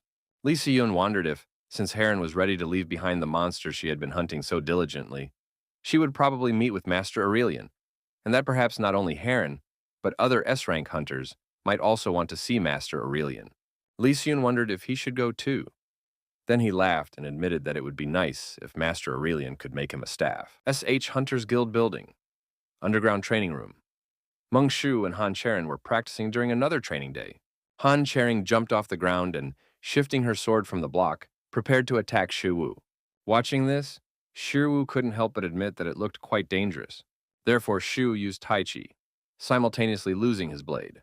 With dangerous intent, Han Cherin thrust her blade forward, and just before her blade reached Shi Wu, he used Hercules' superpower and counterattacked. In the next moment, Shi Wu hit Cherin with his blow, sending her flying backward. After flying across the entire training room, Cherin crashed into the wall and fell to her knees. Realizing that he had gone too far, Shi Wu turned to Cherin and asked if she was okay. Han Cherin struggled to reply that she was fine. Meng Shu asked for permission to take a look and helped Cherin up. Seeing the wound on Cherin's shoulder, Shi apologized and admitted that he didn't want things to go that far. Although it wasn't a fracture, Shi could clearly see that Cherin's shoulder was completely swollen. Probably because of her fierce attack at the end, he had somehow used his superpower without even realizing it. But even if he had managed to hold back half of his power, Cherin was still not okay. Cherin looked at her shoulder and repeated that she was fine. Then she said that she had fought with the intention of killing him. Shu felt a little awkward about this, because it was all because he had caught Zhou Bukshan last time. Apparently, Han Cherin believes that even if she gives it her all, she won't be able to defeat him. Doesn't she trust him too much? After all, it's not easy when such a rare genius attacks you with all his strength. Meng Shu asked Cherin to freeze for a moment, so he could help her with her injury. He understood that it was still 10 billion won a month to pay for her education. Besides, what else could he do for her? Divine medicine increased by plus 3.1% to 48.91%. After a brief silence, Han Cherin admitted that it was incredible. But from Cherin's face, Shiwu could tell that she didn't look surprised at all. But in fact, he also finds it surprising. Why did his skill increase by 3.1% in one go? After all, his skill would increase that much if he cut and sewed Yijun's limbs about 1,627 times. Meng Shu wondered if it could be because of Cherin's heavenly fighting body constitution. The human body is a small universe. Each person carries their own universe within them and, accordingly, has different characteristics called body types. And among all these numerous types of physiques, there are some exceptionally outstanding innate ones. The body of extreme yin, the body of extreme yang, the body of 3 energies, the body of 5 elements, the body of lunar yin, the body of the god of death, the body of a heavenly demon, and others. Among all these talents, there is a physique called the body given by heaven, and that is the heavenly fighting body. A physique that harmoniously contains all the energies of the universe and is capable of accepting the power of Tai Chi without any difficulty. Meng Shu was curious as to why Han Cherin was so good at handling the power of Tai Chi. Perhaps it was because she was born with the constitution of a heavenly fighting body. In that case, treating Han Cherin meant treating a heavenly fighting body. And that meant that even simple work with a divine body was already an excellent experience for him. Taking out the needles, Shiwu told Cherin that making an effort is good, but overdoing it doesn't always end well. Han Cherin promised to remember that. Suddenly, Shiwu remembered something and asked Cherin when her S-class promotion evaluation was. Cherin replied that it would be in a month. Currently, the hot topic in the Korean hunting industry is the story of Han Cherin's promotion evaluation to S-class. Everyone wanted to know if Han Cherin would become the 7th S-class awakened one. From the incident at his housewarming party to this evaluation, Han Cherin had become even more passionate. To the point of excess, Shu asked Cherin to take care of herself and try not to get into trouble until then. Cherin quietly agreed, twirling her sword in her hand. In any case, even if he told her about it, she probably wouldn't listen to him. Meng Shu said that in that case, he would end today's class at that point. Han Cherin asked if he wanted to go with her, which puzzled Shu. Shu asked, "Go together? Where? Could it be about her promotion?" Han Cherin approached Shu and said that wasn't what she meant. She then told him that Master Aurelian would be arriving soon. Meng Shu did not expect this to happen. He asked Cherin why Master Aurelian was coming here so suddenly. At that moment, Zhuge Liang's insight kicked in, reminding Meng Shu of the blacksmith's recent seminar. If Master Aurelian was coming, did that mean Mr. Palguan had won? After all, that meant he would soon be able to obtain Orichalcum. Meng Shu immediately decided that he was mistaken, because that simply couldn't be the case. Only a few days had passed since the shipment was sent, and as he had heard, the evaluation period lasted 2 months. So he was probably coming to meet Cherin. He probably wants to check Cherin's sword before her evaluation for promotion. In the end, Shiwu refused to let Cherin meet Master Aurelian together, and at that point, he said goodbye to Cherin. It would be a waste of time for a master blacksmith or anyone with SS rank divine metallurgy to go there. Meanwhile, at one of Pandemonium's bases, the manager of the Korean branch of Pandemonium, Moon Tae-bom, was clearly interested in the news of Master Aurelian's arrival. At the entrance to the headquarters of the SH Hunters Guild, Master Aurelian got out of the car and, speaking in French, told Cherin that they hadn't seen each other in a long time. In the same French, Cherin agreed that it had indeed been a long time, after which she asked why he had come. Master Aurelian asked what significance his prosperity would have if he were just a simple blacksmith.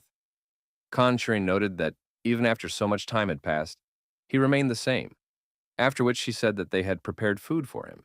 Cherin assumed that, after such a long journey, Master Aurelian must be hungry, so she invited him to join them. But he held out his hand and refused, saying that he had already eaten. But what was important now? One of the servants showed Cherin a sword, and Aurelian said he wanted to meet the master who forged it. Since moving to his new home, Shiwu's normal daily life had continued. He filmed new videos for YouTube, raided dungeons, and created equipment from the materials he obtained. He also continued to train hard with Hercules. But is this really normal? In fact, it is probably thanks to this everyday life that he already has 170,000 subscribers on YouTube. After posting a video on how to become an A-class hunter in just a month, he gained a lot more information. Looking through all these ideas, Meng Shiwu recalled that the first part of the video was posted when he became a B-class hunter. He had made countless raids into the dungeons, so it was no surprise that the speed of video editing couldn't keep up with him. Thinking about how Park Dok-gu was going through all this, Shiwu said that he definitely had to raise her salary. He also heard that he even had a fan cafe. But wasn't it previously called the Puzzle Club? Apparently, his YouTube channel was doing great, and he would probably soon become a top-class hunter as well. In addition, his training with Hercules was also going well. All he needed now was to get himself some equipment. Meng Shiwu sighed and told Master Palguan that he had to win. With a sword like that, he should definitely be able to do it. But what if he didn't win? In any case, it was already 4 o'clock in the afternoon, so Shiwu wondered if Mr. Palguan would not be coming today. Meng Shu assumed that their training sessions were a little too hard for Mr. Palguan. Perhaps he even fell ill after such training. But if he came, Shiwu was ready to consult him using the divine art of medicine. Meng Shu wondered if he should first improve his divine metallurgy skills. Shiwu decided to start by processing the materials he had farmed. For some reason, Shiwu felt that obtaining materials was more difficult than raiding dungeons. As it turned out, moving and storing things was also not an easy task. In fact, it would be nice if there was something like a subspace storage bag in their world. that could store an unlimited number of items. But unfortunately, he couldn't make it with his own hands because such things were not considered equipment. After all, it's a type of magic. Subspace refers to a space that is connected through a specific portal or wormhole, and this term is used to describe a space separate from their universe. A subspace bag is a type of magic that can use this space. In the end, even Hephaestus himself was unable to create one. Spatial magic is also a type of magic that only high-level mages can use. However, Hermes' super speed greatly enhanced the power of Hercules' divine combat abilities. Hercules described it as a power that surpassed even his own. In other words, if he adds the power of GodTube, it means he can enhance the power of the gods. So doesn't that mean he could also add something to divine metallurgy? Meng Shu wondered if he could enchant his equipment. Couldn't he create a subspace storage bag? After thinking about it, Shu decided that it might work and decided to give it a try. He had to comprehend the power that could interact with his SS rank divine metallurgy. Meng Shu picked up his phone and wondered what traits he should study. To enhance an SS rank trait, he would need a higher level power. After a moment's thought, Meng Shu remembered Osiris's wife from Egyptian mythology, the famous mother of Horus and goddess of magic, Isis. Since it was Isis herself, her trait must definitely interact with divine metallurgy in some way. However, he needed to understand which trait he could study, and it would be great if he had another subscription now. The trait he needed had to be related to magic, but he had no idea how. Shiwu could, of course, ask Heracles about it, but he probably only knows how to destroy magic. Meng Shu decided that in order to understand anything, he should first watch a video from the Isis channel. At that moment, Shu suddenly heard the bell ringing at the door to the smithy. When Shu turned around, he was surprised to see that it was Cherin. Meng Shu asked Cherin why she was there, when suddenly he saw someone more interesting. Following Cherin, Master Aurelian entered So Palguan's smithy. Meng Shu asked why she and Master Aurelian had come here. Looking at Master Aurelian, Shu mentally noted that he looked exactly like he did on television. Han Cherin asked Shu what he was doing here. He replied that he actually worked here. Han Cherin was surprised to hear this. After thinking for a moment, she remembered that Shu had told her about it when he was helping her adjust her gloves in that S-rank dungeon. Meng Shu said, "Anyway, why is Master Aurelian here?" To which Cherin replied that, according to Master Aurelian, he was here to meet with Mr. Palguan. Meng Shu was surprised that Master Aurelian wanted to meet Mr. Palguan. Because, why all of a sudden? One of Master Aurelian's servants showed a sword, and Cherin said that according to Master Aurelian, the person who made this sword was So Palguan. At that moment, Shu understood what was going on. Master Aurelian was the judge of the Blacksmith seminar, and now he had arrived in Korea, and all this just to find the So family's forge. What's more, Master Aurelian had come with work provided at the seminar. All this could only mean that Mr. Palguan had won and would receive the Orichalcum. Finally, he would be able to create equipment for himself that would not fall apart from the superpower of the SS rank. Meng Shu said that Mr. Palguan was not here at the moment, after which Han Cherin translated this to Master Aurelian. Aurelian asked if they could meet somehow. Han Cherin relayed Master Aurelian's words to Shu Wu, and he thought about it. Without ceasing to think about Orichalcum, Meng Shu considered that at the moment, Mr. Palguan was not feeling well, and it would be better to allow him to rest. Nevertheless, the current Orichalcum situation was an exception to the rule. After all, this must be a particularly important moment for Orichalcum. Meng Shiwu promised to try to contact Mr. Palguan. After calling, Meng Shiwu reported that Mr. Palguan had promised to come to them soon. Han Cherin translated everything to Master Aurelian, who thanked Shiwu. Han Cherin told Shiwu that Master Aurelian was grateful to him. After that, Cherin began talking to the master about something. Since Shiwu would soon be able to obtain Orichalcum, he decided to spend the remaining time creating equipment. The other two would wait for Mr. Palguan. After that, Meng Shu opened GodTube and wondered if he should finish watching the video with Isis now. The video he opened was, "Restore this area? It's not hard at all. Restore this place?" Thinking about the title of the video, Meng Shu thought that even Hua Tuo would say that if things went wrong, there would be no turning back. There was no hope for that anymore.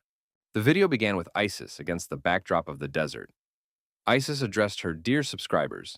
Then, the goddess of magic, Isis, turned around and winked at those watching the video. Isis asked the viewers if they had any problems related to sexual function. It was only the beginning of the video, but Shiwu was already impressed. Meng Shu asked, Can't mythological stories do without sexual issues? Isis said that sexual function is sacred and that it has the power to create life. One should not be ashamed of it or hide it. Losing this function is very sad. It is painful not only for men, but also for women. In fact, her husband was also unable to do it, so she knows how painful it is. The reason for this is that the fish of the Nile ate Osiris's thing. Because of what happened, she couldn't do it with her husband for the rest of her life. Shiu simply had nothing to say about it. Greek and Roman mythology is chaos 5 minutes before that, whereas Norse mythology is chaos 5 minutes later. But if you take Egyptian mythology, it's chaotic every 5 minutes. Egyptian mythology is too disorderly. Posing for the camera, Isis said that in the end she did that thing for her husband. And striking the sand with her staff, she said that was exactly what she did. Looking at what Isis had started doing, Mengshu couldn't help but wonder what she was doing. Could it be some kind of ancient Egyptian ritual? Dancing, Isis hummed oishikunare, oishikunare. Then she folded her hands into a heart shape and said with a smile, Momo Kyun. After seeing this, Meng Shuwu was completely confused. He wondered where she could have learned such a thing. Then he asked, what is it that makes it delicious here?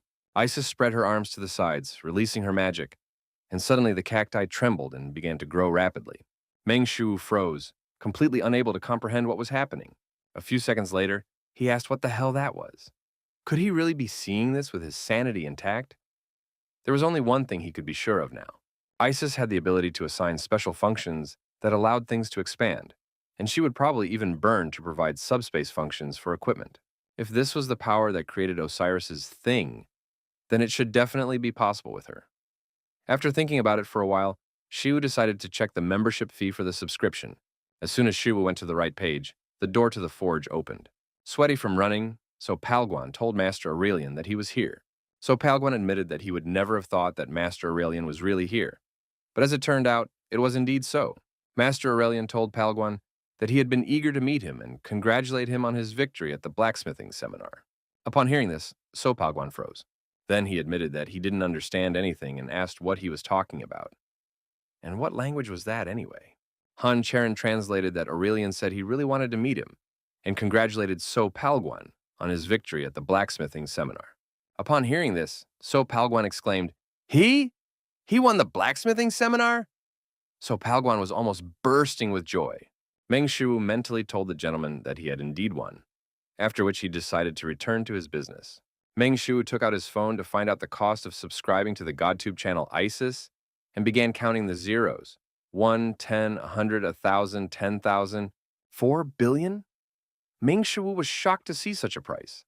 A subscription to Zhang Sanfeng's channel cost him 2 billion, and now he had to pay twice as much? Looking at his balance, Shu wondered if everything was correct. At the moment, he had 8.4 billion won in his account, and with his current expenses, first, his income includes 10 billion from Han Cherin's tutoring, about 300 million from equipment manufacturing, and about 10 million won from NewTube. That comes to approximately 10 billion and 308 million won. Next, Meng Shu tried to calculate his expenses and came up with 3 billion 317 million won. Thus, his monthly expenses amount to 3.3 billion and 170 million won, while his net profit is 6.9 billion and 910 million won. This means that he has enough money to sign up. Han Cherin's pension, or rather, her tutoring fee, is more than excellent. After calculating his profits, Meng Shuwu wondered if he should sign up. And at the same time, he accidentally touched the screen of his smartphone. Meng Shu mentally screamed.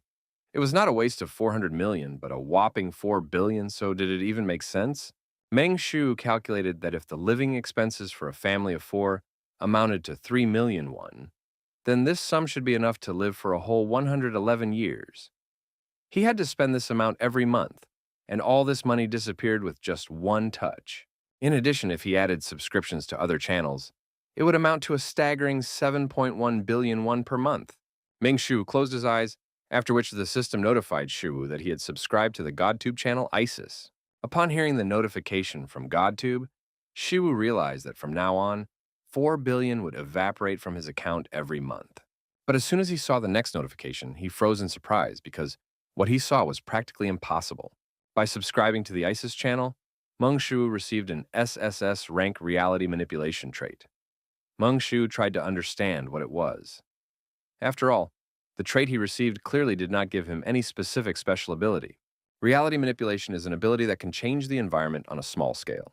It can also change the very laws of the universe on a large scale, distorting reality at the will of the caster using magic. And that's even SSS rank. But considering Isis's reputation, it shouldn't be that surprising. Little is known about this, but Isis was the most influential goddess in the ancient world. Be that as it may, he now needs to improve his skills. At the moment, there are two ways to improve his skills in manipulating reality. The first is to watch videos related to the development of the trait. Thinking about the first method, Shiwu wondered if he would have to look into the depths of this demon world again. The cosmic horror that exists beyond the abyss? That was out of the question because, if he wasn't careful, his mind, Meng Shiwu, resolutely rejected this option. Because the first method could destroy his benevolence, righteousness, propriety, and gentlemanly wisdom. In that case, he had no other choice. Meng Shu assumed that he would have to try everything himself. First, he had to test this feature, and he would do so by trying to create a subspace bag, as originally planned. While pondering, Shu was aided by Zhuge Liang's insight. Subspace is essentially magic. It is a principle by which one can pull something out of thin air and extract an object, and there is no need to incorporate it into equipment. If he changes reality to create subspace, that will be enough. In fact, depending on the degree of manipulation of reality, the power changes exponentially due to the reaction of cosmic reflection, and in severe cases, the existence of the spell may simply collapse and disappear. All these thoughts were already giving Shu a headache. In any case, he had to create a storage form that would help him with the concept of storing something. This would be Shu's first time sewing, so he wondered if he should turn to other channels for help. After a brief reflection, Shu decided to just do it, because he couldn't subscribe to someone just for the sake of it. And who cares what he makes of it anyway? He just needs to make it durable, as he always does. Meanwhile, Master Aurelian told So Palguan that the strength and power of this sword, as well as its perfect balance, which does not exclude fragility from all this. The most impressive thing is, looking at the blade, Aurelian said that it was the hilt, because every time he saw it, he felt a thrill.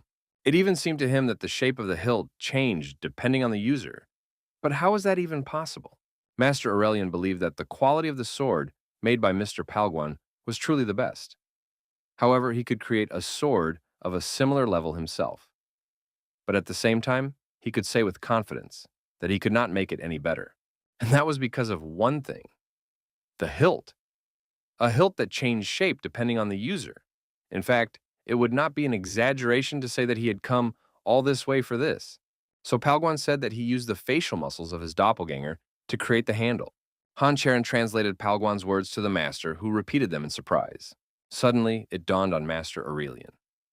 If that was the case, did it mean that the sword had been imbued with the monster's abilities? Aurelian asked if he meant to say that it was possible.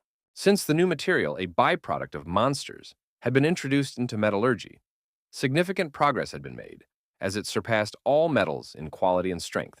However, the use of monster abilities is limited to physical properties that remain unchanged even in death, such as hardness. But at the same time, the monster's abilities cannot be incorporated into equipment, because the monster's abilities disappear after death and cannot be extracted from the corpse. However, if he is not standing before the god of metallurgy, Master Aurelian asked how Palguan managed to incorporate the monster's abilities into equipment. Palguan pointed behind Master Aurelian and said that he had learned this technique from a craftsman named Meng Shiwu. Master Aurelian was very surprised to hear that such a skilled blacksmith had learned this from this youngster. Not only was he not a blacksmith worthy of teaching the craftsman So Palguan, but this guy didn't even look like a blacksmith. Master Aurelian asked if he was joking with him. After that, Cherin, as always, translated everything for Palguan. So Palguan admitted with a smile that at first he couldn't believe it either. But since he was trying to do something now, why not watch for a while? Master Aurelian couldn't understand what was going on, but there must be a reason why craftsman So Palguan was saying this about him. Master Aurelian clicked his tongue after glancing at Shiwu. He realized that Shiwu was trying to forge something, and the key to forging was temperature. Only by heating and forging could impurities be completely removed. But this guy was just standing there staring blankly. It looked as if he didn't even have the basic skills of forging. As Master Aurelian had expected, it was all nonsense. After heating the metal with magic, Meng Shu finally struck the metal with a hammer. After that, a characteristic striking sound echoed through the forge. Seeing this, Master Aurelian couldn't believe it. Did this guy do it on purpose? He was performing cold forging. Hot forging is a method used to improve the quality of the material. Thanks to this method, it is easy to form complex parts.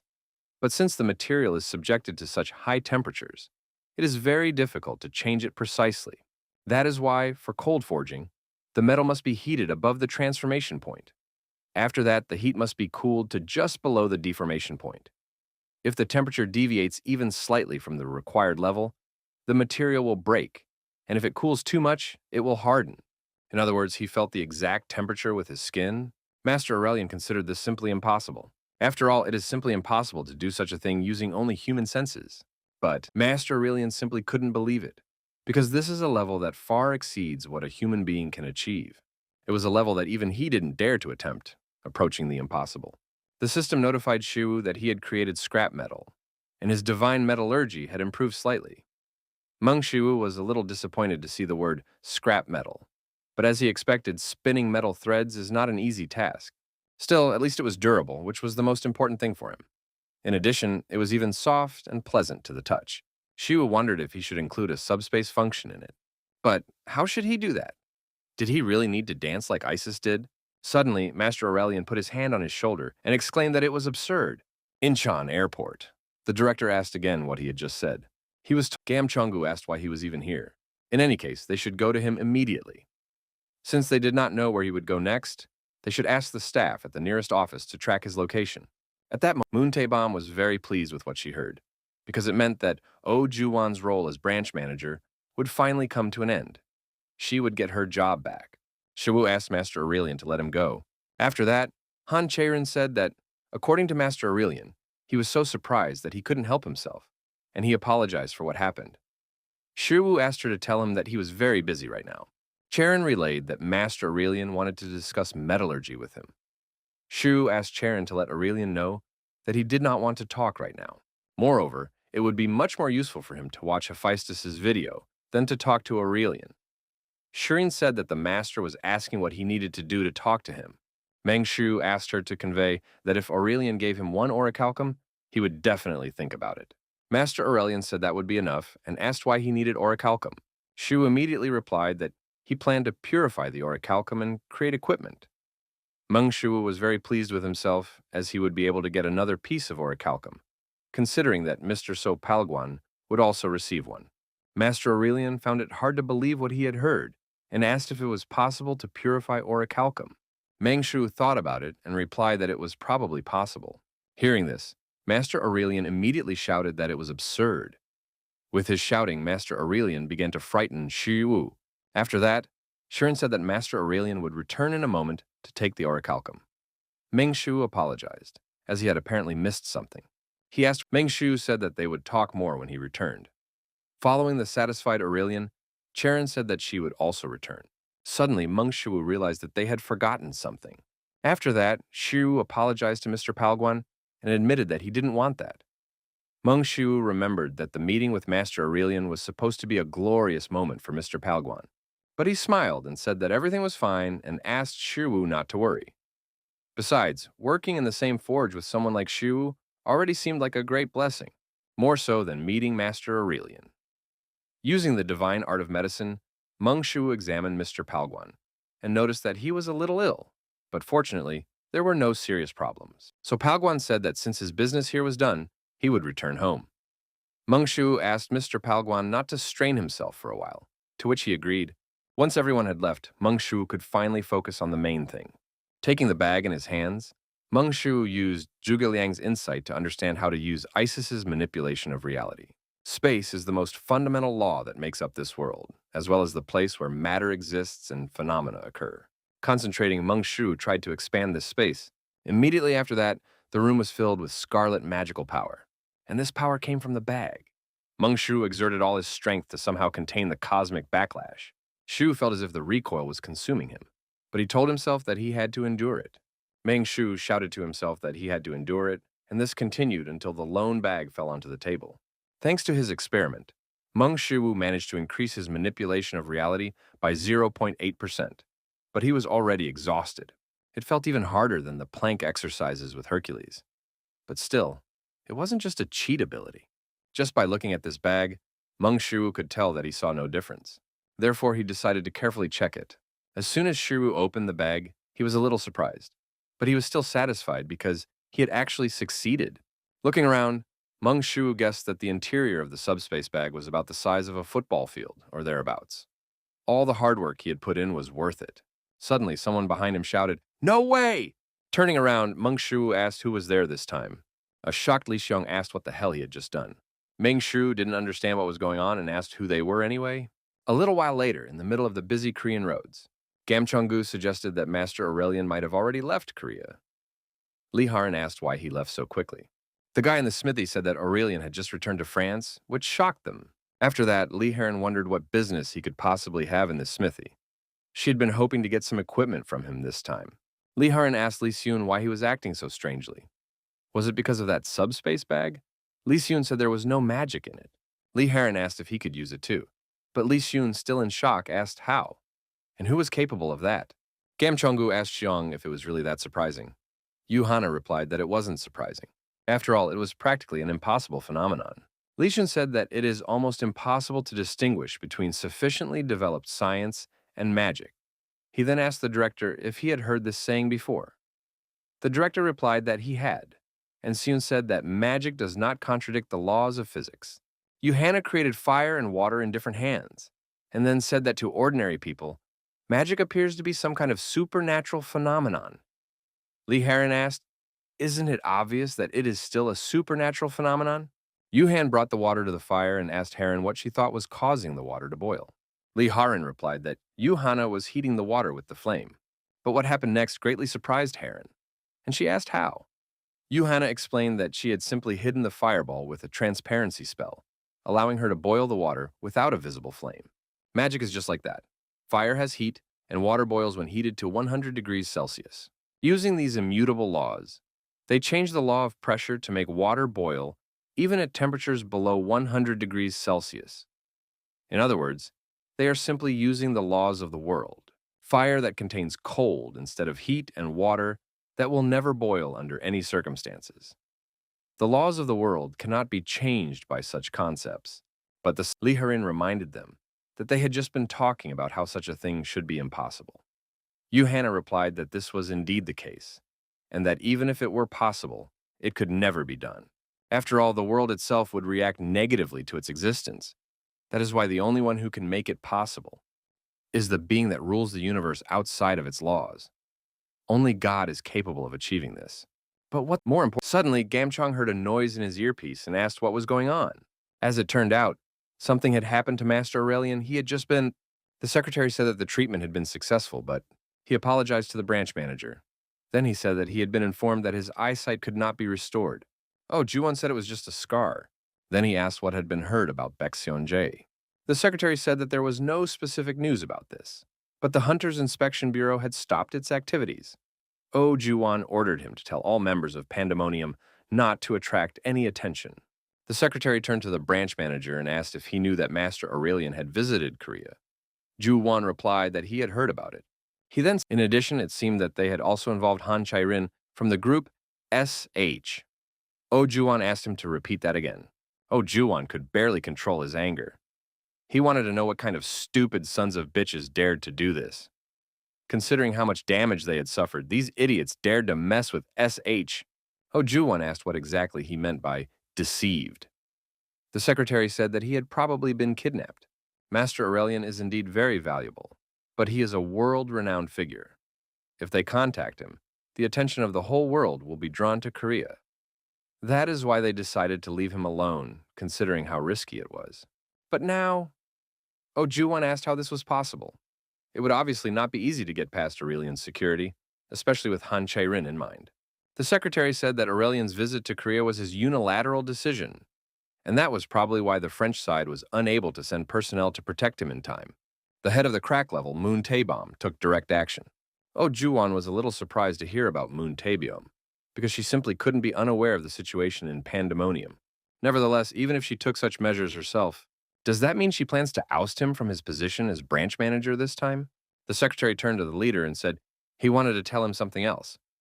He believed that Master Aurelian and that Meng Shiwu might be connected in some way. Juwan was clearly hurt by the words about Shiwu, causing him to grit his teeth in anger.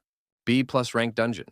A huge B-plus rank basilisk wrapped its tail around a strange creature. Just as the basilisk was about to eat it, the creature grabbed its fangs with its limbs. Then it spread its arms wide, tearing the upper jaw from the basilisk's head. Watching this, Kim Yi-jun was simply speechless. Yi-jun could hardly believe that someone had actually managed to complete a B-plus rank dungeon in just 47 seconds. Ming Shu shouted at Yi-jun, telling him not to just stand there, but to collect the loot into a bag. Kim Yi-jun was surprised by what he heard, but then suddenly understood what he was talking about and agreed to do it. With great difficulty, Kim Yi-jun lifted the basilisk's carcass and dragged it away. As it turned out, the basilisk was much heavier than it looked.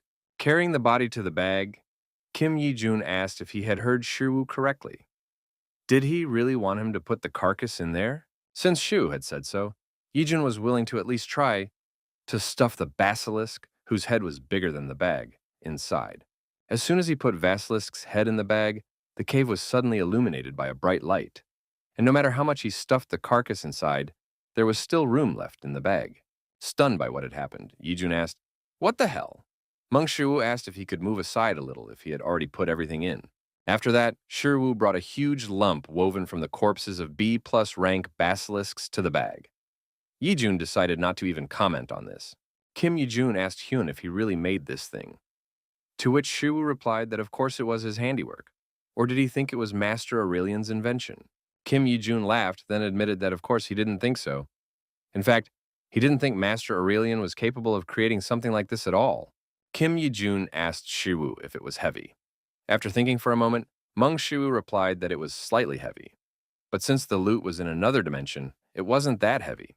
Meng Shiwu held out the bag and asked Yi-jun if he wanted to try holding it.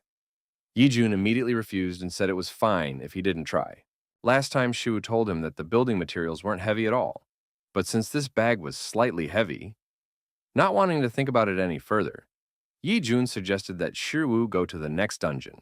Meng Shiwu decided to clarify, asking if they had about 4 dungeons left. Yi-jun corrected him, saying there were 3 left. Meng Shiwu asked Yi-jun not to forget to take care of the camera that Doku had given him. At the entrance to the dungeon, Shiwu met Li Minjun. Meng Shiwu asked Minjun what brought her there. Li Minjun turned to Shiwu. She asked if they could talk for a minute. Incheon International Airport. Upon arriving at the scene, Guillaume Cheonggu asked his subordinate what had happened. The subordinate replied that, apparently, Master Aurelian had been kidnapped on a private plane. Gam Cheonggu asked how they could have been kidnapped on a private plane. The subordinate explained that, apparently, the criminal was inside the private plane. Jem Chong wondered if this was even possible. If so, then one of Aurelian's close associates could be the criminal. The subordinate handed him some papers and said that they were also thinking about that, and that they had already checked the list of airline employees and their statements, but looking at the papers, Jem Chong realized that it was Moon Tae-bum, a colleague who was once friends with Aurelian, but there was no one named Moon Tae-bum on the list. Lee Se-yoon suggested that she had simply been brainwashed. Gam Chong-gu asked how that was possible, and Se-yoon said that, to be more precise, he suspected that she had been affected by mental magic. In addition, there were no signs of a battle on the private plane. Gam Chong recalled that Cherin, who was almost an S-rank hunter, was also with Aurelian. So does that mean they were conquered without a fight? Lee Se-yoon suggested that the criminal was a high-level mage with extremely powerful mental magic. Jem Chong-gu asked if he wanted to say that it was magic that could instantly defeat even an S-rank hunter. Lee Se-yoon asked, what other S-rank? After all, Han Cherin was still a novice. Gyum Chong asked if it was too early to assume that the criminals had used magic to brainwash them. At that moment, Yu Han Na approached them and reported that there were residual traces of magical teleportation nearby. At the very least, it was safe to say that there was a mage among the criminals. Gam Chong acknowledged that since everyone was saying so, it must be true. He then asked if they could track them down in that case. Lee Se-yoon said that from what they had seen, this was not the first time they had pulled this trick. To avoid surveillance, they deliberately distorted the magical wave. Therefore, He was almost certain that it would not be easy. It was likely that there was a very high-caliber mage among them. It was even possible that she was better than him. Oh Juwon was still thinking about Meng Shiwu because this was already the fourth time he had heard that name. If he could, he would deal with him right now, but restoring order must be his first priority. So now is not the right time for that. But the secretary told the branch manager that, apparently, Meng Shiwu was connected not only to Aurelian, but also to Han Cherin. Hearing this, Oh Juwon came to the conclusion that, after this, the probability of Meng Shiwu making a move was quite high. Meng Shiwu and Moon Taebyom, both awakened, were a thorn in his side, and now, at the end of this incident, they will undoubtedly clash. Oh Juwon smiled and said that the situation was not as bad as he had previously thought. Whether Meng Shiwu defeats Moon Taebyom, or Moon Taebyom gets rid of Meng Shiwu, either way, he would lose nothing from it. Oh Juwon rose from his chair, and walking over to the window, he said to himself that the bigger the battle, the greater the profit. Kill Joe Bukchon, whom you have captured. If you do so, I will let you know where Aurelian and Han Cherin are now. Lee Min-jun said that this video was uploaded to YouTube this morning because it mentioned Joe Bukchon, who was detained by Shi Wu. She concluded that it might be related to Pandemonium, which is why she came directly to him. Shi Wu wondered why the kidnapper had gone so far. Was it really necessary to attract public attention in this way? Lee Min-jung admitted that she wasn't sure, but the Inspection Bureau suspected that it was carried out by Pandemonium, and it was possible that they simply wanted to bring more chaos into their world. Meng Shu agreed with this, because even their demands were not entirely normal. It is customary to ask for the release of a hostage, but demanding that he be killed? If this is really Pandemonium's doing, thanks to Zhuge Liang's insight, Shiru came to the conclusion that Joe Bukchon knows something. Otherwise, they would not have made such unreasonable demands. Meng Shu asked Ming Zhong what the Inspection Bureau's position was on this matter. She replied that initially, they should not negotiate with criminals, but right now we're talking about the kidnapping of Master Aurelian and Han Cherin from the SH group. Since the video has already been released, this case has attracted attention not only in Korea, but also around the world. And if anything happens to them, it will put the Inspection Bureau under unimaginable pressure. The most realistic thing for them to do would be to meet their demands. Meng Shu asked Minjung not to accept them. Just as Li Mingzhu tried to object to Shu, he said that he understood what she was trying to say. Meng Shu suggested that she had already witnessed many cases where hostages were used as a means of pressure. He then asked what demands were usually made of the perpetrators in such cases. Li Mingzhong replied that in 9 out of 10 cases, they demand money. They name the amount and the deadline for the transfer, promising to release the hostage if their conditions are met. Suddenly, Li Mingzhong understood what was going on. Meng Shu said that in such cases, they usually say that they will release the hostage, not reveal his location. This means that the current situation is completely out of their control. The only thing they can do is reveal the location. At least the person who uploaded the video is not the kidnapper. Li Mingzhong asked if that was really the case. Then what was the purpose of posting the video? Meng Shu suggested that they probably wanted to escalate the situation, or that these were people who could gain something from this incident. He is not sure who they are, but if they meet their demands, it will simply play into their hands. However, they simply cannot ignore this issue. Once the current situation is over, he wants to see if they can turn it to their advantage. Hunter Inspection Agency Seoul Branch. The subordinates greeted the captain, and Jung Sua asked how it went. But to her surprise, Hunter Meng Shu suddenly appeared from behind Li Minjung. Li Minjung asked Sua where Joe Bukchon was. Jung Sua apologized, as she was still in shock, and immediately replied that he was in the interrogation room. Li Minjung suggested going there. Then she told Shiwu to go in and do his job. Meng Shu entered the interrogation room, and Joe Bukchon immediately recognized him. Coming closer, Meng Shu suddenly crouched down and stared at Joe Bukchong's fingers. A puzzled Joe Bukchong asked what the hell he was trying to do. Meng Shu slowly took Joe Bukchon's finger. Then he sharply twisted his finger in the other direction, causing Joe Bukchon to scream in pain. Hearing the screams, Jung Sua wondered what was going on. Her partner then asked if the interrogation room wasn't supposed to be soundproof. Jung Sua said that usually screams from the interrogation room didn't leak out. Meng Shu stood up and told Joe Bukchon that the human body has various vital points. Then he took out several needles and said that there are also many different organs that feel pain. Meng Shu grabbed Joe Bukchon by the hair and lifted his head to meet his gaze, asking him not to worry, as he would not die. Rather, he would be in so much pain that he would probably want to die himself. However, compared to what he had done to innocent people, it would be nothing. Nevertheless, even with these screams, the inspection bureau continued its work, except that some employees felt very uncomfortable. While she was working, she could hear only painful screams and pleas to kill him. Until one day, Jo Buk-chong shouted that there was a restriction. Lee Min-jung showed her subordinate where to press and told her to start from there. Hearing this, Lee Min-jung wondered if that was the reason he hadn't said anything during the interrogation. Jo Buk-chong shouted that he wanted to say something, but he couldn't. The restriction completely suppresses not only certain actions of a person, but also certain thoughts, and only a spellcaster can remove it. The restriction is a high level and also one of the most cruel binding spells, which will lead to death if someone forcibly breaks it. Upon hearing about the restriction, Meng Shu suddenly raised his hand above Jo Buk-chong's head. Watching through the camera, Li Mingzhu was very surprised by what she saw and wondered what he was going to do. Suddenly, using reality manipulation, something restricting Jo Buk-chul was broken. Both Jo Buk-chon and the guards watching couldn't believe what they saw. Had the restriction really been removed? But how? Li Mingjong asked her subordinate if what the hunter Meng Shu had just used was magic. The subordinate trembled and admitted that she didn't know either, then suggested that it wasn't magic, but what else could it be?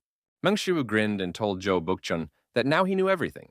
Leaving the interrogation room, Meng Shu said that he didn't know how they dealt with escaped criminals, but he had managed to render him unable to use his legs, at least for a while. Li Mingjong thought about Shu's earlier words. Meng Shu was usually a naive, ordinary person, but sometimes a little strange. But when he deals with criminals, he becomes even more evil than anyone else. But is his nature really evil? When he is with his younger sister, he shows his infinitely warm side, becoming a person who feels more human than anyone else. But the more she is around him, the more she understands that for some reason he makes her feel warm inside. Lee Min-jung said that now they can leave Jo Buk-chon alone. Soon, news appeared online that Jo Buk-chon was being interrogated and that he had been killed by guards during the pursuit. Meng Shu managed to get all the necessary information from Jo Buk-chon.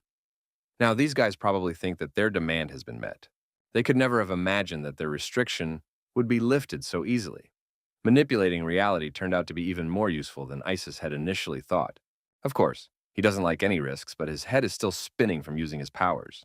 Soon, they informed the Inspection Bureau of the location of the hostages, but no one can predict how the situation will change.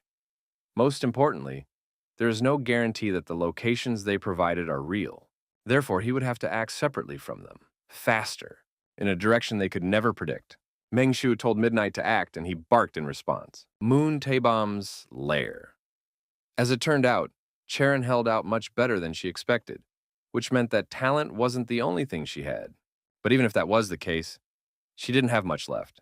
Moon Taebom, the S-rank mental domination devil. Cherin, from now on you will have to live alone. After all, your mom and dad have gone far away, and it will be a long time before they return. Han Cherin asked, How far? How far is that? When she returned home, she really didn't see her mommy and daddy. And yet she didn't cry. She was told that she had to be brave so that her mom and dad would come back. The man asked how she could call herself a human being after doing such a thing. After all, this little girl was a child she had raised with her own hands. But are you trying to kill a little girl over something so trivial? Who sent her? Han Kwang-guk or Han Jae-min? Han Cherin thought it would be great if everyone could get along. The next day, the nanny stopped coming too. She said she quit because her job was too difficult. Does that mean she was too difficult for her? Or did she behave like a spoiled child too often? From that moment on, she decided not to act like a spoiled child and not to complicate things for others anymore. That way, people wouldn't leave her. But there was one thing that worried her as a child. Pelmeni. When someone eats pelmeni. It was the day when the hostess in the kitchen decided to make pelmeni. But the look in her eyes said it all. Save me. Please save me. I don't want to die like this. The man at the door said that the cause of death was determined to be poisoning. Poisonous substances were found in the pelmeni that the victim had eaten. From that day on, she never saw the hostess in the kitchen again. When she was happy, everyone left her. Mommy and Daddy, the nanny, and the hostess of the kitchen. At that moment, Cherin felt that everyone had abandoned her.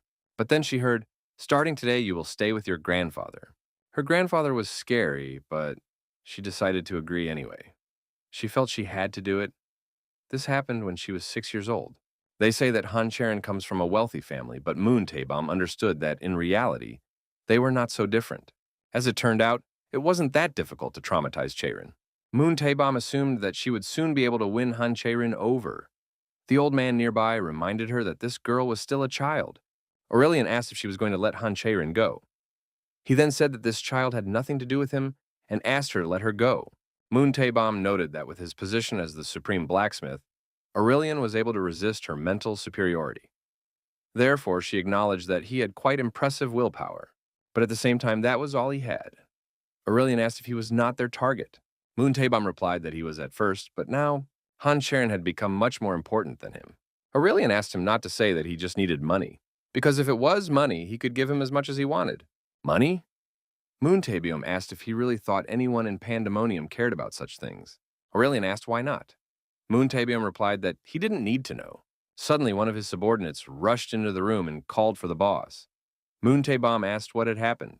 He reported that guards from the inspection bureau were storming the place. Moon Taebom asked what he was talking about.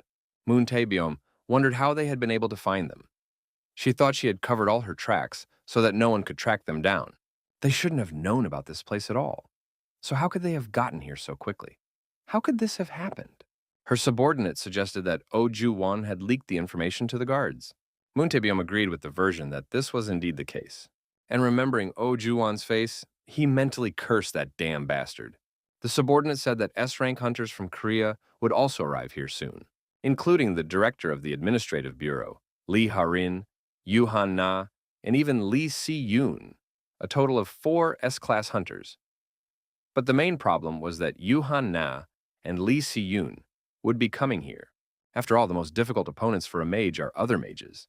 He had no time to think. They had to retreat immediately.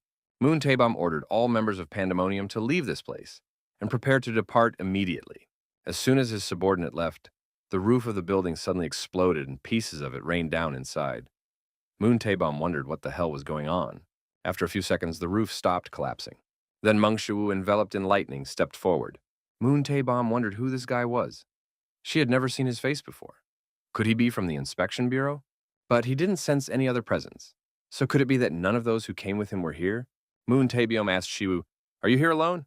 Shiwu replied that he didn't have a girlfriend, if that was what she was asking.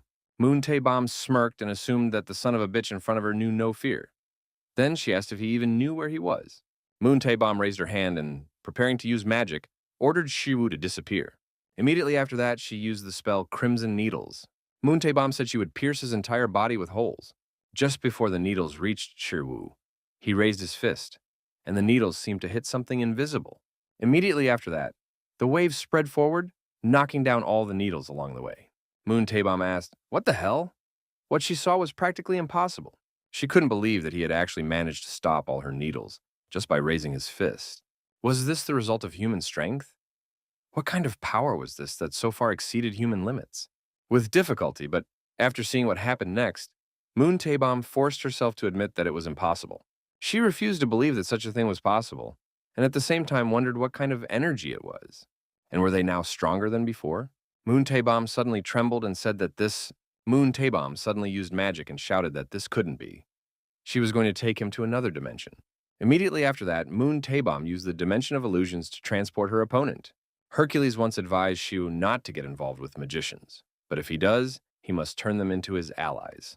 However, if he couldn't make a mage his ally, he should just kill him as soon as possible. Striking forward with his fist, Ming Shiwu used Hercules' divine martial arts, the first form, the sky-shattering super strike. Hercules' divine martial arts have the power to distort the laws of nature themselves and destroy them.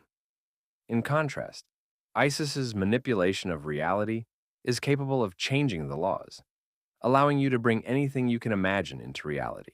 Destruction and manipulation. Since the two forces have completely different directions, it is simply impossible to discuss which one is superior, and that is exactly what he believed. Isis's manipulation of reality is indeed a great power, but even if laws are manipulated and changed, then, in the face of this power, nothing matters, and everything will simply be destroyed and disappear. After using the second form of divine martial arts, a long trench instantly formed in front of Meng Shiwu's fist, and a huge hole formed in the walls in front of him. Hercules, there is a reason why he is called the strongest even on GodTube. A cough suddenly sounded from the cloud of dust, and Moon Taebom managed to survive Shiwu's attack. But if she had been even a little late, or if she had made the foolish decision to try to block that power, She managed to use short-range teleportation magic one after another and avoided the attack with all her might, but as it turned out, even that wasn't enough. Moon Taebom wondered if this was the result she had achieved. Simply being hit by the wave of power had brought her to this state, and if she had taken this power head-on, she would not be alive now. But they say that crisis is also opportunity. Reaching out her hand, Moon Taebom attacked Shiru several times, but he dodged the attacks. Meng Shu asked if they didn't think taking hostages was going too far, but Moon Taebom ordered him to shut up.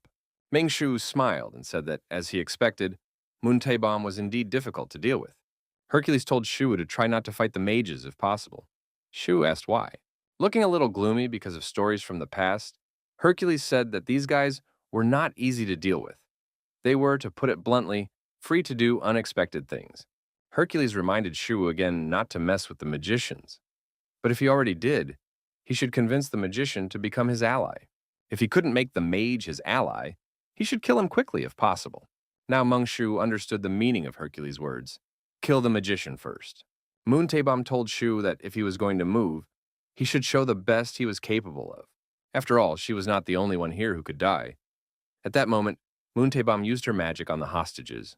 Meng Shu Wu was determined to end this as quickly as possible, and without hesitation used the sky-destroying super strike, but with his best abilities. With his current abilities, the best he could do was to use the descending dragon strike and the sky-destroying super strike once each. If he really gave it his all, he might be able to free 2 hostages at once. But considering the possible backlash, he definitely shouldn't use them as he pleased. In that case, Hermes' super speed remains. With the power that walks the world of Tatsana, he will certainly be able to save the hostages. However, this guy is a high-level mage who controls space. Space and time are concepts that cannot be separated. So, by controlling space, he can also control time. And even if he can move in Tatsana, he cannot guarantee what variables will be created. Using her Moon Taebom, but for him it was the end. Moon Taebom stretched out her hand and used mental domination on Shiwu. Thanks to her trait, she is able to turn anyone within her field of vision into a target, even if he has incredible power. This enemy clearly cannot escape mental superiority. As soon as Moon Taebom used her mental domination, she found herself in a dark space. Initially, the human mind is chaotic and disordered. That is why she has to stimulate trauma, following the remnants of vivid memories in order to dominate the mind. So how could it be that there was nothing here? Suddenly, turning around, she saw a huge man wearing a lion's head helmet, squatting with a barbell. Suddenly, the huge figure said that he was busy right now. Therefore, he ordered the intruder not to distract him. Moon Taebom felt as if the suffocating pressure was getting stronger. Turning his head, the angry Hercules ordered the stranger to get out of there. Immediately after that, Moon Taebom was thrown back. Trying to catch her breath, Moon Taebom wondered what had just happened. And why did she feel like she couldn't remember something? It was as if her memory itself had been blocked. Moon Taebom asked Shiru what the hell was going on.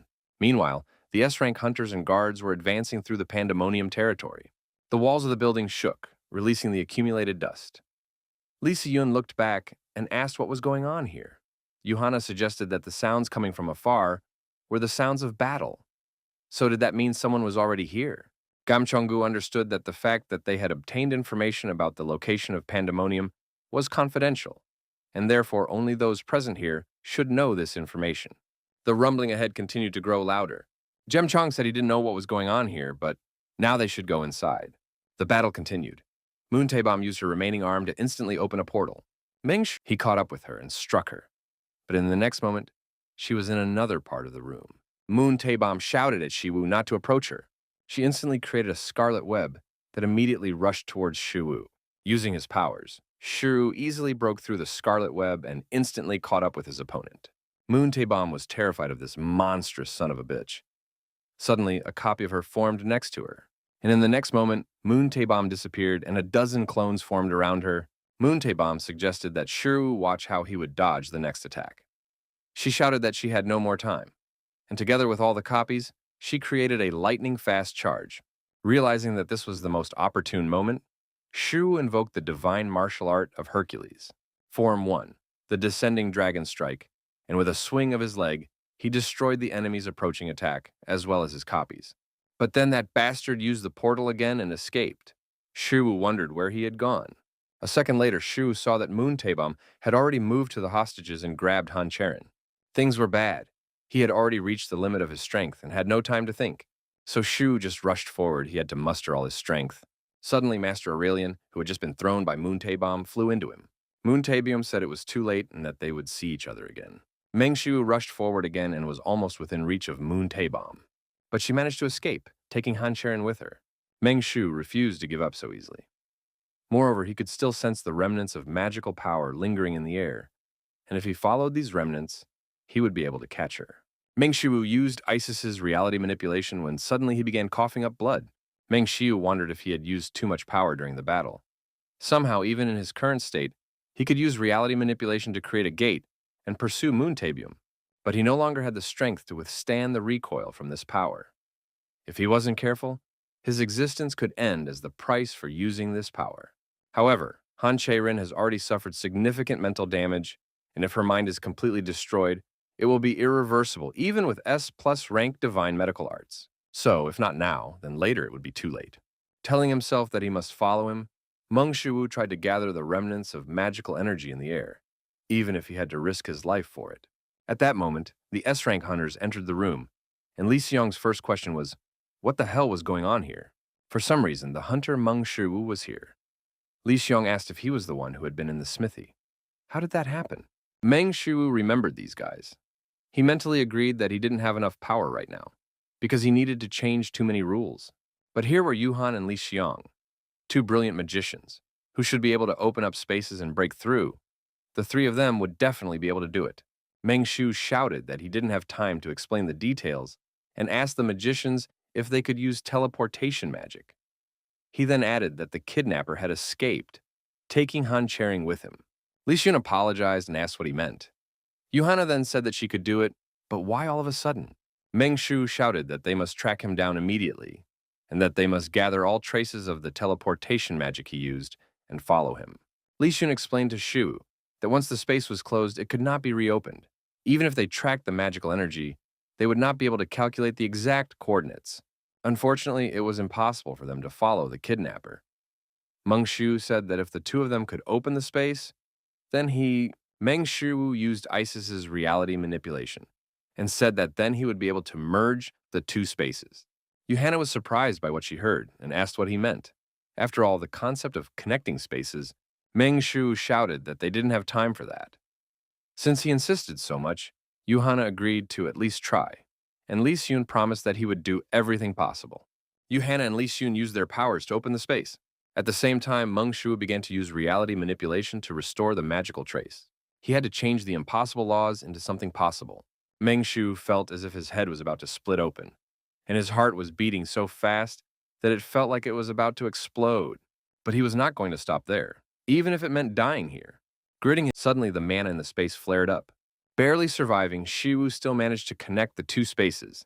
The system notified Shu that his reality manipulation skill had increased by plus 1.3%, reaching 2.1%. Stunned by what he saw, Li Xiong asked if he had really connected them. Johanna said that it should be impossible. Since Meng Shu was suffering from the recoil of cosmic forces, he asked the S-rank hunters to go ahead, and he would follow right behind them. In any case, they had to hurry. After all, they still had to save Ms. Han Cherin. After that, he ordered the others to clean up the scene and protect Master Aurelian. Now they had to deal with what lay ahead. Somehow Moon Chaebong managed to get out of there alive. Of course, he was sorry that he had to leave Aurelian behind, but the fact that she had returned alive after encountering that outrageous, monstrous bastard, she was already lucky enough. And after all, Han Cherin was here too. Looking at her condition, it was clear that she was on the verge of a mental breakdown, and that meant that soon she would become a puppet obeying her orders. Suddenly, Moon Chaebom felt a sharp pain and began to cough. His missing left arm is only a small part of the problem, but his internal magical circuits are almost completely destroyed.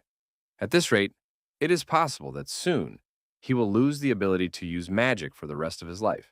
But the main thing is that he survived and the space behind him is finally closed. This meant that the guy wouldn't be able to chase her.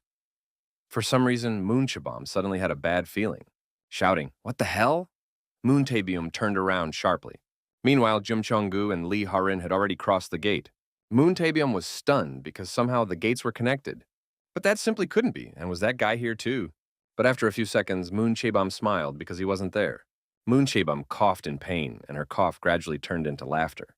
Lee Heron asked if she had gone mad because 4 S-rank hunters had come to find her. What was so funny? Moon Chabam replied that of course it was funny to see some bastards running in here. The room was suddenly flooded with scarlet light, and magical seals appeared in it. Moon Chabam asked if they really thought they could do anything to her. Moon Chabam asked if they had any idea why she had come here. Just think, they had actually come into the lion's den. Yuhana was amazed because the entire room was covered with magical amplifying circles. Then Li Xun added that this person's energy covered the entire space. Moon Chabam told the hunters that this entire space was her exclusive stage. The magic circles throughout the room manifested and began to work at full capacity. The increased magical pressure made even the hunters who had arrived feel uncomfortable. In this place, Moon Chabam's trait, mental domination, reaches its highest level. In this place, her trait literally becomes the power of domination itself, like air currents and wind speed. Even all of space and time in this place, all the laws of the world are under her power. If she orders them to kneel, they will kneel. And if she orders them to die, they will have no choice but to die. In this world, she is a god. Helpless against Moon Cheob's power, the S-class hunters fell to the floor, and now they are all dead. At that moment, a green beam shot out of the portal. Moon Chabong immediately realized that it was him, that monstrous bastard. Then she smirked and said that it didn't matter if he was a monster, because in front of God, monsters are just pathetic creatures. Moon Chibam unleashed all her power to finally get rid of this bastard. If he steps here, if he interferes with... Moon Chabam suddenly realized that something was wrong here. If he interferes, who is she talking about? And did that mean she had brought him into her space of mental domination? Unfortunately for her, Moon Chabam found herself back in Meng Shiwu's empty mind. Realizing her mistake, Moon Chabam trembled and wished it weren't true. Hercules said that he had definitely warned her. Hercules reminded her that he had asked her not to interrupt him, then attacked the intruder with his huge fist. Moon Chabam helplessly watched as the huge fist descended upon her. At that moment, Meng Shu attacked her in the real world. After Moon Chabam's defeat, all the magic enhancement circles in the room shattered. The S-rank hunters were finally able to breathe. Yuhana asked if the spell had just been removed. Seeing Shu walking towards the defeated Moon Chabam, Gum Jung-gu could only ask, "What?" Moon Chabam rose, feeling intense pain, but looking ahead, she suddenly shouted, "Don't come any closer!" As Shu approached, she shouted repeatedly for him not to come near, but he ignored her. Literally trembling with fear, Moon Chabam begged him not to come near her. Shu simply walked past Moon Chabam and headed towards Han Cherin. Although Moon Chabam's magic had dissipated, Han Cherin continued to stare at the floor with a blank look. Sitting down, Meng Shu put his hand on her shoulder and asked her not to try to bear everything alone. After all, if she took on too much, she would end up broken. Shu said that sometimes you have to know when to let go and when to turn away. The youngest granddaughter of SH Group, the springboard for the hunting group, a woman who lives up to all expectations. He doesn't know and doesn't even want to know how heavy her burden in life is. Meng Shu grabbed Cherin by both shoulders and said that how everyone sees her world should not become her reality. She doesn't need to carefully piece together the fragments of her life into a mosaic. It's a silly life puzzle that she can simply walk away from, and it's okay if it remains unsolved. Meng Shu entered the dark room and said that it was okay if it fell apart. He asked her to forget about sacrifice and think about herself first. Light poured into the room from the window. Shiru said that only then would she be able to think about others. Using the desirability, righteousness, propriety, and wisdom of a gentleman, Shu said, "Make yourself your top priority. It takes courage to be selfish and be hated by people, and there is no need for everyone to love her." After these words, Han Cherin came to her senses and asked Shiru why he was there. After worrying so much about Cherin, Meng Shu finally breathed a sigh of relief. Then he smiled and said that it was a huge relief. Then he got up and said that now, Han Cherin still looked at him in confusion. Meng Shu said that he had one more thing to do. Then he asked the S-rank hunters if they could help him a little more. News of the rescue quickly spread around the world. People from all over the world were grateful that Master Aurelian and Han Cherin were safe after the rescue, and a representative from France even expressed his gratitude for Korea's quick action. Oh Juan asked if this meant that Moon Tae-bom had finally been caught. The secretary suggested that it would be difficult for the leader to believe such a thing, but still said that Moon Tae-bom had not been caught by other S-class agents. Apparently, Meng Shiwu was responsible for her capture. He then promised to conduct an additional investigation if necessary. Oh Juan ordered him to forget about it. After that, Oh Juan admitted that this bastard Meng Shiwu was truly unusual. What made him stand out especially was his ability to deal with a crack-level leader. Oh Juwon unconsciously smiled, thinking about how arrogant Moon Taebyum was. She knew no bounds in her research, but this time, it really helped them. Oh Juwon asked, "What about the rest of Pandemonium in the Gyeonggi area?" The secretary replied that since they had lost their leader, they should have no problem absorbing them and regaining their strength. Pleased with what he heard, Oh Juwon said that was good. He had finally managed to get rid of Jo Buk-chan and Moon Taebyum, who had been a thorn in his side, and everything was going according to his plan. Suddenly, the office door burst open with a bang, and a subordinate rushed in and shouted to his boss that they had a problem, because Pandemonium in the Gyeonggi area had been completely destroyed. Oh Juwon was shocked by what he heard and asked how. The subordinate said that following Gyeonggi, Suwon, Paju, Pocheon, and Ansan had also been affected. All of Pandemonium's strongholds in the Gyeonggi area had been destroyed by S-rank hunters and the Hunter Inspection Bureau. Oh Juwon asked what kind of nonsense he was talking about. How could the entire Gyeonggi area be wiped out like that? And that's despite the fact that those bastards from the Inspection Bureau couldn't figure out where their bases in Gyeonggi were. The secretary suggested that Moon Taebyum, who was in charge of the Gyeonggi area, might have revealed their locations. Oh Juwon asked if Moon Taebyum wasn't supposed to be under restriction.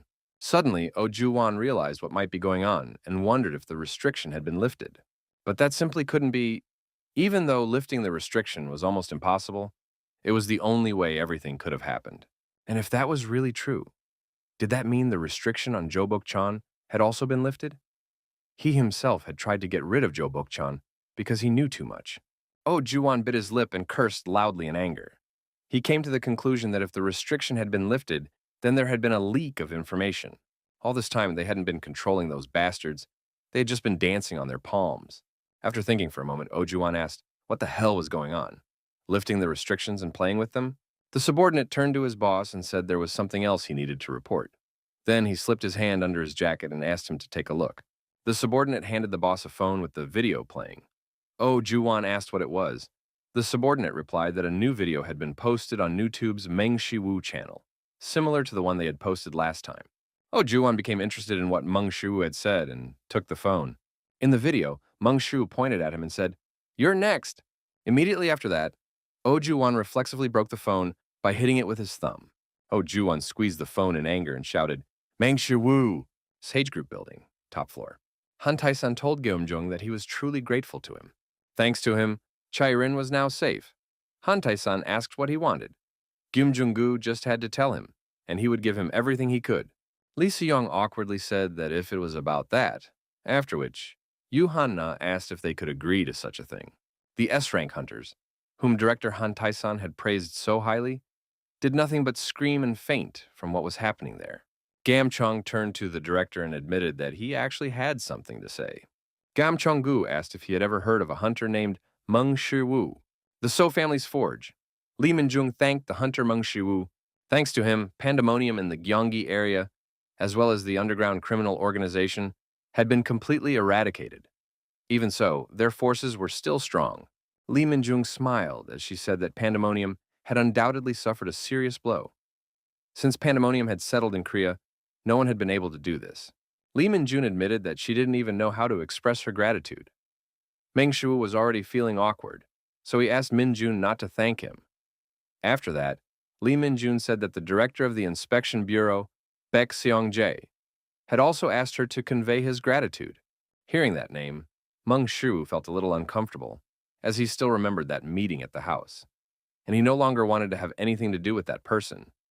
Shiwu said that, in any case, he did it for personal reasons. This was true, because his actions were the price he paid for ignoring his warning, and he did it to protect Soa and the people around him. Lee Mingju turned to the hunter Meng Shiwu, and Master Aurelian entered the smithy and said, "So that's where you were." After that, his subordinate translator told Shiwu that Master Aurelian was looking for him. Master Aurelian admitted that he didn't even know how to express his gratitude, and he also came to apologize for being rude to him. Shiwu was puzzled to hear the apology. After a short pause, Aurelian said that he was a genius. After all, his awakened trait was S-rank metallurgy, and he easily achieved what others could not. What others did not even dare to do, he could willingly do. Even before he was convinced of this, he was already called the best blacksmith in the world. But he was not satisfied with that. Higher places, higher spheres, constantly pushing himself, he continued to race forward like a racehorse, but then he was suddenly blocked by an insurmountable wall of God. He struck, but it was simply impossible for him. He believed that there was no competitor who could challenge him, but in reality he could not surpass himself. When this happened, he looked at himself and realized that he hated metallurgy. He who loved metallurgy more than anything else in the world. Thus, the sword he created for Han Cherin became his last masterpiece. Because he wasn't sure he could create anything greater. But then he met him. He was surprised. He was delighted. On the other hand, he was jealous and envious of him. That is why he wants to apologize for the rudeness he showed without realizing it. Aurelian asked if he had learned about Shu a little earlier. Could he have changed a little more? If that were possible, he would still love metallurgy. Now he intends to give up his greed. He has become too weak and old to restore his body after it collapsed. If only he had known Shu a little earlier. As he was about to leave, Aurelian told Shu that he would send the promised Orichalcum as soon as he returned to France. Earlier, he had wanted to see the smelting process with his own eyes, but now he intended to let it all go. Meng Shu smiled and explained to Aurelian that he did not need divine metallurgy. After that, Shu asked if he knew about a man known as Confucius. Hearing that name, Aurelian asked if he meant one of the three sages. Using his gentlemanly mind, Shu said that Confucius also had similar thoughts, and even now. If it had started yesterday, would it have been impossible? The average human lifespan at that time was about 37 years. Confucius was 50 years old at the time. And compared to the current average age, that is significantly more than 100 years. But, with the body of an old man, he set out on the path to his dream in a world filled with chaos, where wars never ceased. And at the end of this journey, he ascended to the ranks of the three great sages of the world. So why then would Aurelian not be able to achieve his dreams? Master, to which Shiwu replied, absolutely. It's not too late to start all over again, because in this world, there is no such thing as too late. Meng Shu, after Shiwu's words, Aurelian froze. Then he smiled and said that Shiwu had saved his life twice already. First, now he was starting over. Meng Shu asked Aurelian why he didn't revive his feelings and try making equipment as a demonstration. In that sense, what did he think about creating equipment for Miss Mingjong? Li Mingjong was stunned by what she heard, apologized, and asked again, for me? Meng Shu explained that the fact that they were able to save him was also thanks to Miss Mingjong. A little embarrassed, Li Mingjong refused the equipment and said that it was all thanks to the hunter Meng Shiwu. Therefore, the equipment should obviously go to him. Meng Shu told Li Mingjong that he had been able to work with peace of mind all this time, only because she was patrolling his house. So it was true that she had been a great help to him. Embarrassed, Mingjong said that wasn't the case at all. After that, Shiwu reminded her that, first and foremost, she was an experienced guard of the Inspection Bureau, and therefore she was more than qualified to use the equipment from Master Aurelian. Aurelian said that he had heard a lot about the employees of the Korean Inspection Bureau. They are people who work hard for peace, and therefore he agreed to make equipment for her. Hearing this from Master Aurelian himself, Li Minjung couldn't help but exclaim, "What?" She no longer understood how things had come to this. Aurelian said that in that case, he would first go to France to bring back Orichalcum. Aurelian suddenly remembered something and said that although it might be a little shameless, Aurelian asked if he could observe and study the process of smelting Orichalcum. Shu replied that the fee for his lesson was quite high. Master Aurelian calculated that one was for the seminar, the second was for saving his life, and the third was for observing. With a wink, Master Aurelian asked what he thought about 3 pieces of Orichalcum. A satisfied Meng Shu cleared his throat and replied that it was not very profitable. Then, smiling broadly, he said that he was willing to give Aurelian a special discount to celebrate his new beginning. Master Aurelian promised to return in 2 weeks, and then make equipment for the beautiful lady. Immediately after that, Master Aurelian left the So family's forge. Meng Shu was extremely pleased because he had managed to get 3 pieces of Orichalcum. Using it, he would be able to make more than just gloves. So the question arose, what other equipment should he make? Li Mingju awkwardly thanked Shi Wu, to which Shi Wu replied that she didn't need to thank him. Li Mingju said that it was only thanks to him that she would be able to use Master Aurelian's precious equipment. Meng Shu said that this was his way of asking her to take care of him. Therefore, he asked her to continue taking care of his house. Li Mingjong put her hand on her chest and smiled, promising that she would do her best. Immediately after that, she turned abruptly and said that in that case, she would leave. Meng Shu was pleased with the outcome of his meeting with Aurelian, and now he wanted to get started on designing the equipment. when suddenly he heard a loud, "Yes!" and then another, "Yes!" Meng Shuwu was surprised to hear this, when suddenly a drawn-out, "Yes!" followed. Looking out the window, Shuwu saw Li Mingjung dancing and squealing with joy. Seeing this, Shuwu smiled awkwardly. SH Group Headquarters, Chairman's Office. The secretary knocked on the door and asked if he had called him. Han Tai-sun asked him to come in and said that he thought he needed to meet a man named Meng Shi-wu. The puzzled secretary asked, "In person?" He then bowed and said he would start preparations immediately. Han Tai-sun was clearly interested in Meng Shi-wu. "This is the last approach," Hercules shouted, then told Shu to bend his hips more and keep his spine straight.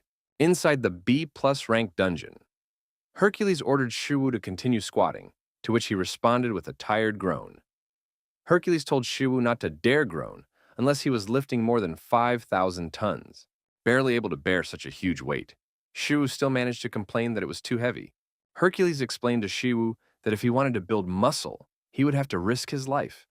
Therefore, he should stop whining and tense his gluteal muscles again. "Breathe in!" Meng Shu was barely holding on. How much harder was this training than his last fight with Moon Taebyum? And by that he meant much harder. Meng Shu mentally screamed about how hard this training was. At that moment, he couldn't take it anymore and found himself pinned to the ground, after which the boulder fell. Hercules said he was giving up. Then he clicked his tongue and told Shiwu that he was still a complete weakling. At that moment, Shiwu was just trying to catch his breath, so he couldn't respond to Hercules' taunts. Hercules admitted that Meng Shu was actually even better than the fly from last time. Meng Shu was puzzled when he heard about the fly. Hercules said that he was training the other day when a nasty little fly suddenly appeared and kept buzzing around him. He didn't want anything to do with it, so he simply ordered it to back off. After that, the fly almost went crazy on its own, which actually looked pretty cool. Meng Shu asked Hercules if he was serious. Suddenly, Zhuge Liang's insight kicked in, and Shu understood what he meant. Shu asked him not to tell him that. Now Shu understood why Moon Taebyum had suddenly started acting so strangely. Moon Taebyum's trait is S-rank mental domination. At that moment, her powers were increased 100-fold, with the help of magic circles. Probably then, she looked into his mind, straight into the world of GodTube. Meng Shu chuckled awkwardly at this. Earlier, he had wondered if the leader of Pandemonium was under restriction. In the end, he didn't even have to deal with it because she answered his questions without much resistance and told him about all the places in Pandemonium in the Kyungi area. Dissatisfied, Hercules suggested that perhaps Shiwu wasn't so bad compared to that bug, since he was a mage. Shiwu realized that Hercules had completely removed her restriction, and what's more, he could have completely destroyed her. And all this happened because of one word, an order to leave. Not only was her mind destroyed, but the restriction was also completely removed. With just one word, Hercules defeated the one who had required all of Shiwu's strength to defeat. Meng Shu decided that he would never anger Hercules again, never. At that moment, Shiwu received a notification that the training was complete, as well as a notification that his superpower skill had increased by 0.002%. This greatly surprised Shiwu. Noticing his reaction, Hercules asked what had happened. Shiwu replied that for some reason his skill level had increased slightly. Hercules asked how much it had increased. Shiwu replied, 0.002%, which made Hercules think. After a moment's thought, Hercules pointed at Shiwu and said that the time had probably come. Shiwu was surprised and asked what he meant. Hercules replied that he meant the time had come when his growth had stagnated. Hercules said that despite Shiwu's pitiful talent, his growth rate was simply incredible. Meng Shiwu was forced to agree with Hercules' words, because he was only able to learn the traits of GodTube in the first place, because he originally had no traits. On GodTube, he would learn the powers of the gods, but now his progress would probably stop, and in fact, now Shu should be evaluated more professionally. If he does not grow, then his skill level will not grow either, and at the moment his skill level has stagnated at about 30%. This means that this is the limit that Shiwu can reach. Meng Shu thought about this and glanced at GodTube. He wanted to understand whether this was only about superpowers right now, or about other traits as well. And does that mean that at some point he might reach his limit? Hercules asked Shiwu not to worry too much about it, because if he kept trying and didn't give up, he would eventually be able to break through his limitations. Convinced by Hercules' words, Shiwu mentally agreed that if he kept trying, then someday, even if he mastered his superpower 100%, how long would it take? Thanks to his insight, Meng Shu quickly realized that his problem obviously lay in his talent. But was there a way to fix it? He could improve his divine medical skills and reconstruct his body into a divine body. He was still constantly trying to do so, but lately, even his usual medicines had lost all effect. He thought that he might have developed immunity, but perhaps he had simply reached his growth limit, and that was why the trait had stopped growing. Meng Shu asked if there were any methods for preparing stronger potions on the Hua Tuo channel. Medicinal and poisonous herbs are almost indistinguishable. Every living creature born of Mother Nature carries its own poison to protect itself. More effective use of this philosophy of survival and absorption of Mother Nature's life force is called pharmacology. But even if that's the case, poison is a bit too much. If it were ordinary poison, he might have taken it, but what if next time he has to eat a pufferfish poisoned with mercury? If he eats that, he could just die. Of course, he's not going to just give up, and he's willing to try. But he doesn't really want to die after all this. If he consumes a very small amount, he might survive. But this method would take too long. In that case, he has only one solution. I will reveal the secret of the meat in my head, which will kill us if we eat it. The secret to successful trading on the Hydra channel. Shiwu must subscribe to the new channel. Hercules was surprised to hear Shiwu muttering to himself about Hydra, and asked why he suddenly started talking about her. The nine-headed Hydra. The heads of the Hydra are immortal, and they will grow back even if they are cut off. Looking back on this, Hercules began to remember the past. Hercules said that he had heard that the Hydra earned its living by cutting off its own heads and selling them as meat. Moreover, he had heard that it was very tasty. Remembering this, Hercules wondered if he should try it at least once. Meng Shu suddenly felt uncomfortable after hearing this. Cut off your own head to sell as meat? As expected, he was completely unable to understand GodTube. Hercules asked Shiwu why he suddenly decided to look at the Hydra channel. Shiwu replied that he believed it would help him develop resistance to poisons. Hercules was puzzled by this and asked why he needed it. Meng Shu said that among Hydra's abilities, the most remarkable was its venom, which contained a toxin powerful enough to kill a god. Hercules recalled that Master Chiron had been poisoned by the Hydra's venom, after which he decided to end his life. As far as Shiwu remembered, the Hydra's venom was called the God Killer. The reason this venom could kill even an immortal was that it was so painful that you would wish for death, and most importantly, there was no cure. After poisoning himself with Hydra's venom, Chiron went to Zeus, after which he lost his immortality and died. That is why the Hydra's venom is called the poison of the God Killer. After all, it is a poison that can kill even a god. Technically, it is a deadly poison that makes the poisoned person wish for death. At the same time, the fluids that make up the Hydra are poisonous, but the Hydra itself is not affected by its own poison. In other words, the Hydra has a resistance to poison that surpasses even the gods. Meng Shu said that the ability to be immortal is not a unique trait that only Hydra has, and therefore he is ready to subscribe to Hydra's channel. He believes that by subscribing, he will surely gain resistance to poisons. Hercules thought about it for a moment and agreed that this was possible because, why not? If only he could gain resistance to poisons like Hydra, he would be able to blindly drink any poisonous dishes prepared with the divine art of Hua Tuo's medicine, and it would not be as much of a problem for him as it is now. However, looking at the price, Meng Shu refused to believe that it could cost as much as 8 billion won. Sometime later, at the So family's forge, Meng Shu sighed as he continued to think about it. Unable to hold back any longer, Meng Shu grabbed his head and said that even if he sold the 3 Orichalcum he would receive in 2 weeks, it would clearly not be enough. Not to mention creating other equipment, he simply could not afford such an insane amount every month. Meng Shu sighed wearily, trying to pull himself together, when suddenly the door behind him opened. Hearing the sound, Meng Shu wondered who it was. Immediately after, the intruder asked if he was Meng Shu. Hearing that voice, Meng Shu was suddenly speechless, because it was the chairman himself. It was the chairman of SH Group, Han Cherin. What was the head of SH Group doing here?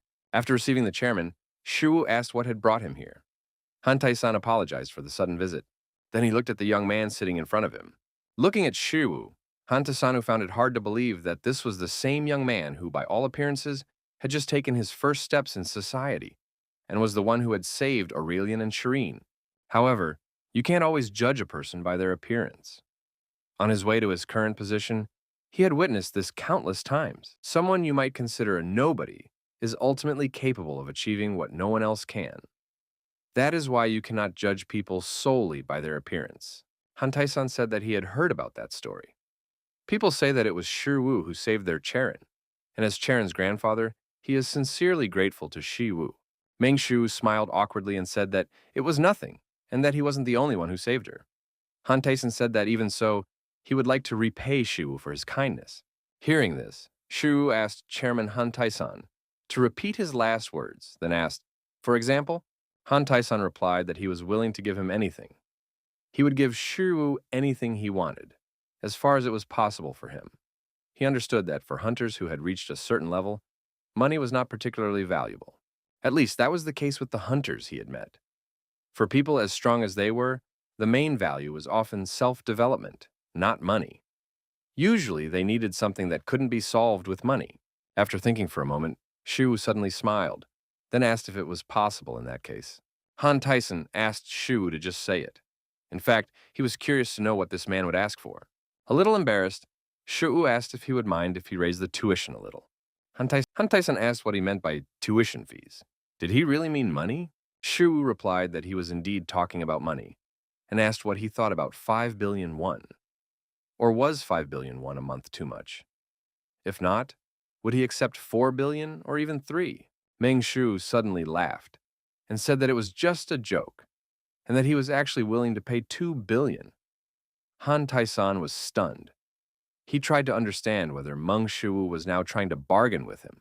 Meng Shu suggested that 1 billion won would be too little and asked what he thought about 1.5 billion won. Hunte Underground Training Hall, SH Hunters Guild. Han Cherin had been fencing alone for some time. She was already quite out of breath. Her hand holding the sword had long since begun to tremble, and her secretary was watching all of this. Kang Min-jae quietly addressed the young lady. It had been 20 hours since she had devoted herself to training without a break. Clenching his fist, he told himself that he had to stop her right now, but he had been watching her closely since she was a child, and so he could tell that something in this incident must have provoked her. Regardless of whether she blamed her own shortcomings or felt powerless because she couldn't do anything as the youngest heiress of the SH group, she carried a huge burden on her shoulders. Han Cherin suddenly lunged forward and delivered a vertical blow. This caused her hand, covered in abrasions, to tremble even more. Kang Min-jae wanted to help her, but there was nothing he could do to help her now. Meanwhile, right now he saw 14.4 billion won in his account. After talking to Chairman Han Taishan, the fee for private lessons with Han Cherin had doubled, and to be more precise, he had just deposited 10 billion won. After a short pause, Chairman Han Taishan said he understood everything and then left. Meng Shu wondered if it was even possible to transfer 10 billion won to someone like that right away. As expected of SH Group, he could now forget about GodTube and everything else, because SH Group Chairman Han Taishan was truly transcendent. Thanks to this, he can finally subscribe to Hydra's channel. Now that he is guaranteed 20 billion won a month, he will be able to pay the monthly subscription fee of 15.1 billion won. Of course, but it was simply impossible for him not to subscribe at this point, because if he wanted to overcome the limitations of the line, it was simply an inevitable step. Meng Shu pressed the subscribe button, instantly losing 8 billion won from his account. Along with the subscription, Meng Shu also received a new trait, Deadly Poison SS plus rank. As it turned out, the trait was surprisingly simple. In fact, he thought it would be called God-Killing Poison or something like that. After receiving the new trait, Meng Shu had a strange feeling that nothing had changed. No matter how hard he tried, he felt absolutely no change. Meng Shu wondered if, since Hydra's poison consisted of bile and blood, did that mean his blood had also become toxic? As expected, a direct test was probably the fastest way to find out. Inside the B-plus class dungeon of the Devil Hounds. Seeing what Shu was doing, Yi Jun didn't even know what to say. Watching Shu torment the Devil Hound, Kim Yi Jun asked what the hell he was doing. Meng Shu asked Yi Jun what he was talking about, but after a second, he understood what was going on and replied that he had to check something. Shu cut his finger and brought it to the Devil Wolf's mouth to drip his blood. As soon as a single drop of Shu's blood touched the Devil Wolf's tongue, it instantly fell silent. Meng Shu was excited because his blood turned out to be poisonous after all. Kim Yi Jun admitted that he would never be able to understand what was going on in Shu's head. Now that he was done with the experiment, Shu asked Yi Jun where he had put the herbs they had collected. Pointing to the grass behind him, Yi Jun replied that he had left it there. Shu asked why he had put it aside. Yijun replied that he had not put it aside, but thrown it away. Yijun then explained that the only weakness of his super regeneration was poison. That was why he knew quite a lot about poisonous plants. While Yijun was talking, Shiru walked past him and bent down to look at the grass. Seeing Shiru examining a poisonous plant, Kim Yijun explained that if he ate it, the deadly toxins would melt his insides within an hour. Ignoring Yijun's words, Shiru did something that simply shocked Yijun. Meng Shu simply picked up the poisonous plants and began to eat them. Worried, Kim Yijun asked if he was okay and if his stomach had started to melt. Shu asked what he meant and said that the grass was only a little bitter. Meng Shiwu was glad he subscribed to Hydra's channel. After all, even eating just one plant increased his skill by 0.02%. Shiwu suggested that Hydra's deadly poison was capable of cleansing other toxins. It was as if the plant's poison tried to destroy him from within, but instead it was neutralized by the deadly poison of the Hydra. In other words, he uses poison to fight poison. If he wants to prepare for a complete reconstruction of his body, he needs to increase his deadly poison skill to gain more resistance to poisons. Meng Shu asked Kim Yijun if he could ask his sister about more poisonous plants. Afraid to even imagine where this was going, Yijun promised to talk to Soyeon. Kim Yijun suddenly remembered something and told Shiwu that he had wanted to ask him something for a long time. Was it true that he had saved Master Aurelian and his older sister Han Cherin together with the S-rank hunters? Meng Shiwu was surprised to hear this and asked how he knew about it. Kim Yijun asked, how could he not know about it? After all, the media was going crazy over this story. Then, Yijun smiled and raised his thumb, saying that this was exactly what was expected of his Hyungnim. Yijun said that, among other things, he had heard that the culprit in this case was an S-rank hunter, and that even Han Cherin's older sister had been injured. Meng Shu asked Yijun to stop, and asked why he called Han Cherin his older sister. Did that mean he was younger than her? Kim Yijun replied that it was true, and that he was a year younger than her. He was 20 years old, while Han Cherin was 21. Meng Shiwu was a little surprised because he didn't know that Han Cherin was only 21 years old. Kim Yijun couldn't believe what he heard and asked how he didn't know. Shiwu replied that it wasn't particularly important. Yijun asked why, and isn't it important? Isn't she his girlfriend? Changing his tone abruptly, Shiwu asked what kind of nonsense he was talking about. And since when had Han Cherin become his girlfriend? Kim Yijun reminded him of how they held hands at the housewarming party. Shiwu asked if only people who were dating could hold hands. Kim Yijun asked Shiwu to stop talking like that, and reminded him that there is no such thing as friendship between a man and a woman.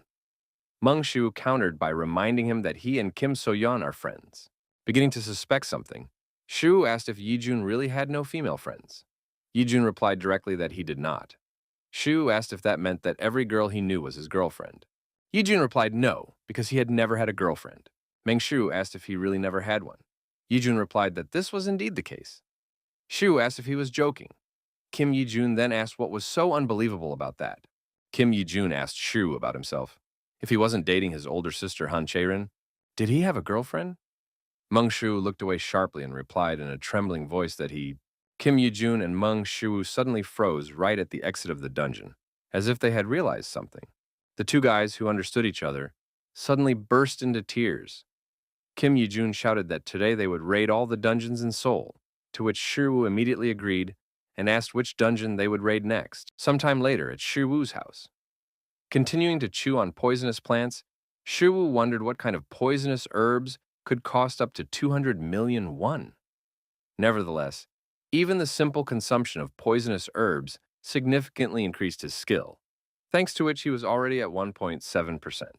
But even so, the cost of all the poisonous herbs on the market is about 200 million won. This is clearly too much, and if he continues to buy them until he undergoes his body transformation, he will spend 500 million won a month on medicine alone. A few seconds later, the system notified Shiwu that he had created a basic elixir, and also learned the basics of elixir preparation. Meng Shiwu was very surprised to see the word elixir. It is said that thanks to the elixir, even an ordinary person can become an S-rank hunter.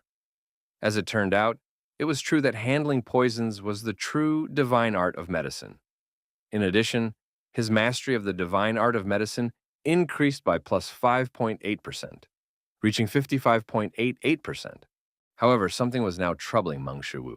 He asked if that meant he should try drinking it. Anyone who looked at this elixir would ask if it was even safe to drink. Be that as it may, it was still an elixir. Saying to himself, all or nothing, Meng Shiwu gulped down the freshly brewed elixir. Immediately afterwards, the system reported that he had taken the basic elixir and that his physical abilities had improved.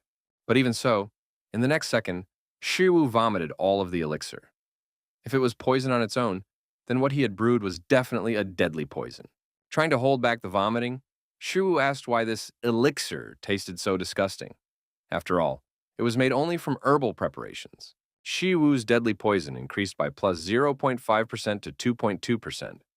But what caught Shiwu's eye was that his superpower skill increased by plus 0.12% to 30.14%. This meant that he was beginning to exceed his limits. At the same time, his insight increased by plus 0.05% to 62.95%. Surprised by this, Shiwu wondered why his insight had suddenly increased. Could it be that his mind had gained new enlightenment from such a shocking taste? Meng Shiwu understood that if he wanted to continue to go beyond his limits, he would have to continue drinking this from now on. But why are things that are good for the body always so unpalatable? It's as if it's some kind of immutable law of the universe. As soon as he mentioned the rule of the universe, Shiwu remembered something. Couldn't he change the taste with Isis's SSS rank reality manipulation? If he used reality manipulation, he could make the elixir taste better, and he would also increase his reality manipulation skills. It was a great idea, so why not give it a try? With these thoughts in mind, Meng Shiwu reached for his elixir. Using reality manipulation, Shiwu attempted to make the elixir taste like cola, like sweet cola. As soon as he finished, his reality manipulation skill increased by 0.15%. Meng Shiwu gasped as he looked at the finished result. Meng Shiwu wondered, could a simple change in taste really cause such a return? But even if the taste didn't change after that, he had to do it anyway. Meng Shiwu took a sip of the elixir. Then he opened his mouth, causing the elixir to spill out. The taste was simply awful. All he managed to do was add soda to the original taste of the elixir. This meant that his skill was not yet high enough to completely change the taste, but at least now it tasted a little like soda. Suddenly, Shiwu felt nauseous again and, unable to control himself, he started vomiting again. A short time later, the system notified Shiwu that he had created a food additive. Immediately after that, Shiwu, with a mug at the ready, called out to Soa and said it was time to take her medicine. Soa, covered in paint, peeked out from behind the door and, writhing with bad memories, asked, "Medicine?" Meng Shiwu handed her the mug and told her that it was sufficiently cooled, so she should just drink it all at once. Soa took the mug and knelt down. Shiwu asked what she was doing. Soa turned to her brother and Midnight. Immediately after that, she thanked them for everything and drank the medicine in one gulp. But soon she felt the terrible taste. Soa complained that the medicine tasted like the socks she wore in gym class. Meng Shiwu asked if she had actually tried eating socks after gym class. Soa immediately replied that this was not the case and explained, somewhat embarrassed, that she was just saying what it probably tasted like. Meng Shiwu smiled because now he could be sure. Soa's condition had improved significantly compared to the past, and his mastery of the divine art of medicine had already exceeded 50%.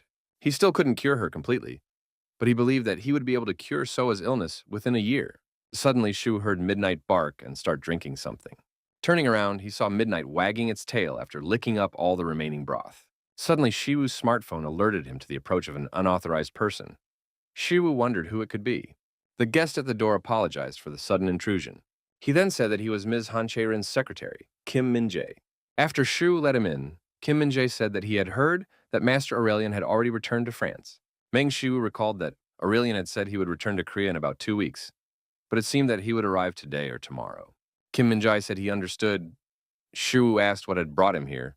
Seeming worried about something, Kim Min-jae said that, actually, he had come to ask if Shiwu could help the young lady. Kim Min-jae said that since childhood, she had tried to take everything upon herself, and that she grew up constantly being attacked by other people. That was why the young lady was so eager to become stronger, because only then would she be able to believe that the people around her, they would not abandon her again.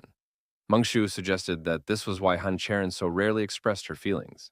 Kim Min-jae said that it was probably because of the recent kidnapping incident. But now she was training more than 20 hours a day. Even Shiwu, who had gone through training with Hercules, had to admit that this was too much. He understood that this could not even be called training, because she was only overloading her body.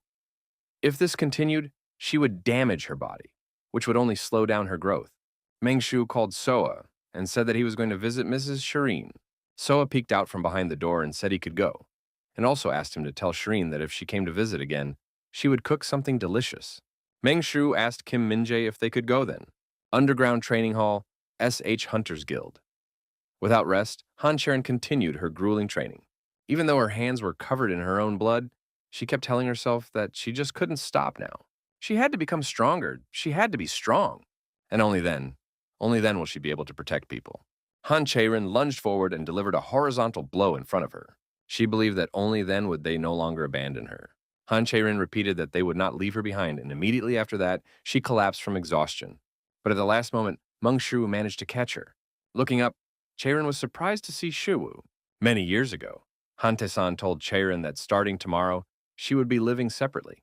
Kim Min-jae appealed to the chairman, suggesting that he was crossing the line, but the young lady was still at an age where she needed protection. Han Tae-san explained that as long as Cherin carried the blood of their SH group, she would have to face countless threats, and if she couldn't overcome them, how will she be able to cope with it in the future? At that moment, Cherin was only 13 years old. Han Tae-san said that starting tomorrow, she would be leaving the mansion, and Han Cherin agreed. That was back when she didn't know much about their world. Han Cherin was asked if she had regained consciousness. Recognizing Mr. Shu's voice, Cherin jumped up abruptly and asked why he was there. Meng Shu asked how she was feeling and if everything was okay. Han Cherin quietly lowered her gaze. Then, trying to suppress her trembling, she replied that she was fine. Meng Shu said he was glad to hear that, then asked if that meant they could start training right away. Han Cherin was surprised to hear about training and asked, "Right now?" Meng Shu explained that, since she said she was fine, he thought they could start training immediately. Then he asked if she was still feeling unwell. If something was wrong, they could just postpone the training until next time. Han Cherin immediately refused and said again that she was fine. She kept telling herself that she didn't have time to rest. Han Cherin said she was ready, so they could begin. Following Shu, Han Cherin was surprised by the place he had chosen. It was the smithy where he worked. Meng Shu said that today's lesson would take place here. Going inside, Han Cherin reminded him that, according to Shu, they were supposed to be training now. Shu explained that today's lesson would be devoted to metallurgy. Han Cherin was very surprised to hear this, after which Shu said that it was part of her training. After thinking for a moment, Cherin said that she understood everything. Meng Shu told Cherin that in order to make the equipment, they first needed to smelt the metal materials. After heating, the metal needed to be hammered to remove impurities. This smelting process is called forging. Shu asked if she would like to try it. Han Cherin put on blacksmith gloves. Then she said she understood everything and struck the metal. Han Cherin began to strike the red-hot metal ingot blow after blow, gradually purifying it.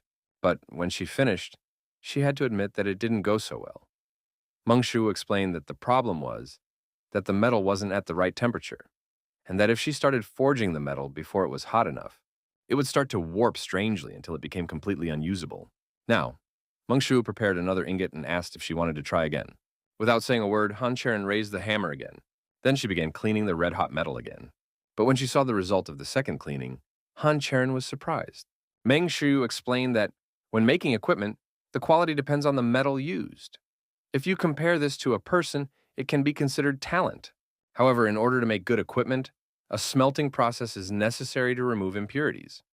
From a human perspective, smelting metal can also be considered an effort. In this sense, Miss Cherin is a very good metal.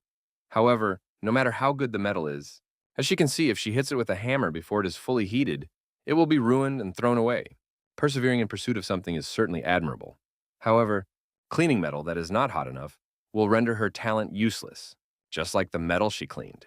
Meng Shu acknowledged that, in his eyes, Lady Cherin was the most exquisite metal in the world.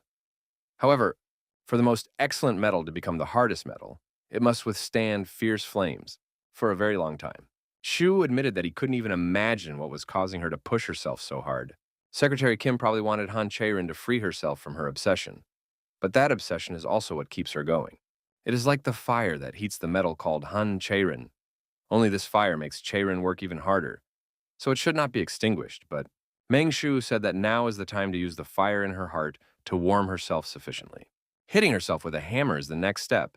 He also asked her not to worry too much, because even if everyone around her leaves, even if the whole world rejects her, even if she turned away from herself, he would definitely be there for her. Shiryu simply couldn't forget that, in the end, he still needed to receive 20 billion won from her every month for tutoring. Han Cherin smiled sincerely and thanked Mr. Shiwu. Meng Shu said that today's training was over, but immediately after that, he remembered something and grabbed Cherin's hand. Shu asked the embarrassed Cherin to wait a moment. Then he held out a bracelet and said it was a special gift for the lesson. Meng Shu asked Cherin to put it on. Han Cherin took the bracelet and looked at it. Then she put it on and thanked Shiwu. Han Cherin promised that she would always wear it and sincerely thanked Shiwu. Seeing her reaction, Shiwu chuckled awkwardly. In fact, it was because it seemed too simple for a gift, but changing his appearance now would make everything meaningless. After a moment's thought, Shiwu turned to Cherin. Then he awkwardly asked if she could hold out her hand again. Han Cherin was a little surprised, but she agreed. Assuming that it should be possible, Meng Shiwu used reality manipulation on the bracelet, just as he had used Zhou Bukchan's trait to discover a new way to use super speed, and just as Moon Taebyom had extremely increased the power of his trait with the help of amplifying magic circles. If he applied all of this in practice, the system notified Shiwu that he had imprinted the concept of amplification. After Shiwu finished, Han Cherin clearly felt as if something had changed. After the experiment, his reality manipulation skill increased by plus 5.3%, reaching 7.55%. Meng Shiwu was amazed that it actually worked. Although he didn't know how much it enhanced, Han Cherin promised that she would never forget today's lesson. After that, she admitted that she thought she should return to the hospital and that it would probably be best to rest for a day or two, depending on her condition. Meng Shu reminded her that no matter what happened, he would always be there for her. After that, an embarrassed Han Cherin thanked him for today and left the forge. As it turned out, he was capable of creating equipment with enhancing engravings. So didn't that mean he could do the same with the equipment he created for himself? Furthermore, Gam Chung was very surprised to hear that Master Aurelian had returned to Korea. The secretary said that it was indeed true. Gem Chung recalled that he had only recently returned to France, so why did he return so soon? The S-rank hunter became slightly interested upon hearing this. He recalled that this man had been written about in all the media, but who was he really? Li Yejun then asked if Master Aurelian had come just to meet this man in person. The So family's forge. After working here for some time, Meng Shiwu created several boxes of enchanted bracelets. All this was enough for him to increase his divine metallurgy skill by plus 5.6%, and his reality manipulation skill by plus 3.8%. Looking at this mountain of bracelets, Meng Shiwu wondered if he should stop there. After creating and engraving hundreds of accessories, Meng Shiwu discovered two things. First, when he applied the same engraving to different bracelets and bracelets with higher Hephaestus ratings, the higher-rated bracelets showed a stronger effect when engraved. All this meant that as his divine metallurgy skills improved, he needed to gradually improve the quality of his equipment. But the more important part is the second one. The effects of engraving do not add up. Unfortunately for him, Shiwu decided that he would just sell it all, put it aside, and give it to Lady Soyan. In any case, with the Orichalcum that Aurelian would soon bring, he would be able to create high-quality equipment, and then he would try to do it again.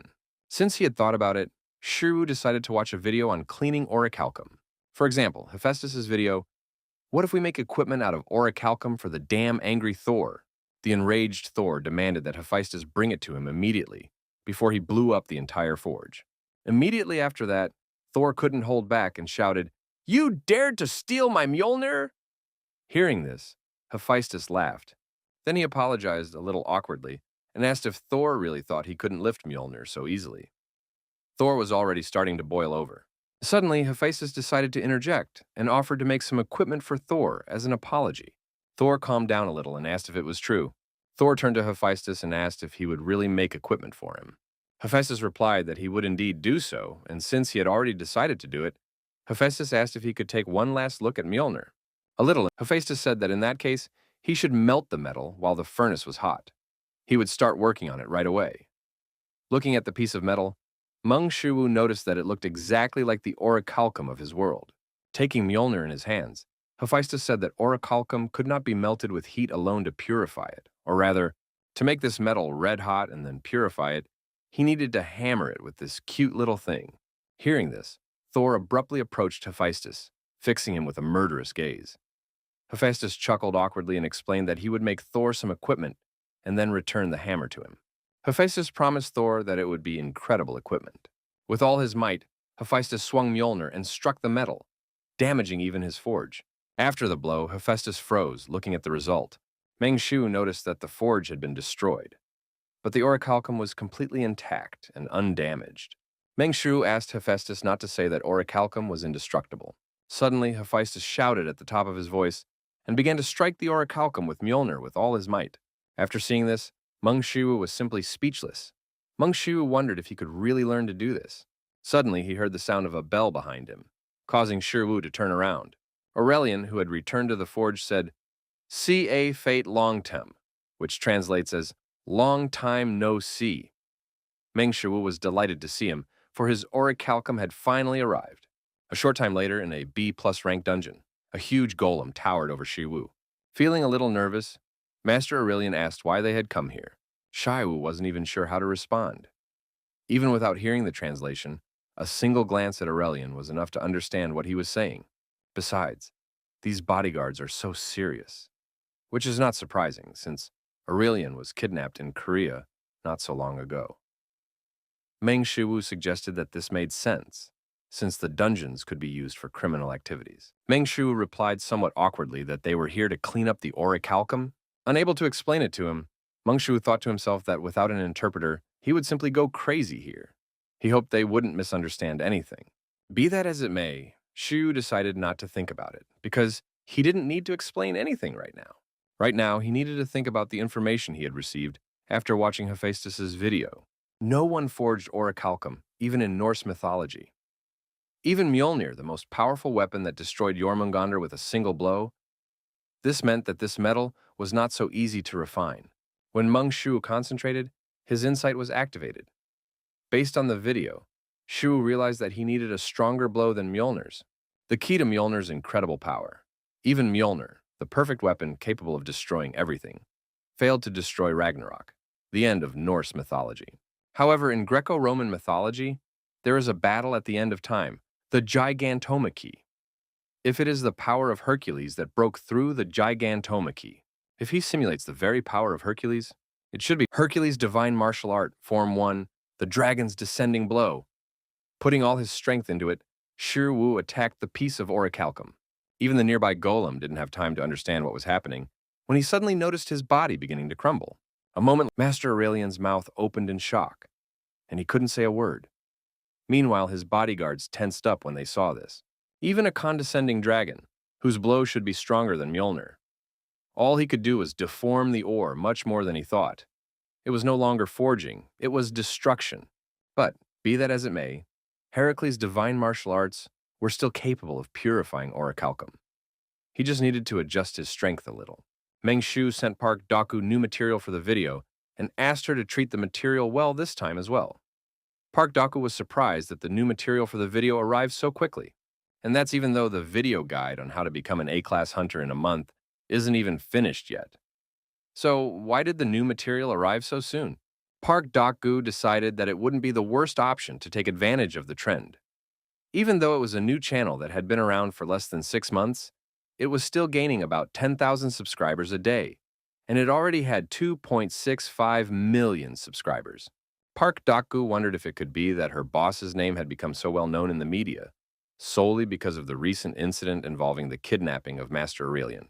She had heard that he was a very dangerous criminal. The incident at her boss's recent housewarming party was one thing, but what if she were also kidnapped? If something like that happened to her, would her boss save her? If she were kidnapped, Shiwu Appa. Suddenly, Doku caught herself calling him Shiwu Appa, which made her feel embarrassed. Blushing even more, Park Daku wondered what she was thinking about. Park Daku grabbed the computer mouse with force and said she should start working. Then she looked through the footage her boss had taken. But after watching it, Park Daku couldn't get over her surprise. After that blow, had the world just been torn apart? Looking at the piece of Orichalcum, Meng Shu assumed that the forging required before the smelting process was complete.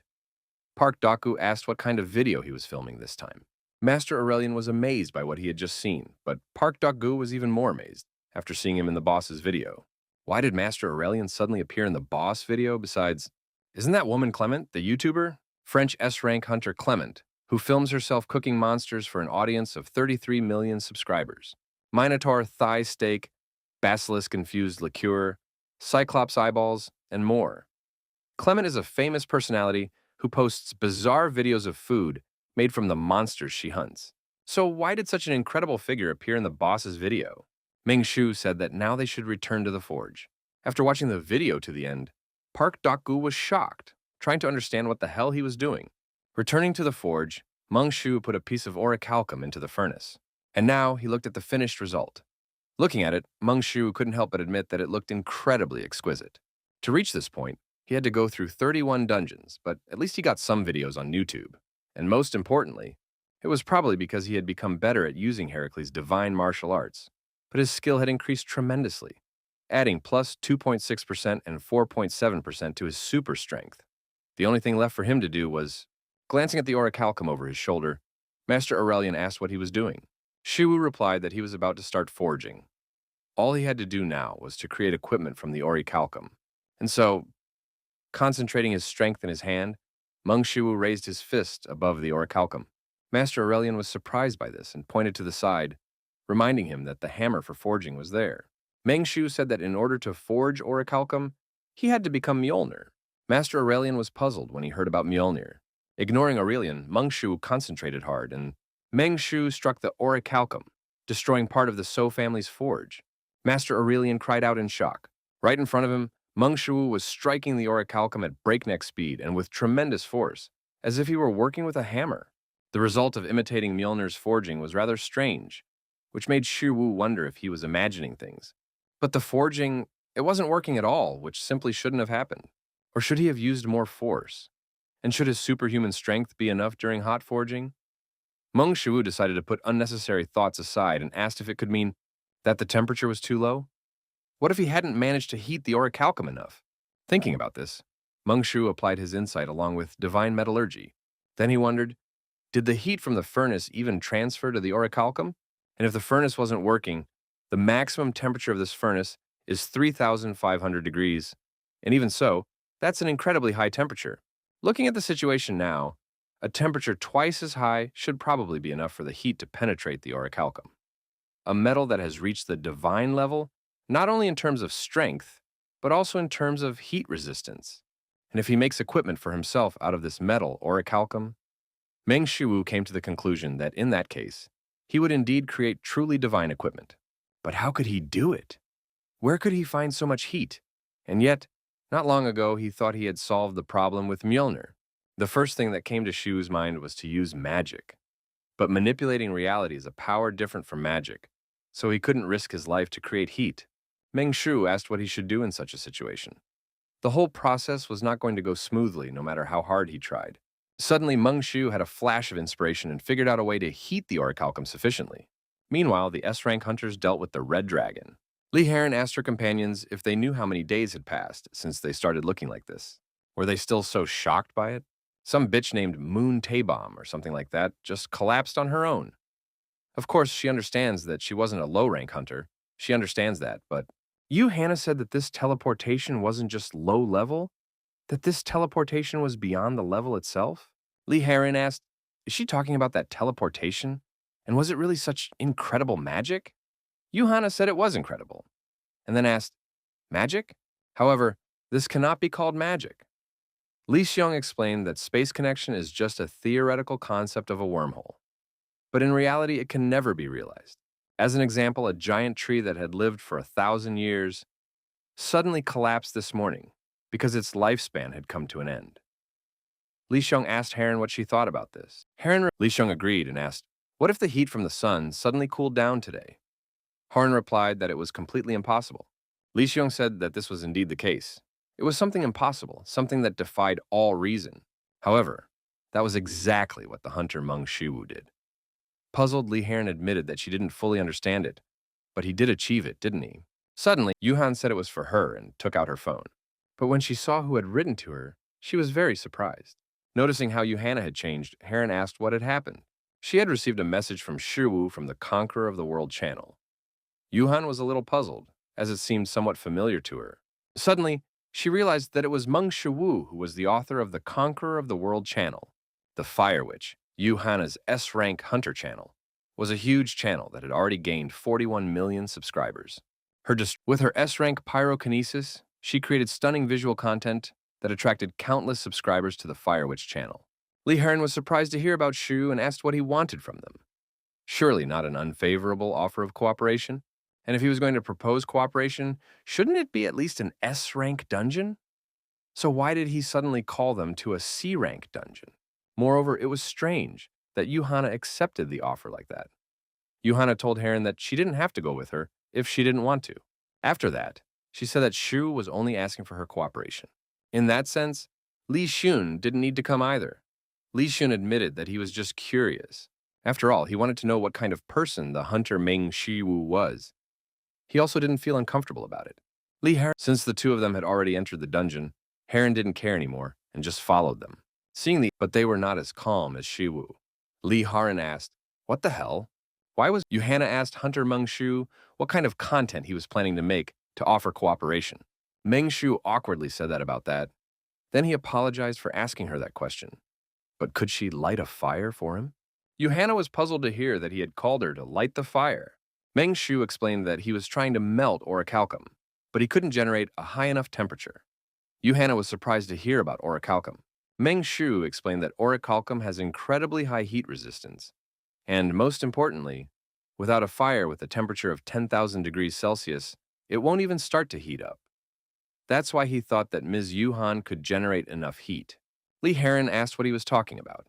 It didn't matter what smelting Orichalcum was, but did he have any idea what 10,000 degrees Celsius was? Li Heron explained that the surface temperature of the sun is 5,800 degrees Celsius. But 10,000 degrees Celsius is almost twice as much. So did he really think that such heat could be generated so easily?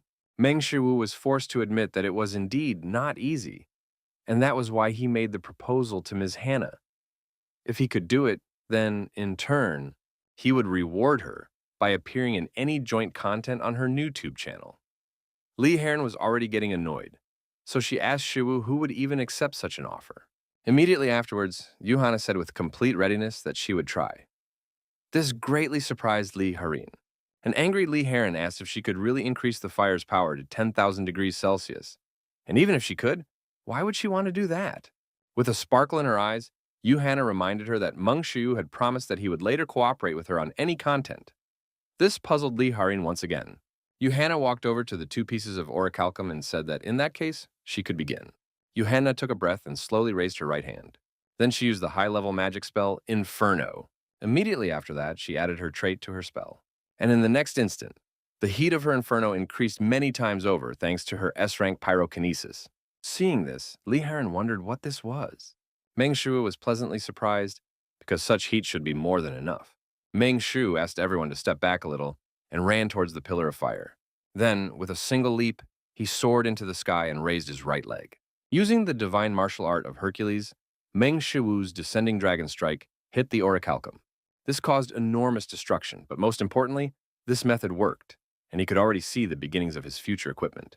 Well, with the next strike, he had to complete the entire forging process. Meng Shiwu used Hercules' divine martial arts, Form 2, the sky-shattering super strike.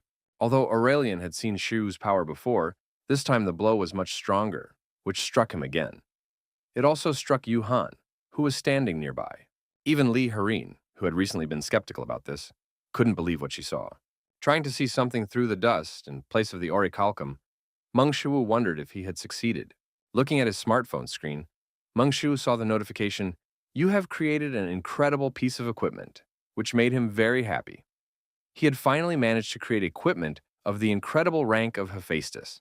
In addition, his divine metallurgy skill had increased significantly, adding plus 22.4% and finally reaching 59.67%. The system notified Shiwu that his divine metallurgy skill had exceeded a certain level, and that now, equipment created with divine metallurgy would be granted special abilities. Meng Shiwu was clearly interested in the last point. After all, if this was what he thought it was, then all the equipment created by Hephaestus also possessed special abilities. He himself simply did not have enough skill for such a thing. Thinking about this, Meng Shu put on one of the gloves. Then he suddenly remembered what had happened to his previous glove, made from ogre tendons. Be that as it may, the main thing for him now was to find out whether the Orichalcum gauntlet could withstand his strength or not. Wanting to find out, Meng Shu clenched his fist using his super strength, and to his great relief, the gauntlet withstood his strength. At that moment, his insight kicked in, and Meng Shu came to the conclusion that this glove was not just resistant to destruction, it was literally indestructible. This was a special ability granted to the gloves, an ability that ensured the gloves would not be destroyed under any circumstances. Indestructibility. Meng Shu suddenly wondered, if these gloves were truly indestructible, did that mean they could withstand Hercules' divine martial arts, which destroyed even the laws? A little afraid of how it might end, Meng Shu still decided to try, and he would start with the basic movements. After preparing himself, Meng Shu delivered a light punch. But as it turned out, this blow was enough to destroy the dungeon. The effect of his newly acquired Orichalcum gloves completely exceeded Shu's expectations. As it turned out, not only were they indestructible, but their basic abilities were also amazing. Meng Shu thanked Ms. Yu Hannah for helping him with this matter. After that, he suggested getting out of the collapsing dungeon as soon as possible. Park Dok-gu finally got some sleep after long hours of editing the latest video. Suddenly, Dok-gu noticed that it had become too quiet and turned around sharply. To her relief, the younger children were fine and just sleeping quietly. Park Dok-gu told herself it was time to get back to work and went to her computer. Unfortunately for her, Meng Shu had already sent her a new video to edit. Dok-gu had barely managed to finish editing the last video when a new one arrived. Park Dok-gu picked up her smartphone and squealed in surprise when she saw that a deposit of 20 million won had been made to her account. It was probably the monthly bonus of 20 million won. After sending the bonus, Shiwu wrote to Dok-gu about it and explained that he had sent her more because their number of subscribers had increased significantly recently, which meant she had a lot more work to do due to the new content. Meng Shu asked her to continue working in the same spirit. After receiving the bonus and reading the message from her boss, Park Dok-gu was thrilled. Raising her hands in the air, she shouted, "I'll do my best," and got to work. The So family's forge. The system notified Shu that he had created an incredible piece of equipment, and that piece of equipment was a bracelet. Meng Shu assumed that its rating was so good because it was made of orichalcum, and moreover it also helped to improve his skill. Shu's divine metallurgy increased by plus 5.1% to 64.77%. Shu said that now that he was using orichalcum equipment, he no longer needed to go through unnecessary difficulties. Putting on the bracelet, he couldn't wait to find out what special abilities the orichalcum bracelet gave him. Even with his insight, Shu was not entirely sure of the effect, but apparently, this bracelet had the ability to allow his magical power to circulate more smoothly. In fact, although he uses a certain magical power thanks to Tai Chi Zhang San Feng, he still does not know how to control magic. Therefore, he could not understand how good this effect was. The use of magical power is classified into 5 stages. It all starts with the accumulation of magical power in the body. Next comes the circulation of the accumulated magical power, taking control of this magical power in order to use it more effectively. After that comes the strengthening of magical power, so that it can have a greater effect later on. And finally, the expression of this power in the real world. Among them, Tai Chi is the accumulation stage, which accumulates the energy of Mother Nature. Meng Shu does not know how to use magic, but thanks to this bracelet, he will probably be able to replace the second stage, the circulation of magic. So doesn't that mean this bracelet is just incredible? For reasons unknown to himself, Shu felt energy overflowing his body, and if he measured it, it would be about 50% stronger. The capabilities provided by the equipment are close to gambling, but he himself can engrave the features he needs on the equipment, as if he were cheating. So, Shu decided to engrave the Orichalcum bracelet, just like the one he gave to Cherin. The system notified Shu that he had engraved a powerful enhancement and also increased his reality manipulation skill by plus 1.2% to 12.55%. Although Meng Shu had engraved many times, he was unlikely to get used to the feedback from using reality manipulation. Since this bracelet was made of orichalcum, Shu assumed that the effect would increase his strength by at least 5%. But to his surprise, the effect of the bracelet exceeded all his calculations, because immediately after the bracelet was enchanted, the skill of all his traits was increased by 10%. After recovering from the shock, Meng Shu noticed something even more surprising. It wasn't just 10%, but something impossible. Thanks to the engraving effect of his bracelet, the maximum skill of all his traits also increased by 10%. His current maximum is 110%. This meant that by exceeding his mastery of the trait, he could become even stronger than Hercules. Realizing this, Mengshu almost cried with happiness. Truly, even despite all the difficulties, forging Orichalcum equipment was definitely worth it. Suddenly, Mengshu heard, forming by cold forging. If the rolling and extrusion process is carried out by pure force, rather than by machines, the forging effect will be more. The source of the conversation was So Palguan and Aurelian, who had been constantly talking to each other in recent days. After Aurelian saw the process of cleaning Orichalcum, he began to ask questions from time to time when he didn't know something. Meng Shiwu smiled and wondered if he now considered Mr. Palguan his friendly rival. Be that as it may, he didn't care about that now. More important was deciding what engraving he should put on this gauntlet. The initial attribute of indestructibility had already been engraved on this gauntlet. Perhaps the enhancement effect would be the best option. But since the engraving effect could not be copied, the enhancement would be ineffective. Besides, it seemed to him that it was still incomplete. And this was even though it possessed an absolute law that remained unchanged regardless of strength. The power of transcendence, which destroys even immutable laws. The power of Hercules' SSS rank divine martial arts makes the indestructible attribute stable. However, if his mastery of divine martial arts continues to grow, then one day even Orichalcum gauntlets with the attribute of indestructibility may not be able to withstand it. Considering the advanced techniques he will learn in the future, he should strengthen the gauntlets even more. As expected, the best engraving for the gauntlet would probably be growth. Using the engraving of growth, he will be able to create a state in which a kind of enhancement of the item is possible. Enhancing equipment means exceeding the original limits of its capabilities. Although this is impossible, but now that his skill in manipulating reality has increased, with his increased power, such impossibilities should become possible. However, the return from such powerful spells becomes much stronger than before. He felt as if the entire infinite space itself denied his existence, and he was fighting alone in complete isolation. Having finished his work with spells, Meng Shuwu bent over from exhaustion. The system notified him that he had completed the engraving of growth, and his manipulation of reality had increased by another plus 3.3%, reaching 25.85%. In addition, his gentlemanly mind skill increased by plus 1.6%. Feeling the full impact on himself, a trembling Meng Shiwu tried to catch his breath. Initially, he thought that everything would be a little easier, since his level of reality manipulation had increased, but as it turned out, the impact this time was just crazy. Using his insight, Meng Shu checked the gauntlet and found that the attribute of indestructibility had been slightly enhanced.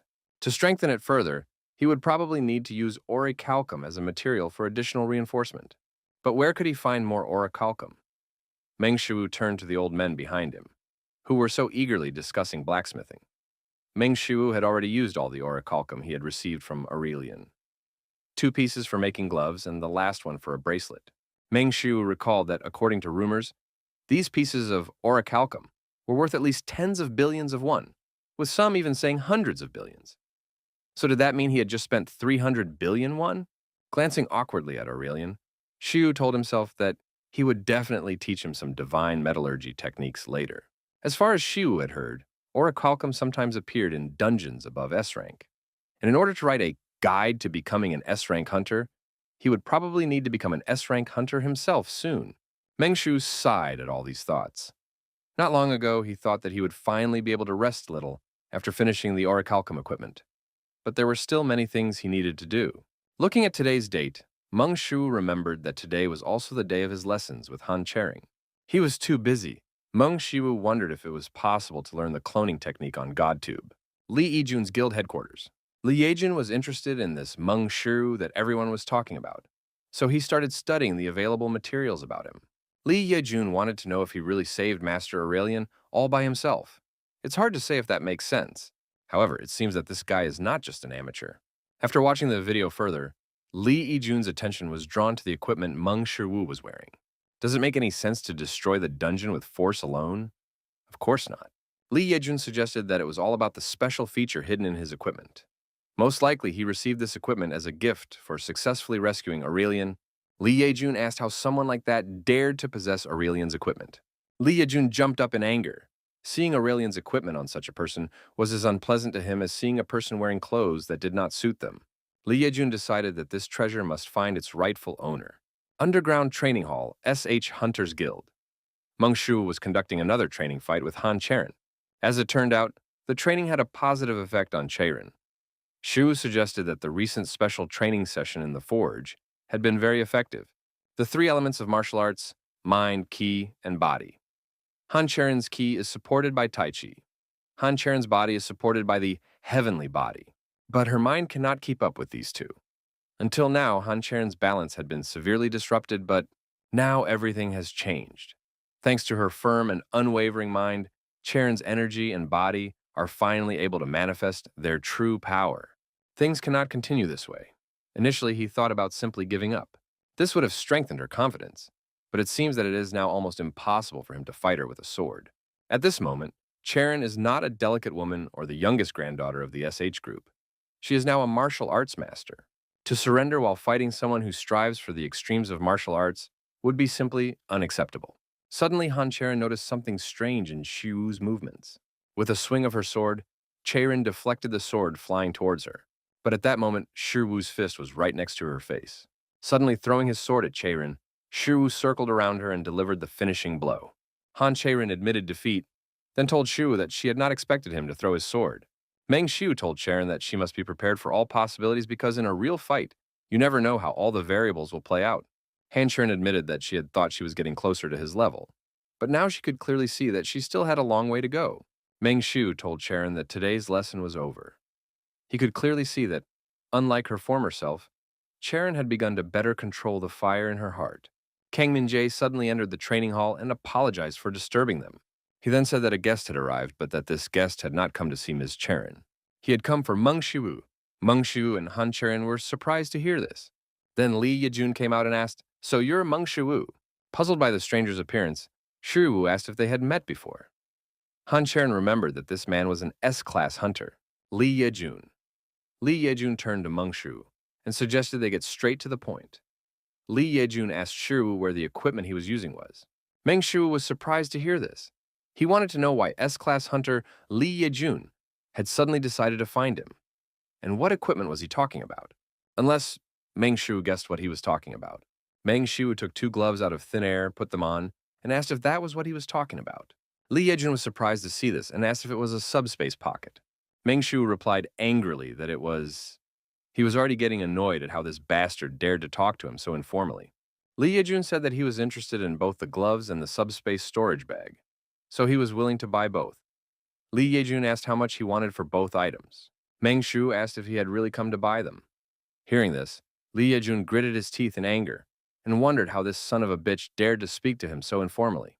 Pretending to think about it, Meng Xiu said that if he were to set a price, it would be 2 pieces of Orichalcum, plus the cost of labor. All of this would cost about 300 billion won. Li Yejun asked if he was trying to make fun of him. He is willing to pay 30 billion won for these items, but he is not going to raise the price any higher. Meng Xiu wondered who this person was to bargain with him like this. Meng Xiu asked Yejun what would happen if he didn't sell him his items. Li Yejun replied that in that case, releasing his aura, Li Yejun said that he would have no other choice. A treasure becomes a treasure when you have the strength to protect it. But for the weak, a treasure is no different from a disaster.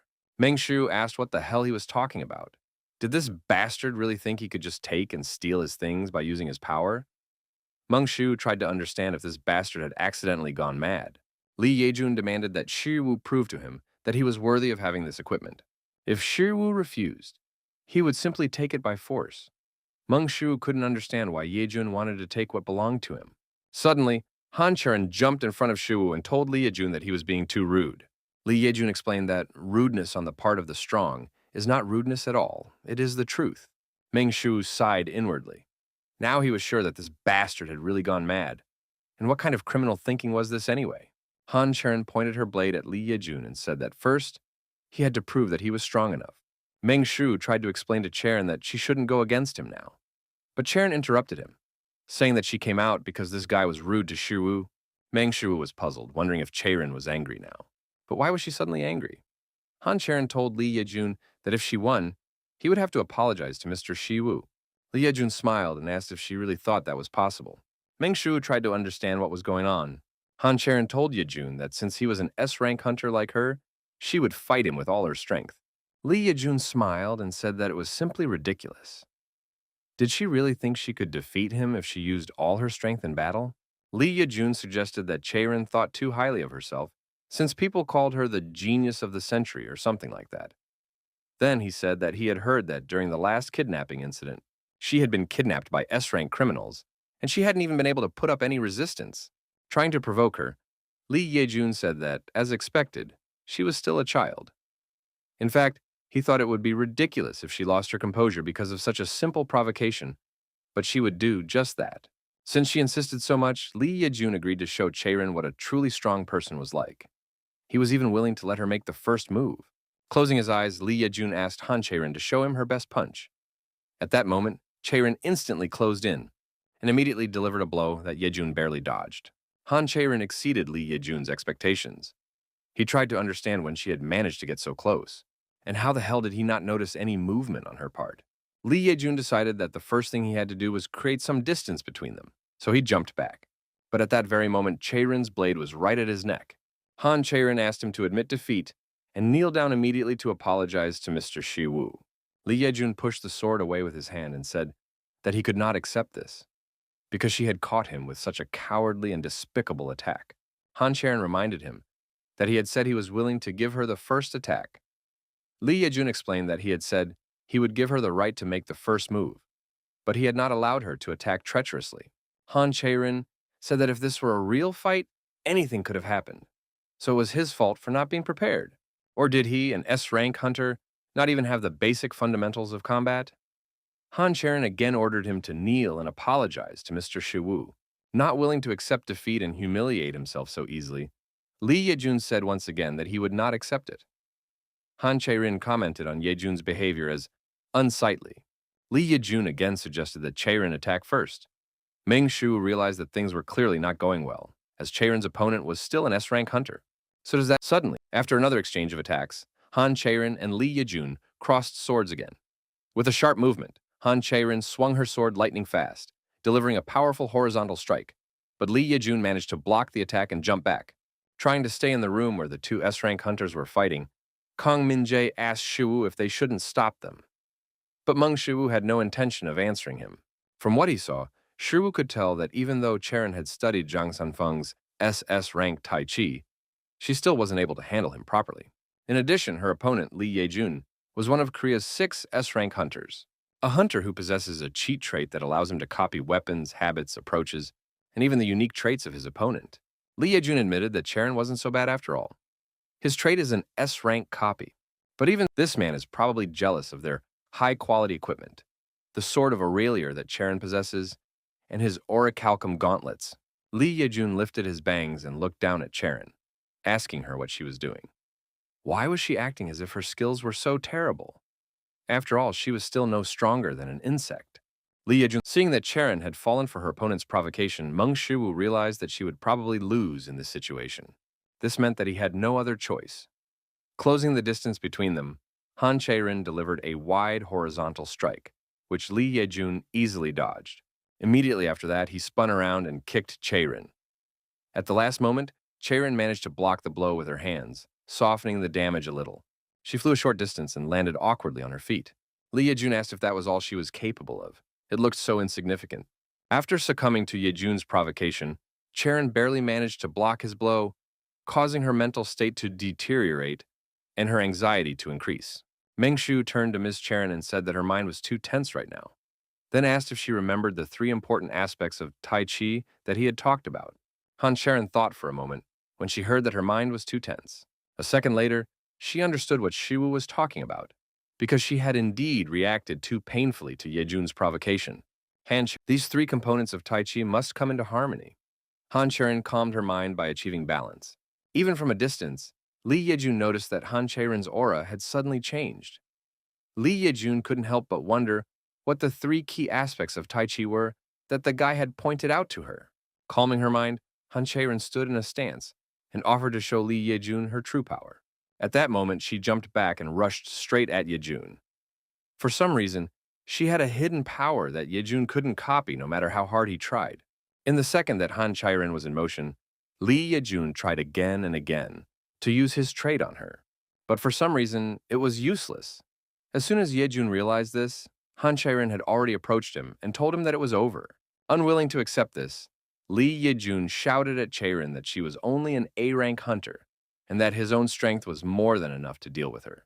Putting all his strength into his blade, Li Yejun counterattacked Han Cherin, causing their blades to clash. The collision of such powerful blows created a shockwave that finally knocked Kang Minjae off his feet. Immediately after that, a powerful energy explosion occurred at the point of collision between Han Cherin and Kang Minjae. Through the thick veil of smoke, Han Cherin heard Meng Shiwu trying to call out to her, but soon his voice faded away completely. A few days later, Meng Shiwu exclaimed that it was simply unbelievable. After all, he finally gained 250,000 subscribers on his channel, Conqueror of the World. At that moment, Shiwu thought that this Yejun was simply insane. Out of nowhere, he suddenly started demanding that he give him equipment. Be that as it may, thanks to Yejun, his NewTube channel finally experienced explosive growth. He got too carried away and was very frightened by what happened. In any case, the comments under the latest video were flooded with reactions. Commenters laughed at how a powerful S-rank hunter lost to an A+ rank and went from being unbeatable to beatable. LOL. Someone even wondered if Han Cherin would one day become one of the 13 hero hunters. Although rushing to Cherin's aid after the explosion, Meng Shu lifted her up and tried to bring her back to consciousness. But it was all in vain. If he hadn't started treating her with his S+ rank divine medical arts, things could have turned out much worse. But although Meng Shu, after reading SH Group headquarters, Han Mina admitted that it was a very unexpected request, but even so, she thanked Xiu for responding to her. Meng Shu awkwardly said that, since she was his aunt, he would be happy to make time for her. Han Mina had to admit that Xiu was a smooth talker. Han Mina told Xiu that she had seen the video he uploaded to NewTube, and that she had contacted him because they wanted to use the video as promotional material for SH Group, so at that moment, Xiu realized that both Han Cherin and her aunt Han Mina didn't care about trivial matters at all, so he wondered if this was a special trait of the Han family. Meng Xiu decided to clarify whether he understood correctly that they wanted to use the video of Han Mina and Li Yejun's fight to promote SH Group. Han Mina replied that he was correct and that he probably didn't know yet, but Cherin was about to sign a major contract with Mao Tao Corporation. Meng Xiu was surprised to hear about Mao Tao and asked if she was talking about the Chinese hunting company. Han Mina immediately confirmed this. She then explained that if they could use this video, they could really help Cherin. She would be able to successfully close the deal. Also, they weren't asking for this for free. He would be given a guarantee in return. Meng Xiu asked what kind of guarantee she was talking about.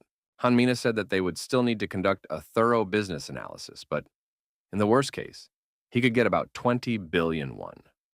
Meng Xiu realized that he had made a mistake in deciding to drink, because when he heard about the 20 billion, he was so shocked that he spat out everything he had drunk.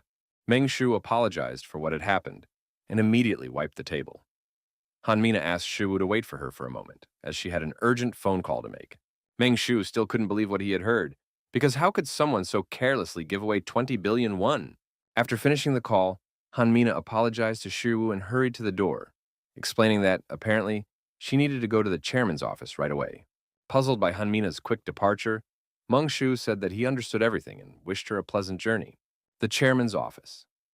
After knocking on the door, Han Mina addressed the chairman and said that Director Han Mina had arrived.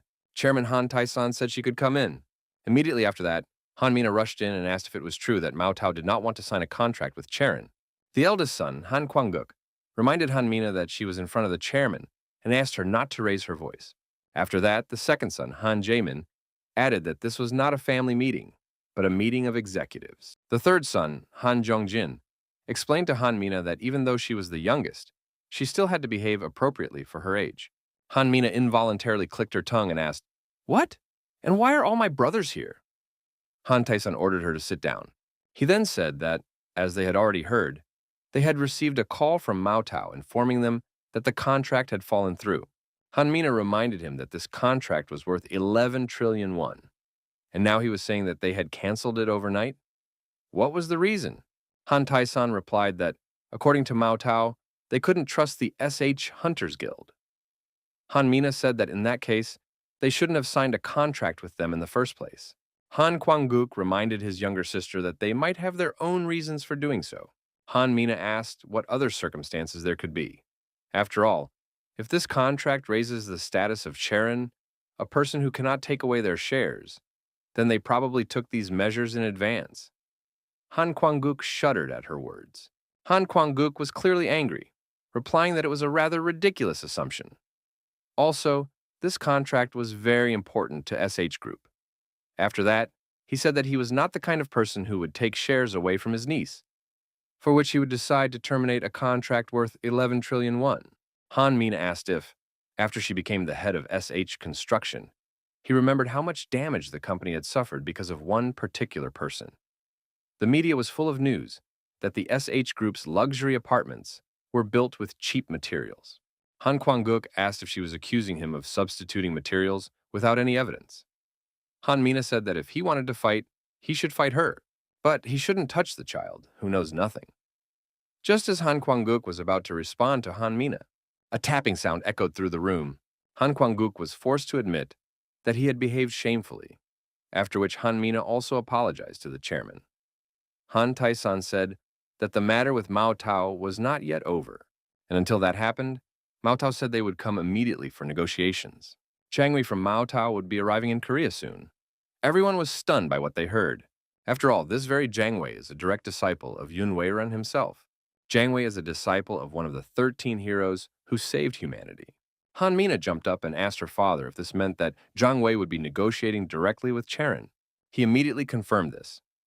Immediately after that, Han Mina reminded him that Cherin was still too young and that she still had a lot to learn in the field of management.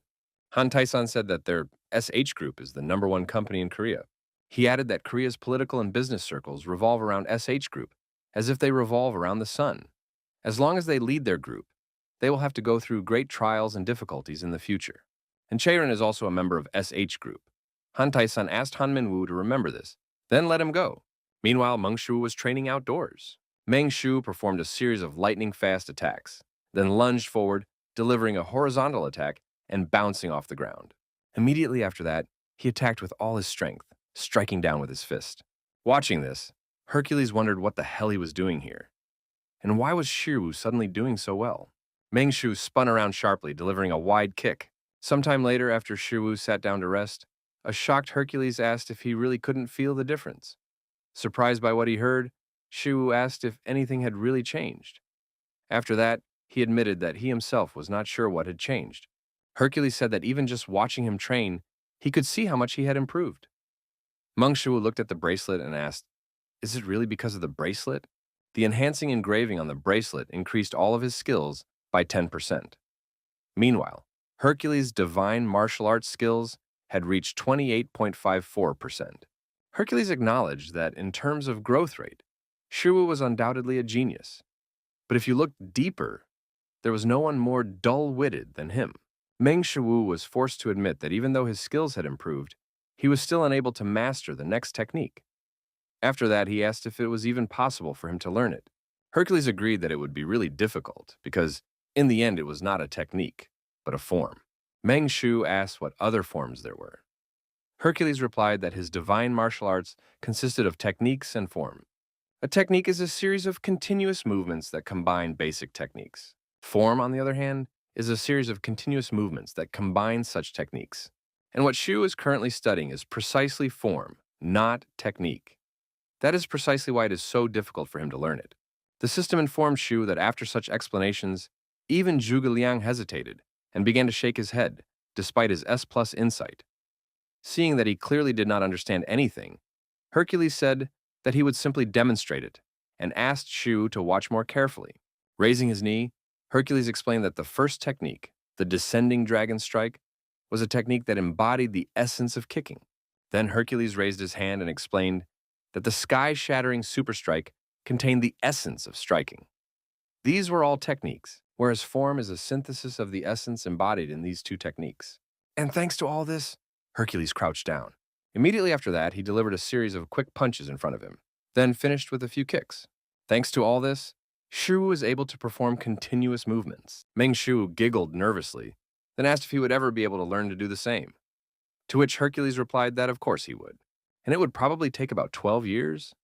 In any case, by that time he would already be able to see at least some progress. Meng Shu apologized for asking such a question and asked, 12 years? But he was constantly working on reconstructing his body. Hercules asked if that was true. But in that case, if he completely reconstructed his body, it would take about 4 years. Even 4 years instead of 12 disappointed Shiwu. Suddenly, Hercules added one, but Hercules said that if Shiwu took his special lessons, everything might still change. Meng Shu apologized for not understanding something and asked Hercules, Incheon International Airport. One of the reporters said that he was here, and immediately everyone waited to turn on their cameras. After all, Jang Wei himself had just arrived in Korea. Jamie demanded a report. Immediately after that, the woman reported to him that a meeting with the SH Hunters Guild was scheduled in 2 days. Jang Wei asked if there was a reason for this and if he really had to wait 2 days.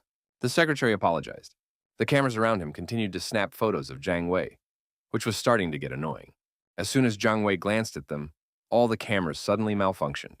While the puzzled cameraman tried to figure out what was wrong with the cameras, Jang Wei and the secretary calmly left the airport. Looking out the bus window, Shiwu continued to think about his special training with Hercules. He understood that even if the reconstruction of his body had made some progress, and even so, it would take a whole 4 years. Considering the reconstruction of the body, learning the form would take too long. If he received special training from Hercules, perhaps he could learn faster. Meng Shu decided to try checking out some other channels on GodTube first. But as soon as Meng Shu saw the cost of the next monthly subscription, he froze. Suddenly, he shouted, 16 million won? Which scared the people on the bus. The current subscription fee was already 15.1 billion won.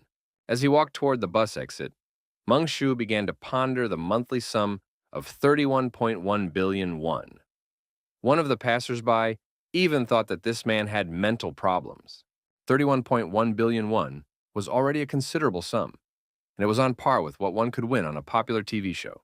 Thinking about this huge amount of money, Meng Shu froze with horror on his face. The man from the bus thought that this man was clearly insane and hurried away from him.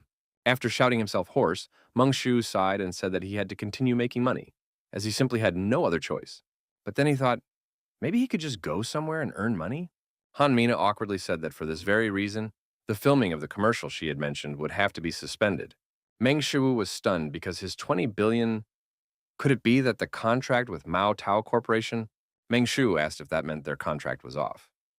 Han Mina replied that it was indeed the case. After all, her contract was with Mao Tao Corporation.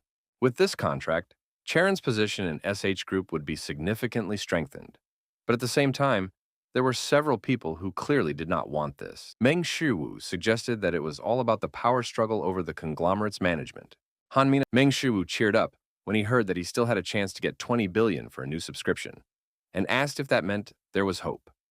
Han Mina said the chances were slim. She then explained that there is something called guanxi, a unique Chinese cultural concept.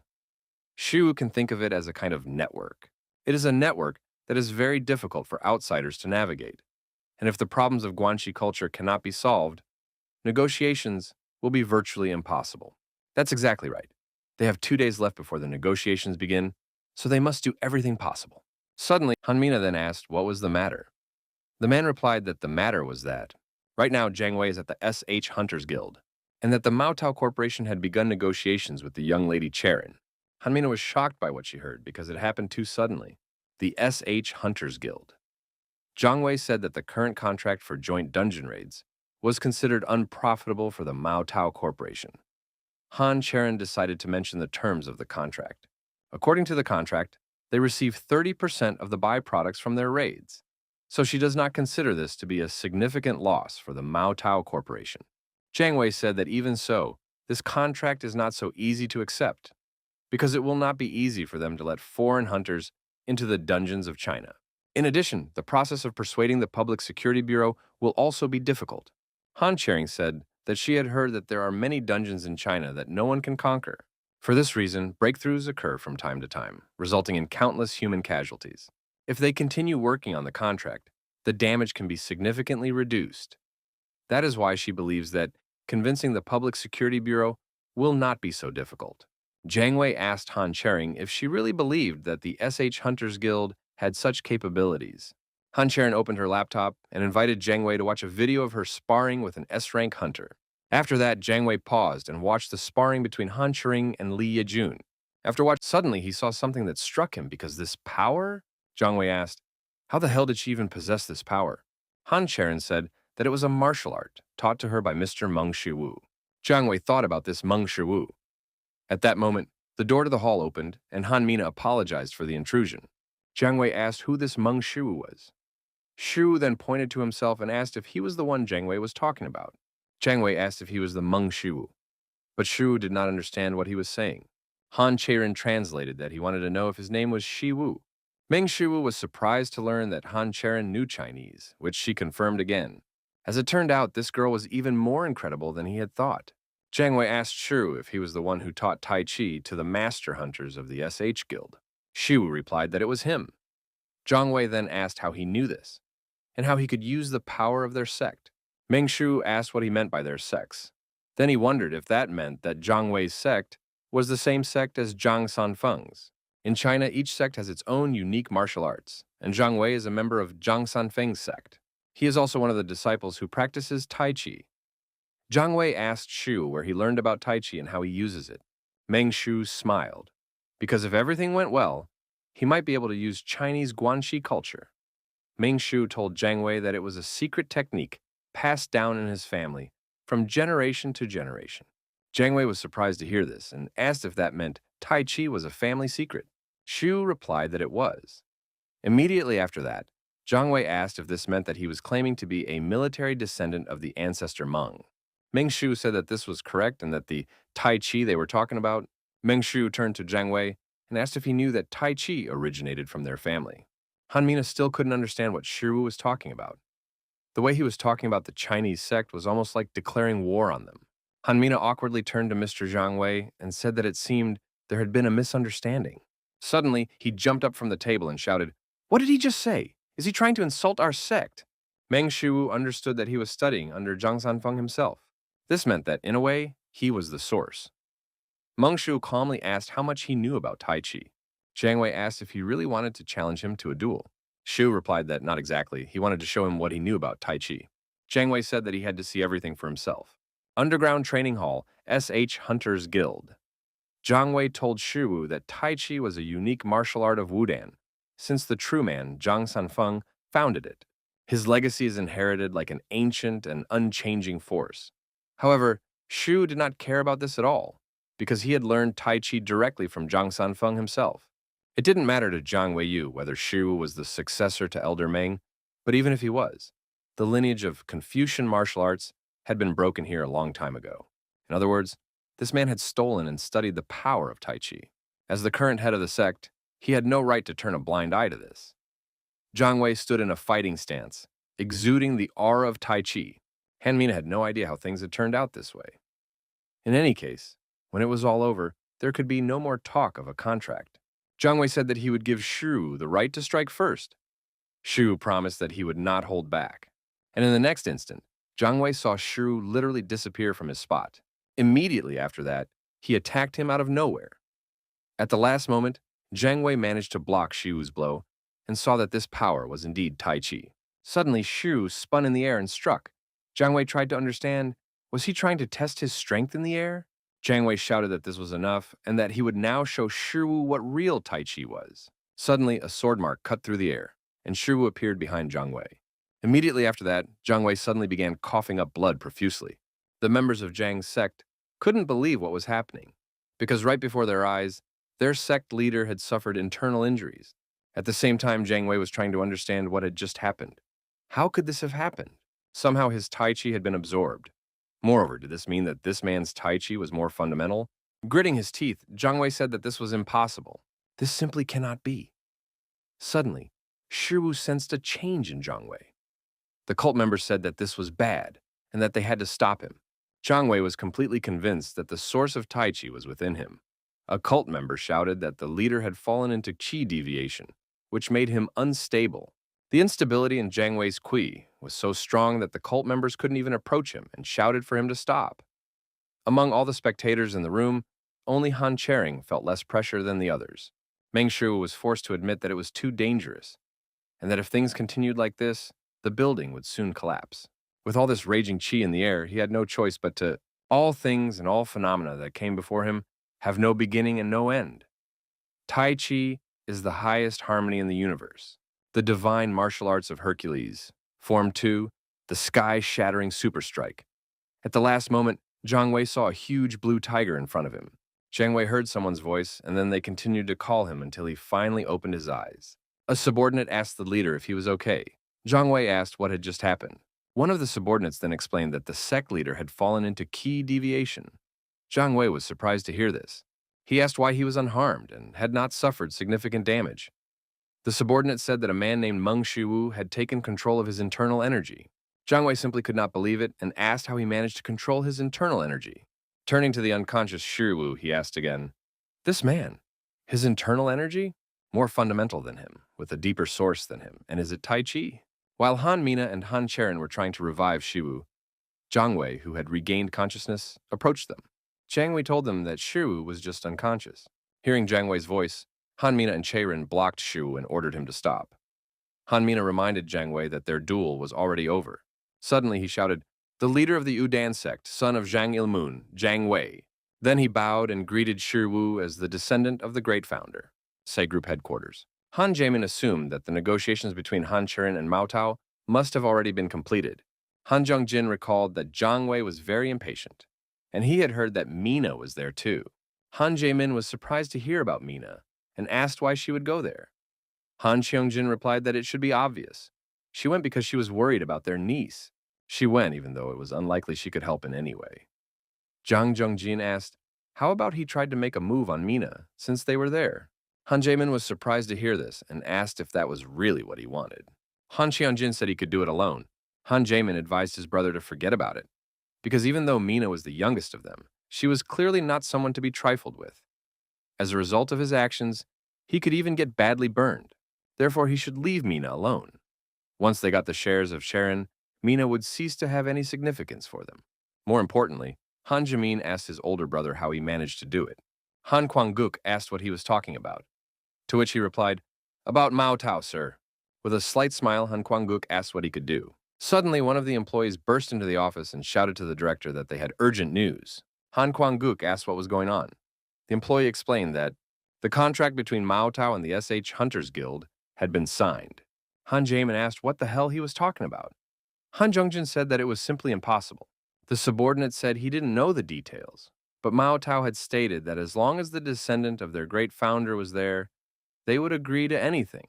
Han Kwang-guk asked who this great founder was. He demanded an immediate explanation.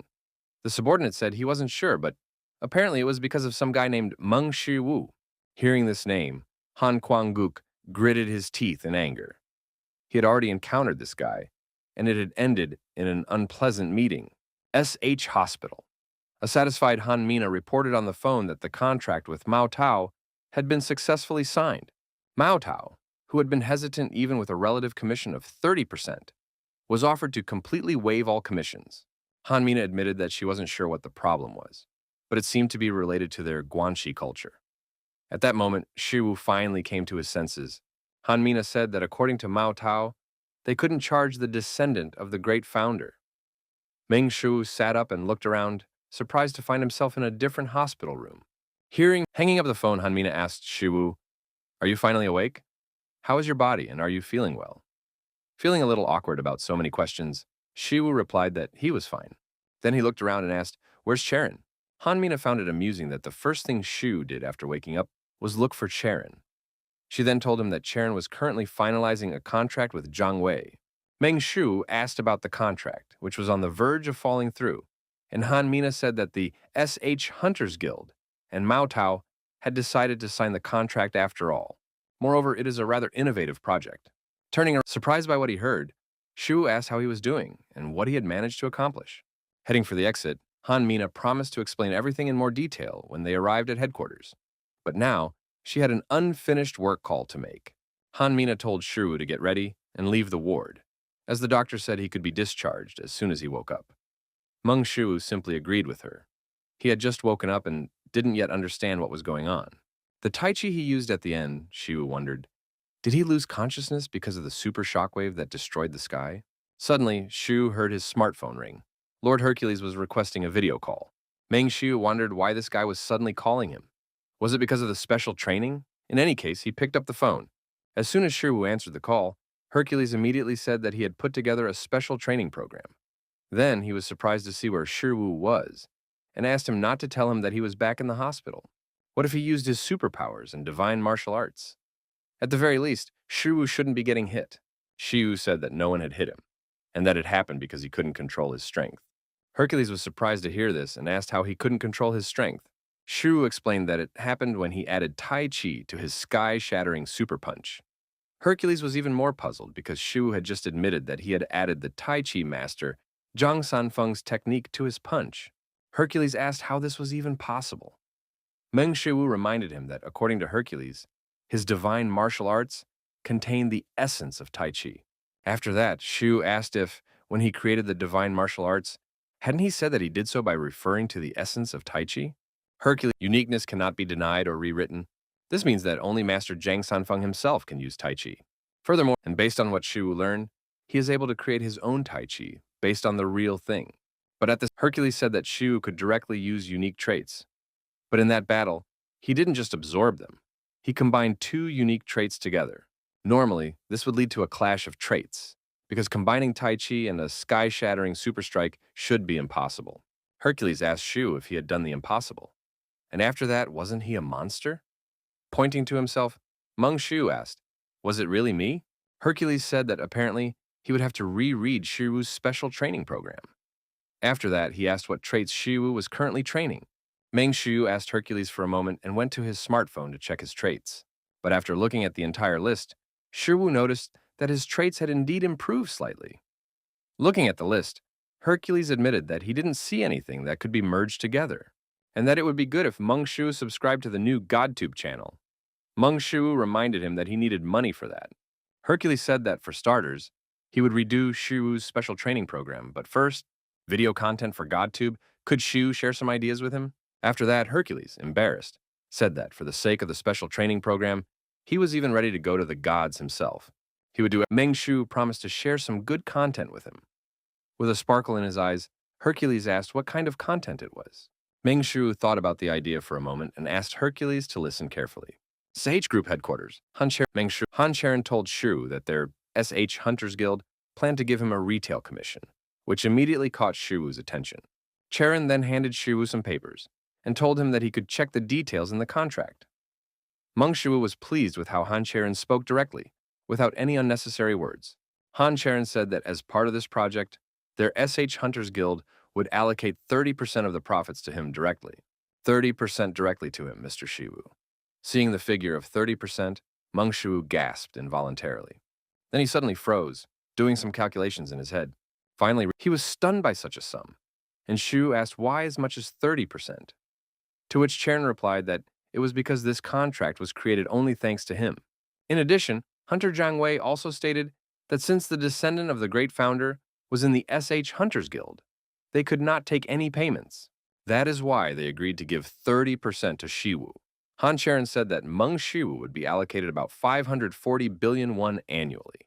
Upon hearing Meng Shu, and after trembling with fear, Meng Shu decided to ask if it was a joke. Cherin replied that it was not, and that it was all described in the contract. This was what the SH Guild was giving him. Turning to the box on the table, Cherin said that Mao Tao had also said that they had prepared something else for him. Jiang Wei removed the lid, and to his surprise, Meng Shu saw 2 pieces of Orichalcum inside. Jiang Wei bowed and said that it belonged to his master, and that he had brought them to entrust them to Master Aurelian here in Korea. But since he had met the descendant of the great founder, who had even saved his life, perhaps it might seem modest, but he would be grateful if Shiwu would accept it. After accepting the call, Hercules immediately bowed to his master and said that he, Hercules, was renewing his vow of determination today.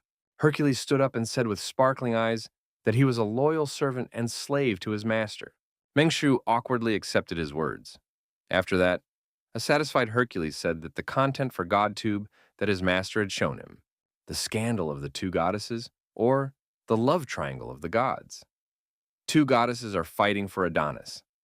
Hercules said that he had managed to cause a scandal between Aphrodite and Persephone. Immediately after that, his views and subscriptions literally exploded. His channel already had over 10,000 subscribers. It was a Meng Shu simply agreed with Hercules. He understood that there was no content more sensational than romances and love triangles. Hercules said that for this reason, Hephaestus and Hades had prepared a small gift. The mention of a gift intrigued Shiru, and he wondered if it could be subscriptions, as it had been with the Sphinx. Hercules said that was the case, but there was both good news and bad news.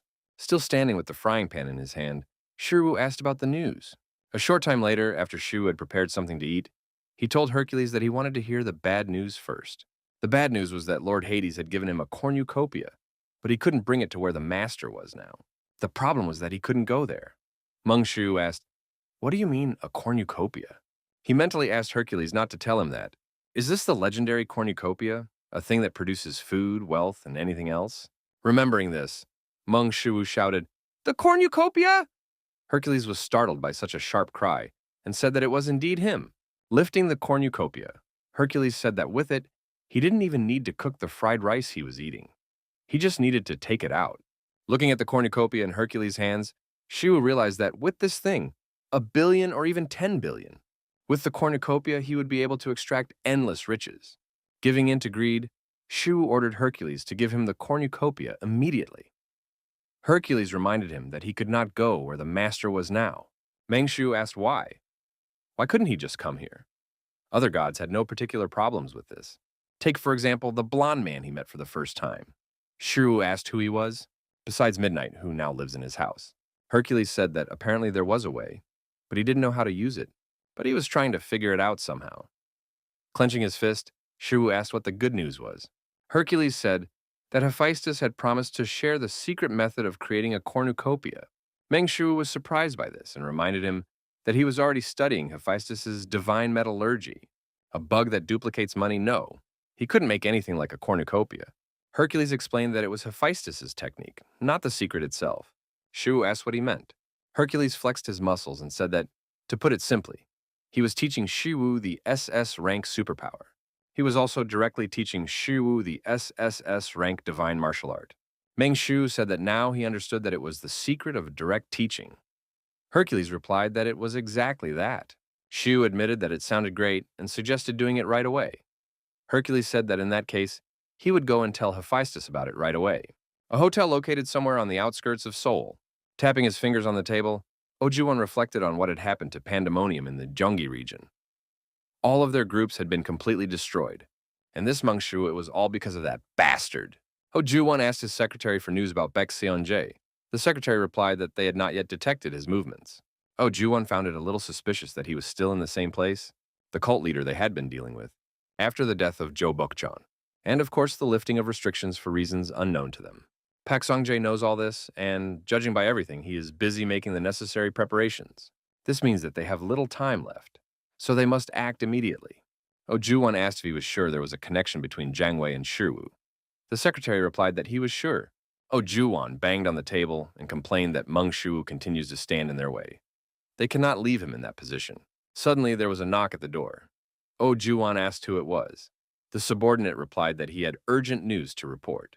The secretary said he would go out and check, but he suddenly burst into the office and addressed the branch manager, after which he said that he was Director Han Kwang-guk from SH Group. He wanted to talk to him. Ojuwon was happy to hear this, as it came at just the right moment. Meanwhile, Meng Shu left the house. Before Hercules contacted him, he had to be ready for the seminar at So's Forge. Suddenly, Meng Shu heard the phone ring. They had called him too quickly. To his surprise, it was Adonis, but why did he suddenly... He wanted to understand what was going on, and was it really because of that video? Meng Shu answered the call, and immediately Dionysus asked him if he was Mr. Shiwu. Meng Shu couldn't believe what he was seeing. Why did Dionysus look like that?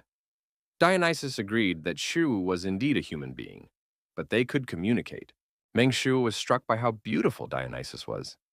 He slapped himself in the face to pull himself together, but in the face of transcendent beauty, the boundaries between same-sex and opposite sex lose all meaning. Meng Shu kept repeating to himself that he was a man. Adonis was a man. After a short meditation, the system notified Shu that he was resisting the influence of transcendent beauty and that his thoughts were beginning to return to normal. Gentleman Shu's heart rate increased by plus 10.6%, reaching 38.31%. However, as soon as he looked at that face, it happened again. Now Meng Shu began to understand why the gods fought so hard for him. Meng Shu asked what Dionysus wanted with him, since he had decided to contact him. Dionysus replied that, in fact, first, Dionysus bowed and thanked Meng Shu. Then he said that he had heard everything from Lord Hercules. Dionysus was grateful to Shu for saving him from Lady Persephone and Lady Aphrodite. Shu had literally saved him. Meng Shu explained that he had just stood by and said a few words, and that Hercules had done everything. Passers-by nearby noticed Shu talking to the air and assumed he was some kind of lunatic. Dionysus said he knew the truth. He wanted to run away, but he couldn't. And if he did, those two goddesses might take revenge on him. Remembering this, tears welled up in Dionysus' eyes. Seeing this, Meng Shu admitted aloud that it was simply unbelievable. Dionysus admitted that, in fact, he didn't even know how to thank Shu, so he decided to ask how he could repay his debt. After all, he had no idea how to do it. A boy passing by told his mother that this man had a strange face. His mother asked him not to talk about it so loudly. Dionysus said that he couldn't do anything and that he had nothing that could be useful to Shu. Meng Shu asked what he meant. After all, he had his looks. And if Dionysus created a GodTube channel, it would instantly go viral. Dionysus asked what he meant by a GodTube channel. Dionysus admitted that he really didn't know how to do anything. Shu asked what he thought about beauty-related content. Even if it wasn't beauty-related content, acting skills would also work. Dionysus's extraordinary beauty was already his greatest talent. Dionysus said he wasn't very good at acting. Shu suggested that he learn it right now. Dionysus asked if he really thought he could do it. Shu replied to Lord Adonis that he was more than capable. After that, Shu asked out of curiosity if he knew how to cross over into his dimension. Dionysus replied that he did not know and had never even heard of it. As it turned out, this god did not know about it either. Meng Shu said to himself that there must be some way. After a moment's thought, Dionysus placed his hand on his chest and said that if this path truly existed, he would find it. Dionysus promised to find a way to get to Mr. Shiwu's dimension. Looking at the sincere Dionysus, Meng Shu felt as if Cupid had shot his heart. Meng Shu put his phone away and shouted to Dionysus that he was too beautiful. Everyone on the bus realized at the same time that a madman had boarded. At that moment, Shu remembered that he was the only one here who could see GodTube. Listening to the passengers whispering, Meng Shu realized that he was doomed. Meng Shu couldn't get over what had just happened because it was too embarrassing. Since he was the only one who could see GodTube, he just shouted, "You're too beautiful," in the middle of the bus. It was a legendary cringe moment. But if Dionysus, with his good looks, enters GodTube, countless goddesses will gather around him. And from the gossip they share, unexpected information can always emerge. Cleopatra clearly knew something, and perhaps that was the reason. Will Adonis be able to find it? Suddenly, Meng Shu's phone rang again. This time it was Lord Hephaestus, who had been called by Hercules. Shu had not yet arrived at the So family's smithy, and if he answered the call in the middle of the road, he would once again look like some kind of weirdo. Meng Shu decided to take a short break at a nearby cafe. Meng Shu greeted Lord Hephaestus, while Hephaestus saw Shu, whom Hercules had mentioned, for the first time. Hephaestus told Shu that Hercules couldn't stop talking about a certain person. Shu confirmed that it was indeed him. Looking at Hephaestus's face, Shu wondered if he was ugly or if his sense of beauty had changed after talking to Dionysus. Picking up on Hercules' words, Hephaestus said that he had heard everything from Hercules, and, thanks to Shu, he had learned about his wife's affairs. Hephaestus said he was truly grateful. Meng Shu remembered that these two were the sons of Zeus, and looking at them, Shu could tell that they were very close. Heracles said that thanks to this, his wife would no longer be able to deceive him, after which he laughed loudly. As a token of his gratitude, he gave Shu his secret technique.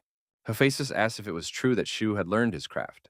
Shu replied that in a sense, it was true. Hephaestus admitted that it was hard to believe and asked if he could show him the equipment he had created. Shu replied that of course he would and reached for a small bag. To everyone's surprise, it was not just a bag, but a subspace bag, from which Shu took out a pair of gloves. Hephaestus asked, "What the hell? Does subspace equipment really exist?" But that should be simply impossible. Meng Shu was even a little surprised at how amazed Hephaestus was by this thing. Hephaestus said that such a thing must exceed the limits of SS rank divine metallurgy. Then he looked at the gauntlets in Shiwu's hands and asked what they meant. After all, they were Orichalcum gauntlets. Ming-Shu was surprised at how Hephaestus understood this with just a glance. Hephaestus couldn't believe that a human had actually made equipment out of Orichalcum. But what struck him even more was that these gloves were ego equipment. Hercules asked how Shu had done it and what his secret was. He asked Shu to teach him how to do it. Meng-Shu explained to Lord Hephaestus that he had not only used his metallurgy to create it, he had also used the power of Lady Isis. So it was the power of Isis. Hephaestus asked if Shiu really believed that this could further advance his craftsmanship. Power added to power creates even greater power, equipment that surpasses anything he has created before. Hephaestus said firmly that he had to see it with his own eyes. He then flew up to Shiwu's ear and promised to pass on everything he had, transcendent metallurgy. Surprised by what he heard, Shu asked what this transcendental metallurgy was. Hephaestus replied that it was a secret technique of his metallurgy. It was not just the production of equipment. Technology and magic, the fusion of two in one. This can be called something like magic engineering.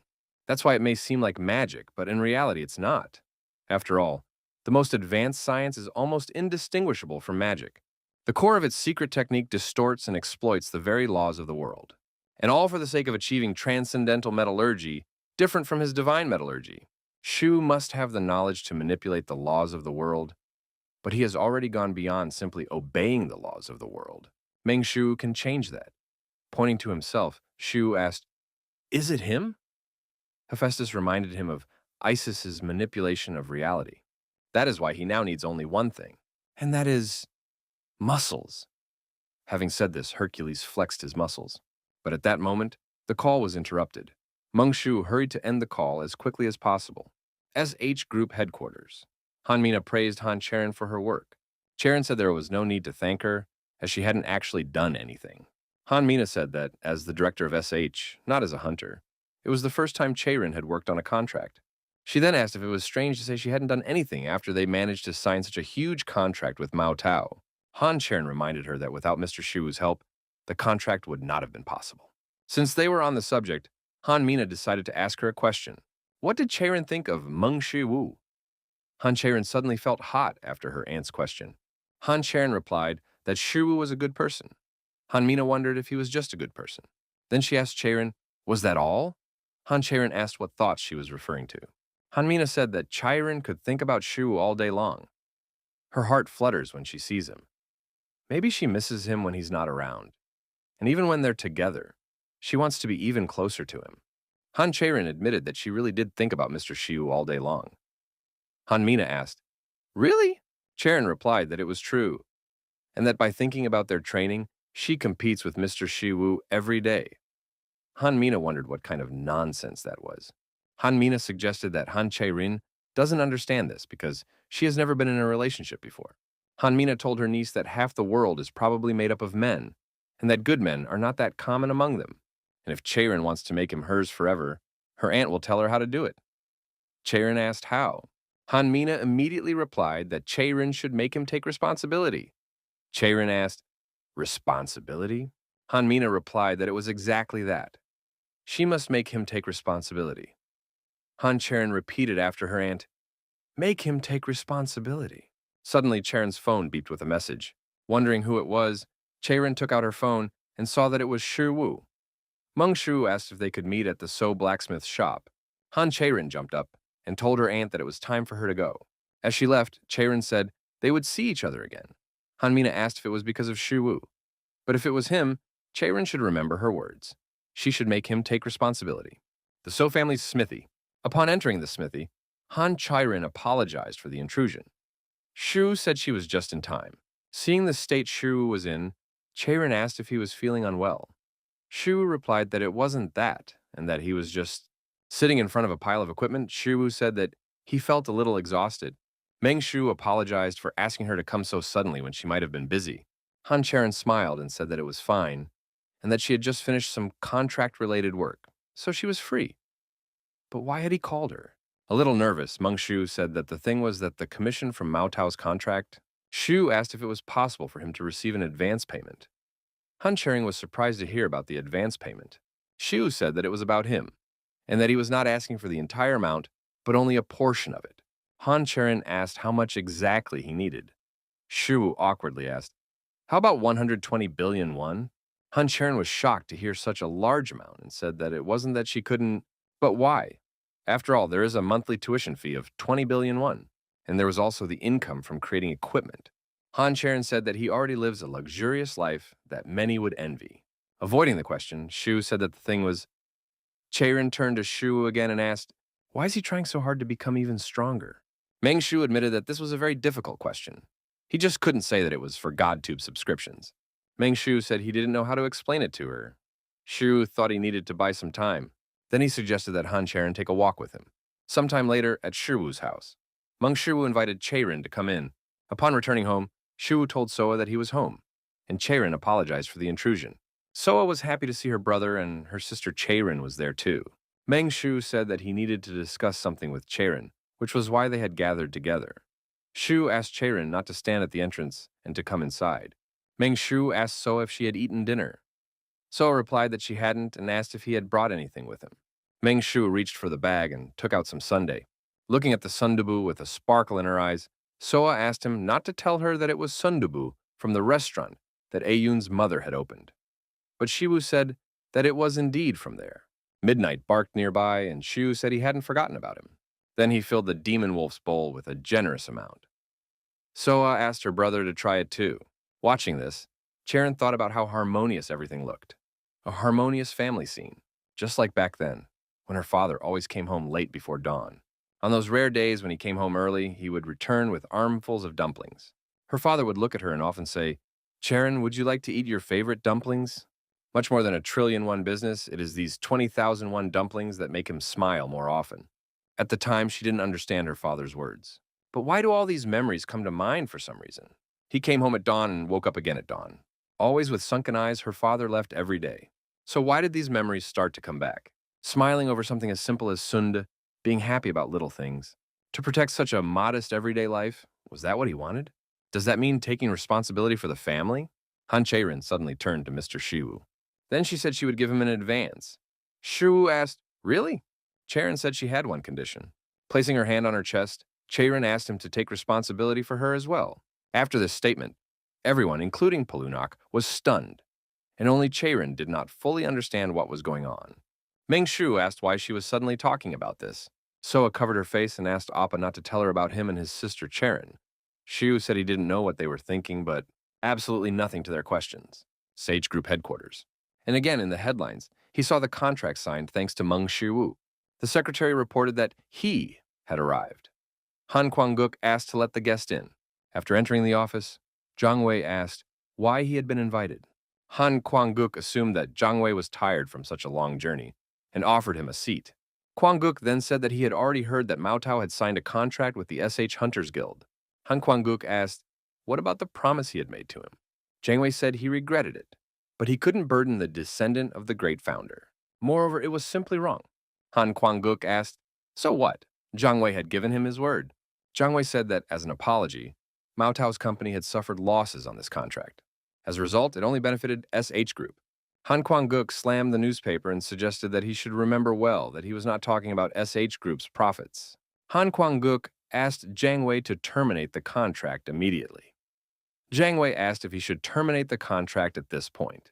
No matter what, it was simply impossible. Han Kwang-guk said that nothing is impossible in Korea, and reaching for the evidence, said that there was evidence that Mao Tao's major business contracts had been concluded through lobbying and corruption.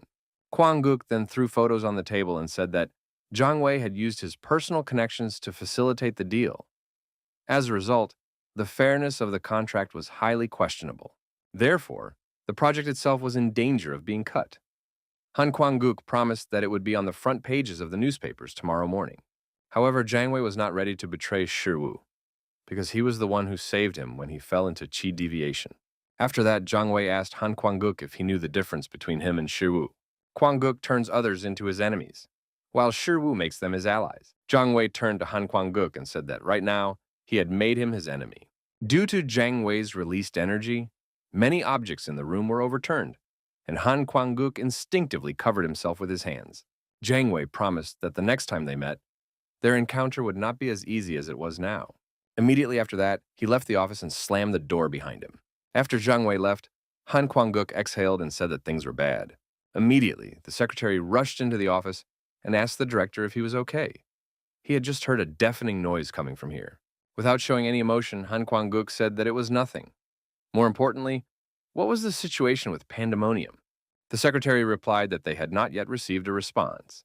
Kwang-guk ordered him to contact Pandemonium again. Han Kwang-guk was furious. These were no longer simple conversations, because they wanted them to be in the same boat. Meng Shu couldn't imagine that Cherin had heard such things from her aunt. That was the reason for her words about taking responsibility. Meng Shu couldn't get Cherin's words out of his head. They had literally struck him.